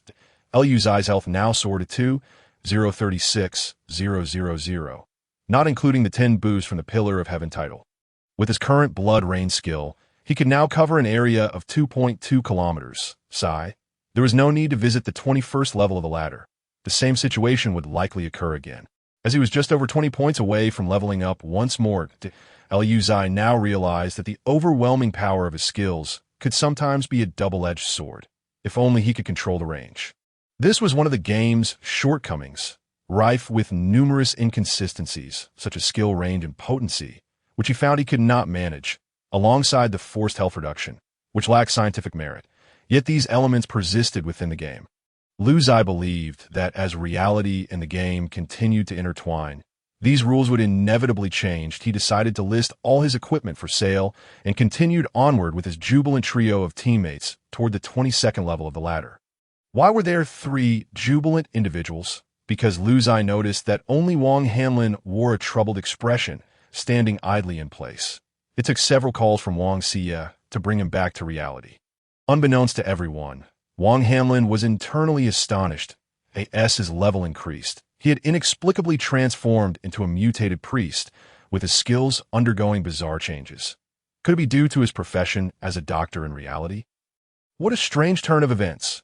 Most critically, his skills bore no relation to healing or saving lives.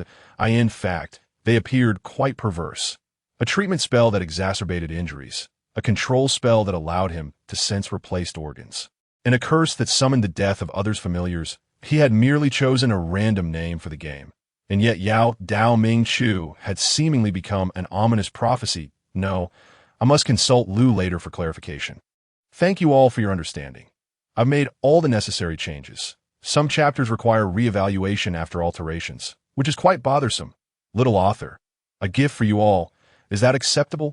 In the blink of an eye, Wang Hanlin found himself unable to discern whether he was the one afflicted or if the game itself was cursed. What had once been a respectable priest was now mutated. He used to provide healing to others. Yet now, with Yao Dao Ming Chu, he was a walking poison. Uncle Wang, are you all right? Lu Ziye had long noticed something was off with him. He seemed somewhat distracted. Upon entering the 22nd level of the ladder, he casually inquired that I'm fine. Wang Hanlin replied evasively. Not wishing to elaborate in front of strangers, he sent a private message to Lu Ziye, stating, "My profession has mutated. We'll talk later." After all, with the game encroaching upon reality, these changes were confidential, meant only for Lu Ziye to know. Certainly not for his daughter. A little brat with loose lips, Lu Ziye was equally astonished upon reading Wang Hanlin's message. This phenomenon could mutate. Prioritizing the accumulation of health bars, he momentarily set aside this issue and continued to slay monsters at this rate. Reaching level 50 today seemed entirely feasible. He pondered how he would manage the Void beings once he gained control over the Void Scepter. Previously, the Void Nightmares could lead their kind to ascend. He wondered how humanity would fare in controlling them. Once the game fully invaded reality, he anticipated he could dominate everything. However, for now, as the game rules persisted, there were still matters beyond his grasp. Cultivating a cadre of henchmen seemed beneficial, as long as it didn't cost him anything. In the level 22 region, Lu Ziye's team discovered the presence of other players. Theoretically, each level of the ladder was sufficiently vast, with a monster population ample for players to hunt. However, upon seeing the flash of white light as Lu Ziye's team appeared, a group of players rushed over, demanding, "Get lost, we're in the middle of power leveling. Don't disrupt our efficiency." "How could you offend anyone?" exclaimed the two unfamiliar teammates, shaking their heads in unison and retreating behind Lu Ziye. Wang Ziye and Wang Hanlin regarded the five opponents with expressions akin to that of bewildered observers. Lu Ziye, embodying the decorum of a gentleman, chose not to elaborate further. After all, actions speak louder than words. With a mere flick of his fingers, four blood calamities surged forth, and in an instant, the five adversaries disintegrated into mere streaks of light without so much as a reaction. 2 seconds later, they resurrected at the same spot in a voice tinged with feigned desperation. They pleaded, "Brother, we were wrong. Please spare us." In this current resurrection system, the free revival option had been abolished. To resurrect at the same location now cost 500 copper coins. Their decision to resurrect indicated reluctance to lose experience and equipment. "Why are you begging for mercy? Take a moment to recover. I prefer the earlier version of you." "Spewing nonsense," Lu Ziye remarked, his disdain palpable. Even the nearby unfamiliar teammates could hardly suppress their disbelief. Just moments ago, they had been so boisterous. What prompted this sudden politeness? And you dare to resurrect at this spot? Who do you think you are? Wang Ziye chimed in with a laugh. Without any surprise, the opponents were swiftly defeated once more, this time opting not to resurrect. It had become futile. They knew they would not be spared, and paying for revival would be a waste of resources. As several pieces of equipment dropped to the ground, onlookers gazed longingly, spotting two blue items among them, yet none dared to make a move. Lu Ziye promptly put the items up for sale, allocating all the upgraded attribute points to resilience before continuing his monster hunt. The level 22 beasts, known as Black Fangs, were ferocious giant pythons, their mouths lined with sharp, jagged teeth, presenting an intimidating sight. Image: Black Fang, level 22 health, 15,000 magic attack, 1500 to 1600 constitution, 1500 spirit, 3250 resilience, 2000 agility, 600 movement speed, 1200 skill. Shattered Fang. Each tooth can unleash a jet of black flame, inflicting a single target damage equal to 30 of current magic attack. Cooldown, 12 seconds. Skill: Constriction. Engulfed in blazing black flames, it ensnares the target, causing 3 of the target's maximum health and damage per second for 5 seconds. This skill can be interrupted during the constriction. Cooldown, 15 seconds. A horde of black fangs surged from all directions, prompting several teammates to cautiously retreat. Lu Ziye, motivated by his financial aspirations, charged ahead to draw the monster's attention. Killing 1,000 of them would hardly be excessive. After all, the previous wave had nearly replenished 1,000,000 health points, elevating his worth to 45.5. That should he manage another wave, he would likely reach the coveted 50. The Black Fangs, each over 20 meters long, charged forth, twisting their bodies as they ran, their gaping black mouths revealing rows of menacing teeth. Subsequently, every tooth, akin to a gun barrel, unleashed torrents of black flames towards Lu Ziye. Sizzle, sizzle, sizzle. The black flames crackled violently in the air, producing sharp sounds before descending upon Lu Ziye like a rainstorm. You have been hit. Health-783, Health-631, Health-675. That a multitude of damage notifications erupted. Not due to the individual damage being particularly high, but because of the sheer number of monsters that Lu Ziye was taken aback. While the single target damage was modest, the overwhelming quantity resulted in a staggering loss of nearly 1,000,000 health points in just one round of attacks. Fortunately, the blood rain had commenced, piercing through the bodies of all the Black Fangs within a 2.2-kilometer radius, extinguishing their life force in an instant. Congratulations! You have slain 650 Black Fangs, successfully leveling up to 2298. 4. This time, you have acquired 69 pieces of white quality equipment, 15 pieces of green quality equipment, 2 pieces of blue quality equipment, and 1 piece of purple quality equipment. You have successfully plundered health 650 times, with each plunder yielding 3,000 health points, totaling a life force of 1.95 million. This time the gains are just right. I'm merely a fraction away from reaching level 23, not a waste at all. His health had soared to 3,956 million. Excluding the effects of titles, a glance at his worth revealed it had surged to 54.1. Ample indeed. Lu Ziye eagerly began to absorb the Void Scepter in his possession. Detection indicates your worth meets the requirements. The fusion of the Void Scepter is successful. You now command the Void Scepter, along with 1,000,000 Void creatures at your disposal. Click to view the Scepter Management panel. A management panel. Lu Ziye clicked to view it. Scepter name. Void Scepter. Scepter type. Dominion, active Dominion race. Void Shadow population count. 1,011,300 average level. 21.1 experience injection ratio. 35 levels, 15 quantity. This Void Scepter possesses 2 attributes: dominion over the Void race and partial editing rights for weakened activities. As indicated in the Scepter type, the Void race allows the Scepter's wielder to plunder health from any target slain, provided they are not below the wielder's level. Equipment and items obtained from these kills also belong to the Scepter's master. Truly a fortuitous arrangement. Lu Ziye's gaze lingered on the average level and population count sections, astonished to discover that he could enhance both their numbers and levels. The method was straightforward, through the spiritual injection option below. He could infuse spirituality into this population, consuming spiritual energy to facilitate their upgrade. The injection method was simple as well. He could allocate a portion of the experience he gained from defeating monsters to them. However, a dilemma arose. If he were to level up alone and distribute experience among a population of 1,000,000, what benefit would that yield? Yet upon delving into the detailed description of population experience, he exclaimed in delight. IT stated that the strength of experience gained by the Scepter's wielder far exceeded that of these lowly enslaved beings. As long as the Scepter's wielder was powerful enough, they could significantly enhance the strength of the entire race single-handedly.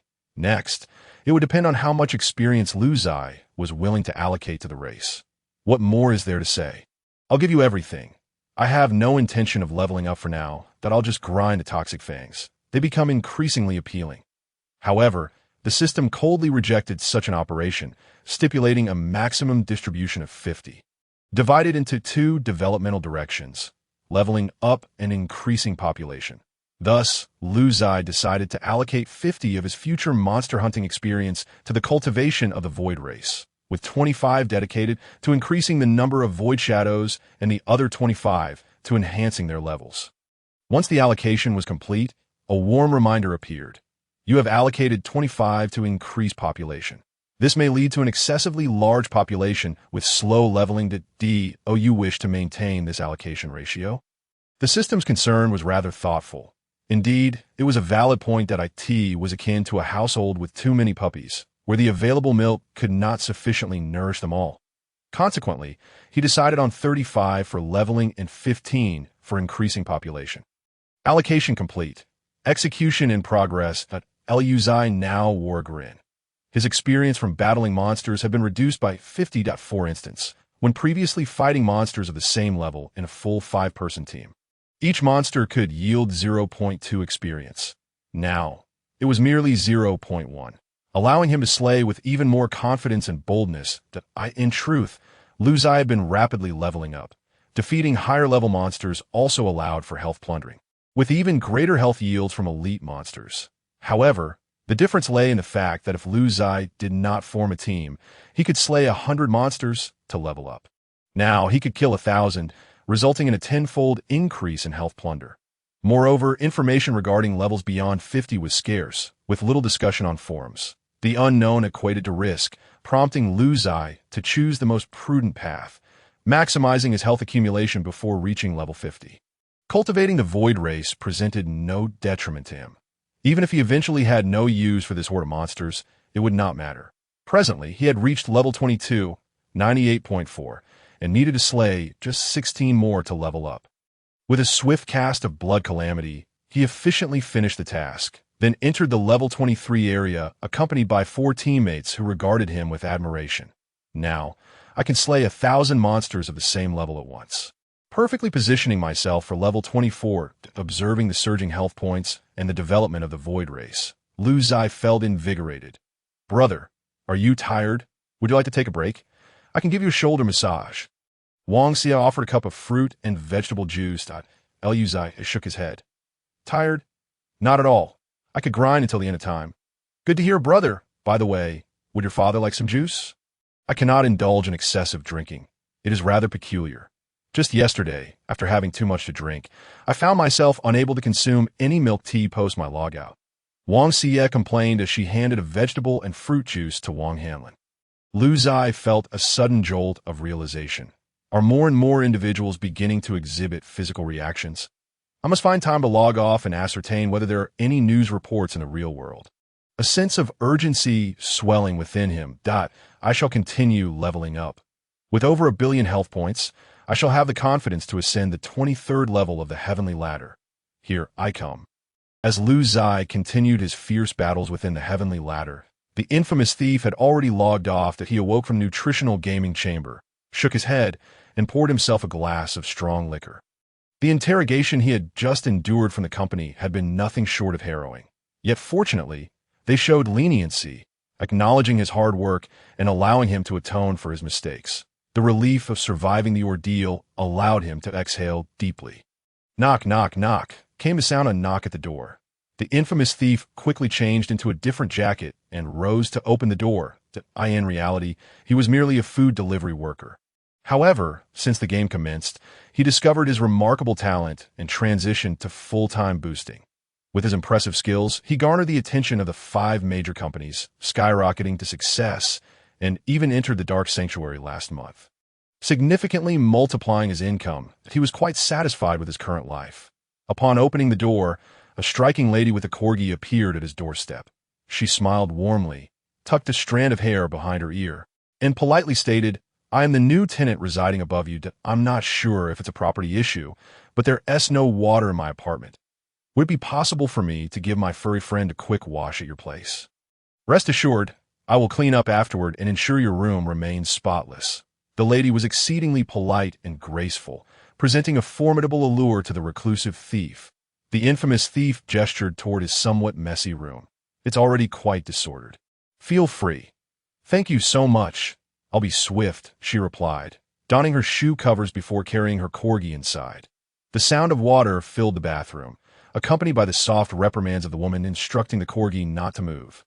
Meanwhile, the infamous thief turned on his computer to browse the forums and gather information about the enigmatic figure, as the 5 major companies had set their sights on him. Perhaps he might uncover relevant clues and earn accolades. Is there a leak in my house? While engrossed in the forums, the infamous thief suddenly felt a chill on his neck, as if droplets were cascading down. Instinctively, he looked up at the ceiling, only to be met with a horrifying sight. A monstrous head adorned with sharp teeth, its gaping maw wide open, with a pair of crimson, beastly eyes fixated upon him, saliva dripping from its mouth. A crimson hound? The infamous thief was utterly shocked. Wasn't this a type of summoned beast from the game?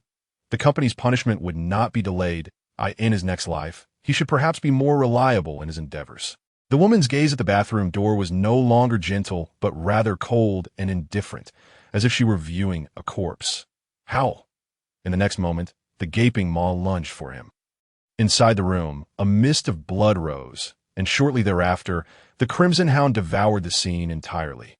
The woman retrieved a vial of liquid and sprayed it on the floor, erasing all traces of the incident. Task accomplished, the summoned beast had successfully manifested offline for the first time, exhibiting most of its gaming characteristics. The summoner's essence had not fully materialized, marking a groundbreaking event. The woman pulled out her phone and spoke coldly to the other end. In less than an hour of combat, Lu Ziye glanced at his level, which had already reached 49. Today's boosting session was at an end. They could disperse, his teammates, no longer needing to sustain their races. Had all leveled up beyond 52.2, unfamiliar teammates were initially set to pay 100,000 copper coins for an hour of boosting. Although time was cut short, they expressed no discontent and each offered 50,000 copper coins, politely requesting a trade. Brother, 100,000 copper coins for an hour is far too cheap. This is all we have.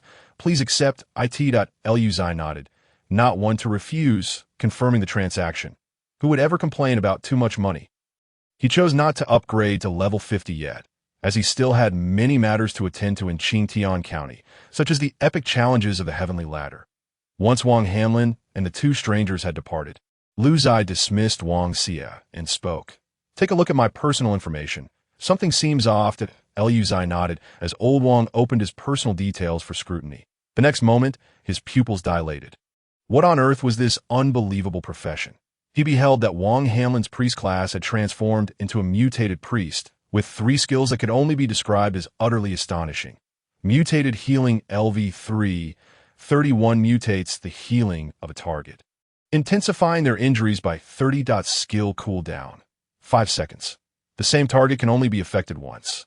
Mutated perception LV2, 21 disrupts the target's organ perception, allowing the user to interchange the perception and function of any 2 organs for 10 seconds. Cooldown, 10 seconds. Mutated summon release LV1, 31 directly curses the target's summoned beast to death, severing the contract for 1 hour. During this time, summoning is not possible. Cooldown, 1 hour. The first and third skills, while shocking, were somewhat comprehensible. The first skill exacerbates injuries. For instance, if you lost 50 health points, the mutated healing would increase the damage by an additional 30 based on the already depleted 50, resulting in a total loss of 65 health points. This was utterly illogical. It directly intensified injuries without regard for the type of damage sustained. This skill was incredibly useful. If it were upgraded to level 10, wouldn't it become game-breaking? Surely it would amplify injuries by 100. The third skill was a nightmare for summoners and countered certain bosses capable of summoning minions. Old Wang, you are invincible, Lu Ziye exclaimed, his eyes wide in disbelief. But what does your second skill mean? I can't quite grasp it. That I recognize the words, yet I cannot comprehend their collective meaning. He continued. Old Wang, seeing Lu Ziye's admiration, smiled appreciatively. Even if I am invincible, I thought I was useless, unable to heal or save anyone. This second skill took me quite a while to decipher after examining the system's detailed descriptions that in essence, it is more of a disruption skill that prevents the target from focusing on combat. For instance, I could swap the functions of the target's mouth and their anus, causing them to speak and eat with their backside while excreting through their mouth, before Old Wong could finish. Lu Ziye could no longer remain seated. Old Wong, I must warn you, do not use this on me, or I will genuinely turn against you. What nonsense. Uncle Wong is not that sort of person. I still need you to guide me to success. Wong Hanlin chuckled. Believe me, during combat, a skill like that could be lethal to the enemy, that Lu Ziye felt that this skill was already sufficiently repulsive. But he knew that, as a doctor, Wong Hanlin had even more ruthless capabilities. Little Lu, the applications of this skill are numerous. For instance, I could enable the opponent's large intestine to have taste buds. Wong Hanlin smiled, but Lu Ziye momentarily failed to comprehend this. What sort of operation was this? What utility could it possess? Yet upon reflection, allowing the large intestine to have taste buds that contained excrement, the remnants of digestion. Wouldn't that mean the large intestine would be tasting its own waste every second? Ugh! Lu Ziye leaned against a nearby tree, violently retching. Wong Hanlin patted Lu Ziye's back, offering comfort. It seems this skill is quite powerful. Your reaction speaks volumes. I shall log off and check the surveillance around my safe house to see if anyone has visited during this time. Lu Ziye merely nodded, still unable to articulate his thoughts after recovering from his ordeal. After 10 minutes, he finally regained his composure and began to assess his accomplishments. He had advanced from level 23 to level 49, defeating a total of 16,000 monsters of the same caliber. With 1,000 more required for the next level, he had drained 16,000 health points from the creatures, each with varying health totals, cumulatively increasing his own vitality by an astounding 51 million. At a glance at his attribute list revealed a dramatic transformation.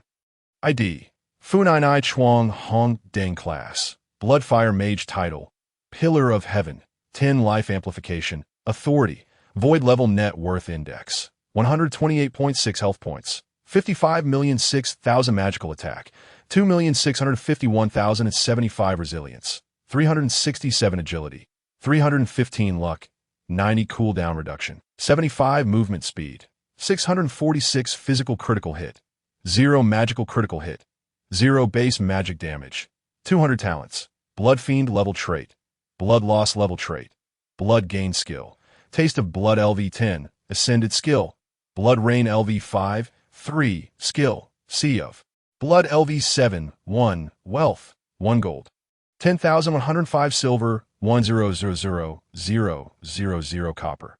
What does invincibility feel like? This is the sensation of being invincible. With 55 million health points plus a 10 increase, it surpasses 60 million. What does this signify? It means Lu Ziye's blood rain can cover a radius of 60 kilometers, nearly the size of a county-level city.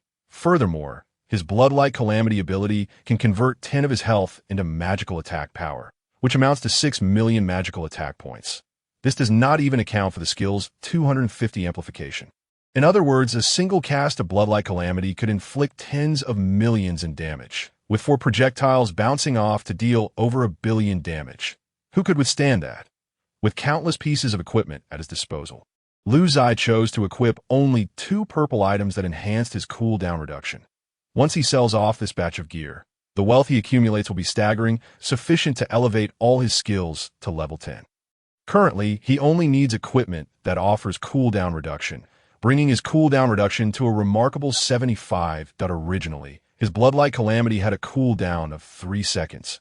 Now it stands at just 1.71 seconds. The cooldown for his 10-second bloodlight calamity has been reduced to 5.71 seconds, while the 1-hour cooldown for Sea of Blood has diminished to 34.2 minutes. Moreover, his wealth is rapidly increasing, with 1 million copper coins maxed out and beginning to convert into something more substantial. He feels invigorated, with a promising future ahead.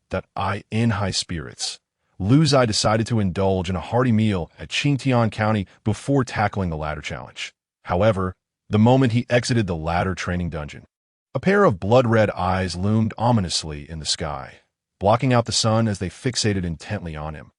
The gaze was filled with anger, confusion, and above all, feared the system notification promptly followed.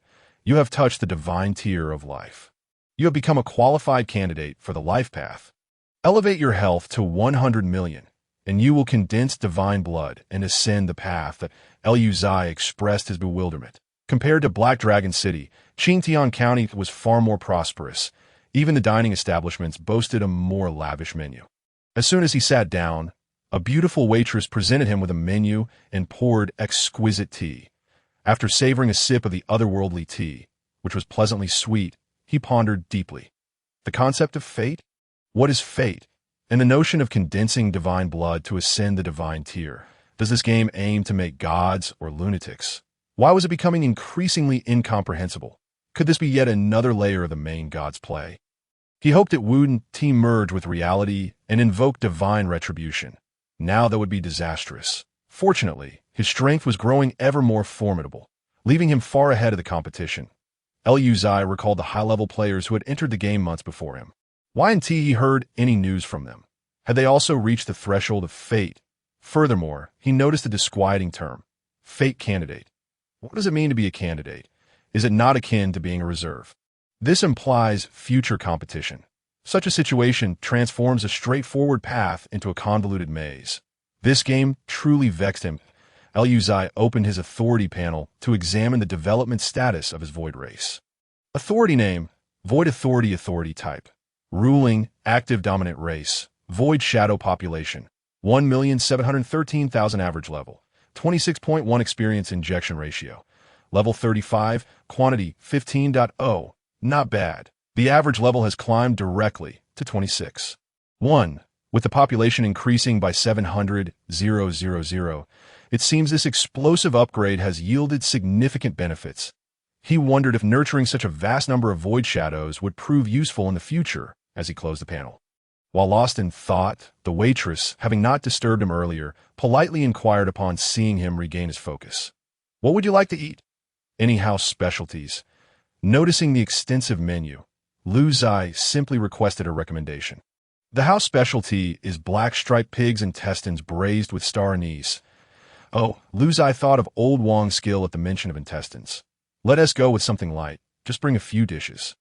The waitress hesitated, surprised at his reaction. Am I that unappetizing? Very well, please hold on. Before long, the waitress returned with all the dishes.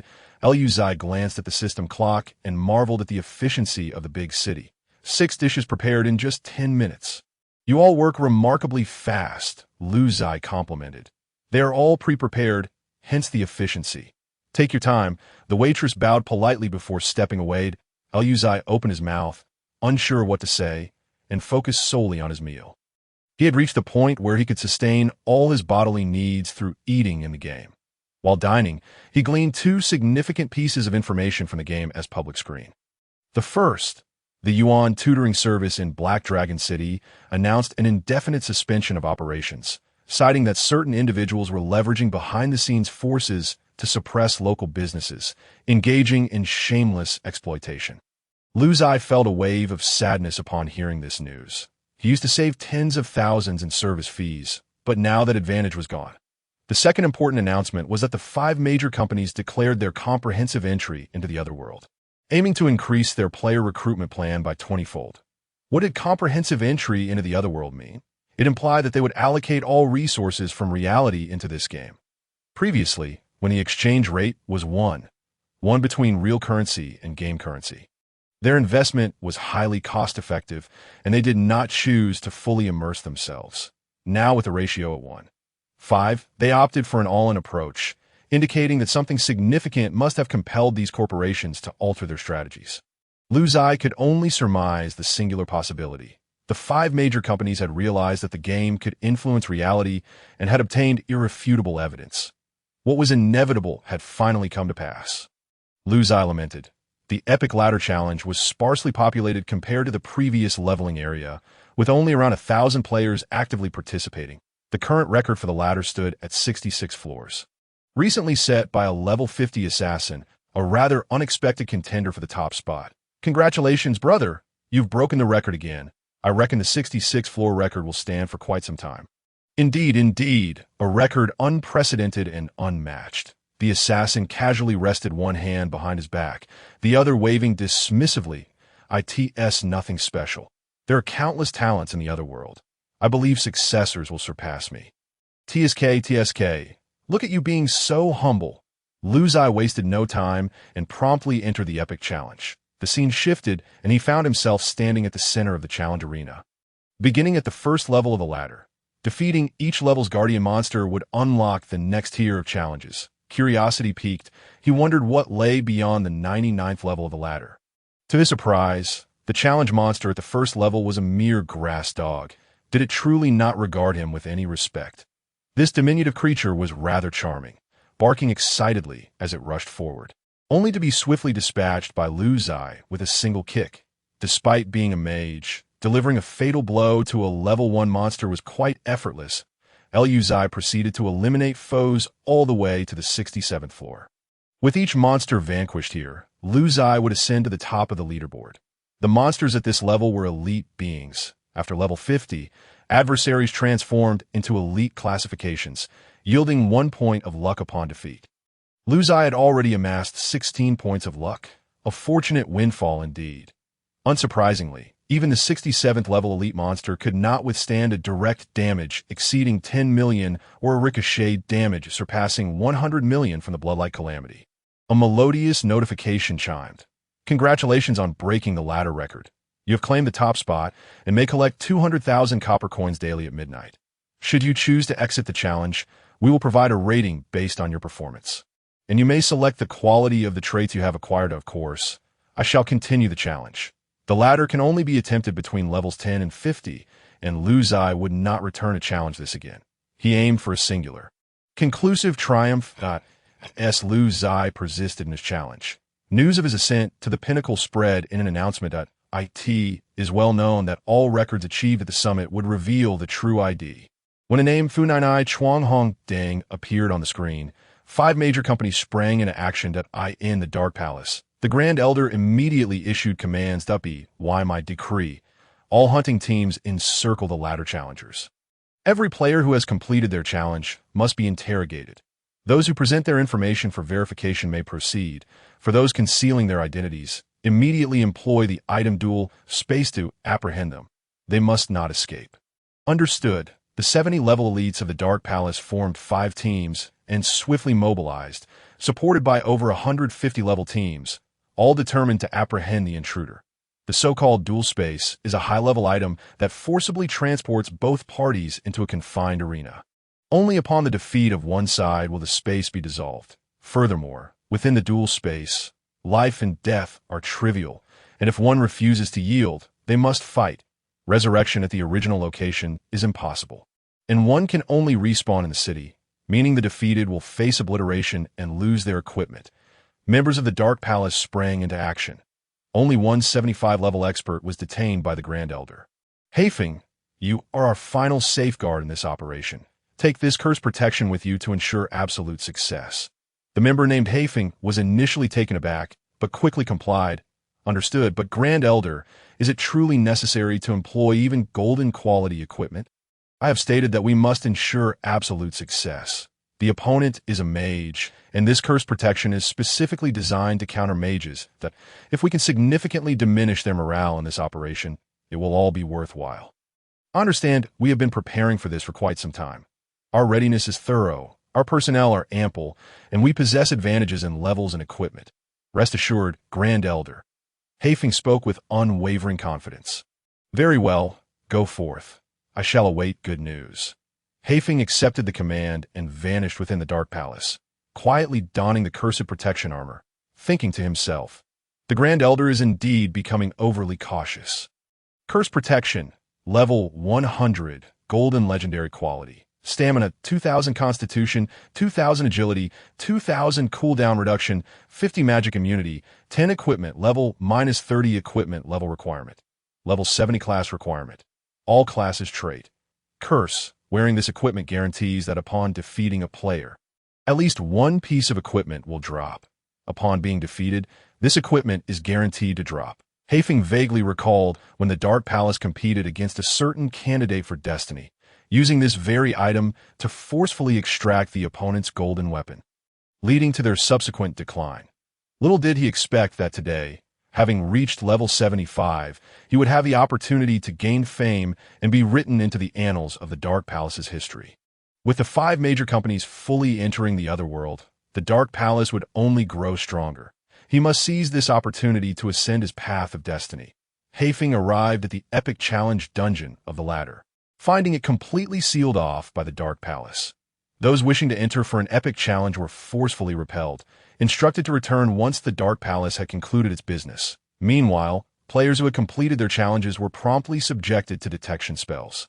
Those whose IDs did not match Fu Nainai Chuang Hong Deng were permitted to pass. Players concealing their IDs were immediately drawn into the duel space for interrogation. Haefeng glanced at the ladder challenge records. Noting that it had reached the 81st floor, a smile crept across his face as he looked at his 4 teammates, all of whom were above level 70. This individual possesses some strength, but not excessively. Let us conclude this swiftly, so I may return to report. Yes, Captain Haefeng, at level 99, the final layer awaited. Lu Ziye had just slain a 98-level elite monster inside. This challenge posed little difficulty for him. Yet it was no small feat for other players. After all, a player at level 50 attempting to challenge an elite monster over level 90 would find it insurmountable. However, Lu Ziye did not regard himself as an ordinary player. He had been eliminating foes with ease, unaware that a throng awaited him outside the dungeon. With a roar, a remarkably beautiful monster materialized in a flash of white light. Lu Ziye had never encountered such a resplendent creature. It was a colossal serpent, stretching 100 meters, adorned in rose hues and festooned with an array of flowers, exuding an enchanting allure. Oh, it was a level 100 Lord-level monster. No wonder it was so striking. Dazzling Serpent, level 100, Lord level. Health, 10 million magic attack, 20.8 million stamina, 300,000 agility, 100,000 magic critical, 25 critical damage, 200 skills. Rebirth, the Dazzling Serpent can utilize the flowers of its withering body to resurrect itself. As the number of resurrections increases, the consumption of flowers rises dramatically in cooldown.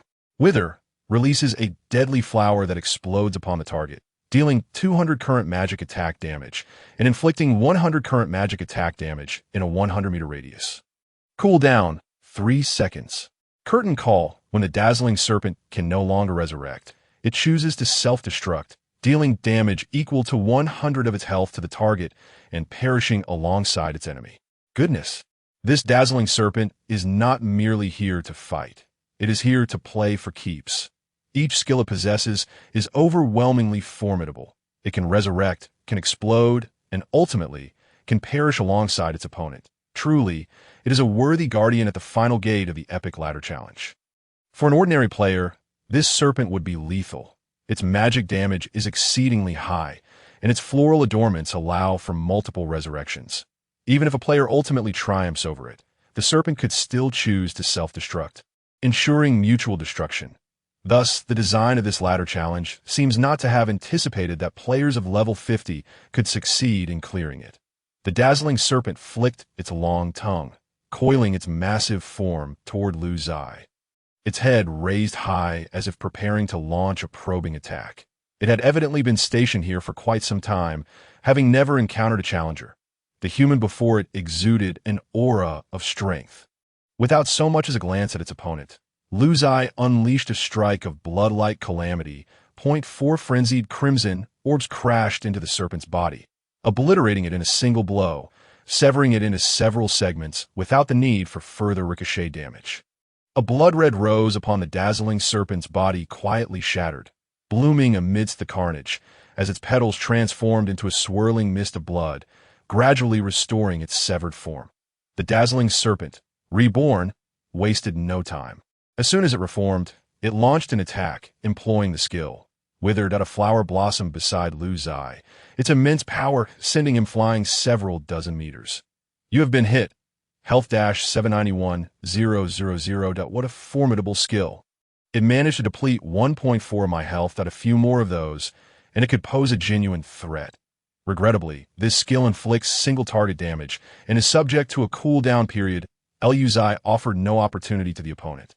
It was now his turn to unleash devastation once more, resulting in another bloodbath from which the adversary could not evade, leading to their swift demise. This time, however, 5 or 6 rose petals ascended into the sky, signifying a noticeable increase in the cost of resurrection. The alluring serpent, revived once again, bore a gaze filled with resentment and fury. How could such a monstrous human exist?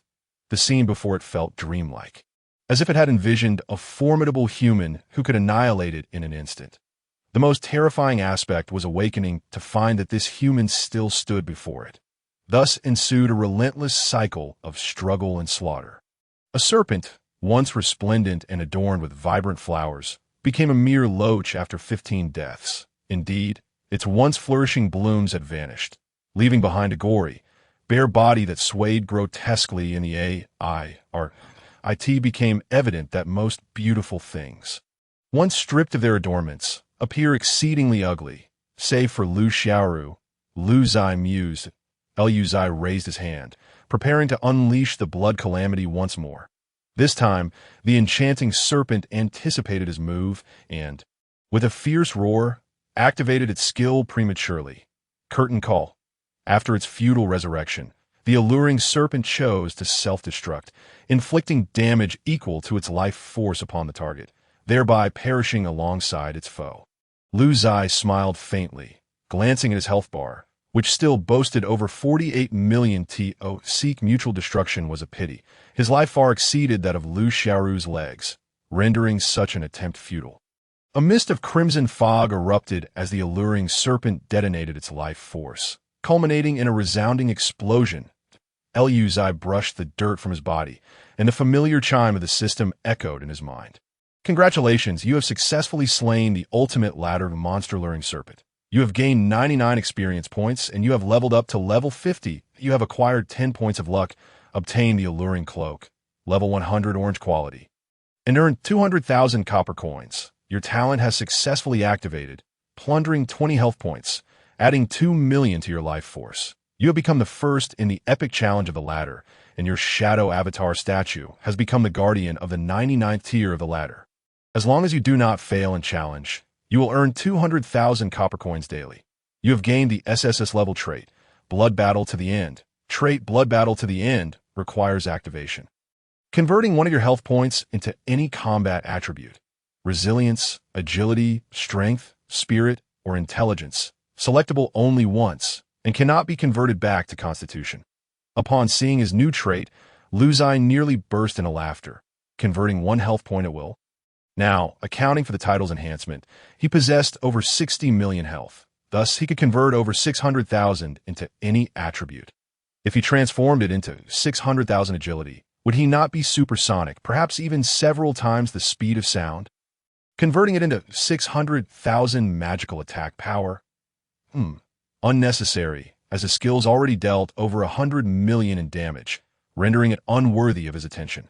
Converting it into 600,000 resilience. How many could still harm him? Ha ha ha! Invincible, utterly invincible. He glanced at the equipment alluring cloak, which, though a mage's armor, required level 100 to wear. Lu Ziye tossed it into his backpack to collect dust, intending to study it later. Observing his newly updated attribute list, he noted the complete transformation. ID: Funainai Chuang Hong Dang class. Bloodfire Mage title. Pillar of Heaven. 10 health amplification. Authority. Void level net worth index. 157.6 health. 57,006,000 magical attack. 2. 651,075. Resilience. 374 agility. 322 luck. 150 cooldown reduction. 60 movement speed. 652 physical critical rate. 0 magical critical rate. 0 base magic damage. 200 talents. Blood Fiend level trait. Blood Loss level trait. Blood Gain level trait. Blood Battle to the End skill. Blood Calamity LV10. Ascended skill. Blood Rain LV5 4 skill. Blood Sea Deep Grievance LV7 2. Wealth 1 gold. 21,128 silver 1,000,000 copper. The most significant change was the luck value. Throughout this ascent, Every elite monster granted 1 point of luck, and with the final contribution of the Alluring Serpent, his luck had reached 150 points. During the ladder challenge, his silver coins had increased by over 10,000, which translated to over 1,000,000 copper coins. This increase stemmed partly from selling equipment, and partly from the so-called service fees imposed by the Profession Temple. No, not extortion, it should be termed a service fee. Now, his only weaknesses lay in 2 skills that had yet to reach level 10 and ascend, which needed to be resolved promptly, alongside the insufficient cooldown reduction of his skills. He required more cooldown equipment.as for the so-called Threshold of Fate. He needed to step into it soon. He was uncertain about what the world beyond level 50 held. Today, he would log off for a while. As the 5 major companies had fully entered the other world, and he needed to check on the changes in reality, hoping for some transformation himself.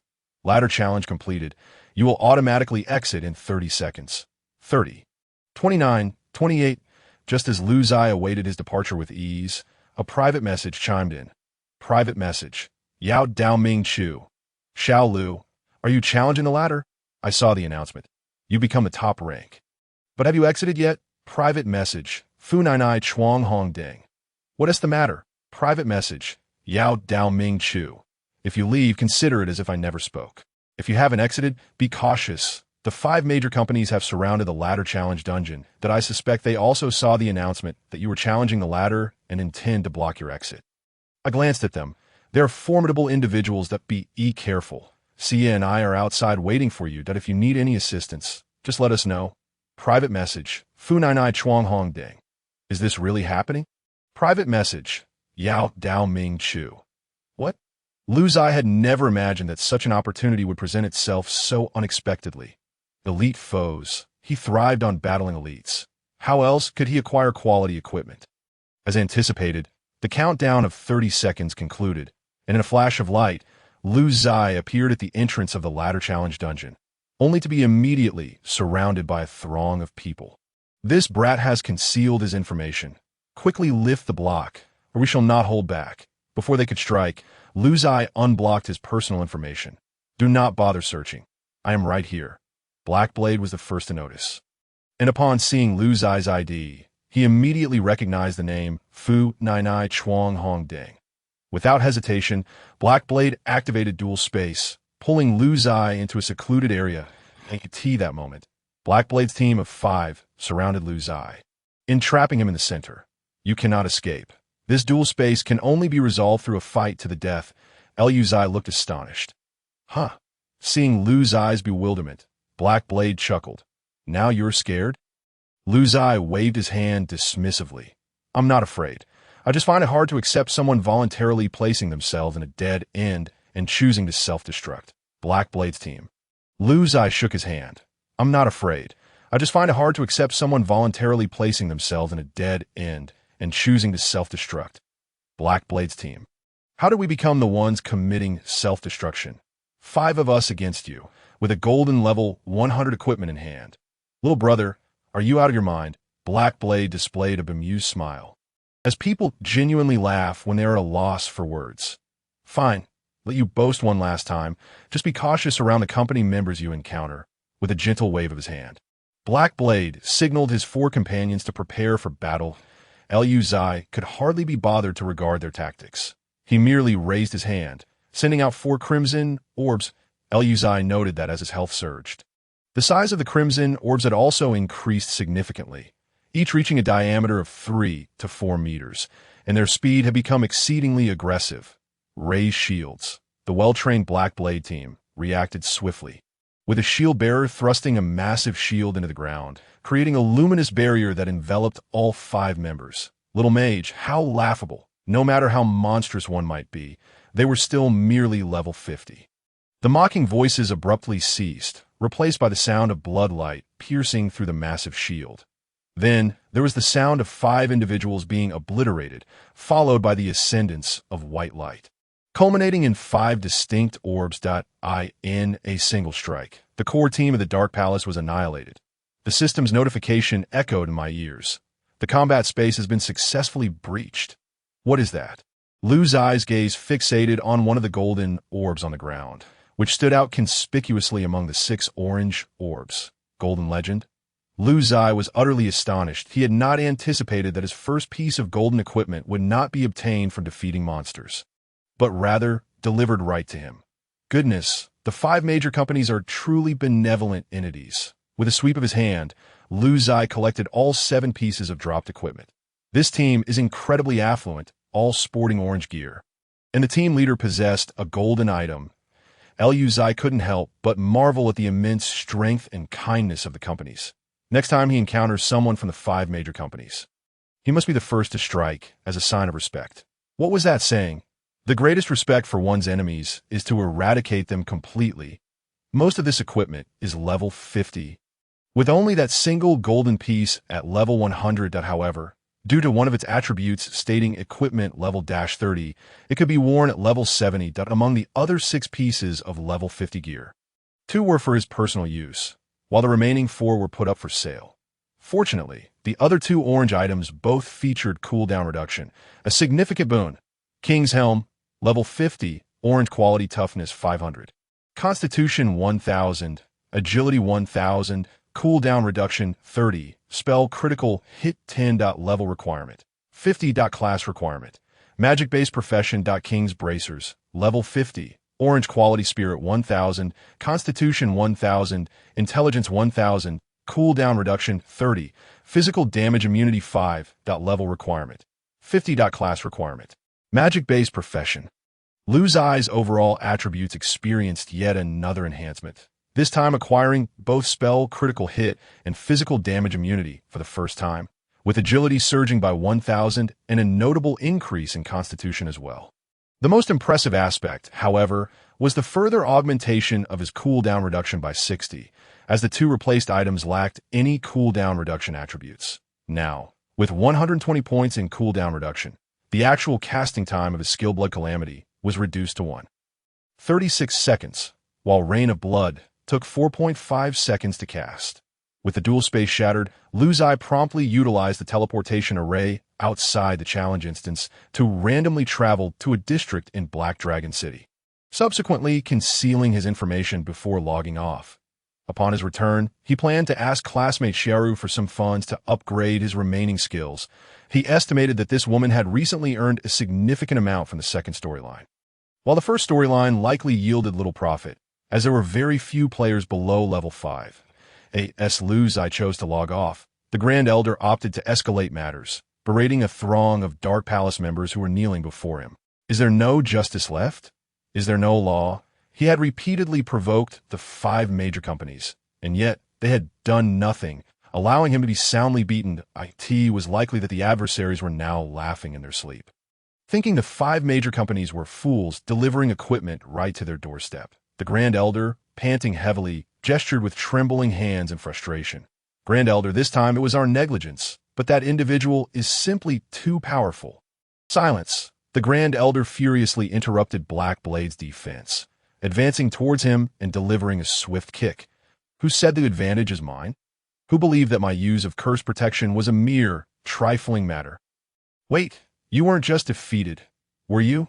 In his rage, the Grand Elder suddenly recalled the most crucial point. The wearer of curse protection cannot be defeated.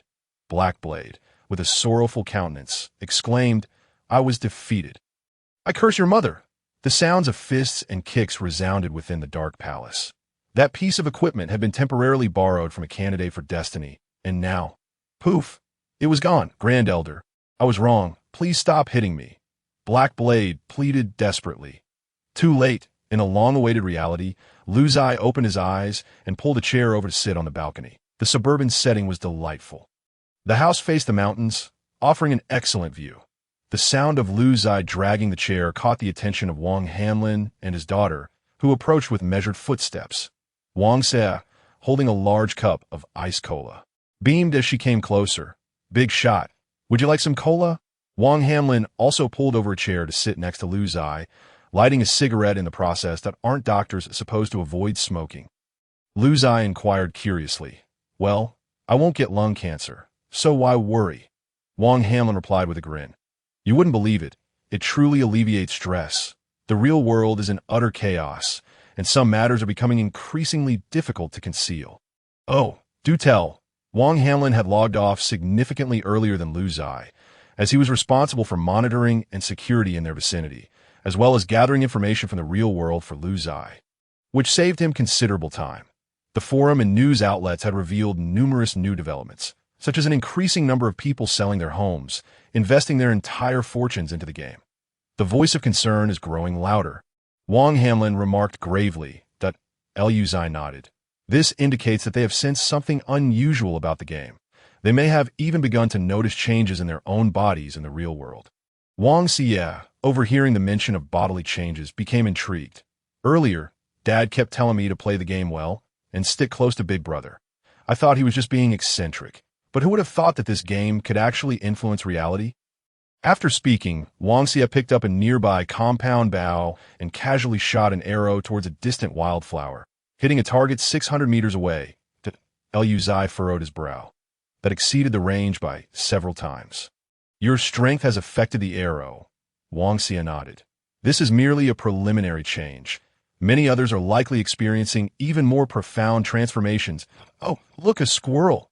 How adorable. Wang Ziye suddenly perked up, gazing at a squirrel perched on a distant tree.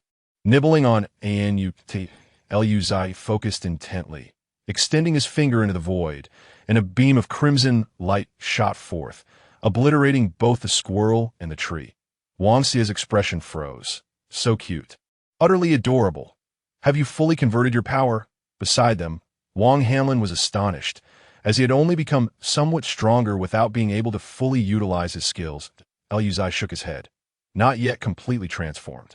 My blood calamity should ideally release 4 projectiles. Furthermore, both in terms of size and speed, I far exceed this current performance. He closed his eyes again, attempting to meditate on the skill rain of blood, striving earnestly several times. Yet the sky remained clear and blue, devoid of any blood clouds. To the very least, you possess combat capability in reality. Wang Hanlin mused, eager for Lu Ziye to manifest his full strength, which would ensure greater safety for both himself and his daughter. Is there any critical information on the game forum? Lu Ziye pressed. Wang Ziye, well-versed in the forum, confidently declared, allow me to summarize. First and foremost, the monumental news is that the 5 major companies have fully entered the alternate world. The second major announcement is that the military has issued a call to arms, summoning all military personnel within the game to return to duty, forming a formidable force even within the game. Notably, many members of the Dark Palace have defected from the 5 major companies to answer this call. The third point is that numerous bizarre incidents have emerged in the real world, with crime rates soaring across major cities. Additionally, the notion of game powers manifesting in reality has begun to circulate, with believers now constituting 30% of the population. The military has intervened. I didn't expect it to happen so swiftly. When it comes to organizations with the highest cohesion in reality, the military undoubtedly stands at the forefront, as they train together and share living quarters, fostering a strong sense of collaboration and obedience. This explains why even the highly paid Dark Palace members would heed the call. In uncertain times, such a formidable organization serves as the best guarantee for survival, while the 5 major companies, at their core, remain profit-driven entities. For ordinary players, joining the 5 major companies may indeed be the optimal choice.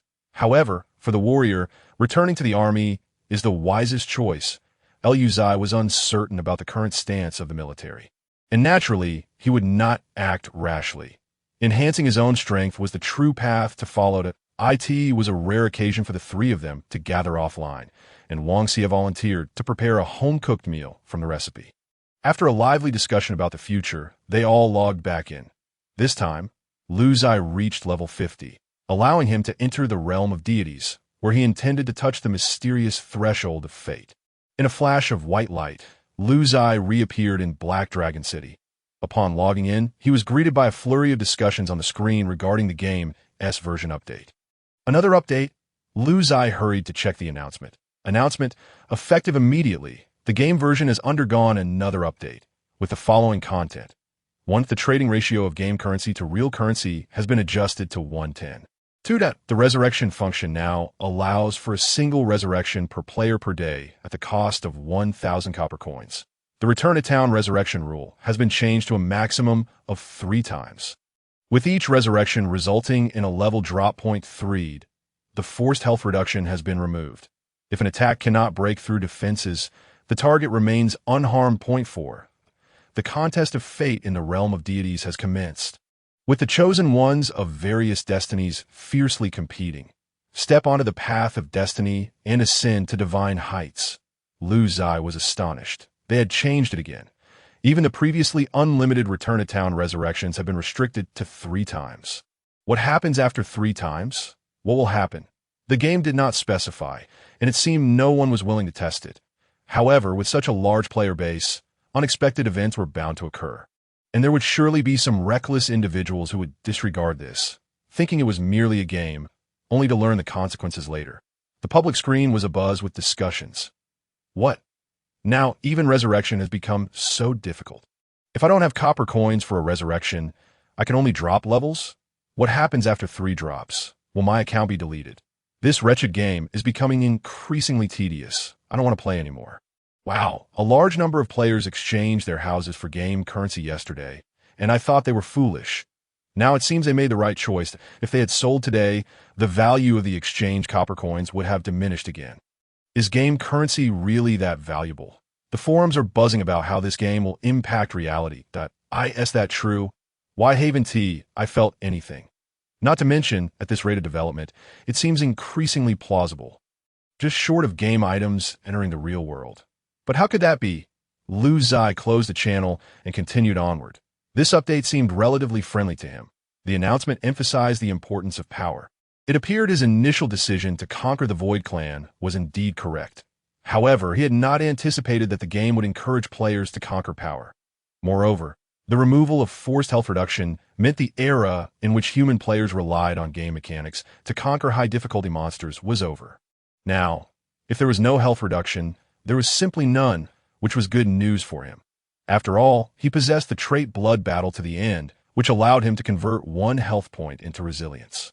This would prevent weaker enemies from using sheer numbers to force him to lose health.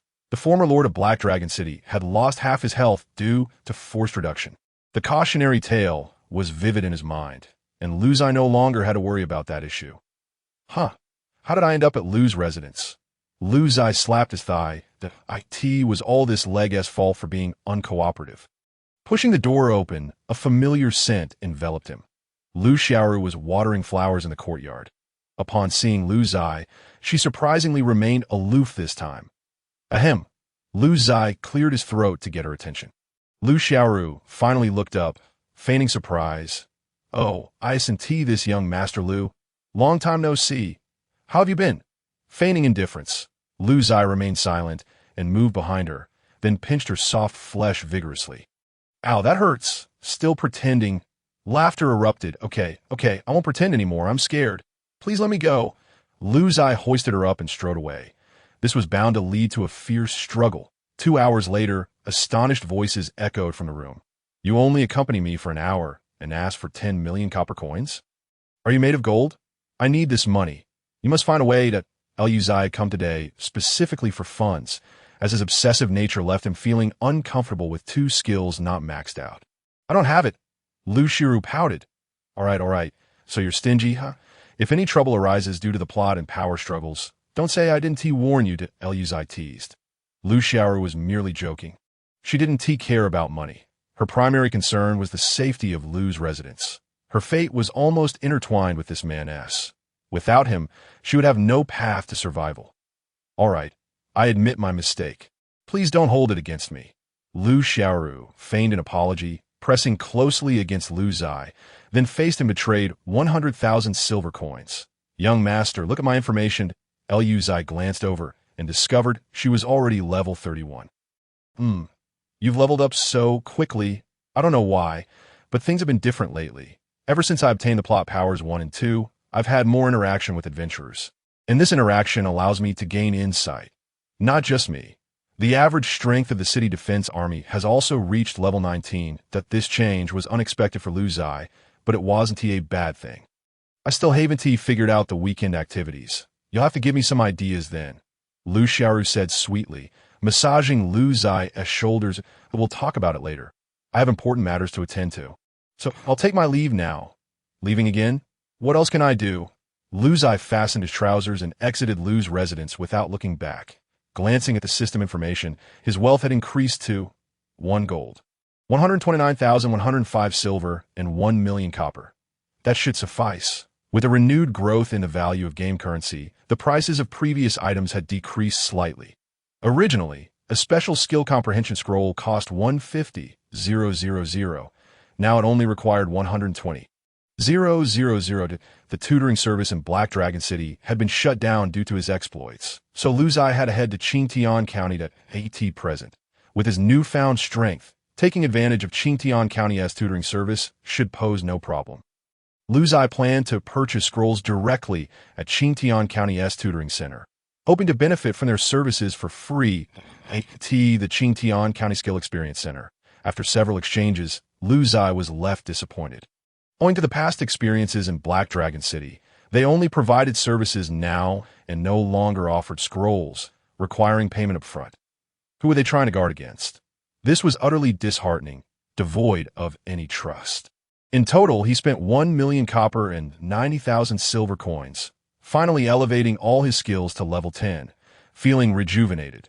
Blood Rain Downpour LV10. Within 3 seconds, it launches a continuous area strike on a circular region with a diameter of 62.1 kilometers, dealing 200 current magical damage to every target within range, with an additional magical damage conversion of 10 maximum health points.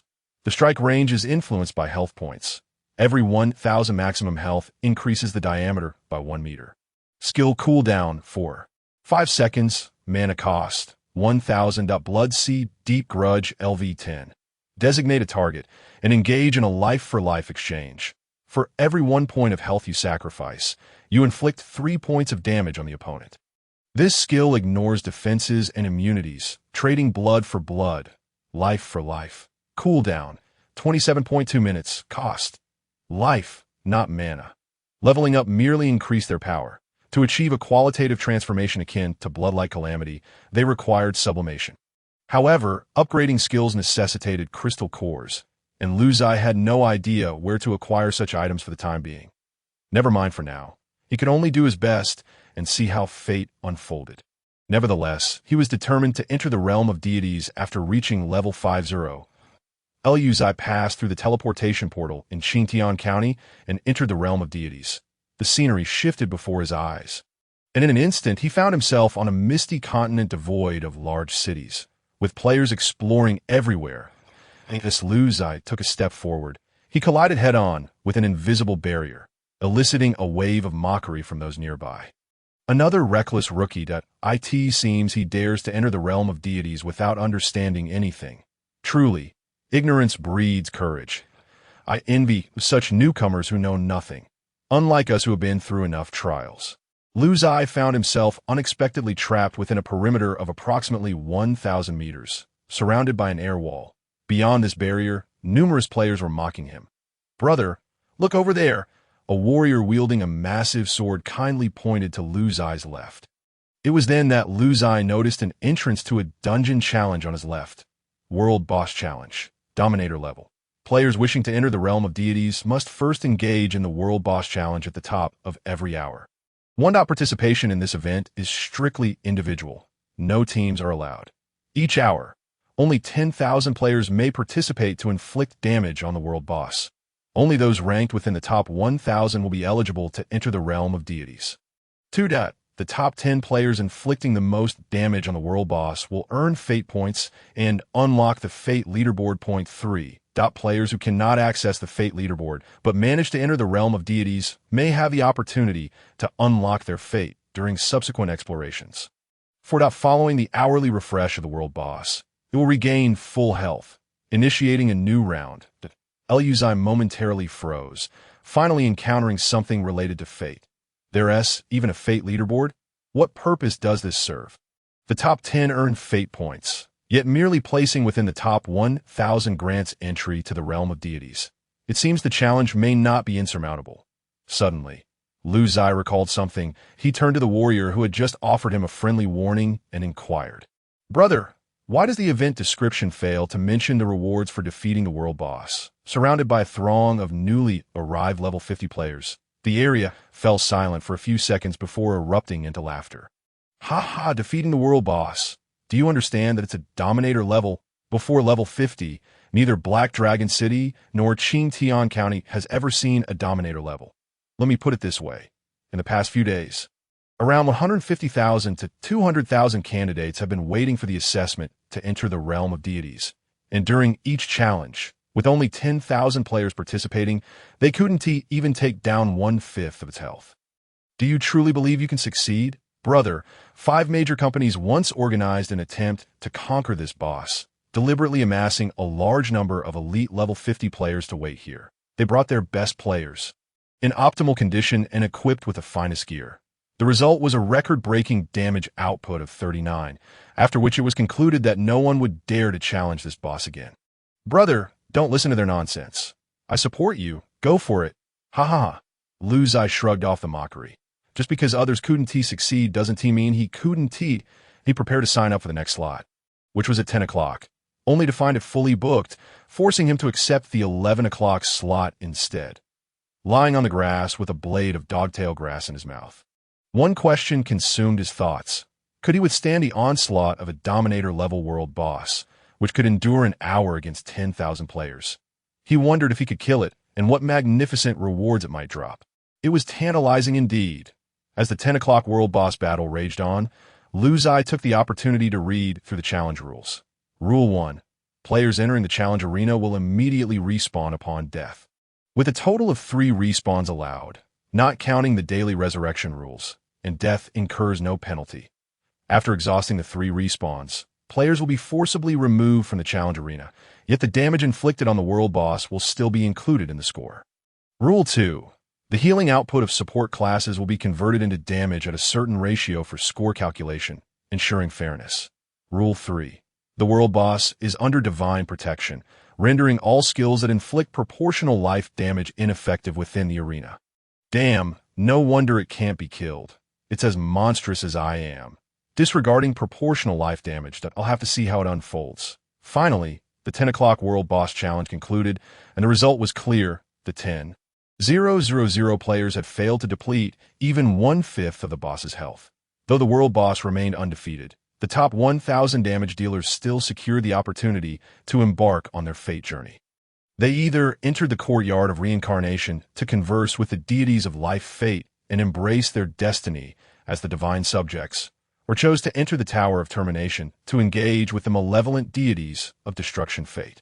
Everything sounded so simple and straightforward.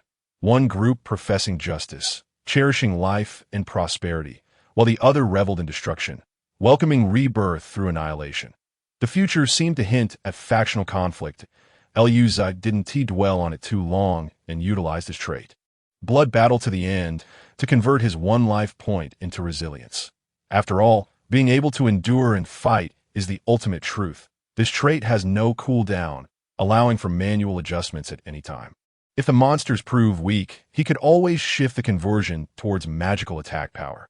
You have successfully exchanged your 1 life point for 627,220 resilience, seeing his resilience surge to over 600,000. Lu Ziye felt an inexplicable sense of security wash over him. Even if you boast 1,000,000 damage, it may not be lethal to me to at last. The clock struck 11, and Lu Ziye, along with 999 other players, vanished, entering the world battlefield. As the scenery shifted, Lu Ziye and the players found themselves amidst towering mountains. This place bore no resemblance to a battlefield. It felt more like a scenic spot on Blue Star, with pristine mountains and clear waters, such beauty that one could easily imagine an opera being performed. Yet the incessant countdown in the system served as a reminder to all that this was not a leisure area, but rather a life-and-death battleground. With only 1 minute remaining, everyone prepared for the impending clash. Many players took out various enhancement potions. Though priests could not form teams, they could still provide various assistance on the battlefield, thereby improving their own rankings. Brothers, our success hinges on this moment. If we cannot enter the top 1,000, we'll have to return to the ladder to grind monsters. We'll be left behind if we don't strengthen ourselves first. The ladder referred to the area outside the air wall, designated for players above level 50 who had yet to embark on their fate journey to enhance their strength. This meant that players here could only engage in the World Boss Challenge or access the latter. Only by embracing their fate could they regain their freedom. This was the terminus for fate candidates, where a qualitative transformation occurred that I'm already level 54. This is my 5th boss battle that I ranked 1151 last time. This time, I hope you all are weaker, and let me slip in, please. Wow, I thought I was the only one with this notion. Turns out you all feel the same. 666. If my teammates weaken, I grow stronger. I aspire to become a follower of the God of Life and crush those destructive heretics. The God of Life is hypocritical. Destruction is straightforward. One can do as they please. Enough chit-chat. It's starting. Let us make every respawn count and deal as much damage as we can. As the countdown reached its end, the entire mountainous region trembled. The previously clear skies grew dark as ominous clouds began to gather violently. Soon, a human face began to take shape within the clouds, its eyes firmly shut, seemingly regarding the thousands of players below as unworthy of a glance. Accompanying the emergence of this visage, a chilling whisper echoed across the battlefield. The language was not one from Blue Star, yet each individual understood it clearly that I am the servant of the God of Destruction, the practitioner of annihilation, the guardian of the Tower of Termination, the climber of fate. After the flames, you shall embark on your fate or be forsaken by the gods. The face loomed over the mountains, spanning several kilometers in diameter. Lu Ziye couldn't help but exclaim, I've never seen anyone with such grandeur. Surrounding players turned to gaze at him, curious about who possessed such a peculiar thought process. Upon realizing it was Lu Ziye, many scoffed. Isn't this the so-called Chinibu who claimed he would slay the world boss? Lu Ziye cast a glance at the world boss and immediately understood why this creature could withstand the onslaught of thousands. It was simply too cunning. Accompanying the description, Destruction Mask, Dominion Level, Imxerk 3D. Destruction Mask, Level 150, Dominion Level, Health Points, 10 million, 1,000 Faces, Physical Attack, 0 Magic Damage, 0 Resilience, 0 Agility, 0 Skill, 1,000 Faces. The Destruction Mask possesses 1,000 faces. Each change of visage refreshes its health bar, totaling 1,000 faces. Cooldown, 1 hour. Skill, Eye for an eye. Those who attack the Destruction Mask will have 100 of their current damage reflected back at them. Ignoring resilience, each target killed by Eye for an eye will restore an equivalent amount of health to the Destruction Mask. If a normal attack or skill successfully destroys a face, the subsequent attack or skill will not be reflected. Cooldown, none. Skill, Peace is priceless. The Destruction Mask will not initiate attacks against others. However, others cannot inflict damage based on health percentage upon it. Passive, no cooldown. What a simple panel, yet such a monstrous design. This creature possessed no attack power, no magical damage, and even lacked agility, merely hanging there motionless with its eyes closed and a mocking expression. Yet, all players came here to face challenges and were required to inflict damage. Thus, this creature could reflect 100 of the players' damage back at them, and it was true damage. Absurdly, this creature boasted 10 billion health points, and upon killing a target, it could restore health based on the reflected damage of 100. For instance, if a player inflicted 20,000 damage upon it, that player would inevitably lose 20,000 health. Should the player attack again, inflicting another 20,000 damage, they could potentially be killed by the reflection, allowing the Destruction Mask to recover 20,000 health points. Some players, having chosen to invest in attack points and equipped with the finest weaponry, would find that the stronger their attack, the quicker they would be killed by the reflection.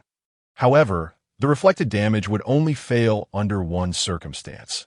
If the attack was powerful enough to destroy one of its faces, the reflection would not occur. This meant inflicting a total of 10 million damage at once. To Lu Ziye, this did not seem particularly difficult. Resilience was irrelevant. He promptly adjusted his attributes to focus on magical attack power, resulting in an immediate increase of 122,500 to 490,000 in magical attack. His current cooldown for Bloodlight Calamity was merely 1.36 seconds, with each cast unleashing 4 Bloodlights that could reflect 4 times, capable of inflicting 8 instances of damage in a single release. Consequently, Lu Ziye's single attack currently dealt between 3,171,268 damage, averaging 6 million damage, which could potentially inflict 48 million damage in one skill. This was sufficient to destroy 4 of the opponent's faces.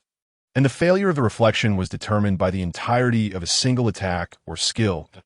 In other words, even if Lu Ziye's first Bloodlight dealt 6 million damage and subsequently reflected 6 million, it would not trigger the opponent's reflection damage mechanism, as Lu Ziye's complete skill release had not yet concluded.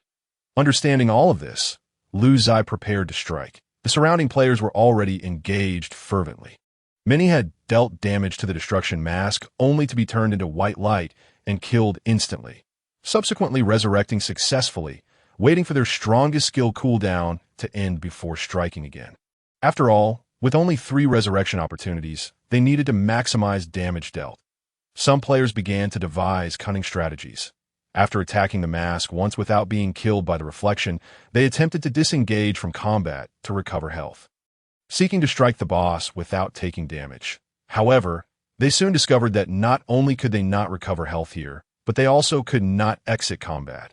Even the healing from a healer would not take effect, as the system would count the healing amount as damage dealt by the healer. Lu Ziye unleashed a single Bloodlight calamity, with 4 Bloodlights bouncing frantically between himself and the destruction mask. Finally, the creature's expression changed.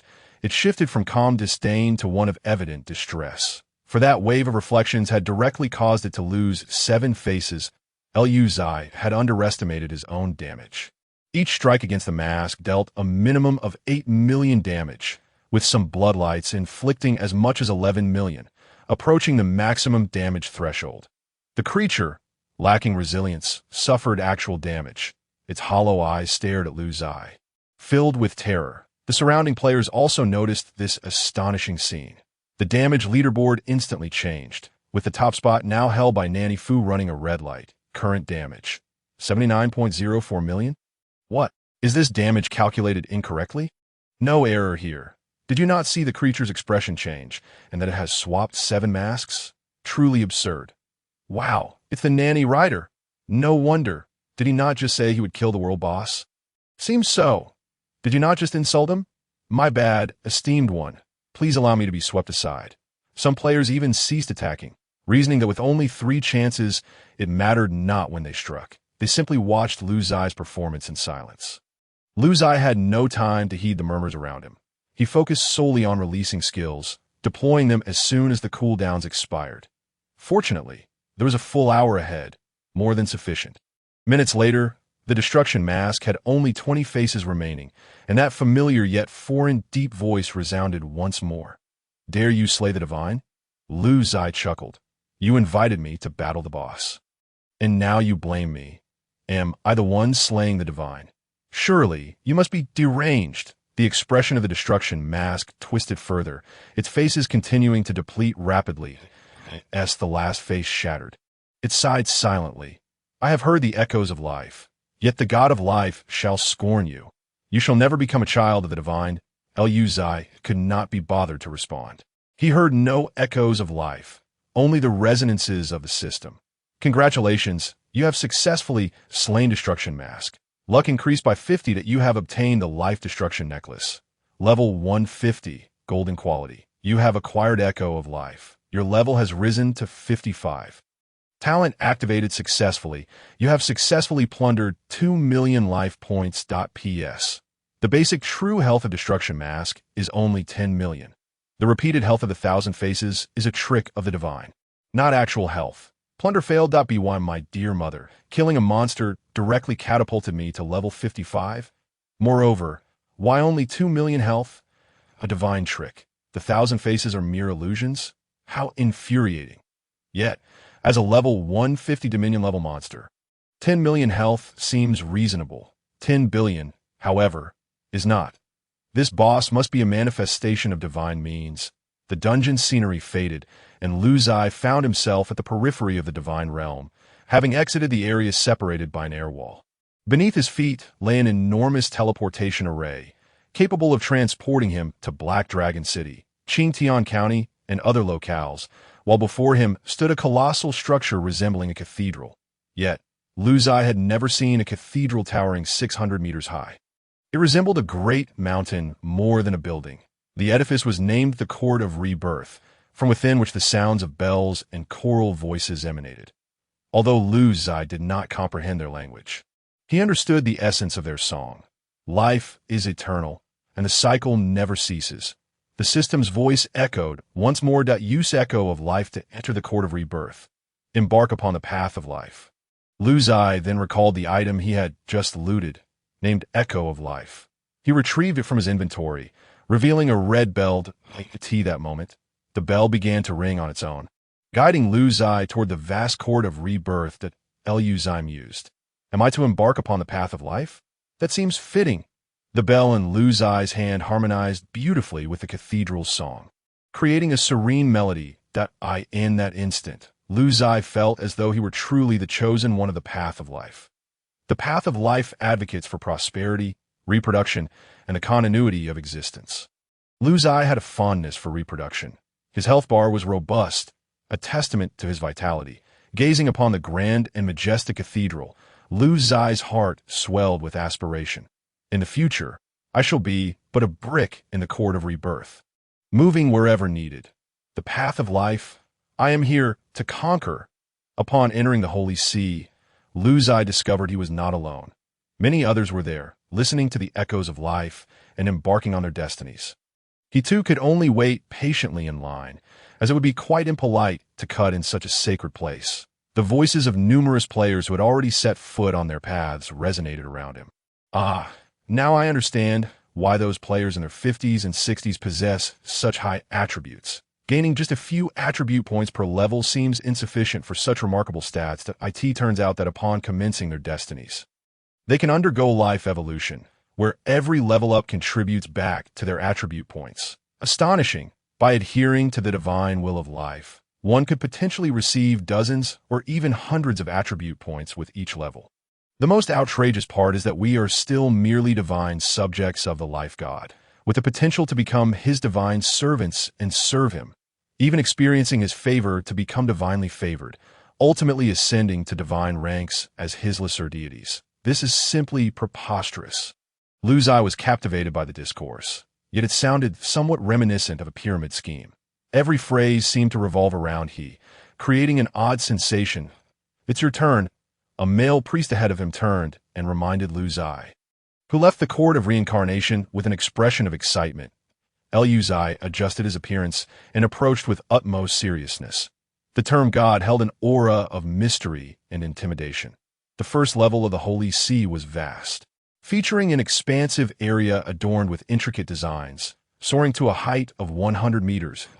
In the center stood a statue, towering at 70 meters, depicting a giant cradling an infant, with hair resembling a dense forest.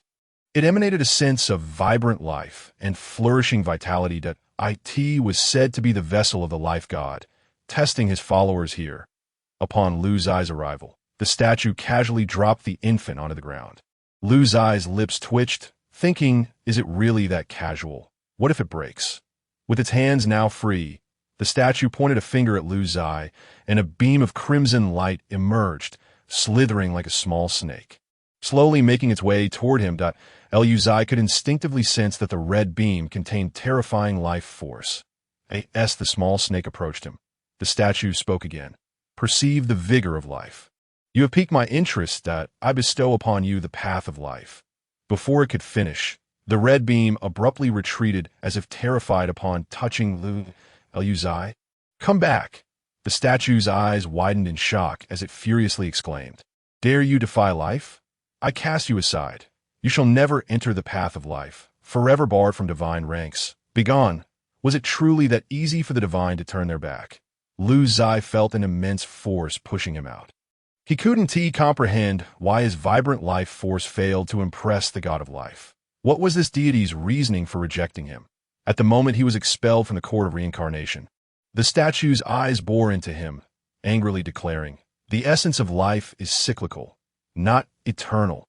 Heretic, I shall forever cast you aside. Lu Ziye was unceremoniously thrown out, utterly bewildered. Why did the god of life disdain him? Why label him a heretic? Had he somehow offended this divine being? The statue's words echoed in his mind. The essence of life is cyclical, not eternal. That he recalled how, upon reaching a life value of 50 million. He had been scrutinized by a pair of colossal eyes in the sky, which exuded a similar wrath, the essence of life being cyclical. Lu Ziye pondered, seemingly grasping the concept. Take Blue Star, for instance. Every entity's life must eventually end, yet through procreation, the next generation carries forth its genes, perpetuating the cycle infinitely. Perhaps this is what the God of life meant by the essence of existence. There seemed to be no flaw in this reasoning. But why had he been deemed a heretic? He was merely a dutiful child of his family, inheriting the thoughts of the previous Lu Ziye. His thoughts abruptly halted as he glanced at his talent, infinite health stacking. He understood he was not a heretic. Rather, the God of life had a limited perspective. Did he believe that his infinite health stacking signified a path toward eternity rather than the cycle? To hell with that. I still believe in the allure of numerical values. Such a narrow-minded God. How ridiculous! In the distance, the skies above the court of reincarnation darkened with storm clouds, thunder rumbling ominously, as if someone was indeed angered. Lu Ziye turned and walked away. He had but one choice now, to become a Forsaken One and venture to the land of the Forsaken. Within the event tasks, much information was revealed, including two paths, the Court of Reincarnation and the Tower of Doom. There existed a group, known as the Forsaken, who had passed the trials of world bosses but received no favor from either path. Abandoned by the divine, forced to head to the land of the Forsaken. Unlike others who were cast away for their lack of strength or wavering faith, the divine would inform them that the path was perilous and that they must strive harder. Thus, players in the land of the Forsaken were either weaklings or atheists. Yet Lu Ziye was the first to be branded a heretic and expelled, which was rather unique. Lu Ziye was also aware that the land of the Forsaken was perpetually at war. The Forsaken players battled against the divine subjects, along with many native residents and NPCs from the land of the Forsaken.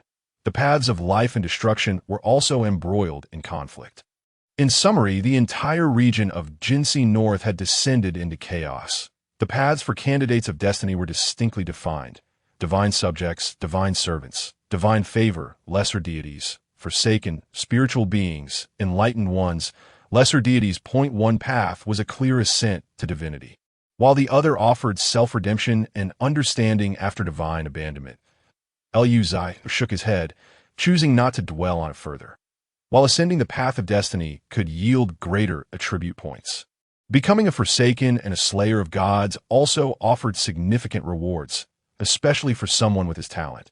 Stepping onto the teleportation array, he set his destination, the land of the Forsaken. As the scenery shifted, Lu Ziye soon departed from the detested realm of the divine. Arriving at a border named Jin Tianguang, Lu Ziye was taken aback. There were millions of soldiers from the Dog Dynasty stationed here, clearly in a state of war. Each city gate bore the inscription, "Is the path of destiny not another form of shackles? The Forsaken are the only ones capable of breaking free from fate." Impressive, indeed, the essence of destiny was palpable. However, Lu Ziye was astonished to realize that all the soldiers of the Dao Dynasty in Jin Tianguang were Forsaken. This reminded him of something. Why had the Dao Dynasty remained indifferent to the happenings in Hailang City and Qingtian County, allowing the 5 major companies and players to wreak havoc? It turned out that the entire Dao Dynasty was embroiled in a monumental endeavor of slaying gods. The Emperor of the Dao Dynasty was also a Forsaken one. No, at their level, they were likely enlightened beings. With determination, Lu Ziye strode toward the city gate, thinking to himself, such an opportunity should be mine. A battle of millions. What an immense amount of health that would entail.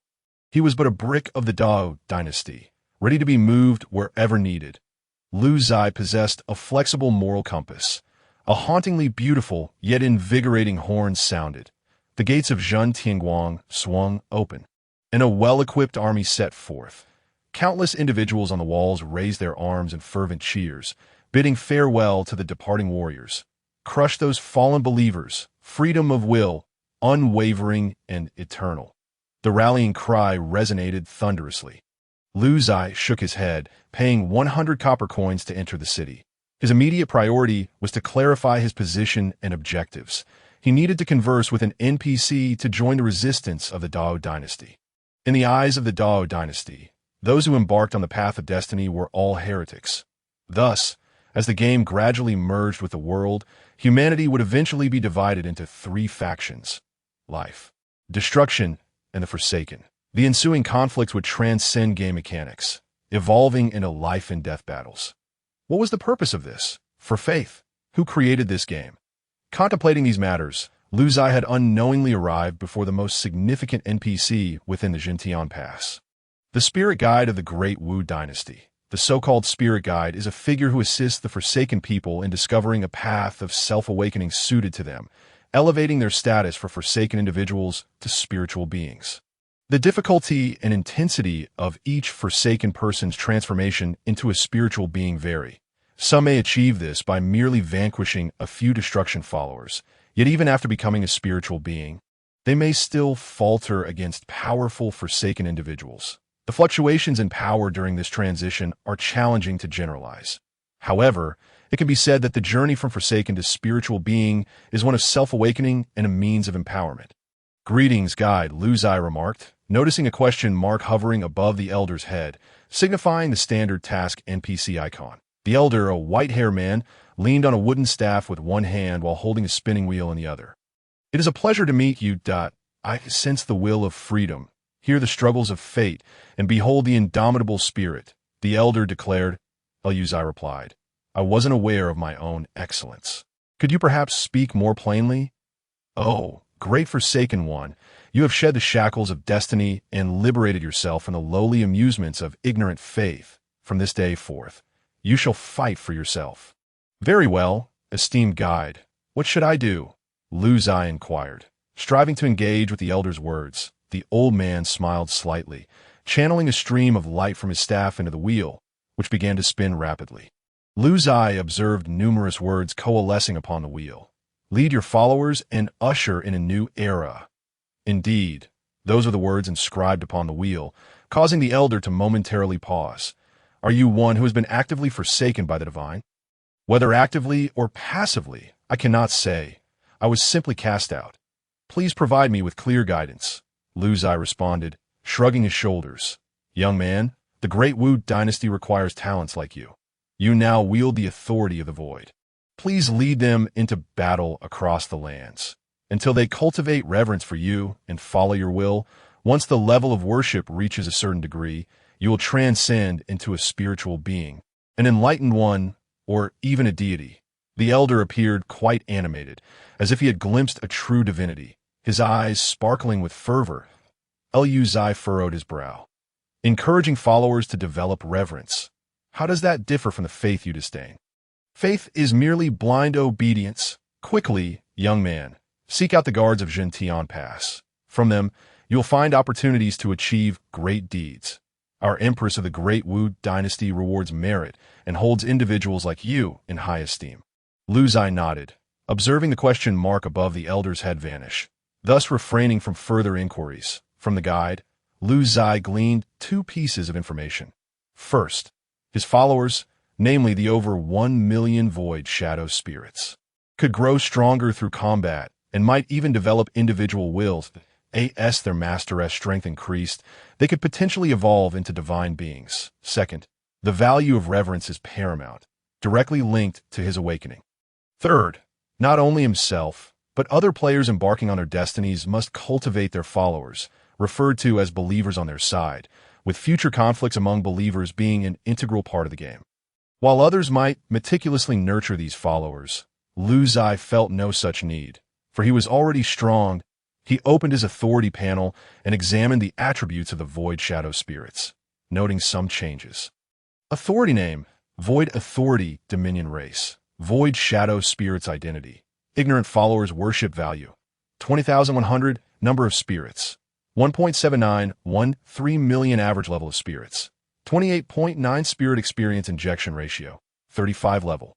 15 Quantity. There's already a worship value attribute, currently at 20 points, likely obtained from slaying that masked foe. There's also a target requirement of 100 points. Could it be that reaching 100 points allows me to awaken as a spiritual being? During the conversation with the guide, he had also rambled on about many things, such as how, upon becoming a spiritual being, The master would bestow new empowerments upon the followers. Lu Ziye adjusted the spirit experience injection ratio to 45 to enhance the race's levels, allocating 5 to the number of spirits, emphasizing quality over quantity. As he proceeded to the guards to accept tasks, a private message arrived, and Lu Ziye opened it to find it was from Wang Hanlin. Private message, Wang Hanlin. Little Lu, both you and I have not embarked on our destinies and have become forsaken. The divine deems us as outdated individuals lacking faith, unworthy of enlightenment. Lu Ziye couldn't help but laugh. This father-daughter duo consisted of a physician, a staunch atheist, and a rebellious teenage girl. Convincing them to believe in the divine would indeed be a tall order. Private message, Lu Ziye. I, too, am forsaken. It has no bearing. Quickly seek out the guide to commence your path of awakening, then proceed to accept your tasks. Private message, Wang Hanlin. All right. I feel reassured now that I almost forgot to mention something important. The violent incidents in our city are increasing and becoming increasingly outrageous. Clearly, someone is exploiting game abilities to wreak havoc in the real world. Upon hearing this information, Lu Ziye was not surprised. When an ordinary person suddenly acquires extraordinary power, the darker aspects of human nature tend to be amplified. Private message, Lu Ziye. Understood. Keep a watchful eye. And contact me should anything arise. Private message, Wang Hanlin. Will do. I will enhance patrols around the safe house. Additionally, a mysterious individual contacted our safe house, stating they wish to meet with you tonight at 8 p.m. I did not respond. What are your thoughts? Lu Ziye's heart raced. Had the safe house been compromised? Moreover, this person knew he was at the safe house, despite his efforts to remain concealed, since they were aware of the location and had not recklessly barged in, but instead sought to arrange a meeting. Lu Ziye felt it imperative to meet, for there was no escaping it. Private message, Lu Ziye. I will log off at 8 p.m.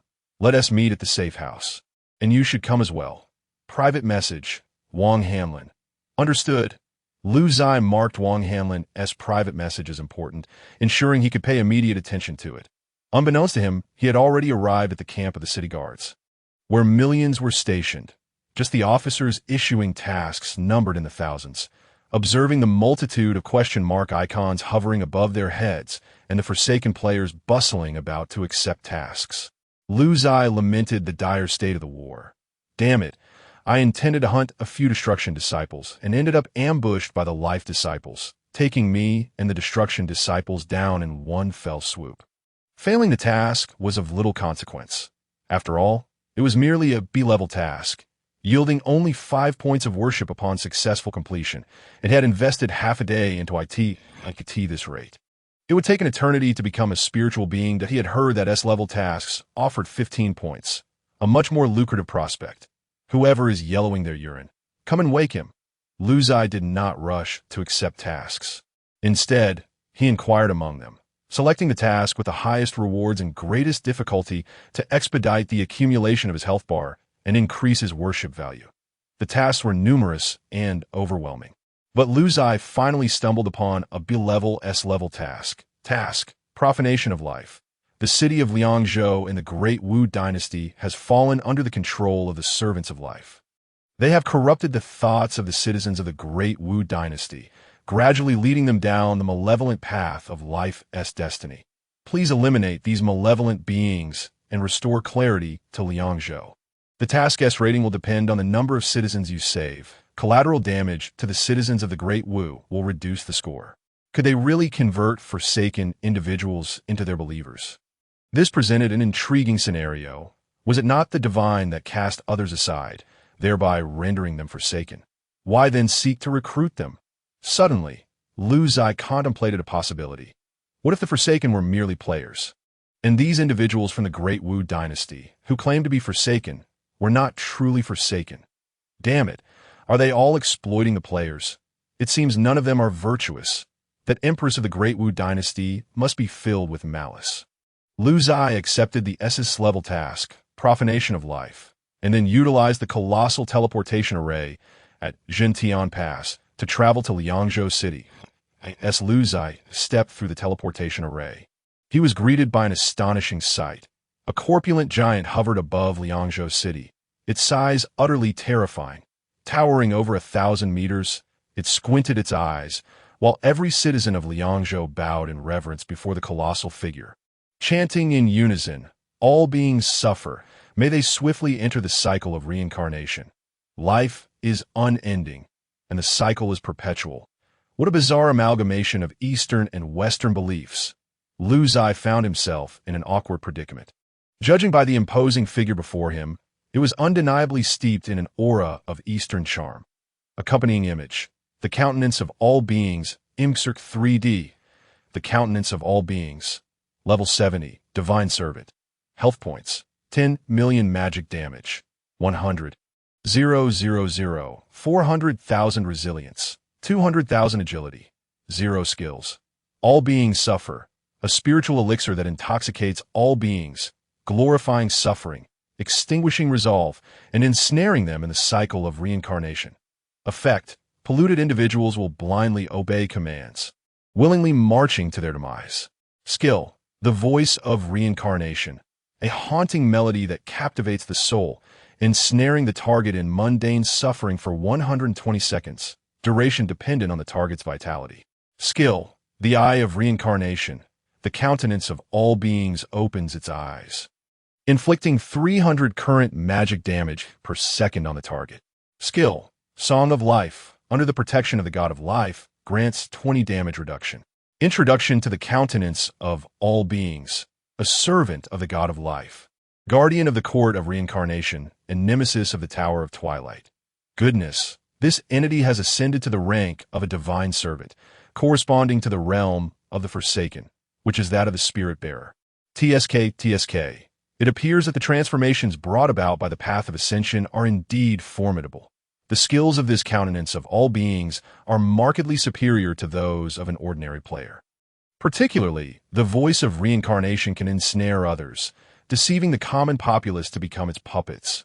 How many of the citizens in this city have fallen under its sway? Furthermore, Lu Ziye observed that these formidable citizens are not mere mortals. They seem to follow the Empress, with their levels exceeding 50, possessing skills and health bars, making them significantly stronger than typical players. Should another player undertake this task, they would undoubtedly find themselves overwhelmed by the assault of these puppet citizens, forced to eliminate them and consequently suffer a reduction in their rating. However, for me, that is not the case. I shall dispatch them with ease. With a swift motion, Lu Ziye unleashed a devastating attack. The ferocity of his aura causing the countenance of all beings to immediately open its eyes, revealing double eyelids. "You vile creature, dare you harm me?" From every corner of Liangzhou City, an enraged crowd surged forth, seemingly responding to the call of life, attempting to disrespect the divine. Yet in the next moment, the voice of the countenance of all beings fell silent, and those furious individuals collapsed like frostbitten eggplants. "I do not harm you. I annihilate you," Lu Ziye remarked with a grin. In an instant, however, Lu Ziye's smile vanished as he heard a long-lost sound. Among the items that exploded forth, there was a clue for skill ascension. Another opportunity for skill enhancement? Which one shall I elevate? The countenance of all beings collapsed spectacularly, its massive form disintegrating into fragments, ultimately vanishing. Congratulations on defeating the countenance of all beings. Task completion rating, S grade. Your level has risen to 5686. Experience for the Void race has increased. Worship value has risen by 15. You have acquired clues for skill upgrades, and your talent has successfully activated, plundering 2 million health points. Talent Bloodfiend, 4. Lu Ziye was astonished. Not only had he obtained clues for skill upgrades, but his talent had also registered an increase in the progress bar for the first time, previously only providing opportunities for enhancement. This meant that, with the ongoing integration of this game, he could elevate his talent star rating through monster slaying. This was splendid news indeed.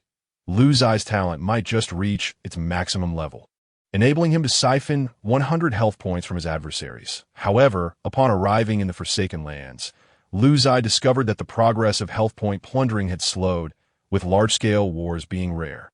The Tianwen Pass remained unscathed, while the cowards of the Court of Reincarnation and the Tower of Twilight were notably timid, refraining from attacks.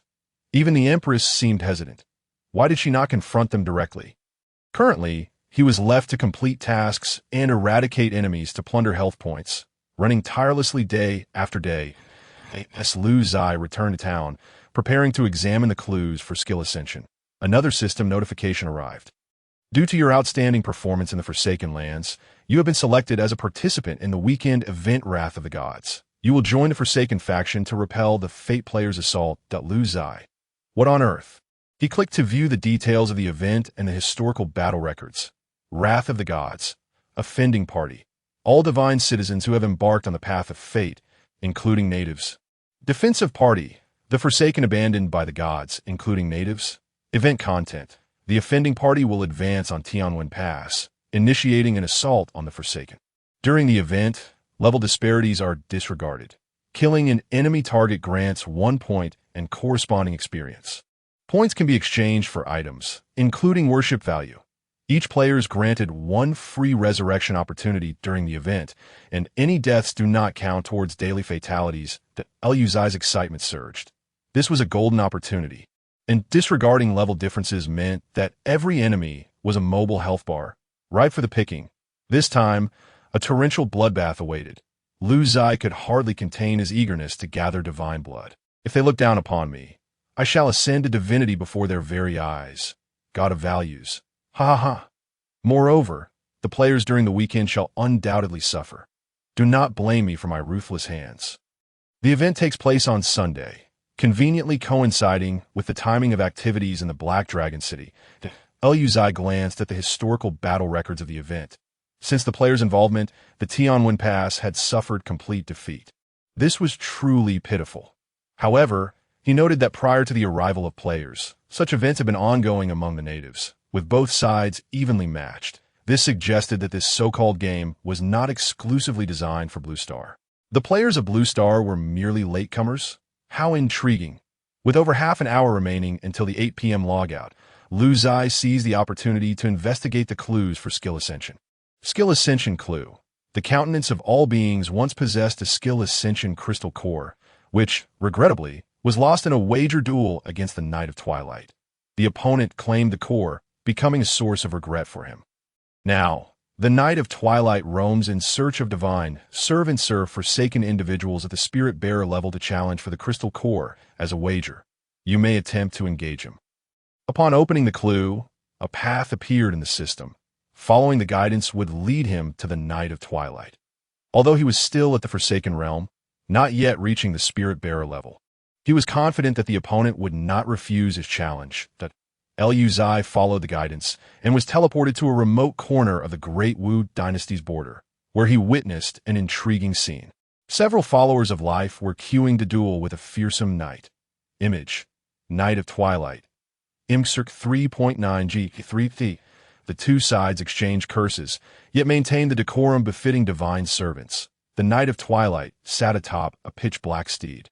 Exuding an aura of death, he had triumphed over all challengers before him, leaving the followers of life reluctantly offering their stakes before storming away in anger. As they turned, they caught sight of Lu Ziye, their eyes glinting with avarice. Life and destruction were faith's antithesis, yet they were not eternally at odds. In some events, they even teamed up against the Forsaken. Forsaken by the main deity, how fortuitous! I shall vent my frustrations on you.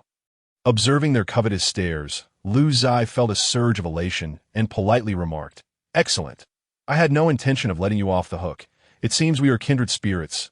What a fateful encounter." The divine servants were momentarily taken aback. Is this person out of his mind? Can he not see we are divine servants, transcending mere divine citizens? How dare a mere Forsaken challenge us? Lu Ziye pointed at the Knight of Twilight. You on the horse. I challenge you to a duel. Shall we wager your ascension crystal core? The Knight of Twilight emitted a hoarse chuckle, as if he had heard the most amusing thing. A mere ant dares to duel with me. Very well, I shall indulge a request. What will your wager be?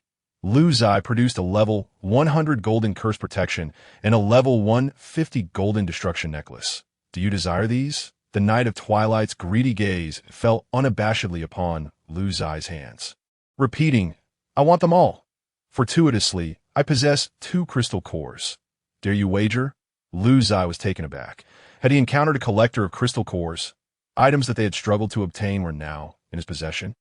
This was splendid. He could ascend both skills. For someone like Lu Ziye, who often faced dilemmas in decision-making, this was simply perfect.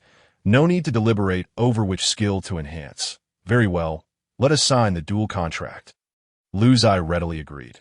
The so-called dual contract is a system item that temporarily holds the stakes of both parties and requires 10,000 copper coins for purchase. You're the most adorable Forsaken citizen I have ever encountered. I shall cover this 10,000 copper coins. The End Knight, fearful of a potential change of heart from the opponent, promptly purchased the dual contract and tossed in his 2 skill sublimation crystals. Lu Ziye, without hesitation, similarly cast in 2 of his own equipment. Within the system, the dual contract was established. The contract has been finalized. The victorious party shall receive 2 skill sublimation crystals, a level 100 golden curse protection, and a level 150 golden destruction necklace. Very well. Although you are a Forsaken citizen, you can still afford to lose. I shall allow you the first strike. Suddenly, the End Knight's hand, which was pointing at Lu Ziye, went limp, and several beams of bloodlight pierced through him. In the next moment, he fell from his mount, vanishing in a flash of white light. Congratulations, you have won the duel. The stakes, 2 skill sublimation crystals, a level 100 golden curse protection, and a level 150 golden destruction necklace have been awarded. Congratulations on killing the End Knight. You have drained 1 million health points from your opponent. The experience progress bar has increased. Here, the term kill does not imply the actual death of the opponent, as they clearly revived. However, previously, killing a player yielded no rewards, merely equipment drops. It seems that this has changed. Perhaps indicating a fusion of game mechanics? Quite commendable.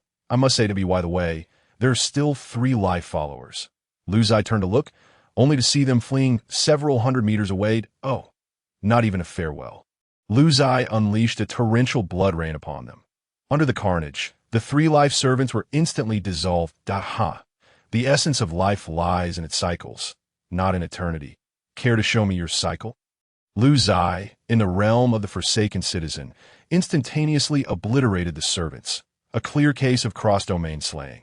The realm corresponding to Forsaken citizens should be that of divine citizens, rather than servants.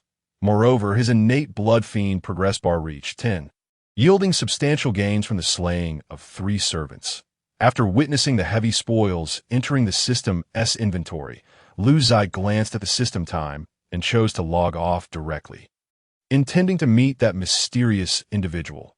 Upon reopening his eyes, he found himself back in the safe house, a charming face appearing within his line of sight, merely a dozen centimeters from his own. The individual, cradling their head in their hands, was clearly awaiting his return.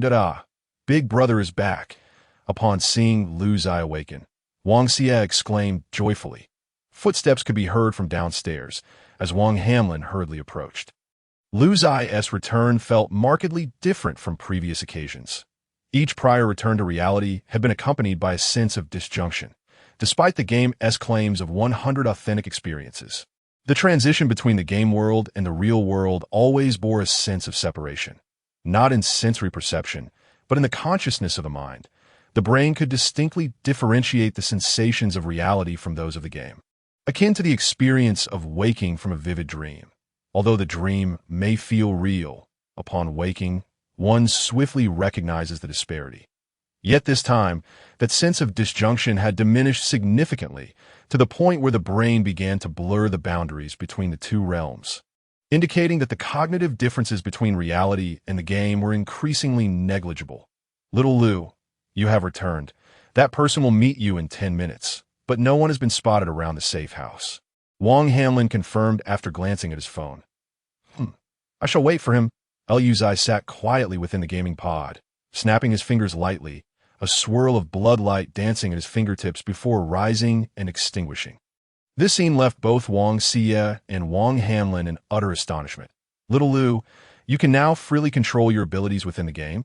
Lu Ziye nodded. My skills have materialized. As for their power, that requires verification, and this location is not suitable. The father and daughter exchanged smiles, their eyes reflecting pride and joy. The stronger Lu Ziye became, the happier they felt. By the way, little Lu, please do not squander the resources you have in the game merely because you have entered the God-forsaken land. I have gathered much information regarding ascension to godhood, and among it is this. For forsaken citizens of the God-forsaken land, the future accumulation of unique divinity requires vast resources. Wang Hanlin proved to be a competent logistical supporter, traversing both reality and the game, gathering valuable information that saved Lu Ziye considerable time. Unique divinity? Lu Ziye seemed to recall something. He had previously been advised to condense divine blood. It appears that each person's divinity is distinct, and his own is to condense divine blood, that if he recalled correctly, it required 100 million health points to begin the process, a goal he could achieve swiftly. Condensing divine blood indeed consumes numerous resources. When Lu Ziye logged off, he had made a point to check his wealth. 1 gold, 63155 silver, and 1 million copper. The earnings from the professional temple constituted the majority, with the rest derived from selling equipment. As the time for their meeting drew near, the three stood within the monitoring room of the safe house, awaiting the mysterious visitor, their expressions grave. Both Lu Ziye and Wang Hanlin appeared tense, uncertain whether the individual would be friend or foe. However, the exposure of the safe house and their identities weighed heavily upon them. Lu Ziye, however, remained unfazed. The surge of power within reassured him that he was not weak in reality either. Exposure was inevitable, and having delayed it until now was already a remarkable feat. The journey to this point was paved with sweat and effort. Lu Ziye silently praised the values. Time passed, yet they had yet to arrive. Wang Hanlin fixated on the multitude of surveillance screens before him. Lu Ziye pushed open the door to the monitoring room and walked towards the balcony, declaring, "They have already arrived." As he walked, an unusual bulge formed on his back, tearing through his clothing, and a pair of black and white wings erupted with a thunderous sound. He then leaped into the darkness, followed by a cacophony of wails and Lu Ziye's thunderous shout. "Get out here!" Bang, bang, bang. A series of heavy thuds echoed as numerous large objects struck the ground. Wang Hanlin hurriedly activated all the searchlights within the safe house. In that moment, he finally discerned the massive, flying summoned beasts lying on the ground. Familiar faces, stone-winged beasts, bloodthirsty bats, and griffins. These were the battle beasts of summoners, belonging to the flying category. A level 50 summoner could typically summon 3 various types of summoned beasts, with flying types being essential for short-distance travel and aerial combat. That my goodness. So many summoned beasts. Wang Ziye approached the balcony. Witnessing Lu Ziye facing off against over 100 summoned beasts, the prior blood rain having already claimed the lives of several. Summoned beasts? Ha! Finally, it is my turn. Wang Hanlin regarded the terrifying summoned beasts in the sky with a mocking gaze, as though he were looking at mere rodents. "Begone, fiends!" Wang Hanlin uttered softly, his words conjuring azure rings of light that locked onto all the summoned beasts above. Annihilation of summon LV8. 36 directly curses the target summoned beast to death, nullifying the contract for 8 hours. During this period, summoning is prohibited. Boom, boom, boom. One by one, the summoned beasts erupted in mid-air, vanishing without a trace. Lu Ziye descended gracefully, casting a confirming glance at Wang Hanlin before loudly addressing the dense forest several hundred meters away from the safe house. "Come out." Applause echoed as a man emerged, flanked by hundreds of followers. Had Lu Ziye not been concerned about causing excessive collateral damage, he would have unleashed a torrential blood rain upon this group mere moments ago. However, he could not. The coverage area approached 80 kilometers, endangering the entire city. Moreover, he remained uncertain about the extent of his control over the blood rain in reality. Truly, this individual was the top contender in multiple epic challenges, the number 1 on the Skyward leaderboard, and the foremost controller of the professional temple. So you were Lu Ziye, with the game ID, helping Grandma cross the street. The individual approached Lu Ziye while recounting his exploits. Undoubtedly, this person believed that the more information he possessed, the more Lu Ziye would be intimidated. Who could have predicted that in the next moment, Lu Ziye would soar through the air, grasp the man's neck with one hand, and violently slam him into the ground. Thud.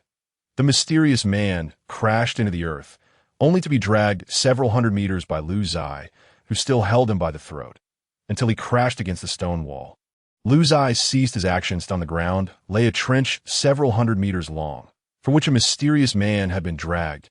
Lu Ziye felt immensely gratified by his own strength, a power that transcended the mere strength attribute of a game.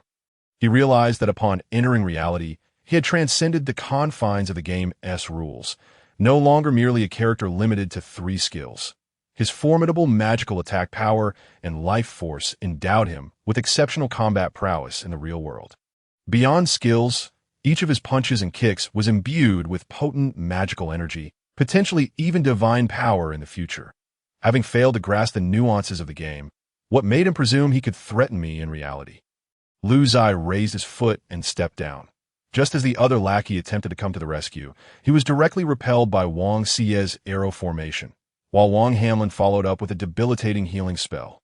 Leaving the opponent in utter despair, did I ask, you answer, falter a single word or hesitate for a second, and it's death. Yet, rather than fear, the opponent scoffed. Hurry up and kill me, I don't care. Lu Ziye exerted pressure with his foot, instantly collapsing the mysterious man's chest. Subsequently, Lu Ziye witnessed a startling spectacle. The figure transformed into a swirl of white light and vanished. Suddenly, a thought struck him. Has death in reality been incorporated into the game Akani, I must say? The world is vast and full of wonders that establish the authenticity of this post. Allow me to present my identity. The character Lame Leg is indeed mine. A level 50 fighter, I am unsure who the fool was that slayed the world boss. But now it has become significantly more challenging to embark on the path of destiny. It seems that the gods of life and destruction harbor a bias against players, even if most players pass the assessments. They seldom tread the path of destiny. Relegated to the status of Forsaken Ones, is widely known. The Forsaken faction has always struggled against the Destiny faction that I was trapped in the divine testing grounds for a week, unable to progress, only to later discover that the renowned player riding Granny, as everyone affectionately calls them, had slain the world boss. With that knowledge, I found solace that I became curious about what would happen if I exhausted all my revival chances. Thus, I ventured into the ladder to level up, engaging in skirmishes with players from the 5 major companies, and undoubtedly, I met a grim fate. Now comes the pivotal moment. I currently possess only 4 revival chances, 1 free revival and 3 paid ones, all of which I have exhausted. Why must there be a charge for revivals? Because the copper coins for reviving have depleted my funds, and I must recuperate. Presently, I have ceased playing the game, feeling light and unburdened, for once my revival chances are exhausted. I can no longer log in. Indeed, the other world rejects my login. My character within the game has truly perished. After reading this, Lu Ziye let out a long sigh that was unexpected yet somehow reasonable. Since the game aims to merge with reality, death will indeed be rendered real. Currently, the integration is not yet complete, allowing players a few revival opportunities. Thus, once those chances are expended, players do not die. But their characters within the game are genuinely deceased. What remains uncertain is whether, after the future merger of the game and reality, this individual will possess any abilities from a game that seems unlikely. As the character is already deceased, Lu Ziye and Wang Hamlin have both acquired some abilities from the game that, in particular, Wang Hamlin has manifested all 3 of his skills. According to him, he possesses nearly all the strength he had in the game. Though not entirely, Lu Ziye has even materialized his equipment, which should ensure safety in the real world. If the opponent is stronger than his current self, what use is fleeing? Thus, when Wang Hamlin inquired whether Lu Ziye wished to change his safe house, Lu Ziye declined, believing it better to rapidly strengthen himself within the game rather than fret over safety. It was Friday evening, and Lu Ziye and Wang Hamlin were still discussing how to score points in the upcoming weekend event The Spurn of the Gods. Lu Ziye decided not to include them this time. Friends are friends, but interests are interests, and Lu Ziye distinguishes them clearly. Now he need not worry about not being able to grind monsters due to a higher level, as the weekend event disregards level differences. Therefore, this time, he intended to single-handedly wreak havoc until the skies darkened, then gather the essence of the gods, after bidding farewell to the father and daughter. Lu Ziye entered the game, eager to enhance his 2 skills that he would soon need to utilize Blood Rain in the weekend event, so he must elevate it promptly. Just after Lu Ziye departed, A group of individuals clad in military uniforms arrived outside the safe house. They did not intrude recklessly, but instead called Wang Hamlin's phone from a distance that it was not a difficult task for them to inquire about his phone number and address. "Hello, may I speak with Mr. Wang Hamlin? This is he." "What is it?" "We are seeking Lu Ziye." Upon hearing the other party fall silent, the soldier quickly added, "Please do not be alarmed. We are from the military. We have formed a resistance in the game, and we invite all three of you to join us. Of course, Mr. Lu has a more crucial task, and we cannot contact him in the game. Therefore, please convey our invitation to him to join the resistance and assist us in hunting down the fallen creatures invading reality. Regardless of his willingness, we shall not disturb you further. Thank you." Wang Hamlin remained silent for a long while. "All right, I will relay the message." The two gleaming golden crystals were indeed alluring. Lu Ziye returned to the professional temple, reclining on the divine throne, toying with the crystals in his hand, while the female mage assistant diligently dispelled his fatigue. Serving him with utmost devotion, the other guides from different professions discreetly withdrew, keeping their distance due to the overwhelming aura emanating from Lu Ziye. "Respected God of the Sky, there is a message for you. Someone has entrusted me to convey it," the assistant said, her tone filled with reverence and absolute obedience as she carefully kneaded Lu Ziye's body with her feet. She would do anything for him. Naturally, Lu Ziye could do anything to her as well. In her eyes, any action directed at her was a blessing. She even harbored a peculiar thought. "My Lord's grace remains unfulfilled." "Speak," Lu Ziye replied coolly, commencing the fusion of his skills. "The Lord of Black Dragon City, from the Lu family, requests your presence before midnight, stating there are unusual signs of siege. Black Dragon City may be in peril." "Understood." Lu Ziye narrowed his eyes slightly. The weekend event in Black Dragon City would commence after midnight. However, his level had already surpassed the event's limitations. This meant that the Black Dragon City he would enter was not on the same plane as the one that would open after the weekend event. "Nevertheless, I cannot participate in the weekend event. My follower, the Void Shadow, is a native creature of the outskirts of Black Dragon City. Will they grant me worship points for slaying enemies during the event? After all, the exhilaration of a great victory is most inspiring. Even yielding health points?" Suddenly, Lu Ziye felt that the weekend event in Black Dragon City seemed quite promising, perhaps even lucrative. The system's notification interrupted his thoughts.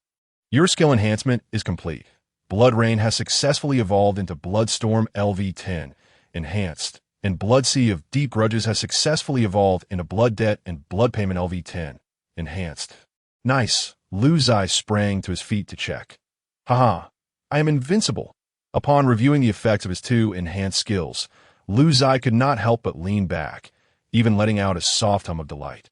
First, Blood Rain had evolved into Bloodstorm LV10. That this skill had always posed a problem, as Lu Ziye could not control its range. But now, he could control it perfectly and even enhance its power. Bloodstorm LV10. Within 10 seconds, unleash continuous Bloodstorm bombardment over a circular area with a diameter of 66 kilometers, dealing 200 current magical damage to every target within the area, along with magical damage converted from 10 maximum health points. The strike range is influenced by maximum health. Every 1,000 maximum health points increases the diameter by 1 meter. Skill cooldown. For 0.5 seconds, mana cost. 2000. Skill effect 1. Precise control. You may control the size of the strike range. The reduction in the diameter of the strike range corresponds to an equal increase in power. Skill effect 2. Submission of the Blood Sea. Creatures that perish in Bloodstorm will provide 10 maximum health points for the restoration of your lost health. If your health is full, a blood shield will coalesce, which will remain active in combat until you exit combat. DOUC. Is there still a law of heaven? First, the skill strike duration has increased from the previous 3 seconds to 10 seconds. This means Lu Ziye can now unleash a bloodbath over a 60-kilometer radius for 10 seconds.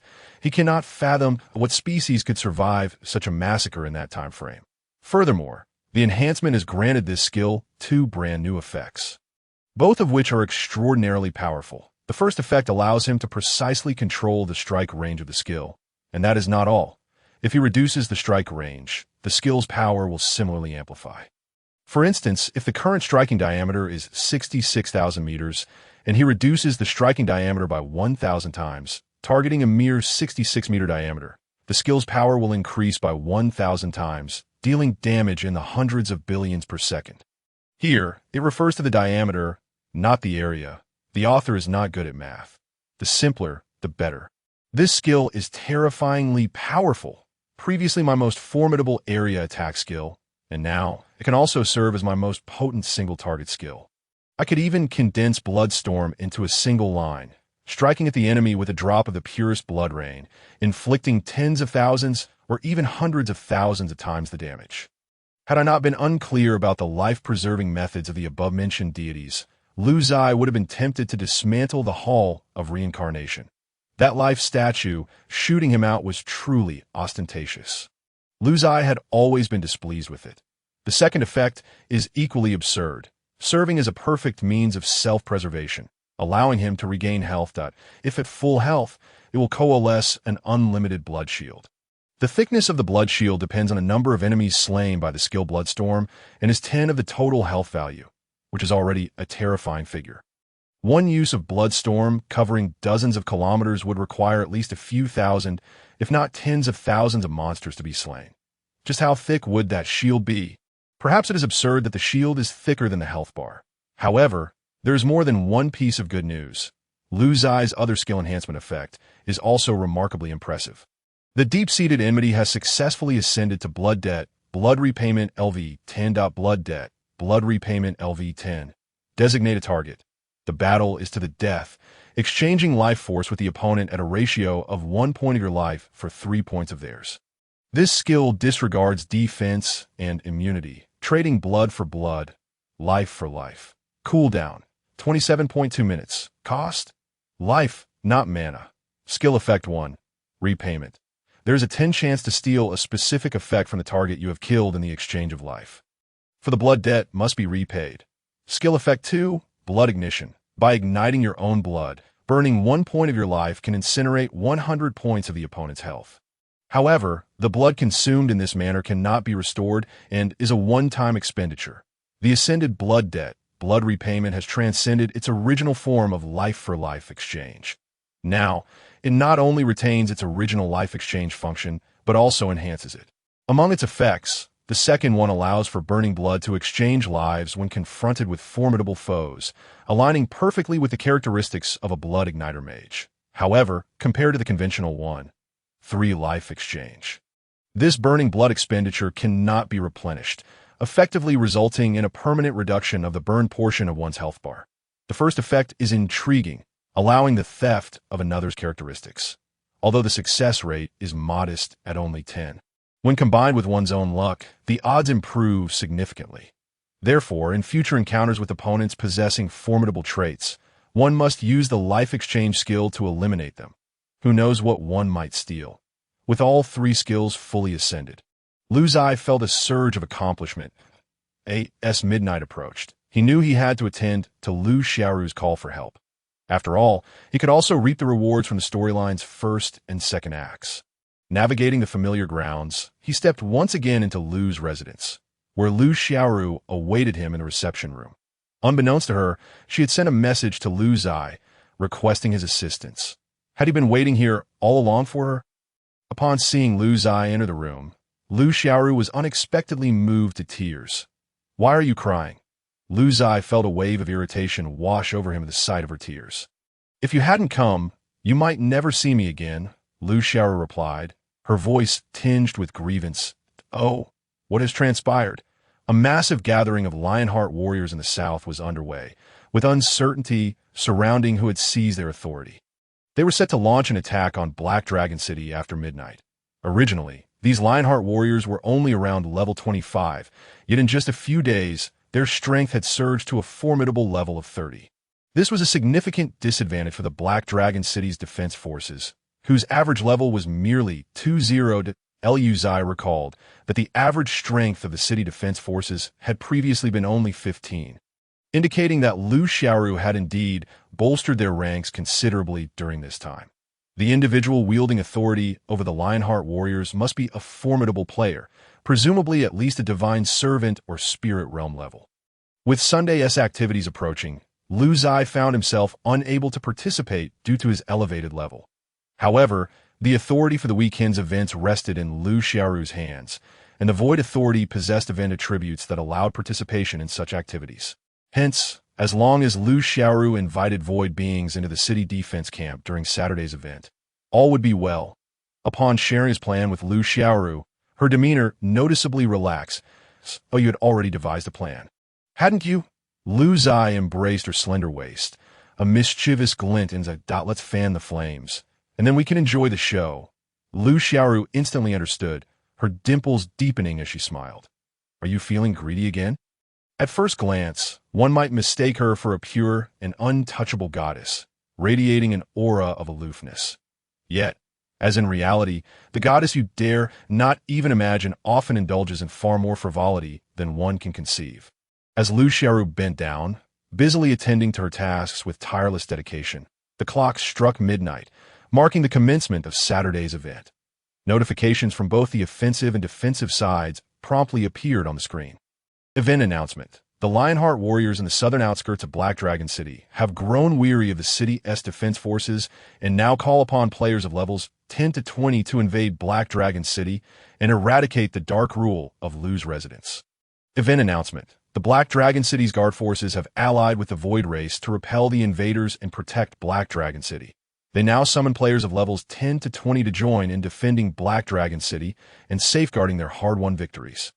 Event rules. Significant changes during the event. Players are granted 3 free resurrection opportunities. Once these are exhausted, any subsequent deaths will bear consequences, and indigenous creatures of both factions cannot resurrect. Lu Ziye observed that the event's level requirements for players have been altered.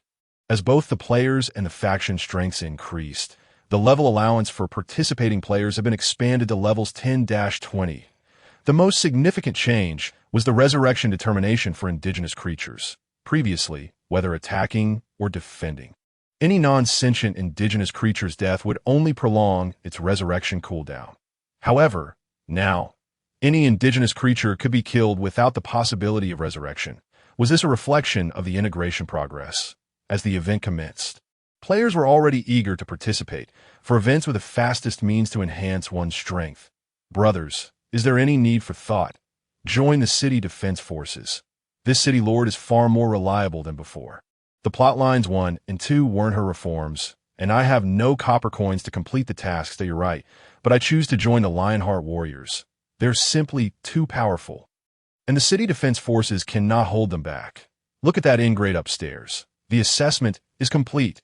Lu Ziye slowly rose to his feet as someone kindly helped him adjust his trousers, having dealt with women. He now turned his attention to enemies, feeling busy and fulfilled. Void Race, heed my command. Enter Black Dragon City and annihilate all invading foes. In the canyon, 1.8 million void shadows roared forth, their target, Black Dragon City. Lu Ziye found it curious that while the Lionheart warriors were level 30, his void shadows were only at 28.9. Would defeating these void shadows allow him to seize their health bars? This was indeed intriguing. Perhaps after this event, he would amass an overwhelming health bar, consolidating divine blood. Outside Black Dragon City, the air was filled with roars as over 1 million Lionheart warriors approached the city. With millions of players joining their ranks, with Black Dragon City boasting 1 million city defense forces and support from countless players, all fortifications leading to the city were meticulously defended. Kill. As players from the opposing faction and the Lionheart warriors entered the range of the city defense forces' ambush, an epic battle unfolded. The Lionheart warriors, battle-hardened and fearless, charged into the fray wielding their blades like the wind, followed closely by millions of players. Splitting into dozens of paths, they encircled Black Dragon City from all directions. Image. Lionheart warrior Imcirc 1I2B4VVA3D as warriors. They led the charge, undaunted by death. Their level 30 status granted them a significant advantage. Lu Ziye could sense that a powerful divine servant or spirit was orchestrating the Lionheart warriors, for he could discern something extraordinary in their attributes. Lionheart warrior, level 30, follower, health, 30,000 attack power, 600, 2400 resilience, 1000 agility, 1000 skill. Fearless slash, with unwavering determination and courage. Unleash a powerful slash that deals damage based on current physical attack power 250 in a frontal cone. Cooldown, 10 seconds, skill. Critical hit, launch an attack. This is a normal attack, but will 100 hit the enemy's weak point. Dealing 5 times the damage. Cooldown, 30 seconds, divine grace. The Lionheart warriors dedicate everything to their deity with utmost piety, and the deity bestows blessings upon them. Lionheart warrior tribe's number decreases by 1. All attributes increase by 2. Divine grace? Lu Ziye furrowed his brow in contemplation. How did this come to be? Why does my void race not possess such a thing? Thus, the decline in strength has become quite significant. Given the current attributes of the panel and the potency of the skills, Lu Ziye's void race, despite its superiority in numbers at 1.8 million, falls short in all other respects. Particularly, it lacks the divine grace. Could it be that the inadequacy stems not from the void race being weak, but rather from one's own shortcomings? After all, he currently remains an outcast, not yet a spirit user. If he were to ascend to the status of a spirit user, would he then be able to bestow divine grace upon his void phantoms? A realization dawned upon Lu Ziye. It must be so. If he could indeed bestow divine grace, what would the effects be? The battle has commenced, and Lu Ziye's void phantoms have also infiltrated Black Dragon City. They have allied with the city defense forces and players alike, launching a concerted assault. The void phantoms activated void walking, vanishing from sight, but when they re-emerged, they had